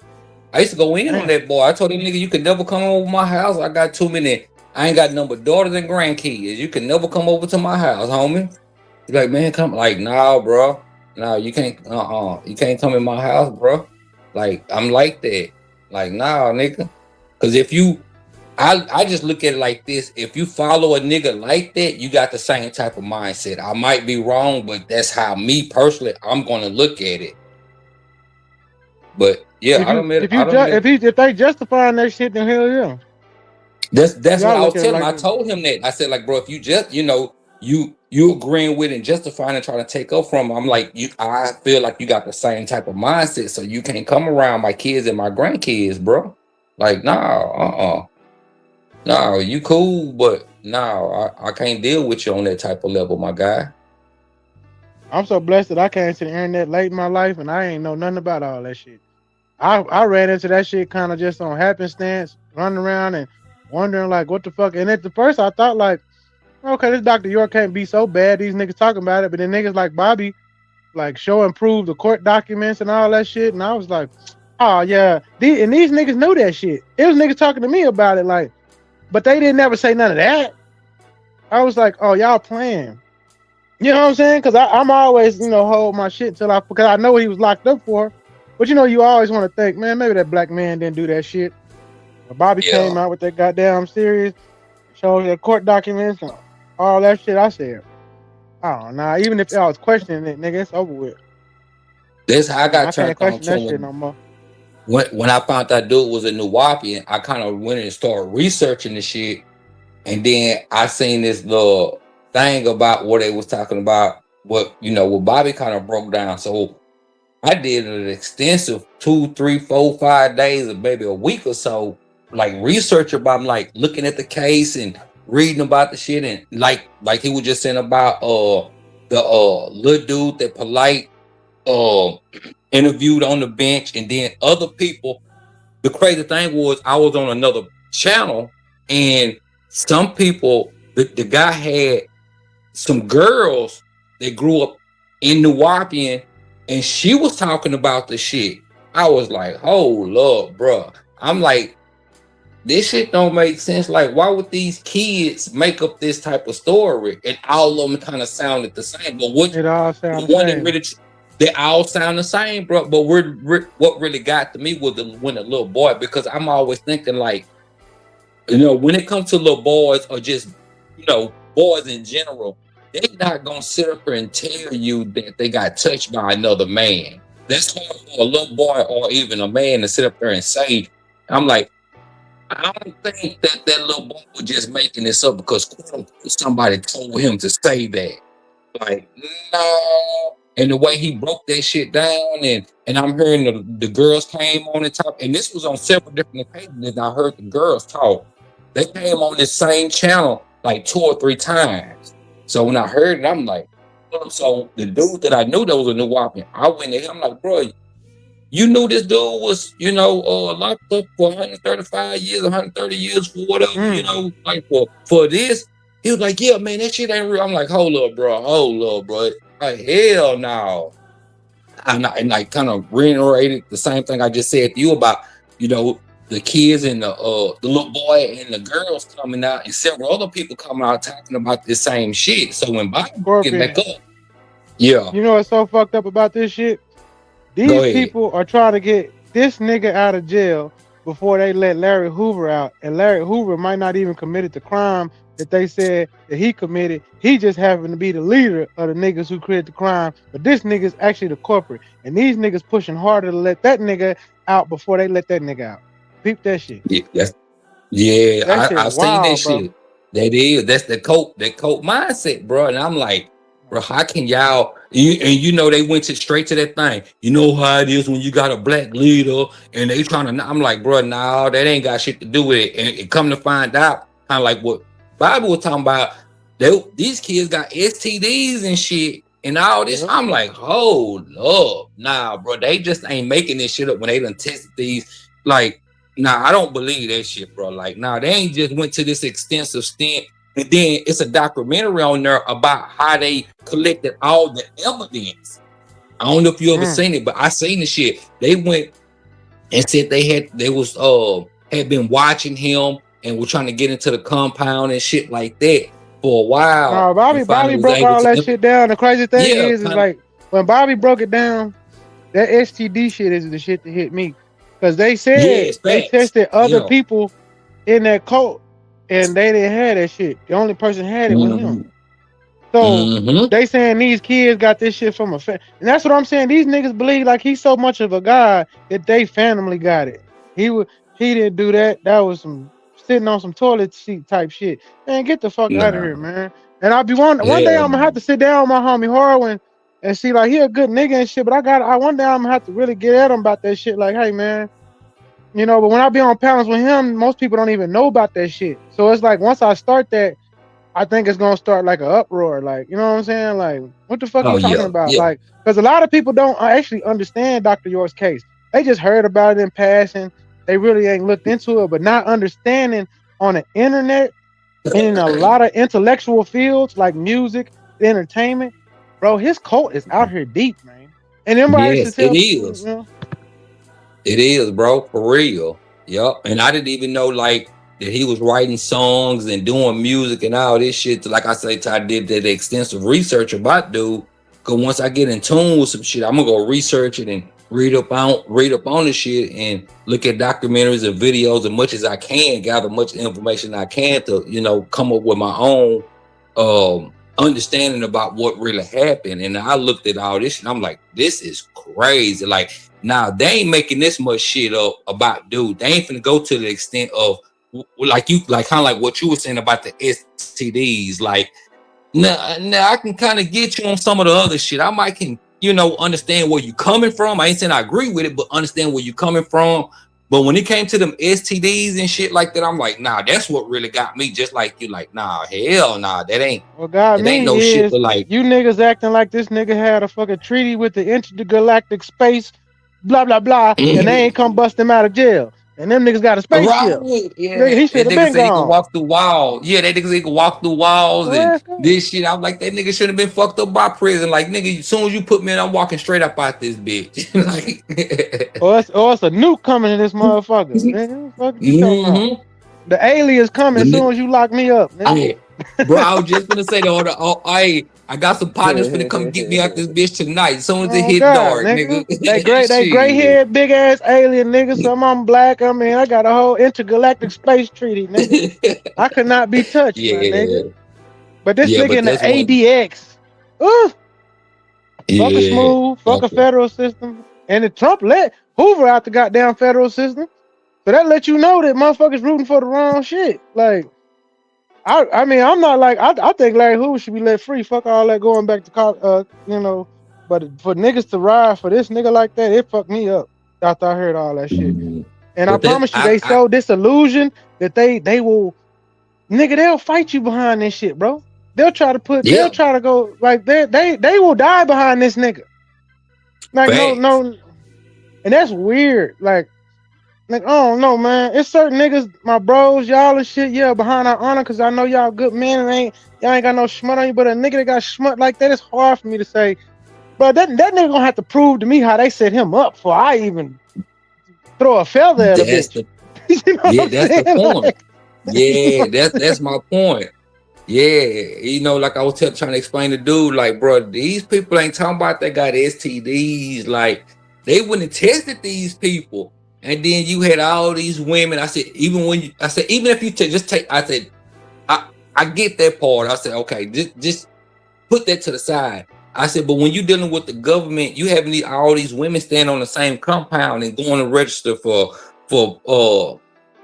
government assistance and all that shit. You fucking with the government now. They gonna get your ass regardless. You might not probably got, you know, same much time, but that shit still ain't gonna finna sit right with the government. They finna fuck over you regardless, bro. So you playing with them on that type of time. Like, nah, bro. But like the dude I know, like, we done bumped heads, nigga, damn near like finna get ready to fight over that shit. Cause I used to tell, like, bro, nigga, you ain't right, bro. You cause you used to do like, and just really start paying attention to dude, used to do weird shit to me.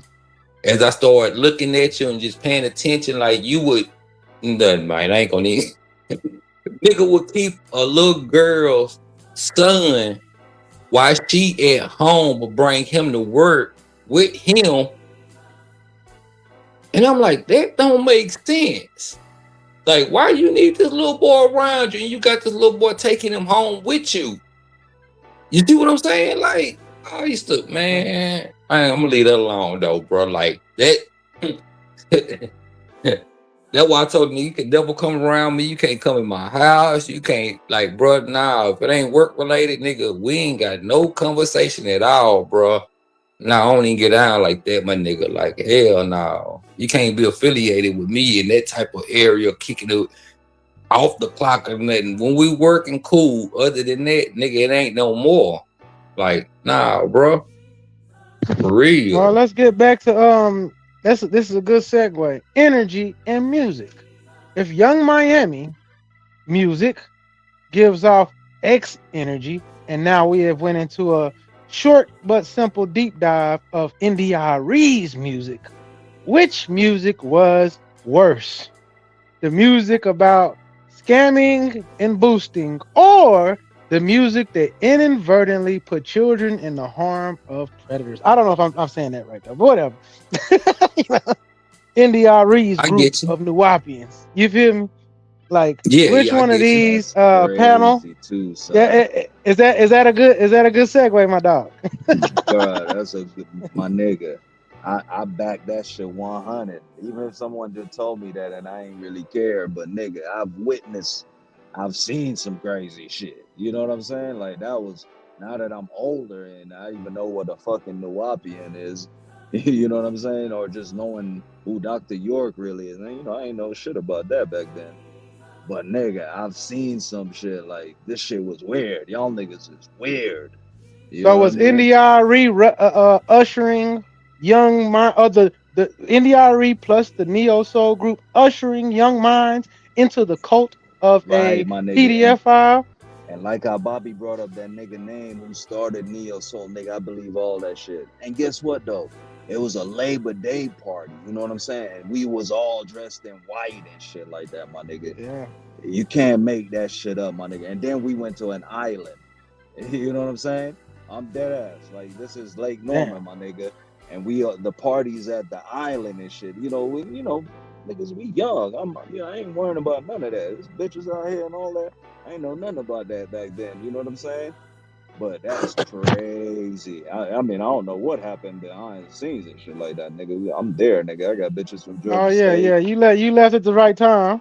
You know, they told you there's another party happening, but it's probably good you go. About no other party. On some Diddy type shit. Nah, but it's the crazy. part they said Playboy the party finna start. Nah, nigga, he said I ain't no party, after party, before party, nigga. I just know I had some motherfuckers from Georgia State with me, you know what I'm saying? That, and then they were like waitresses and shit on the boat, you know? And I'm one of them niggas, my nigga, like, we started like the hypnotic girls and shit like that, going to clubs with the bottles and going around, you know what I'm saying, my nigga?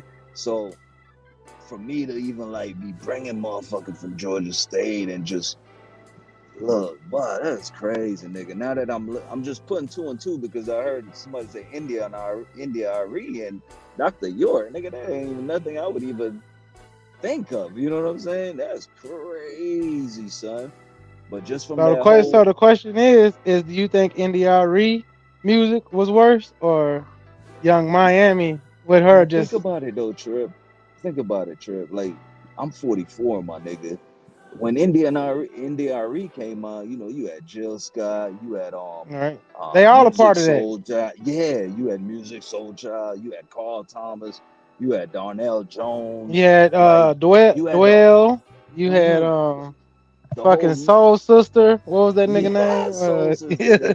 Yeah, for real though. And you think this is just girl empowerment, or you know, we getting back to the roots and nice music and all that type of shit, but behind all of this shit is Clive Davis, the Bad Boys, the even what's them niggas that throw the party now, the white parties. Now that I'm looking back on the Lubin nigga and shit. Rubin. Yeah. Even the other nigga. What's that other nigga name, man? He Lucin, whatever that nigga name. Lucian. Y'all know Grange, Lucian Grange or whatever. Now that you look at it, bro, these motherfuckers been grooming and for all of this shit. You know what I'm saying, my nigga? That's crazy. And when I mean Hey, she that looked like now I look back on it. My mama, when I got accepted into Juilliard like freshman year, like high school, because I was so good Yep. at the bass and piano and shit. My mama said, "You're not Yep. going to New York. Them people gonna fondle you." And I said, "Mama, what you?" Then she made me watch this movie called Fame. I don't know if y'all know about this movie, Humbling Mike. It's an old movie called Fame. If y'all ain't never watched it, it's about kids going to Juilliard and they getting towed my down. nigga. Yep. I grew up in that era where Fame was Go even ahead, a Humbling. My TV bad. show. You know what I'm saying? I grew up in, I'm 44. Bobby, you know about that shit, nigga. When Fame was a TV show, nigga, y'all on I ain't know the Yep. TV. TV show. I watched the movie. Yeah. When I saw the movie, I was scared. I was like, "Nah, I don't want to go." But I will say this. In my opinion, the contrast that you're trying to make would be inconsistent because we only know about, when I say we, I'm not talking about those who actually knew at that time, but what we know about India today is not what we knew about India then. It wasn't being Right. broadcast, it wasn't being Good uplifted. point. So to that point, that's an unfair comparison. We can say it after the fact, but I would not hold it against NDIRE because some of y'all are guilty for advocating for who's considered the victor over the victim. So we do pick and choose who we want to support, no matter what they're accused of. Because we love to say what they line up, they exaggerated, that didn't happen, if it's somebody we like.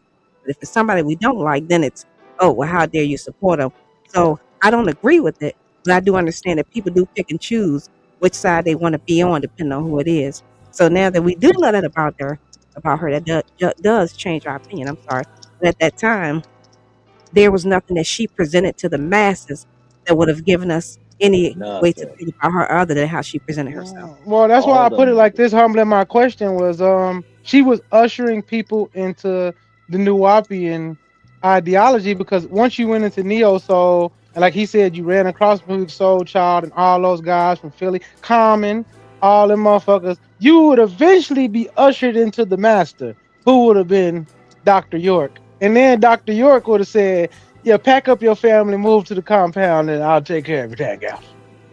You know what I'm Yeah. saying? So Yeah, Unless but you I got will say to Humblin's You that bring point, your was wife too and your girlfriend. that was led that way because again, to there's Humblin's nobody on point, the. go ahead, Oh, Humble. I'm sorry. Go ahead. Yeah, go ahead. Awake. I ain't hear you talking. Nah, after you, my sister, you go ahead. Oh no, I was yeah, just that's gonna all. say Before you go, not Humbling, that's all I was saying. Go ahead. I'm not sorry. discounting the point that you're making, Trip. Not discounting that, but I do understand that. Of course, if you were in those cities, perhaps yes, but on a massive scale, it Right. was not presented like that. So I couldn't even agree with that. Again, I don't agree with anything that happened. But again, we're talking after the fact, not during the actual Right. time that was going on. No, I agree. You I know agree. what? That's why Back I just then, asked you which one was worse. That was my question. Is young and since NDRE had something to say about it, is Young Miami's song more detrimental, or was NDRE's inadvertent after the fact ushering in worse? Because like Bobby said, can she really have something to say if she was ushering people into this cult through music? Or is Young Miami's stuff that money in your bag, go boosting shit, blah blah blah blah, is that worse today? You know. Because and that's also the difference too. NDIRE didn't have social media, 24-hour social media, for someone Right. to put it out there that hey, she's actively involved behind the scenes with, having a ring with children, blah blah blah. Whereas now it's instant. Everything is on social media. So again, it wasn't in the forefront. And again, I'm not discounting that. Let me just make sure I'm clear on that. I'm just saying in the context of there was no 24-hour yeah, social media. I you agree. would never know that. And that's why I bring it Exactly. up because I grew That up don't in make it that right though. I'm era. just like, yeah, go ahead, y'all guys. That's what I'm saying to Humbly. Like you would never know. But when I went to that fucking party, shit just seemed weird. You know what I'm saying? That's what I'm saying. So I don't know what they was going on doing back then, but I just know how she was being How treated the energy and made you wearing that feel. white, yeah, and wearing the white scarf around her, and how motherfuckers was really like treating her. I don't know nothing about that. I'm young, my nigga. What You if I know, at told you this this, point. Awakening, that there is a nexus point between NDRE and Young Miami, and it is Dr. York. Young Miami, Nah, Diddy, that Dr. York, NDRE, straight to Dr. York. So actually, they might be he two of the same individuals. nah, that's why I brought up the people that I saw around, because Carl Thomas Yeah. was signed with Bad Boys, and we know them niggas, and I love everybody, but them niggas goddamn fruity. You know what I'm saying, my nigga? Vegan fruity. You know what I mean? Yeah. Vegan fruit roll, Fruit Loop. Yeah, vegan fruit roll. But I'm just telling you from what I remember back then, and you know, this was 2003, 2004. Right. So that shit was kind of weird back then, bro. Like, you know, real. But I guess the question would be, how much is our music is draped in this shit to where it's like they ushering her. But the thing is, like I say, with this nexus of her talking shit about her sister, basically in the cult. Because I mean, at this point, if Young Miami ain't never said nothing bad about Diddy, and she was with him, even up to these, her tape ain't released. But if he was doing that with one broad, you got to believe he was doing with all broads. You feel what I'm saying? So Young Miami ain't too far from Cassie and Daphne Joy. You know what I'm saying? Nah, I So think that's just their whole industry, bro. I think that's how this shit was created for them to be.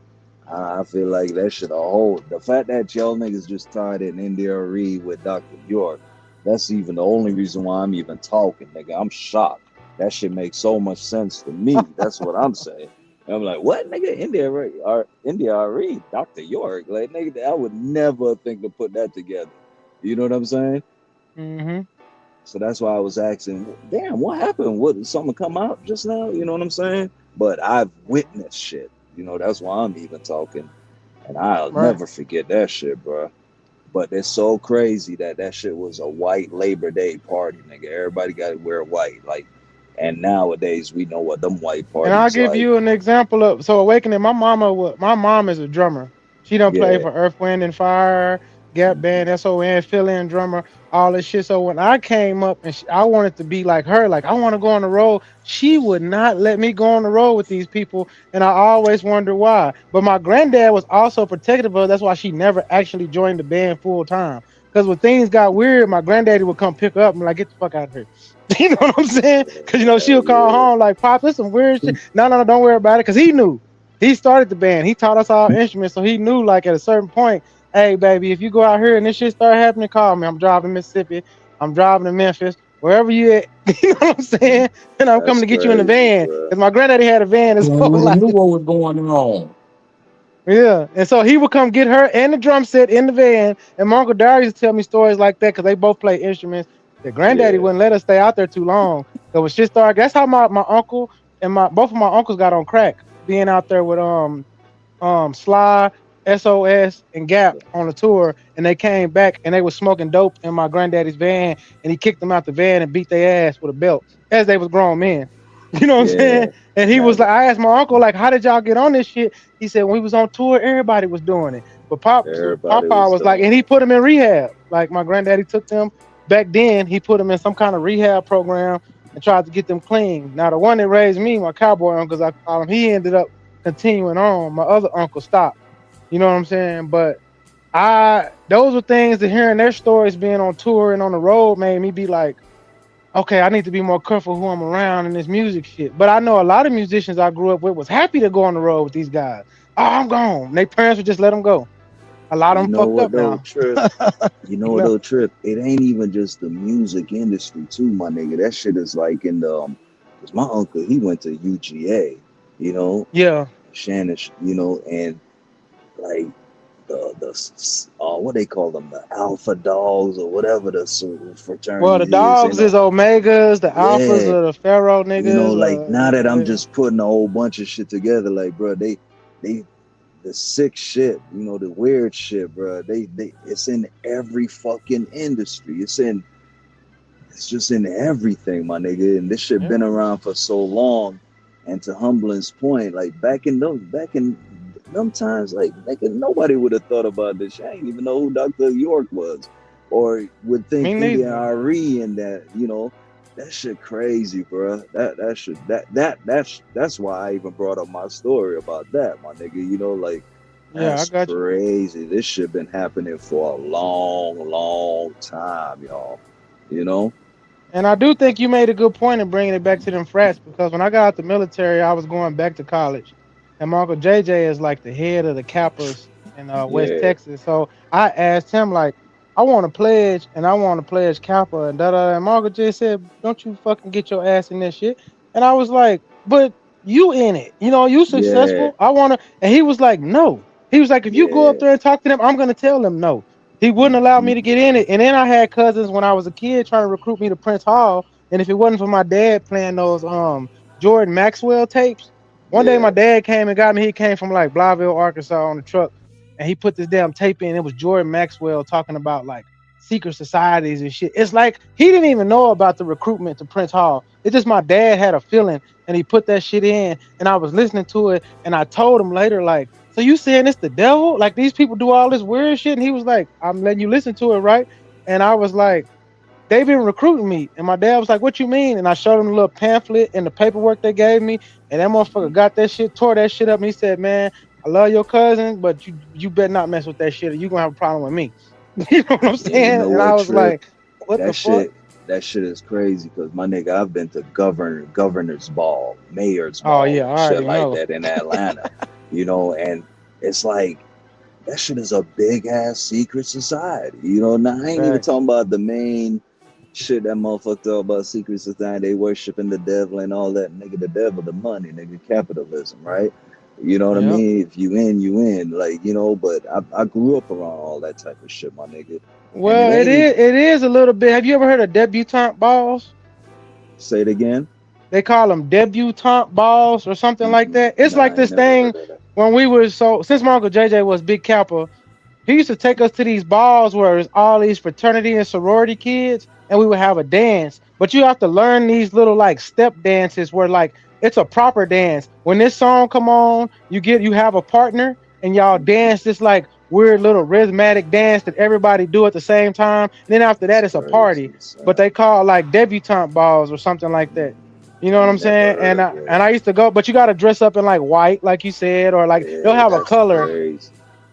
Okay, That's a golden doodle. Okay. That's crazy. That's crazy, son. And you know they throw Yeah, up I gang mean, signs. They throw up gang signs just like the gangs do. yeah, Trip. they You call know. out like my uncle. His homeboys they used to go noop noop, and they throw up basically bloods. Yeah. But I'll They be do like, all that I grew up shit. in a crip. I grew up in my other family.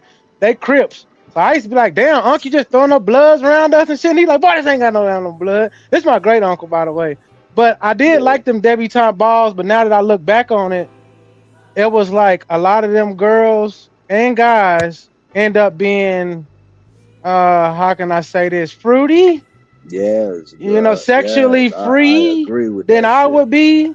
Some of them are weirdos now, you know, them women that don't wear deodorant and they say they can use rocks for deodorant and shit. A lot of them that I grew up in Austin and all the area, they used to take me to them. They weird people. It's only like a handful of us that's like I would call normal. The rest of them, they actually stayed into it. And then now we see them when they older, you like, what the fuck wrong with these niggas? Exactly, bro. You know what And I'm it's saying? crazy that Nature Boy shit was here in Atlanta. What'd you say? Well, go ahead. I didn't mean to cut you. It just caught me. Like you said, rocks for deodorant. Yeah, Bro, they you ain't know use that shit all was that going shit. on.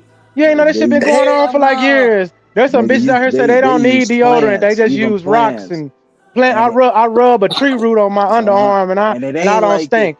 Bitch, you it musty. ain't even like they wrong. It's just desecrating the real truth, though. You know, for the commercial shit, for their That's bullshit. crazy. So it ain't like it ain't true, my nigga.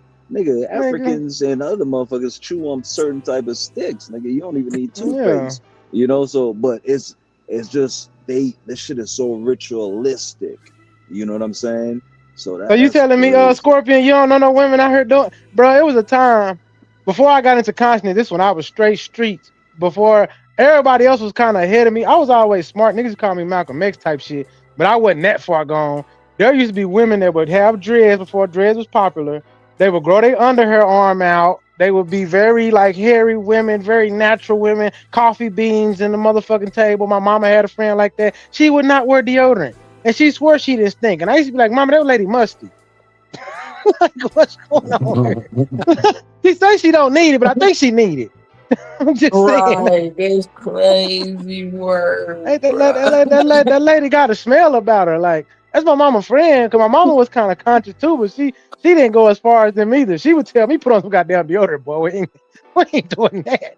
But the only thing I liked in her house, she had a big table with some coffee beans in the middle of it. So she would like rub it. And that's why I like the smell of coffee now. So I was like, oh, that smells so good. She was like, you actuated by, that's how I knew I ain't lying. She would rub her hand in that big thing of coffee beans.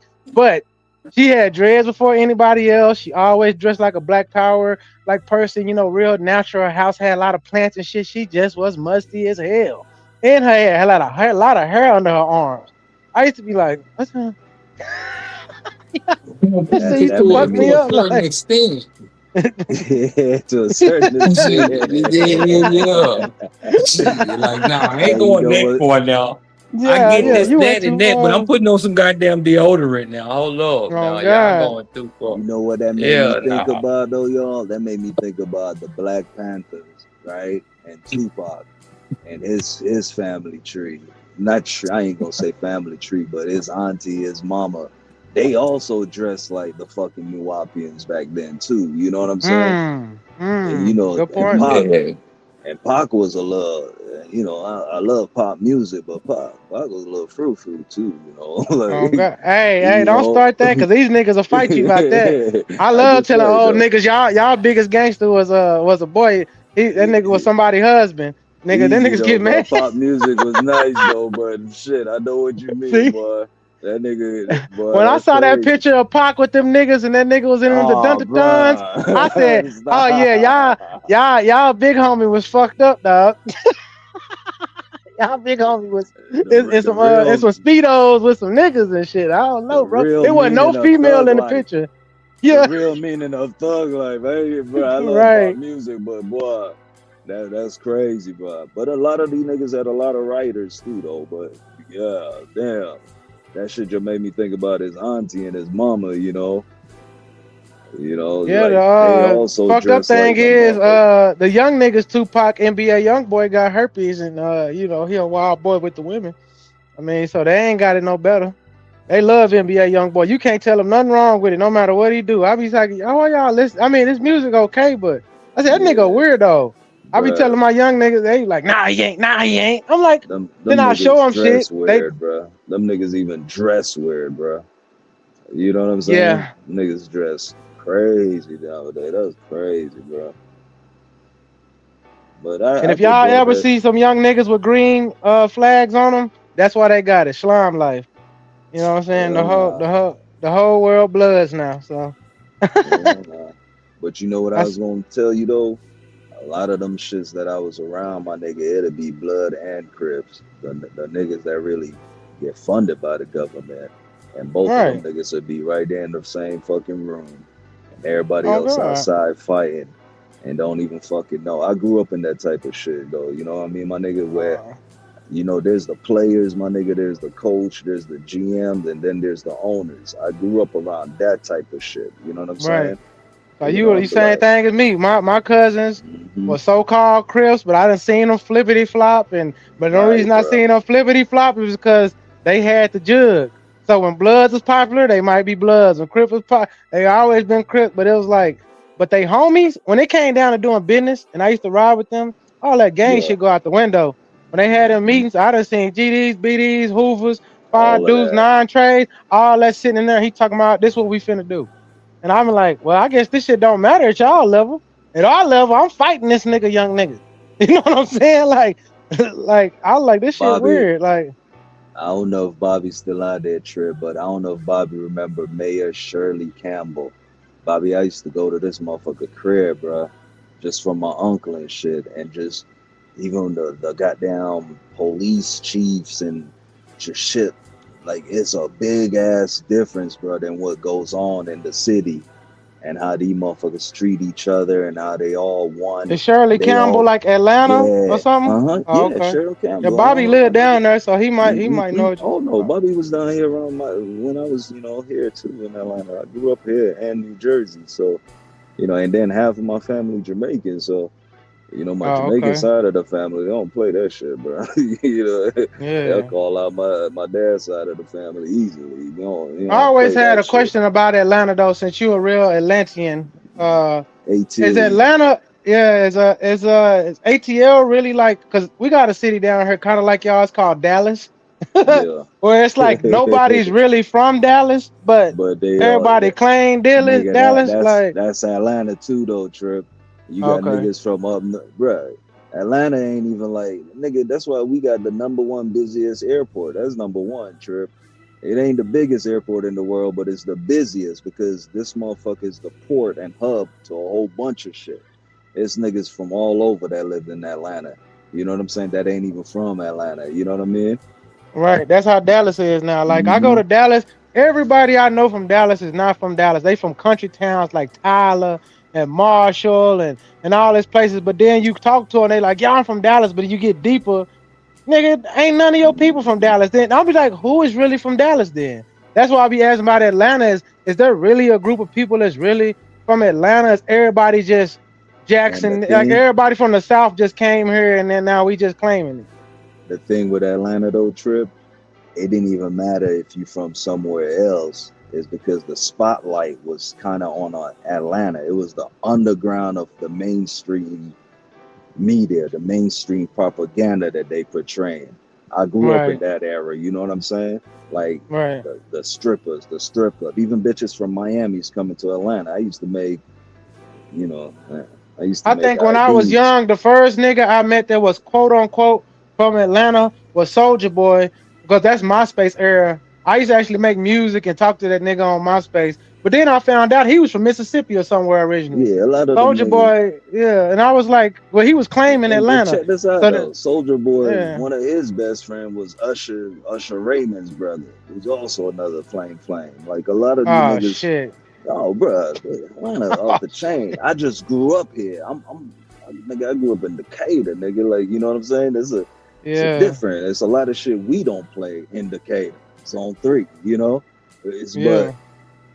you get to see the fucking the red carpet being rolled out for certain type of bullshit that ain't really from Atlanta, but Atlanta had the spotlight on them. You know what I'm saying, my nigga? Like, Yeah. I grew up here with Jeezy, T.I., Luda, I think Outkast, the you know? first artist I heard from Atlanta was this nigga named Hitman Sammy Sam. I don't know if you know that nigga. Like, I think he was y'all like first rapper. His name was, I think that's his name, Hitman Sammy Sam. I I think don't he had a. remember that Did nigga, he make but that baby mama song? Call your mama. Call my mama. Tell your mama. You that's just mad 'cause you throwback. ain't my daddy. You know what Nah, I'm but saying? Like, I grew up here when other niggas was popping way more than like Pastor Troy. You got like Player Fly. You had like shit that we really bump in Atlanta, but will get broadcast on TV and shit ain't really, you know what I'm saying? Like, I yeah, don't know, you know, I just grew up in that era. That's all it was. I just grew up in that era. You know what I'm saying? See the big, you got to think about it, my nigga. All these artists used to come to Atlanta because they had the producers here. You know, they had how they want the music done here, how they want TV shows done here. You know, like shit like Real World, nigga, like fucking making the band, that type of shit. The shit was done here in Atlanta. This is where the casting was, my nigga. Then they send you out damn. there to New York, Cali, wherever they want the shit to be filmed at. But motherfuckers would have the hosting parties, all this type of shit here in Atlanta, my nigga. You know what I'm saying? So Yeah. I grew up with a lot of that shit. To see somebody you know, and damn, me motherfuckers on TV 6 months from now. You know what I'm saying? And the Right. motherfuckers Like, wasn't acting like that back then, but now they all following the fucking agenda, man. You know, and that's just crazy to hear about India and Shout out to Ari. Ola Rec 5L. He say Decatur where everything is greater. You know Man, what I'm saying? man, is that man. what they call Shout out. Atlanta, like the New Let me York of the let me South? read some of these super chats. My damn phone died. I'm back though. Shout out to Dreezy Dre. I think That's that's all me. we got right now. Oh, okay. Yeah, Say less. yeah, it's all good though. I But ain't read it shit, earlier. man. My bad. Yeah. Damn, Bobby done cut the Jesus music off. I guess the game over. Jesus, they won. Yeah, I guess we. 45 to nothing. A blowout again, nigga. Yeah. But This shit, man, shit. I just had to chop it up with y'all though, man. Salutes, man, all of y'all. Did you have anything to say about the other topics, Jalen Brown or Whack? Did you see the Whack 100 video? Hell yeah, I was on here. You wasn't even saying Oh, nothing. okay. Yeah, I was going me and Wall Yeah, I was Street. letting We was going Wall back and Street yeah. That Wall nigga Street was get on my going. nerves, so I can't really talk to that nigga Man, too long. right. That nigga disagree with everything, nigga. But Oh God, salutes to you can Wall say 2 Street plus though. 2 is 4. Wall Street gonna say, but it's Nah, only bro. 4. Nah, 1 plus 3 is 4, nigga. I'm like, nigga, we saying the same shit. Yo, that's exactly how Wall Street really is. 2 plus 2 is 4. Uh-huh. Nah, 1 plus 3 is 4. Like, Nah, okay, exactly. I'm man, like, this shit bro, we weird, say. man. I'm trying to tell you, like, Wack and Sonetta and them was back there arguing. Like you got to watch the whole clip. You know what I'm saying? It ain't just. There was no setup or nothing, nigga. This shit was just. You just got to know, bro. And then the whole conversation over, my nigga. If a nigga told me, first of all, a nigga would never tell me, if I kiss you, I'm gonna kiss your girl, nigga. What, nigga? That the whole shit over with right there. Trip. Hey, them niggas didn't even motherfucking like. That's so crazy that he got that off and everybody just froze. Skip right That's over. when This shit was and just no, crazy. it didn't slip. It didn't slip. Them niggas knew what he was saying. That's No, what I make them say they so. try to skip right Yeah, over that. You're like, nigga, yeah, what? that shit was so pussy to me. I said, What, nigga? man, yeah, y'all niggas was supposed to get busy behind that. Like Right he there, and he nigga. said it straight to your woman's face. So I come over here and kiss you in the mouth. What he gonna do about it? Nigga, That nigga Sonetta didn't say nothing. He ain't say, nigga, I'm gonna beat your ass. He said, he None just of got that. quiet and yeah, let's get back to debating. No, nigga, ain't no get back to nothing. What this nigga say? Yeah, Jabari, use the African jiu-jitsu on his ass. Hit him with the unk, nigga. Hit him. That's what I put in the chat, nigga. I was like, Jabari should have kept his unk on him the whole time, nigga. What the fuck, nigga? I'm about to Oh hit God, you yeah, with you the word said of my hit him with the staff, yeah, the nigga. word of my aunt, nigga. I'd have had that unk the whole Nigga, time. this nigga Jabari, I swear he know all these goddamn African jiu-jitsu kais and motherfucking Nigga, techniques that and shit shit. don't And matter, a Pyru came and had that nigga on That stuck, nigga, man. Y'all niggas that gotta nigga stop. said, I'm Goku, nigga. Don't try me. But that shit was crazy, though, bro. That was crazy. I'm glad Bobby touched on this shit, though. Yeah, it was a good show today, man. Shit, Hell Bobby done yeah. dipped out on us cooking that non-pork or whatever he got going on. That You know. vegan pork, nigga. That's what he got up there. He He's a had the humble grill here. dog. Yeah, that Hey, nigga had the Scorpion. grill this chitlins. What's up with it, Walt? Nah, I know y'all was talking about sports and shit too, though, Scorpion. You don't think Yes, if sir. LeBron go to Cleveland, bro, you don't think that's a good look, bro? That's a fit, nigga. He go back to Oh Cleveland now. yeah. That would be Nah, a good Trip, we fit. know you don't fuck with Nah. LeBron, Trip. Nah, LeBron needs to go to Miami, like they've been saying. Nah, Go on and join Giannis and lose. Like you're supposed to.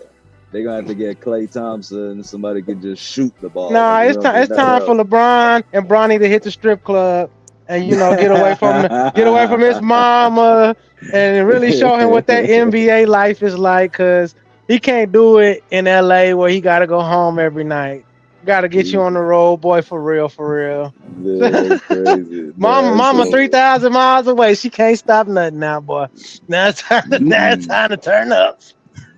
Now you said if he go to Cleveland. No, I think Cleveland would be a good fit. I think Cleveland would be a good. I think Cleveland will be a good fit for him, but it will be hard because James Harden, for him to be effective, he needs the ball in his hands. No, you see what I'm saying? I think it's game speed. I think that LeBron done slowed down. The thing that Yeah, killed that Cleveland in that but- series is they was playing too Yeah. fucking slow. They But was the getting last too. 2 years, though, the last 2 years, this the least LeBron has had the ball in his hands. Oh, that's because Luka gonna fucking pound the shit out of the ball. No, Like, exactly. But I'm saying though, LeBron is at that point now in his career. Like, I'm okay with if he go play with James Harden, because James Harden got a high IQ. You know, I don't care what nobody say. You know, he got a good IQ enough to manage the floor. And you got thing I Donovan hate Mitchell. is they talk about James Harden playoff shit. I really don't think people watch these games to understand that, like, James Harden in the playoffs ain't as bad as we think. The only thing is they play him a little bit differently, that it's a nuance of the game that it makes him look bad. You know what I'm saying? Like when he was in Houston. Go ahead. check this out. You remember what y'all was talking about, the work you put in and to develop a player that can actually play when it comes to playoff time. A Yep. lot of these niggas ain't trained that same way. It comes to the That's playoffs. A lot of these niggas run out of gas and shit like that too. and that's what You know what I'm happened to saying? James Harden a lot. Nah, Another thing always. is they double team. They wear him down.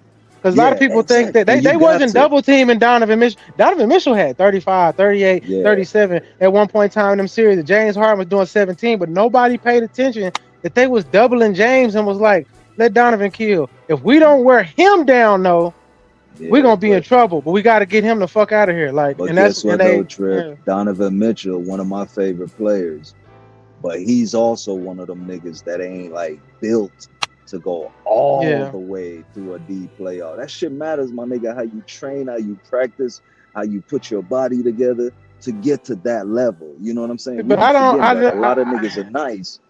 Even with Jason Tatum, my nigga, a lot of these niggas are nice. But most niggas ain't built to go all the way, nigga. 16 games in the playoffs, my nigga. Sometimes 22 games. Well, I don't think none of them built like that, and I think the last 3 NBA champions show you that they had a team effect.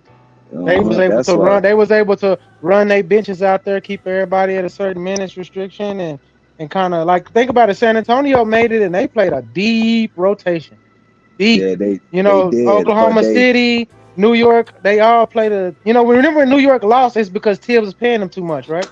And then Mike Brown come in and he actually Landry Shamet might have got him $50 million.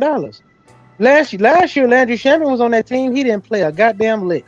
This year, he shot 47% from the 3 type shit. But it's the way you put niggas in position. You know, Mike Brown been around a lot of good coaches and a lot of good schemes and shit too, though. You know, you got to know how to. That's what I'm saying, man. To me, my nigga, San Antonio should have won that series. Yeah, the Knicks was hot. They was playing well together and all that shit. And Jalen Brunson's, he's a dog for real. You know what I'm saying? But I'd have shut that nigga down, my nigga. And they did. Watch how they did a great that defense that he learned how to play with Jalen Brunson, where Jalen Brunson on a pick and roll was show, and then he run to not the closest man, run to the second defender. And the first defender that comes off the thing goes to the second defender on a closeout. That's OG. OG made a lot of them plays because Jalen Brunson wasn't coming off of the first. So what they was doing in a pick and roll, they would run Jalen Brunson. All he did was show, and depending on the side of strength, you don't run to the first person you see because that'll put you out of position. No. You run to the second person, and OG gonna come get that second person. So if Wemby gonna make that 3, let him make it. Other than that, he gotta bang with OG. You know what I'm saying? That's what I'm saying. I agree with that, my nigga. But if I'm doubling Brunson, OG ain't gonna beat me 3 games. OG literally beat these niggas 3 games, bro. OG is a strong African. He had 20 points 3 games, my nigga. And every one of those games, them niggas executed. That's number 1, first of all. Right. No matter what type of shit you want to run and scheme, when the nigga that's open or the nigga that can penetrate, when them niggas go off and execute, it's tough to beat a team like that. You know, the Knicks was playing good together. And I'm a nigga that ball, my nigga, with only the same 5 niggas for 10 years. You know what I'm saying? So, hey, we ain't in the NBA, but, you know, I ball, my nigga. You know what I'm saying? The Knicks, they executed. But they needed to give De'Aaron Fox the ball a little bit more too, even if it's 1 or 2 games where De'Aaron got to shine, you know. But I don't know, man. Wemby kind of ran out of gas too. He young too, though. But you know what I'm saying? It's a lot of coaching. I put a lot of the coaching on them too, though. You know what I'm saying? Right. San Antonio. Yeah. That's what I was saying. Like, De'Aaron Fox should have took over the game. Like, nigga, fuck all that. Like, I'm the fastest person. Yeah. In the EVA with the ball in my hand, I need to have this bitch in my hands, and I need to get these buckets. He didn't play up to the standard that he should have because he was so trying to get Wemby involved. Sometimes, you know, it's like, especially in the playoff, it's like Wemby against OKC, that's your series, against who was that? The Timberwolves. That probably could have been. That could have been Castle or Vassell, whoever series. this is my series. For one, you're the vet on that team at that particular time. You needed to take that bitch over. And like I said this to Bobby too. I go to the coach, hey, give me the ball. Because But at that's the what same I'm saying time, right there, Scorpion. And I'm they gonna let was you finish. go I ahead. hate to cut you off, but that's what I'm saying though, right there, Scorpion. When it comes to the Mm-hmm. playoffs like that in the finals, my nigga, I don't gotta Yep. go to the coach. He should know, nigga, give me the rock right now. De'Aaron should have won them 2 games. But I agree with everything you saying, Scorpion. Yeah. De'Aaron could have won them 2 games though, my nigga. What up? What up, Bank? What's going on with my niggas? What's up, The Trump? dub. Yeah, Yeah, but you no, already know. that's it. He should have just took that bitch over. And I agree with you. Even if I don't go to the coach, I'm just saying because I know how it is over there. I'm a fan of theirs. And when you don't go by what because like even though that coach, the Johnson dude, but who's still really coaching them behind the scenes is Pop.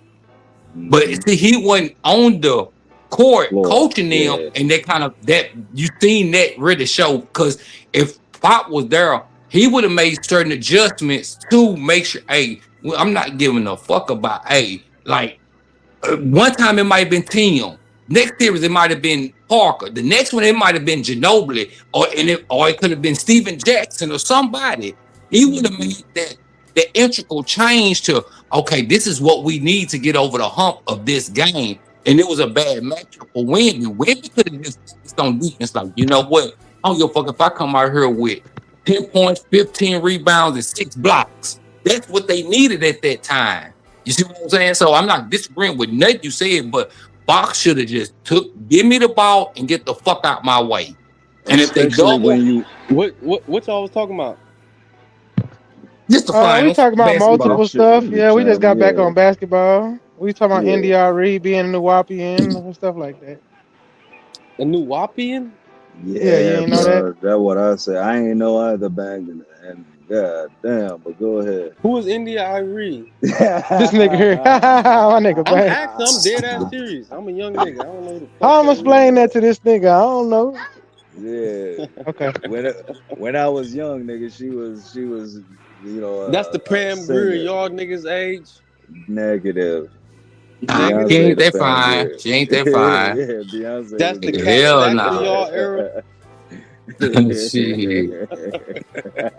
This ain't my era, but I know she ain't looking that goddamn good as Pam Grier when she was that young. I know that much. I can speak on that part. Negative. She could never fit Go. that status. Yeah, but yeah, man, he should have took that bitch over. But I think Scorpion. no, I didn't even watch it, bro. I wasn't even in tune with it. I seen it, but I didn't even tune into it. Like Sosa and Tony, you gotta know they was looking at me like Frank Lucas on the floor. You hear me? I had that. Oh, shit so on. you had that mink on, huh? That fern mink. Yeah, we fucked them up. We was on the floor. I just think that nigga knocked that nigga in the 12th round. Check him out, man. Amir Abdullah, man, he from the city, from Cleveland, 22-year-old world champion.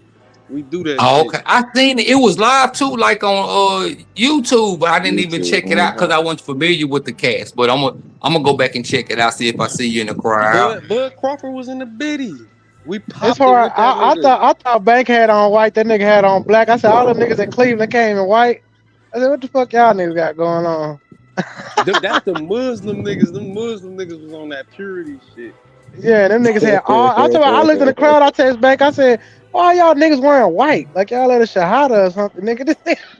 You seen they had Jay Prince in that bitch. Wow, which one? Pops or the Junior? OG. Oh yeah, I didn't know that. Okay, then. He part of the niggas promotion in there. Dave team. Chappelle was in that bitch. Chance the Rapper. What was the fight at? In Cleveland. At Cleveland State. Oh, okay then. Okay. We had like 4 hometown fighters on the card and shit. That shit was going. Did you go to the pop-up shop after he was talking about it at the end of the fight? Nah, you know, I got the pop-up shop on me anytime, anywhere.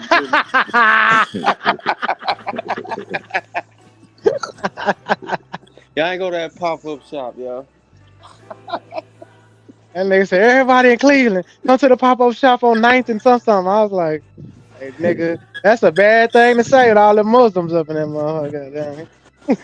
This shit Pop might up turn into a shop. knife fight. But no, that Turn shit was into fun a. as hell though, bro. One of the best nights of my life though. I ain't gonna lie. You went live Did during you? the fight? Hell no, I was just, I'm a nigga. I enjoy the moment for real, cause Oh, we okay had the then. Okay. cameraman out there though, cause I was with my rappy. They treat us like superstars in that bitch, like money making mix. Yeah. I I was feel gonna tell you. you, Ain't nothing wrong you with need it. to get that, black ring girl. I was gonna tell you, Bank, you need to get man. Oh, you gotta know I was all over that stuff. I was getting close. I was inching my way up towards that just to be like, hey, baby, I know there's plenty niggas on you, but I'm on that. Well, I I'm seen her on the broadcast. on. I said, "Ooh, that little Hey, thing hit," and I said, "God damn!" Bobby, put the footage up. Put the fight footage up. That shit on Oh no, YouTube. both of the ring girls, even the white little girl, I was gonna make Umar mad because I would have been like, yeah, I need that. I need that too. One up T. Hey, that black chick was hitting her. I said, No, she boy, was trim. She was trim. She was man, everything was natural. right. Ooh, I was like, damn, for Cleveland. Is she from there? I'm about to say, nigga, I need the IG. I'll just slide my phone when she Hey, walk no, you by. gotta know everything was outside last night, Cuddy. No cap. It was going. Like the strip club was the after party. Like imagine like that bitch smacked out. You got millionaires in the building. It's going. And still all eyes on B. That's what you really need to know. Yeah. Trevor. Yeah.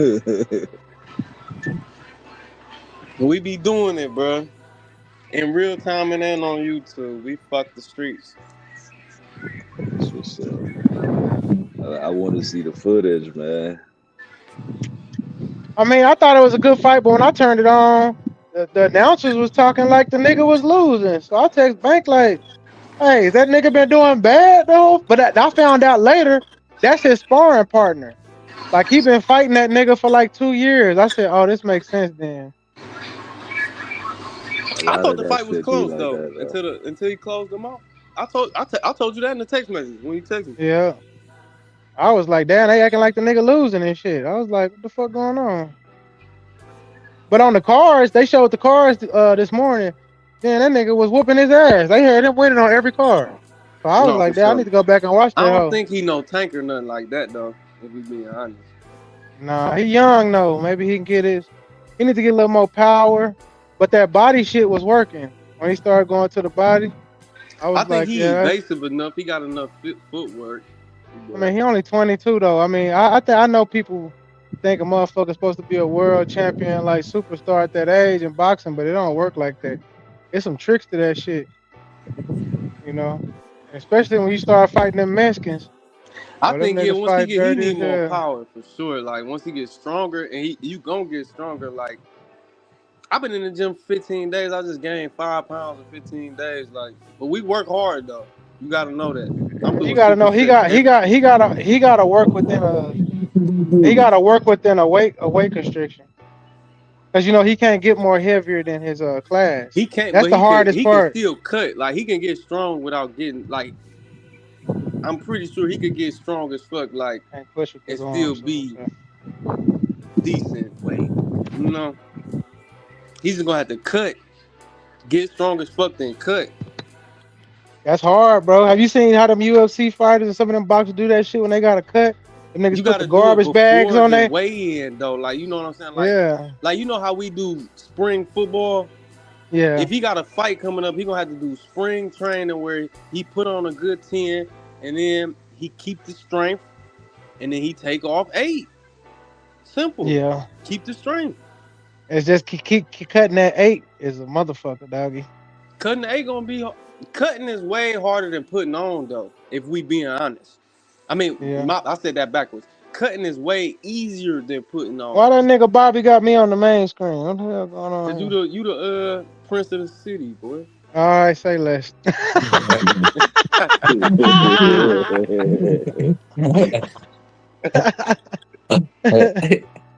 What you think about that though, Trip? Which one, cutting? For sure. No, I Them know niggas talking frogs. about No, my fault. I'm saying, what you think y'all harder, had cutting or putting on weight? Because I think cutting. it's really hard to put on weight, bro, if you ain't got it in you. No, dude. At his age, I think cutting is harder. Cause he ain't got You an he ain't athlete, got a. that's why I'm asking. I seen him last night, and he didn't really have a lot of fat on him.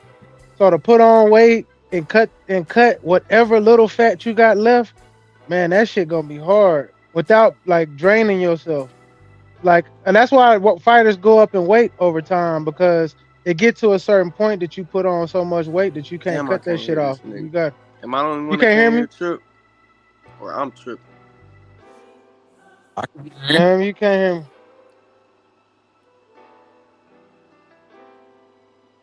I don't know. I don't know who all on here, because this nigga got me on the. I might have to bag out and come back in. No diddy. I hear you though, Backbone, and I hear Trip though, but I don't know if y'all hear each other. Yeah, can you hear me, Bank? Hell no. But to answer his question, I think cutting is harder at a certain time, like especially if you ain't carrying a lot of, I call it residual weight on you. I remember like when I was playing football and shit, we had a certain strength and conditioning coach that wanted us to be a certain weight, but I carry a lot of muscle. So it was hard for me to cut that last 7 pounds, and that shit killed me. But then after a while, he got lax on it when he realized we had the BMI chart, and the people was telling him like he really can't cut no more. Like if he cut any more, you risking him of like being dehydrated, muscle fatigue. You know what I'm saying? All this shit. He gotta have a little bit of, they call it ain't bad weight, but you know what I'm saying? Like on him. And he changed a little bit of the standards, but man, gaining the weight wasn't shit. It was getting that shit off. Oh no, I can't do it. That has to do with you have a high metabolism and all that at the same time too, right? Yeah, at that time I could eat any goddamn thing and that shit just burned through me, man. I could drink a gallon Right. of water and piss one time a day because the water would just. That's another thing. There's certain people that bodies like mine. I retain water, even when I take a shower and shit. I used to have my cousin be like, "Why you so wet when you come out?" And I used to spend the nights at their house, an older cousin. And then one day, like I guess he was watching me for a while, and he was like, "Hey man, start drying off in the shower," because he was like, "Nigga, that water stick to you," like, because we went swimming, and he was like, this shit is amazing. Like he's like, water just stick to your skin, your pores. He's like, I see it now. Like, so I retain water real hard. Like, and for certain things, I'm not good at. I wanted to be a swimmer at one point in time, and I'm a sinking swimmer. I don't swim above the water because my muscles is too mass. Like I don't have enough. It's not bad fat, but like fatty tissue in certain places. So not everybody is easy. But watching him last night, he came in skinny, cut. He real small frame. I don't know, man. I don't think he can gain 10 pounds and cut anything off of him. I think he'll just come over. I just think he'll just come in overweight. Keyshawn Davis is a person that did that shit. His last 2 fights, he came in overweight. But if you look at his pictures, the nigga is rock solid. He don't look like he ain't got no fat on his body. That means, shit, you can't cut muscle. You know, it's only so Right. much you can do after you put on too much. Because sometimes when the muscle harden up and it's really on your body, stacked, shit, you just got to go up in weight. And Keyshawn Davis just went up the weight. He's trying to fight Devin Haney right now, because he had to go up in weight. So like guys like Tank. Tank is a little fat muscle ball motherfucker. Tank carry a lot of bad weight, so it's easy for him to cut because Tank should be that weight. You know what I'm saying? So when he cut, he ain't cutting nothing really because he naturally strong, naturally little fat muscle ball ass nigga. So he just cutting that gut.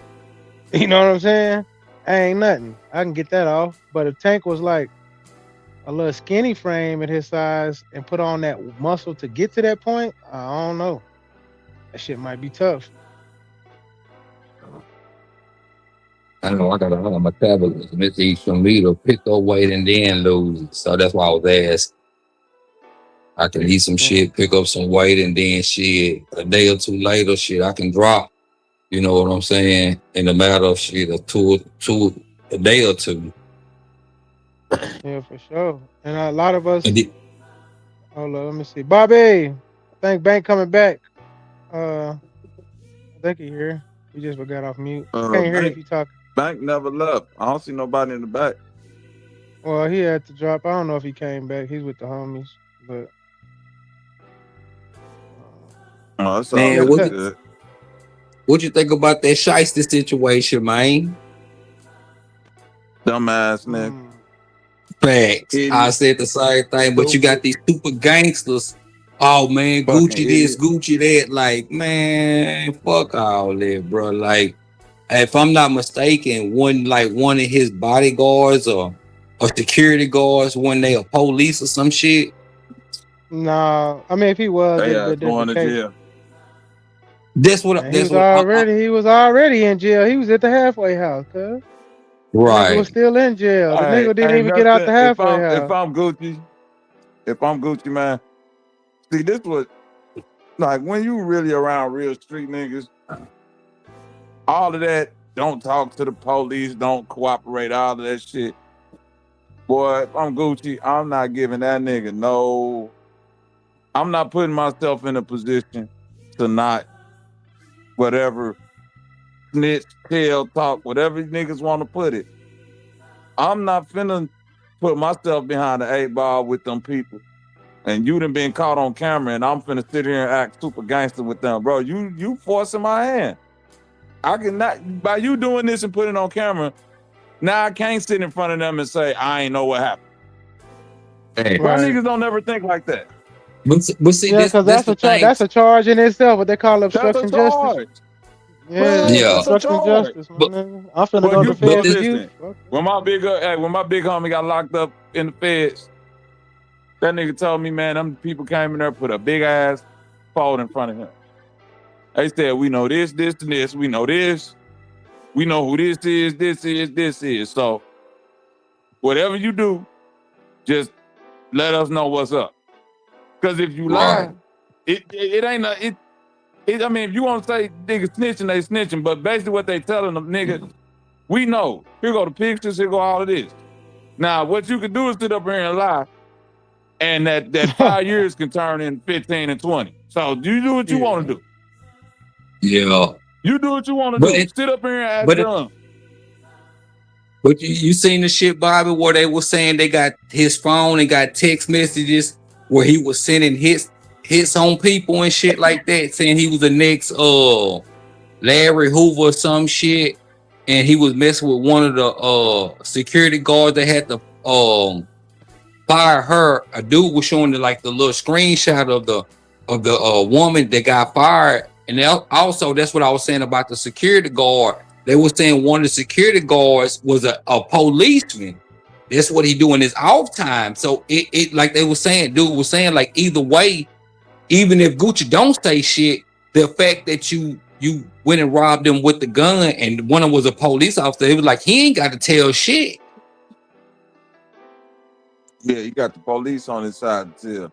That's what dude was saying. Like, one of the white security guard was a policeman, a security guy off duty or whatever. That was like his little second job or whatever. But you got these super gangsters like, oh, Gucci telling, like, that nigga ain't gotta tell shit. Like,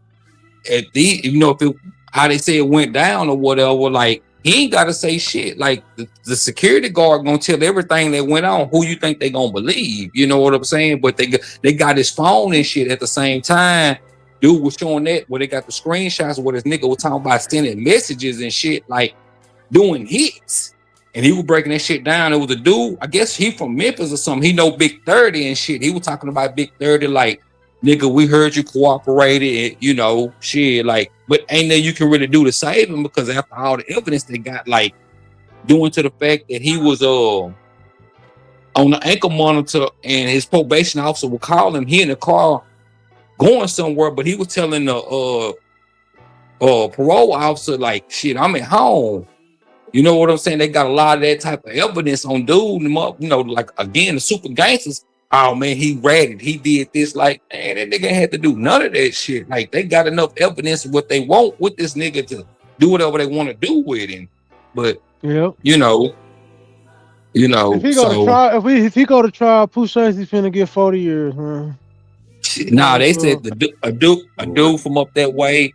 I guess he from Memphis. He probably know. Different states gonna carry different laws with different things. Especially dealing with federal. This is a federal case. Federal. Yeah, that's what he was saying. He just got on federal pro. Yeah, he just got out the. I was locked up with him in Pollock, so I ain't gonna get in too deep in that shit. But yeah, he was on federal probation out the halfway house, but he was basically living at the house on home confinement with the monitor on. He was allowed to go to the studio by his counselor at the halfway house. He was supposed to be at the crib. They called him and tell him to go home. This nigga didn't go home. And the nigga was up there doing that shit, bro. He fucked up. Man. Right. Yeah, that's the shit that dude was saying. He was like, he fucked up either way, you know, kind of like what you were saying. He supposed to been at the house. And he lying to and then the crazy part about the shit is the nigga in the car recording the shit, lying to the PO saying he at the house, but he in the car going wherever he was going at that time. I don't know where he was going, but I'm just saying he recording the shit. Well, I ain't saying he is, so whoever recorded the shit at the time, the PO called him. Oh, I'm at the house. And she was like, no, you're not. You know what I'm saying? Like, bro, like you, that phone getting you niggas fucked up. You know what I'm saying? But niggas talking about Gucci, he snitching, he ain't real gangster in this. I'm like, that nigga don't need to tell or do nothing. They got enough evidence on the nigga with his phone, with other shit they said they got on him. There's a couple more other shit they said they got on him, but you know, and then again, like I was just saying about with the security guard, he was an ex-police. He was there at the time, and they put the gun on him. You know, what the fuck do he really got to tell? But hey, that nigga stupid as fuck. That's what I say. You know, I just said this when trying to be too gangster goes wrong, my nigga. Hey, you made the bed, you gotta line it for that dumb shit.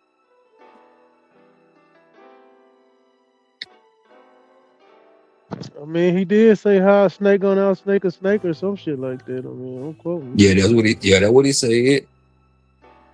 Yep. My grandma told me to keep my grass low the whole time I'm the snake. And then you know they're gonna go back and listen to his music. And you know, kind of like I was just saying about his phone and shit, talking about hits and shit. You know, shit. Use your music lyrics against you. Like, nigga, you fucked all the way around the board. But I was just asking y'all how y'all felt about this situation. I just think it was some of the dumbest shit about it, because I'm like, man, that nigga fucked off his whole fucking life for some nonsense when he could have just paid his way out the cut. If you want to sign with 𝘾𝐾𝐼𝙎, tell 𝘾𝐾𝐼𝙎 to pay your out fee, nigga. That ain't gonna fix it.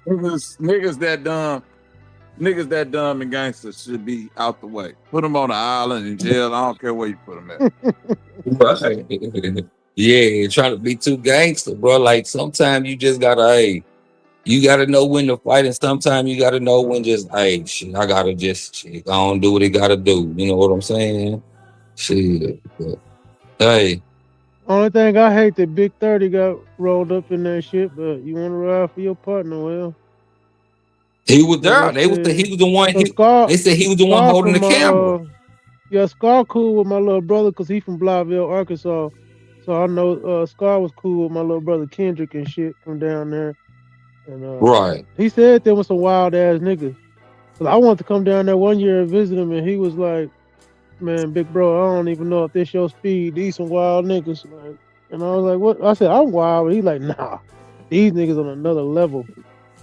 And the thing is, if that's their criminality, then them niggas is stupid. Not only was they just wild, they were wild and dumb. Yup. That's the worst combination. That's why Finesse was like, I guess like he was doing a little live on Twitch or whatever. And I guess somebody in the chat must ask him, like, why you ain't never did a song with that nigga? Was like, no, I don't want to be around a nigga like that. All he want to do is shoot and kill and rob. And he's like, no, I ain't been around that shit. You know what I'm saying? You know, them niggas from the same city or whatever. And he's like, no, I'm not, you know, that nigga just a couple of months back got off federal probation. He said, nigga, I'm a hard nigga with them niggas there. Yeah. They don't got no sense. After you done bumped your head so many times and you making a certain amount of money, he like, I'm not finna fuck this up. You know what I'm saying? Like, he might gonna do his crazy shit or whatever. He done fucked it up. He finna go to jail too. Who? He finna go to jail. What's his name? Finesse? Yeah, he finna go to jail too. No, what he finna go to jail for? That nigga caught 2 cases down here in Texas, nigga. You can look him up. Oh, he got rid of that. Nah, he got rid of that him off shit. of it.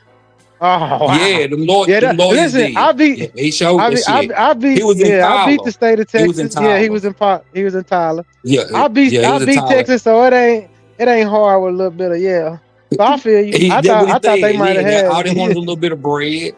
That's what he said. I had to give him a little bit of bread. Yeah, but they backdoored him when it came back and got sued. Tried the drug test, and then she passed the drug test, and then they gonna test her for alcohol and try to get her on parole violation. And her bond was $75,000, and he went and bailed her out. What up? They was on the way. What up, man? Who that is? Salute. Redden. Long time, cuz. Yeah, I'm out here. You know what's crazy though? With him, my boy. You know what's crazy? What up, Bobby? Goddamn, I heard y'all talking about that shit on Hilton Head, right? So yesterday I took my daughter and my nieces and nephews to the water park, and I messed my phone up, right? So my screen went out because it started raining, and I was ordering some food for the family, and my phone got wet standing under the thing, and the wind started blowing and made the rain just start doing some crazy mess. So when I got home, my phone started flashing out. So my phone was ringing, but I couldn't see it. It was ringing crazy, and I had a bad feeling, right? So I called my son. I don't know why I just had a bad feeling. I called my son, and that's when I heard y'all talking about the shit that happened on Hilton Head, because, you know, my son graduated from Hilton Head, and he got a full scholarship to play soccer for USC. So he got a full scholarship to play soccer, so I was just, like, trying to be on him and shit, but when that shit happened, I'm like, I'm making sure he wasn't down there, but he was at the house. But it was crazy. I had a bad feeling. I called, made sure he was at the house and shit. And y'all was talking about that shit. I was like, why the fuck I had a bad feeling out of nowhere? That shit was crazy. You know what I'm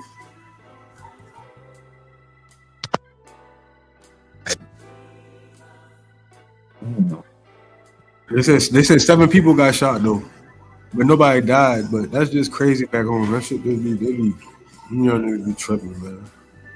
I'm like dumb shit. That's why I can't wait till my son get out of there. Who that is?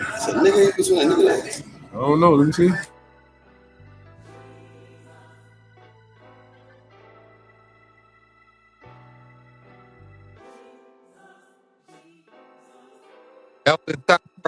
Right? What happened? Was that in South Carolina? Yeah, he said. Anybody know why that shit happened?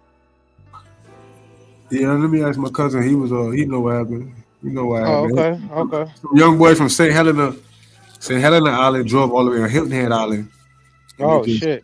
But they said all of them got locked up though. I mean, but was it some like, man? What was that what? shit crazy, bro. I don't know, like, you know, like, I want to give.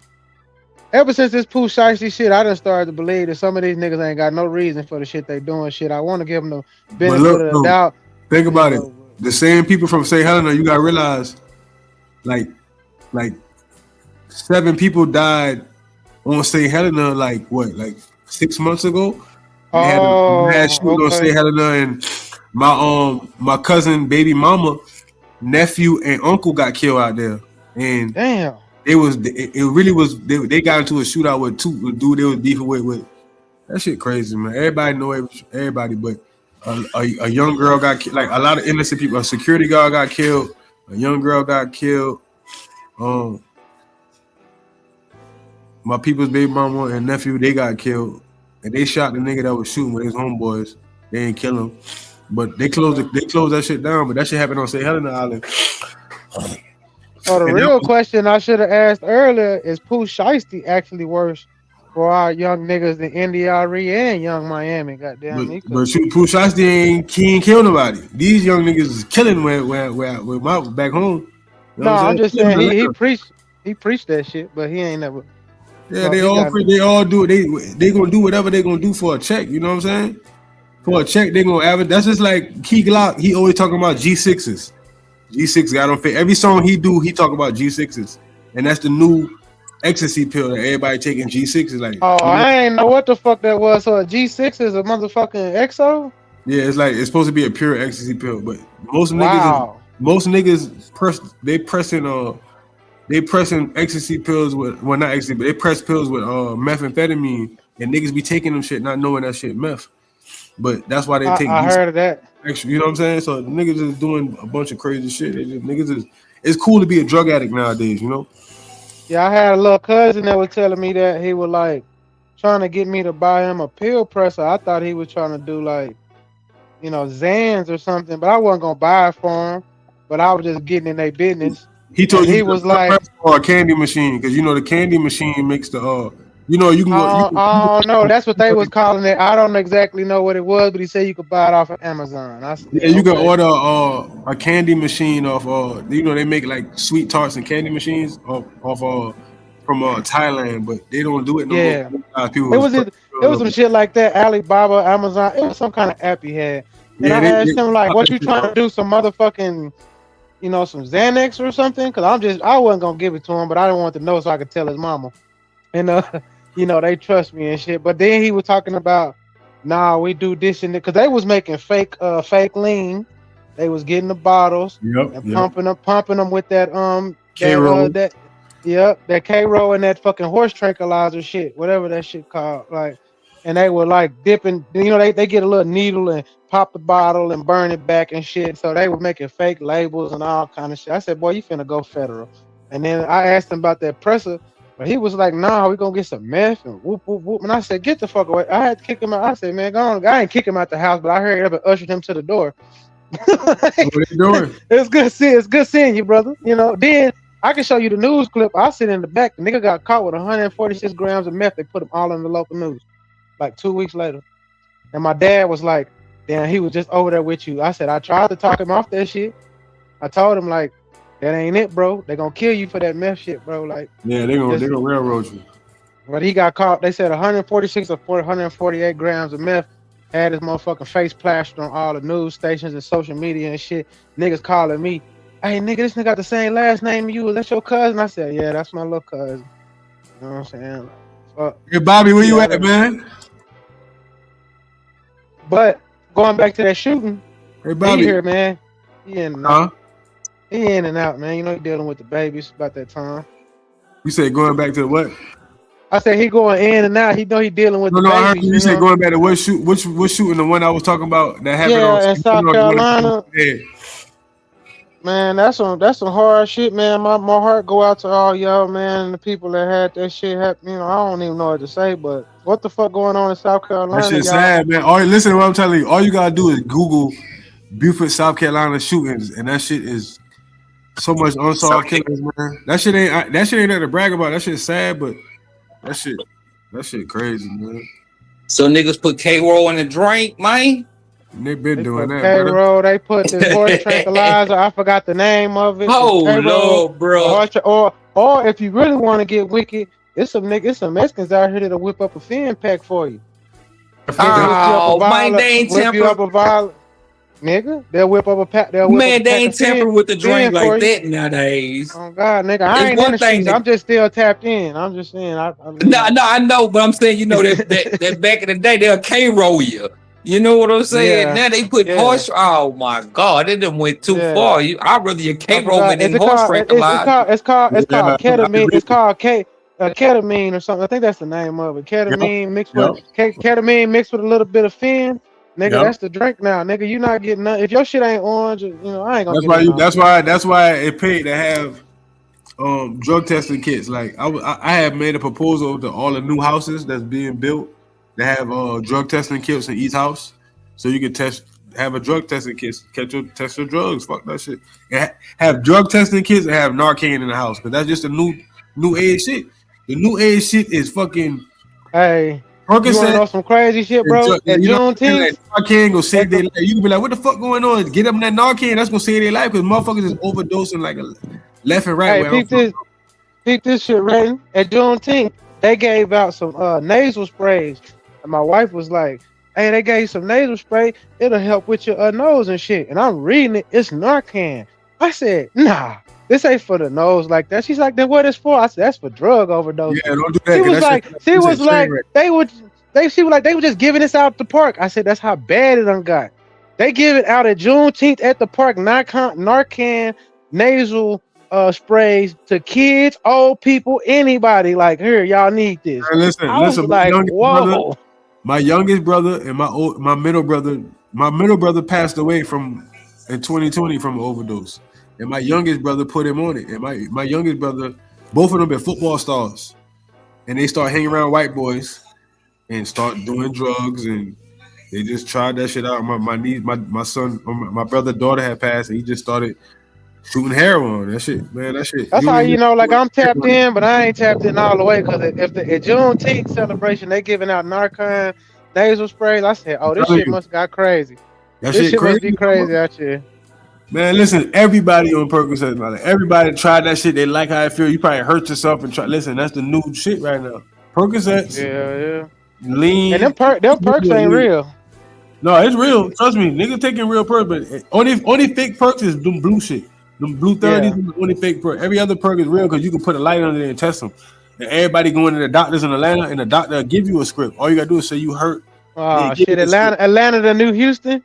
Because back in the day, Houston used to be Houston is the king of drink. Atlanta is just the king of just fucking pill mill, the pill mill scam.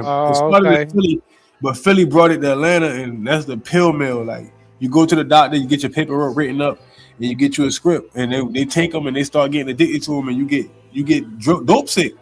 When you get dope sick, when I found out, I remember every day I used to come home every night after a long day in the streets and come home and put Ray Charles in every night. Like, that's when DVD eras were like, after I'm shooting dice all night, we'd go to Walmart, buy DVDs. And I always would watch Ray Charles. I'm like, why the fuck I'm watching Ray Charles for every night? It was telling me my brothers was on drugs, but I didn't know that mushrooms help you get over addiction, though. If you want to get over addiction, eat 7 grams of mushrooms, you take that trip, your ass ain't gonna fuck with that shit no more. That's facts. I used to tell people that, and they used to say I was a drug addict or something. No, I promise you, that got me. It got me out of depression. That's why I was taking it, because a doctor told me that. A counselor was like, you should try to take mushrooms and it'll help you out with your PTSD, and it did.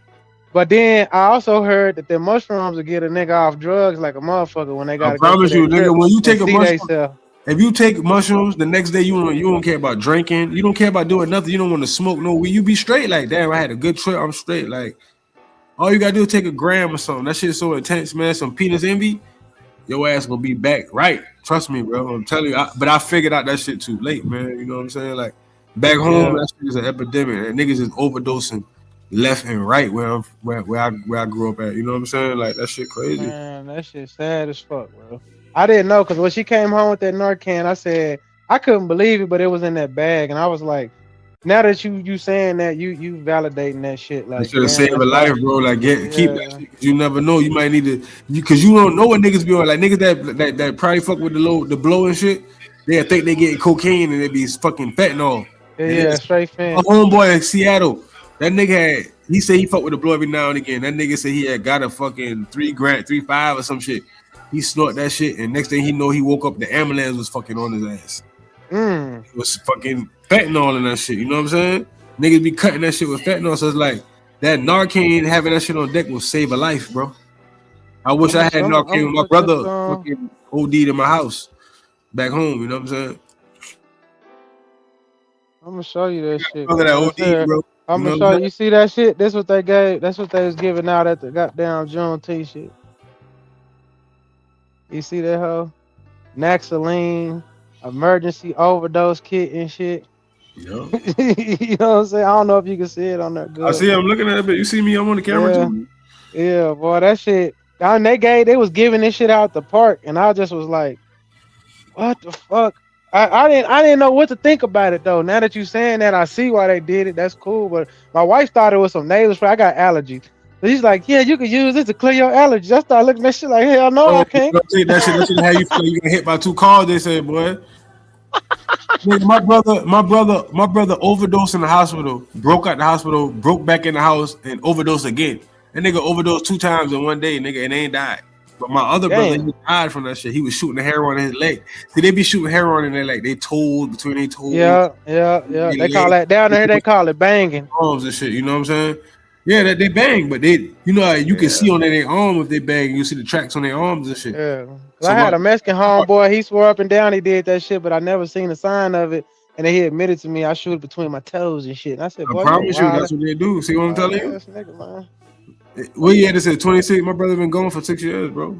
I'm telling you, I know about this shit, bro. I lost plenty of people to overdosing, bro. Word. Like, I got a lot of family that overdose. Like, they tried that shit and love it, and it was over with. Over with, bro. That dope. See, people that do it, right? They don't be trying to. They don't be trying to goddamn. They just gonna get sick if they don't get it no more. Once you do it for a certain amount of time, you will get sick. You will have the shits. You ain't gonna feel right. You gonna feel right till you get that one perk in your system. You see what I'm saying? Or that heroin shit. So it's like they got to do that shit so they won't get sick. So it's like, bro, dealing with them motherfuckers, that's not no joke, bro. But back when I was out there, that shit was crazy. Dealing with motherfuckers pounding their towel, you be like, man, you don't even want to deal with them niggas, dog. Cause all they want to do is get high, and if you tell them you ain't got it, boy, them bitches gonna do some crazy shit to you, dog. I done had to do some shit to motherfuckers because you can't tell them you don't got it or not gonna sell it to them, but they gonna go crazy because they need it because their body gonna start going crazy and rejecting. You know what I'm saying? That shit is a whole different game. Like crackheads, them crackheads live forever, dog. Them niggas do whatever. They gonna bring you some shit. They gonna have some shit for you.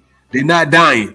That fucking heroin and that shit, niggas is dying for that shit, bro. That shit is a whole different ball game, nigga. Word.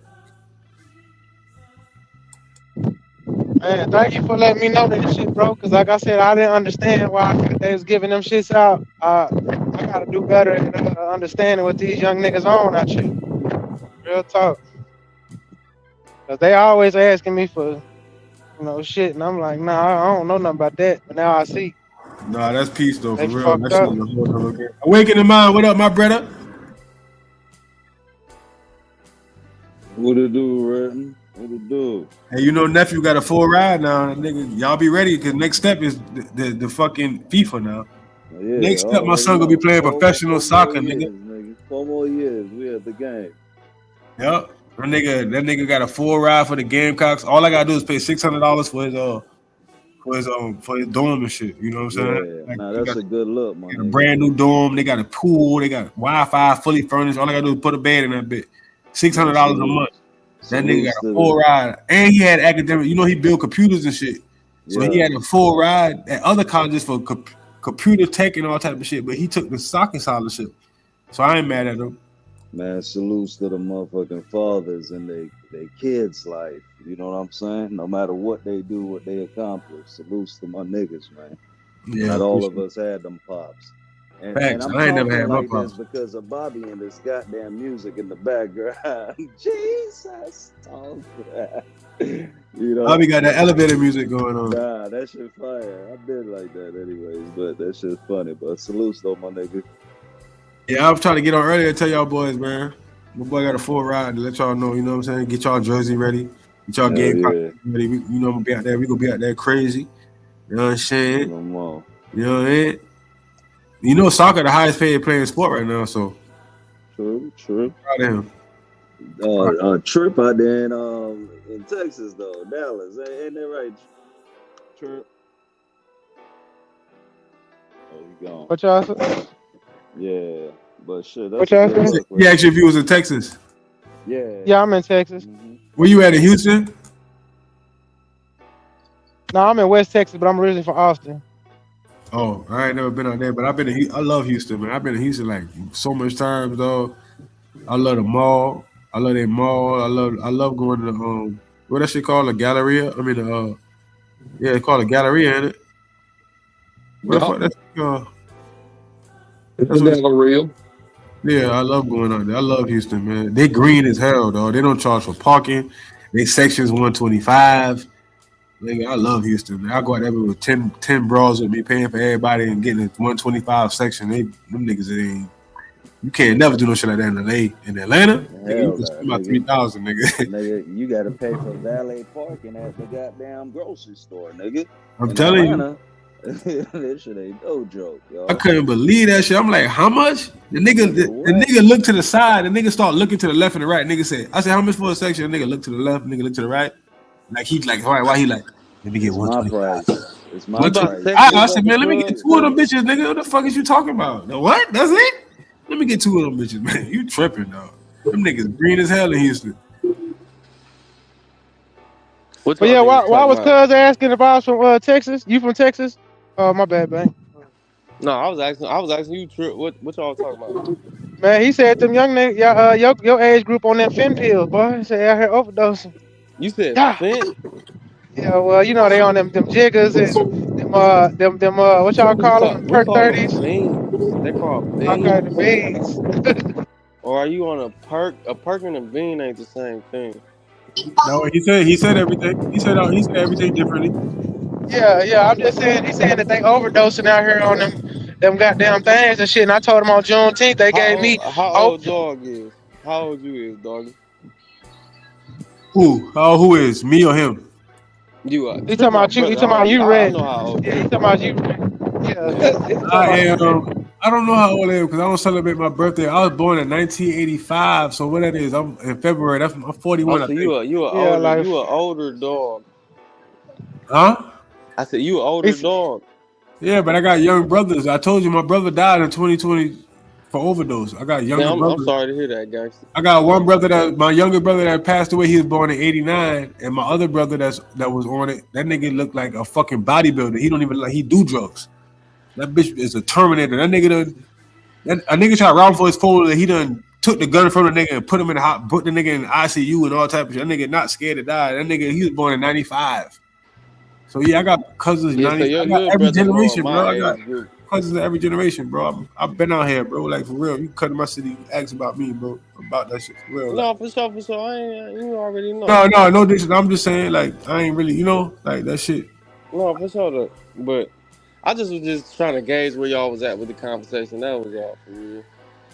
Cause I ain't really what's happening. They was talking about the shit that happened on Hilton Head, and that shit caught my attention because, like I said, I broke my phone yesterday, and I had a bad feeling. I feel shit all the time. Like I have a feeling. Like I always be worried about my son because my son is like he a good kid. You know what I'm saying? Like that nigga don't get in no trouble. You know what I'm saying? He fucking he a straight A student. He got green eyes. He drive an AMG. So niggas be jealous. You know what I'm saying? So his godbrother got killed.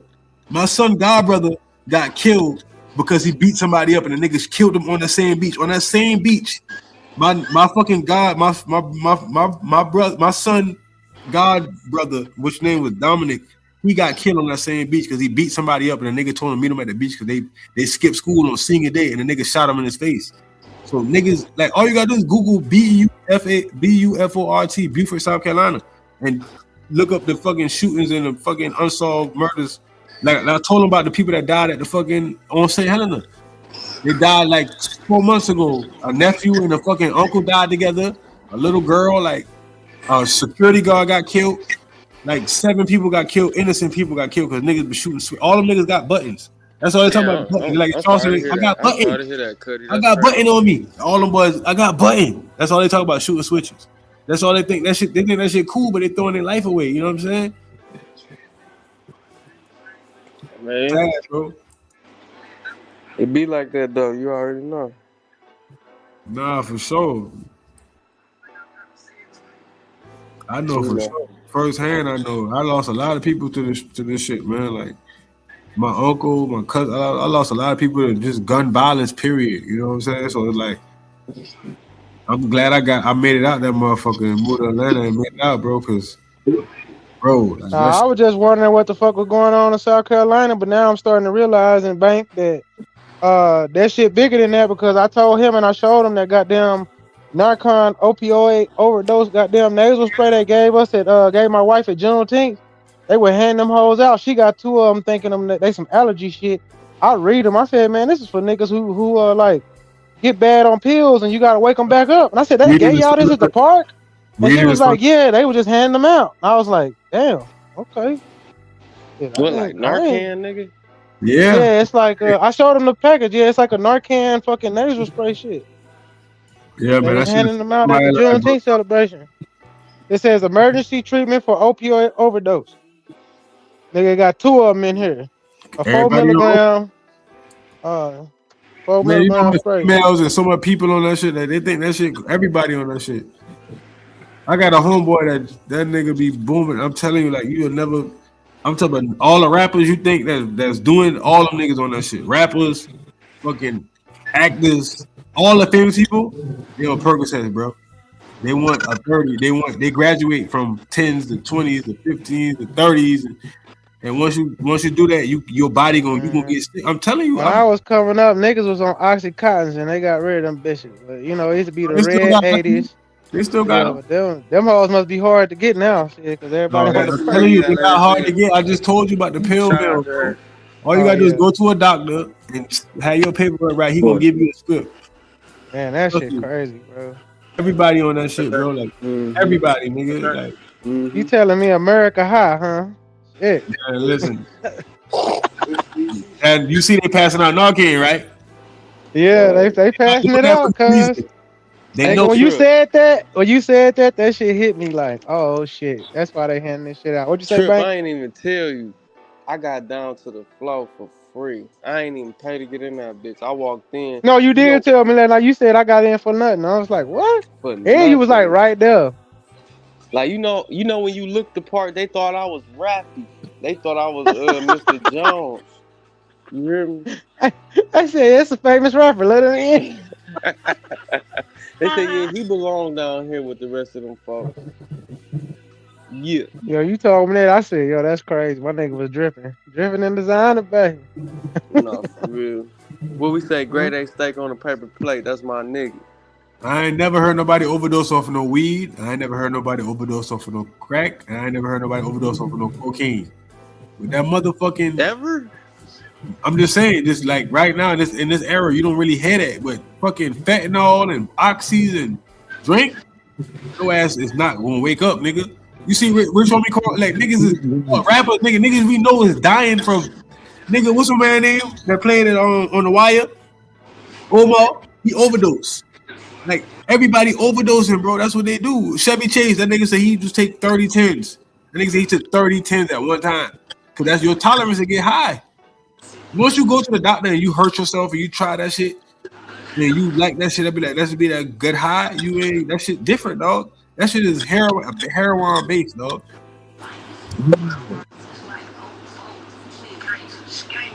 I'll never forget that shit. I never knew. I used to have the 30s. I never knew what I was doing. I'm thinking niggas eating them shit. I'll never forget that shit. I left the dice game one night. My homie was like, yo, you got something? I was like, yeah, I'm gonna go to the spot, grab them shit. Nigga, I went to the spot, grabbed that shit. The fucking cracker put that shit on the spoon and broke it up and cooked it. I'm like, oh shit, but that's heroin. I never knew that shit. And this back in 2008, 2007. With the blues, the real blues. Niggas would go to Miami and go to the AIDS clinic and go to all the patients and go buy a bunch of them shit and come back with fucking pillowcases full of pills. Pillowcases, nigga. Gallon bags full of pills. You know what I'm saying? Niggas getting 5K packs in a. It's back then, nigga. Nigga, I used to trade a pound of weed for 200 fucking 30s, nigga. Yeah. Crazy flip. The pound was going for 1,200 back then. I'm selling the 30s. Yeah. I'm making 3,000 off the 30s. That shit was crazy back then, boy. And I feel like that was like karma for me for doing that shit to all them people back then. And my brothers fucking started getting on that shit. You know what I'm saying? Like I'm like, damn, that shit crazy. All right, Bank. How many of your niggas on the perks? Doggy. None. Yeah. Listen, I'm gonna tell you a secret. Females is more females on the perks than niggas, dog. Females. That's how most niggas get turned out by females. Yep. One day I was talking to Bobby and he said that shit. I said, no, it wasn't Bobby's my nigga Trey. I said on his panel, I said fucking a bitch off shrooms better than fucking her off a perk. Yup. I ever had. Nigga, my homeboy gave me some shrooms. So I call a nigga the shaman. Nigga, I was like, boy. Nigga, once the bitch start asking you, I want that perky dick, nah, bitch, I'm about to take them shrooms on you. Yup, get that bitch those shrooms, shit, get off that shit, yup. Who said that shit? Who is this? I'm this a Bank real Bomb. pit bull. Well, yeah, real shit. From God. Trim God. Trim know what he talking about. I fuck with that shit. Yeah. Hey, you fuck with Miss Trim from Charleston? No, hell no. I'm the Nah, she original. fire, dog. She got a We song called Mistake on the Lake. Just Hey, call Charles, me listen, Mistake on South the Carolina Lake. getting on right now. This music shit. And South Carolina finally getting recognized for the music shit. That Charleston accent, that Gullah Geechee. See, where I'm from, we talk Gullah, and where they from, they talk Geechee. So they call it Gullah Geechee. The dialect where we from, they be like, yeah, Baba, you know what I'm saying? Like, yeah, I seen. You know what I'm saying? Like that shit is different. You know what I'm saying? I'm from New York, but I grew up down south, and my dad is Dominican. So you know what I'm saying? So it's like I got the islands all in me. The islands of Beaufort, the islands, the Dominica, all that shit. Dominica, London. You know what I'm saying? My family from London and Dominica on my pop side. No, for sure. I'm just a Mistake on the Lake. I'm from Lake Erie. I come out that water and I do my dance. I don't know nothing else other than that. Yeah, I'm saying when you said Trim God, you know what I'm saying? Like that's fire because Shorty is blowing up. Like she got billboards everywhere. She got that song Coconut. You ever heard that song Coconut? My nigga Bank fried, man. You heard Coconut Water, right? No, for sure. Yeah. Hey, and number one, you gotta know Trip, my brother.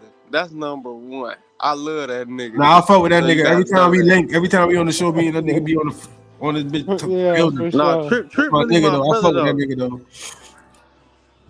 Yeah, that's my family right there, man. That's a real Trim guy right there, goddamn me. He a young nigga that's like he took all our lessons and he really like pushing, bro. He got a good line, bro. He a good nigga, man. But I don't know but that's why I say I asked him about his people, but honestly, Bank don't be around a bunch of young goofies, so I asked him really kind of like in jest because I know he ain't even around none of that nonsense. You know what I'm saying? He really on his game. So, but he like the youngest nigga that be around this shit. So I'm asking him like, what about the niggas you went to school with and shit, Bank? Is them niggas all perked out and shit? Like I know you see them around in the back, you know. I don't. What's crazy is I don't see nobody I went to high school with because I don't go to them demographical areas and shit. Right. You know what I'm saying? I figured as much. Yeah. You know, What's my crazy is these young cousin niggas. told me you ain't gonna see niggas at the sauna in the gym, and you ain't gonna see niggas at the bank. What about that? Why these young niggas be wearing sweaters in the summer, man? You said why we wear sweaters in the summer? Because we used to the heat. We ready for I've never seen no shit like that. Like I went to my partner told me that I came to I went a lot of places yesterday, but I went to Forest Park and nigga I seen so many young niggas with hoodies on. I'm like, why the fuck these young niggas got hoodies and book bags on? And I know they be having like little Drakes and all the little shit in their shit. But god damn, bro, it's hot as a motherfucker, dog. I got Nike on, like it's fucking hot. Like it's too hot to even get to put that shit on. Now you gotta wear a t-shirt and some Nike shorts or something, and some Maxes or some or something like nigga. It's Them hot. niggas be barebacking them hoodies, man. They just got a hoodie on with no shirt. You know, a lot of niggas be followers too, for real. Like they do anything That's that everybody. they Yeah. say for real. Like me and my niggas, we got respect for each other. We love each other. Like it ain't none of that. Like if you don't conform to this shit, we gonna clown you like you would. No, we don't do that shit, bro. But you know one thing I learned though? One thing I learned, you gotta pay attention, man. Like sometimes people be crying for help and you don't see it. Like people be on drugs and don't be saying that. You won't see that shit.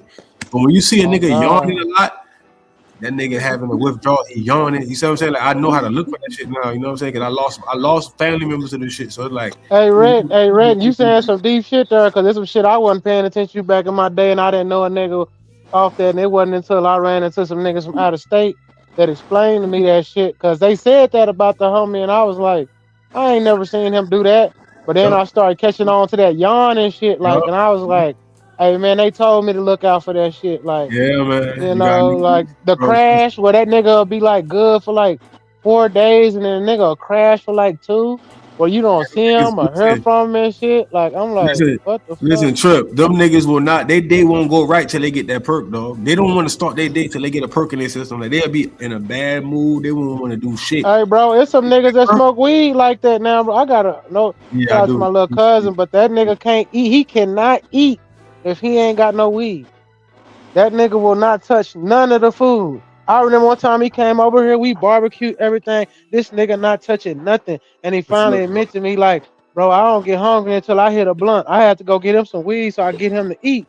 Like I That's was good like, though. what the That's a fuck? good habit. As long as he got a weed habit, that's it. Don't they say Hey, weed to get with the drug? I But feel don't like if get you get that addicted, I feel like if you that addicted, you can't eat no food. Then nigga, you might need to drop that weed. I ain't gonna lie to you, bro. When I smoke, Hey, I'm eating Trill. whether I'm smoking or not. What's happening, Scorpion? Trill, I used to be like that. When I used to smoke, if I didn't smoke, I Yeah, can't eat, I can't function, I can't do shit. I that's like my gotta smoke cousin. before I eat. Real. I'm blessed that when I smoked, I never got that line. But I know a lot of people around me Shit. used to smoke. They used to go to my car because I used to have so much green. You could go at my ashtray and just get half smoking blunt because if I light one, I'll forget about it. So they used to run to my car like, let me get some of this out of here because I used to cook for the whole team type shit. And they would tell me, I can't eat none of that shit till I hit some weed. Like they would just go to my car and get them little half listen. I smoke can joints before they go could even eat days. anything. I was like, I y'all can niggas fucked up. I can go days without smoking, but I smoke 5 grams in my blunts. Like all my Oh my God. Yeah, you blowing big shit. but I gotta have 5 grams in my shit or 7 grams. I don't smoke nothing less than that. Like Yeah. you could have hand me that shit. Nigga, when I smoke, I can smoke a joint and hit that hoe 3 times and I'm high in the motherfucking kite, nigga. Yeah, But I also stopped I smoking for 5 years. Took my tolerance down, bro. Now I can't smoke. I can't finish a joint, my nigga. Can't. Listen, I get high off a joint too, but for some reason my shit just got to be 5 grams. I can't. I feel like I ain't right, especially in public. I do it for myself. Like I gotta put 5. I put 5 grams on my blunts. Like Hey, my shit. Scorpion, you don't smoke no more? Nah, I quit. Yeah, that's good, man. Yeah. It's I finna ain't gonna be. lie, that's a lot, 5 grams. But go ahead, Scorpion. Go back and look at all my videos. I was just finna say it's finna be 3 years in October. I done stopped smoking. I don't sip drink. I don't pop pills. I don't do nothing. I drink a little bit here and there, but other than that, I don't smoke. I don't do nothing. For some reason, Man, I'd rather sip a little drink than the goddamn drink liquor for some reason. He talking about when he say drink, he talking about that purple. Yeah, I'm talking about syrup. I got purple. Yeah. He not talking about no beers and liquor. He talking about that. Yeah. Hell no. That's what I used to be like. That's what I used to be addicted to. Serve like bar. I don't sip like. I stopped sipping after they came out with that activist and bullshit. I don't that shit. Call that shit elixir. That shit too thin for me. I drank that bar. That shit. You in Texas, Scorpion? Huh? You in Texas? No, I grew up between there and Arkansas my whole life. I used to go to school up there. All the real drinking Texas. Yeah. I fuck with Texas. Yeah. Sunnyside Mellow Street, nigga.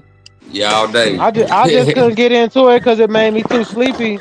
And I'm the type of moving around, nigga. I used to hate getting that feeling where like I'm sitting in the car and a bitch waking me up. You been sleeping at the stop sign for 10 minutes.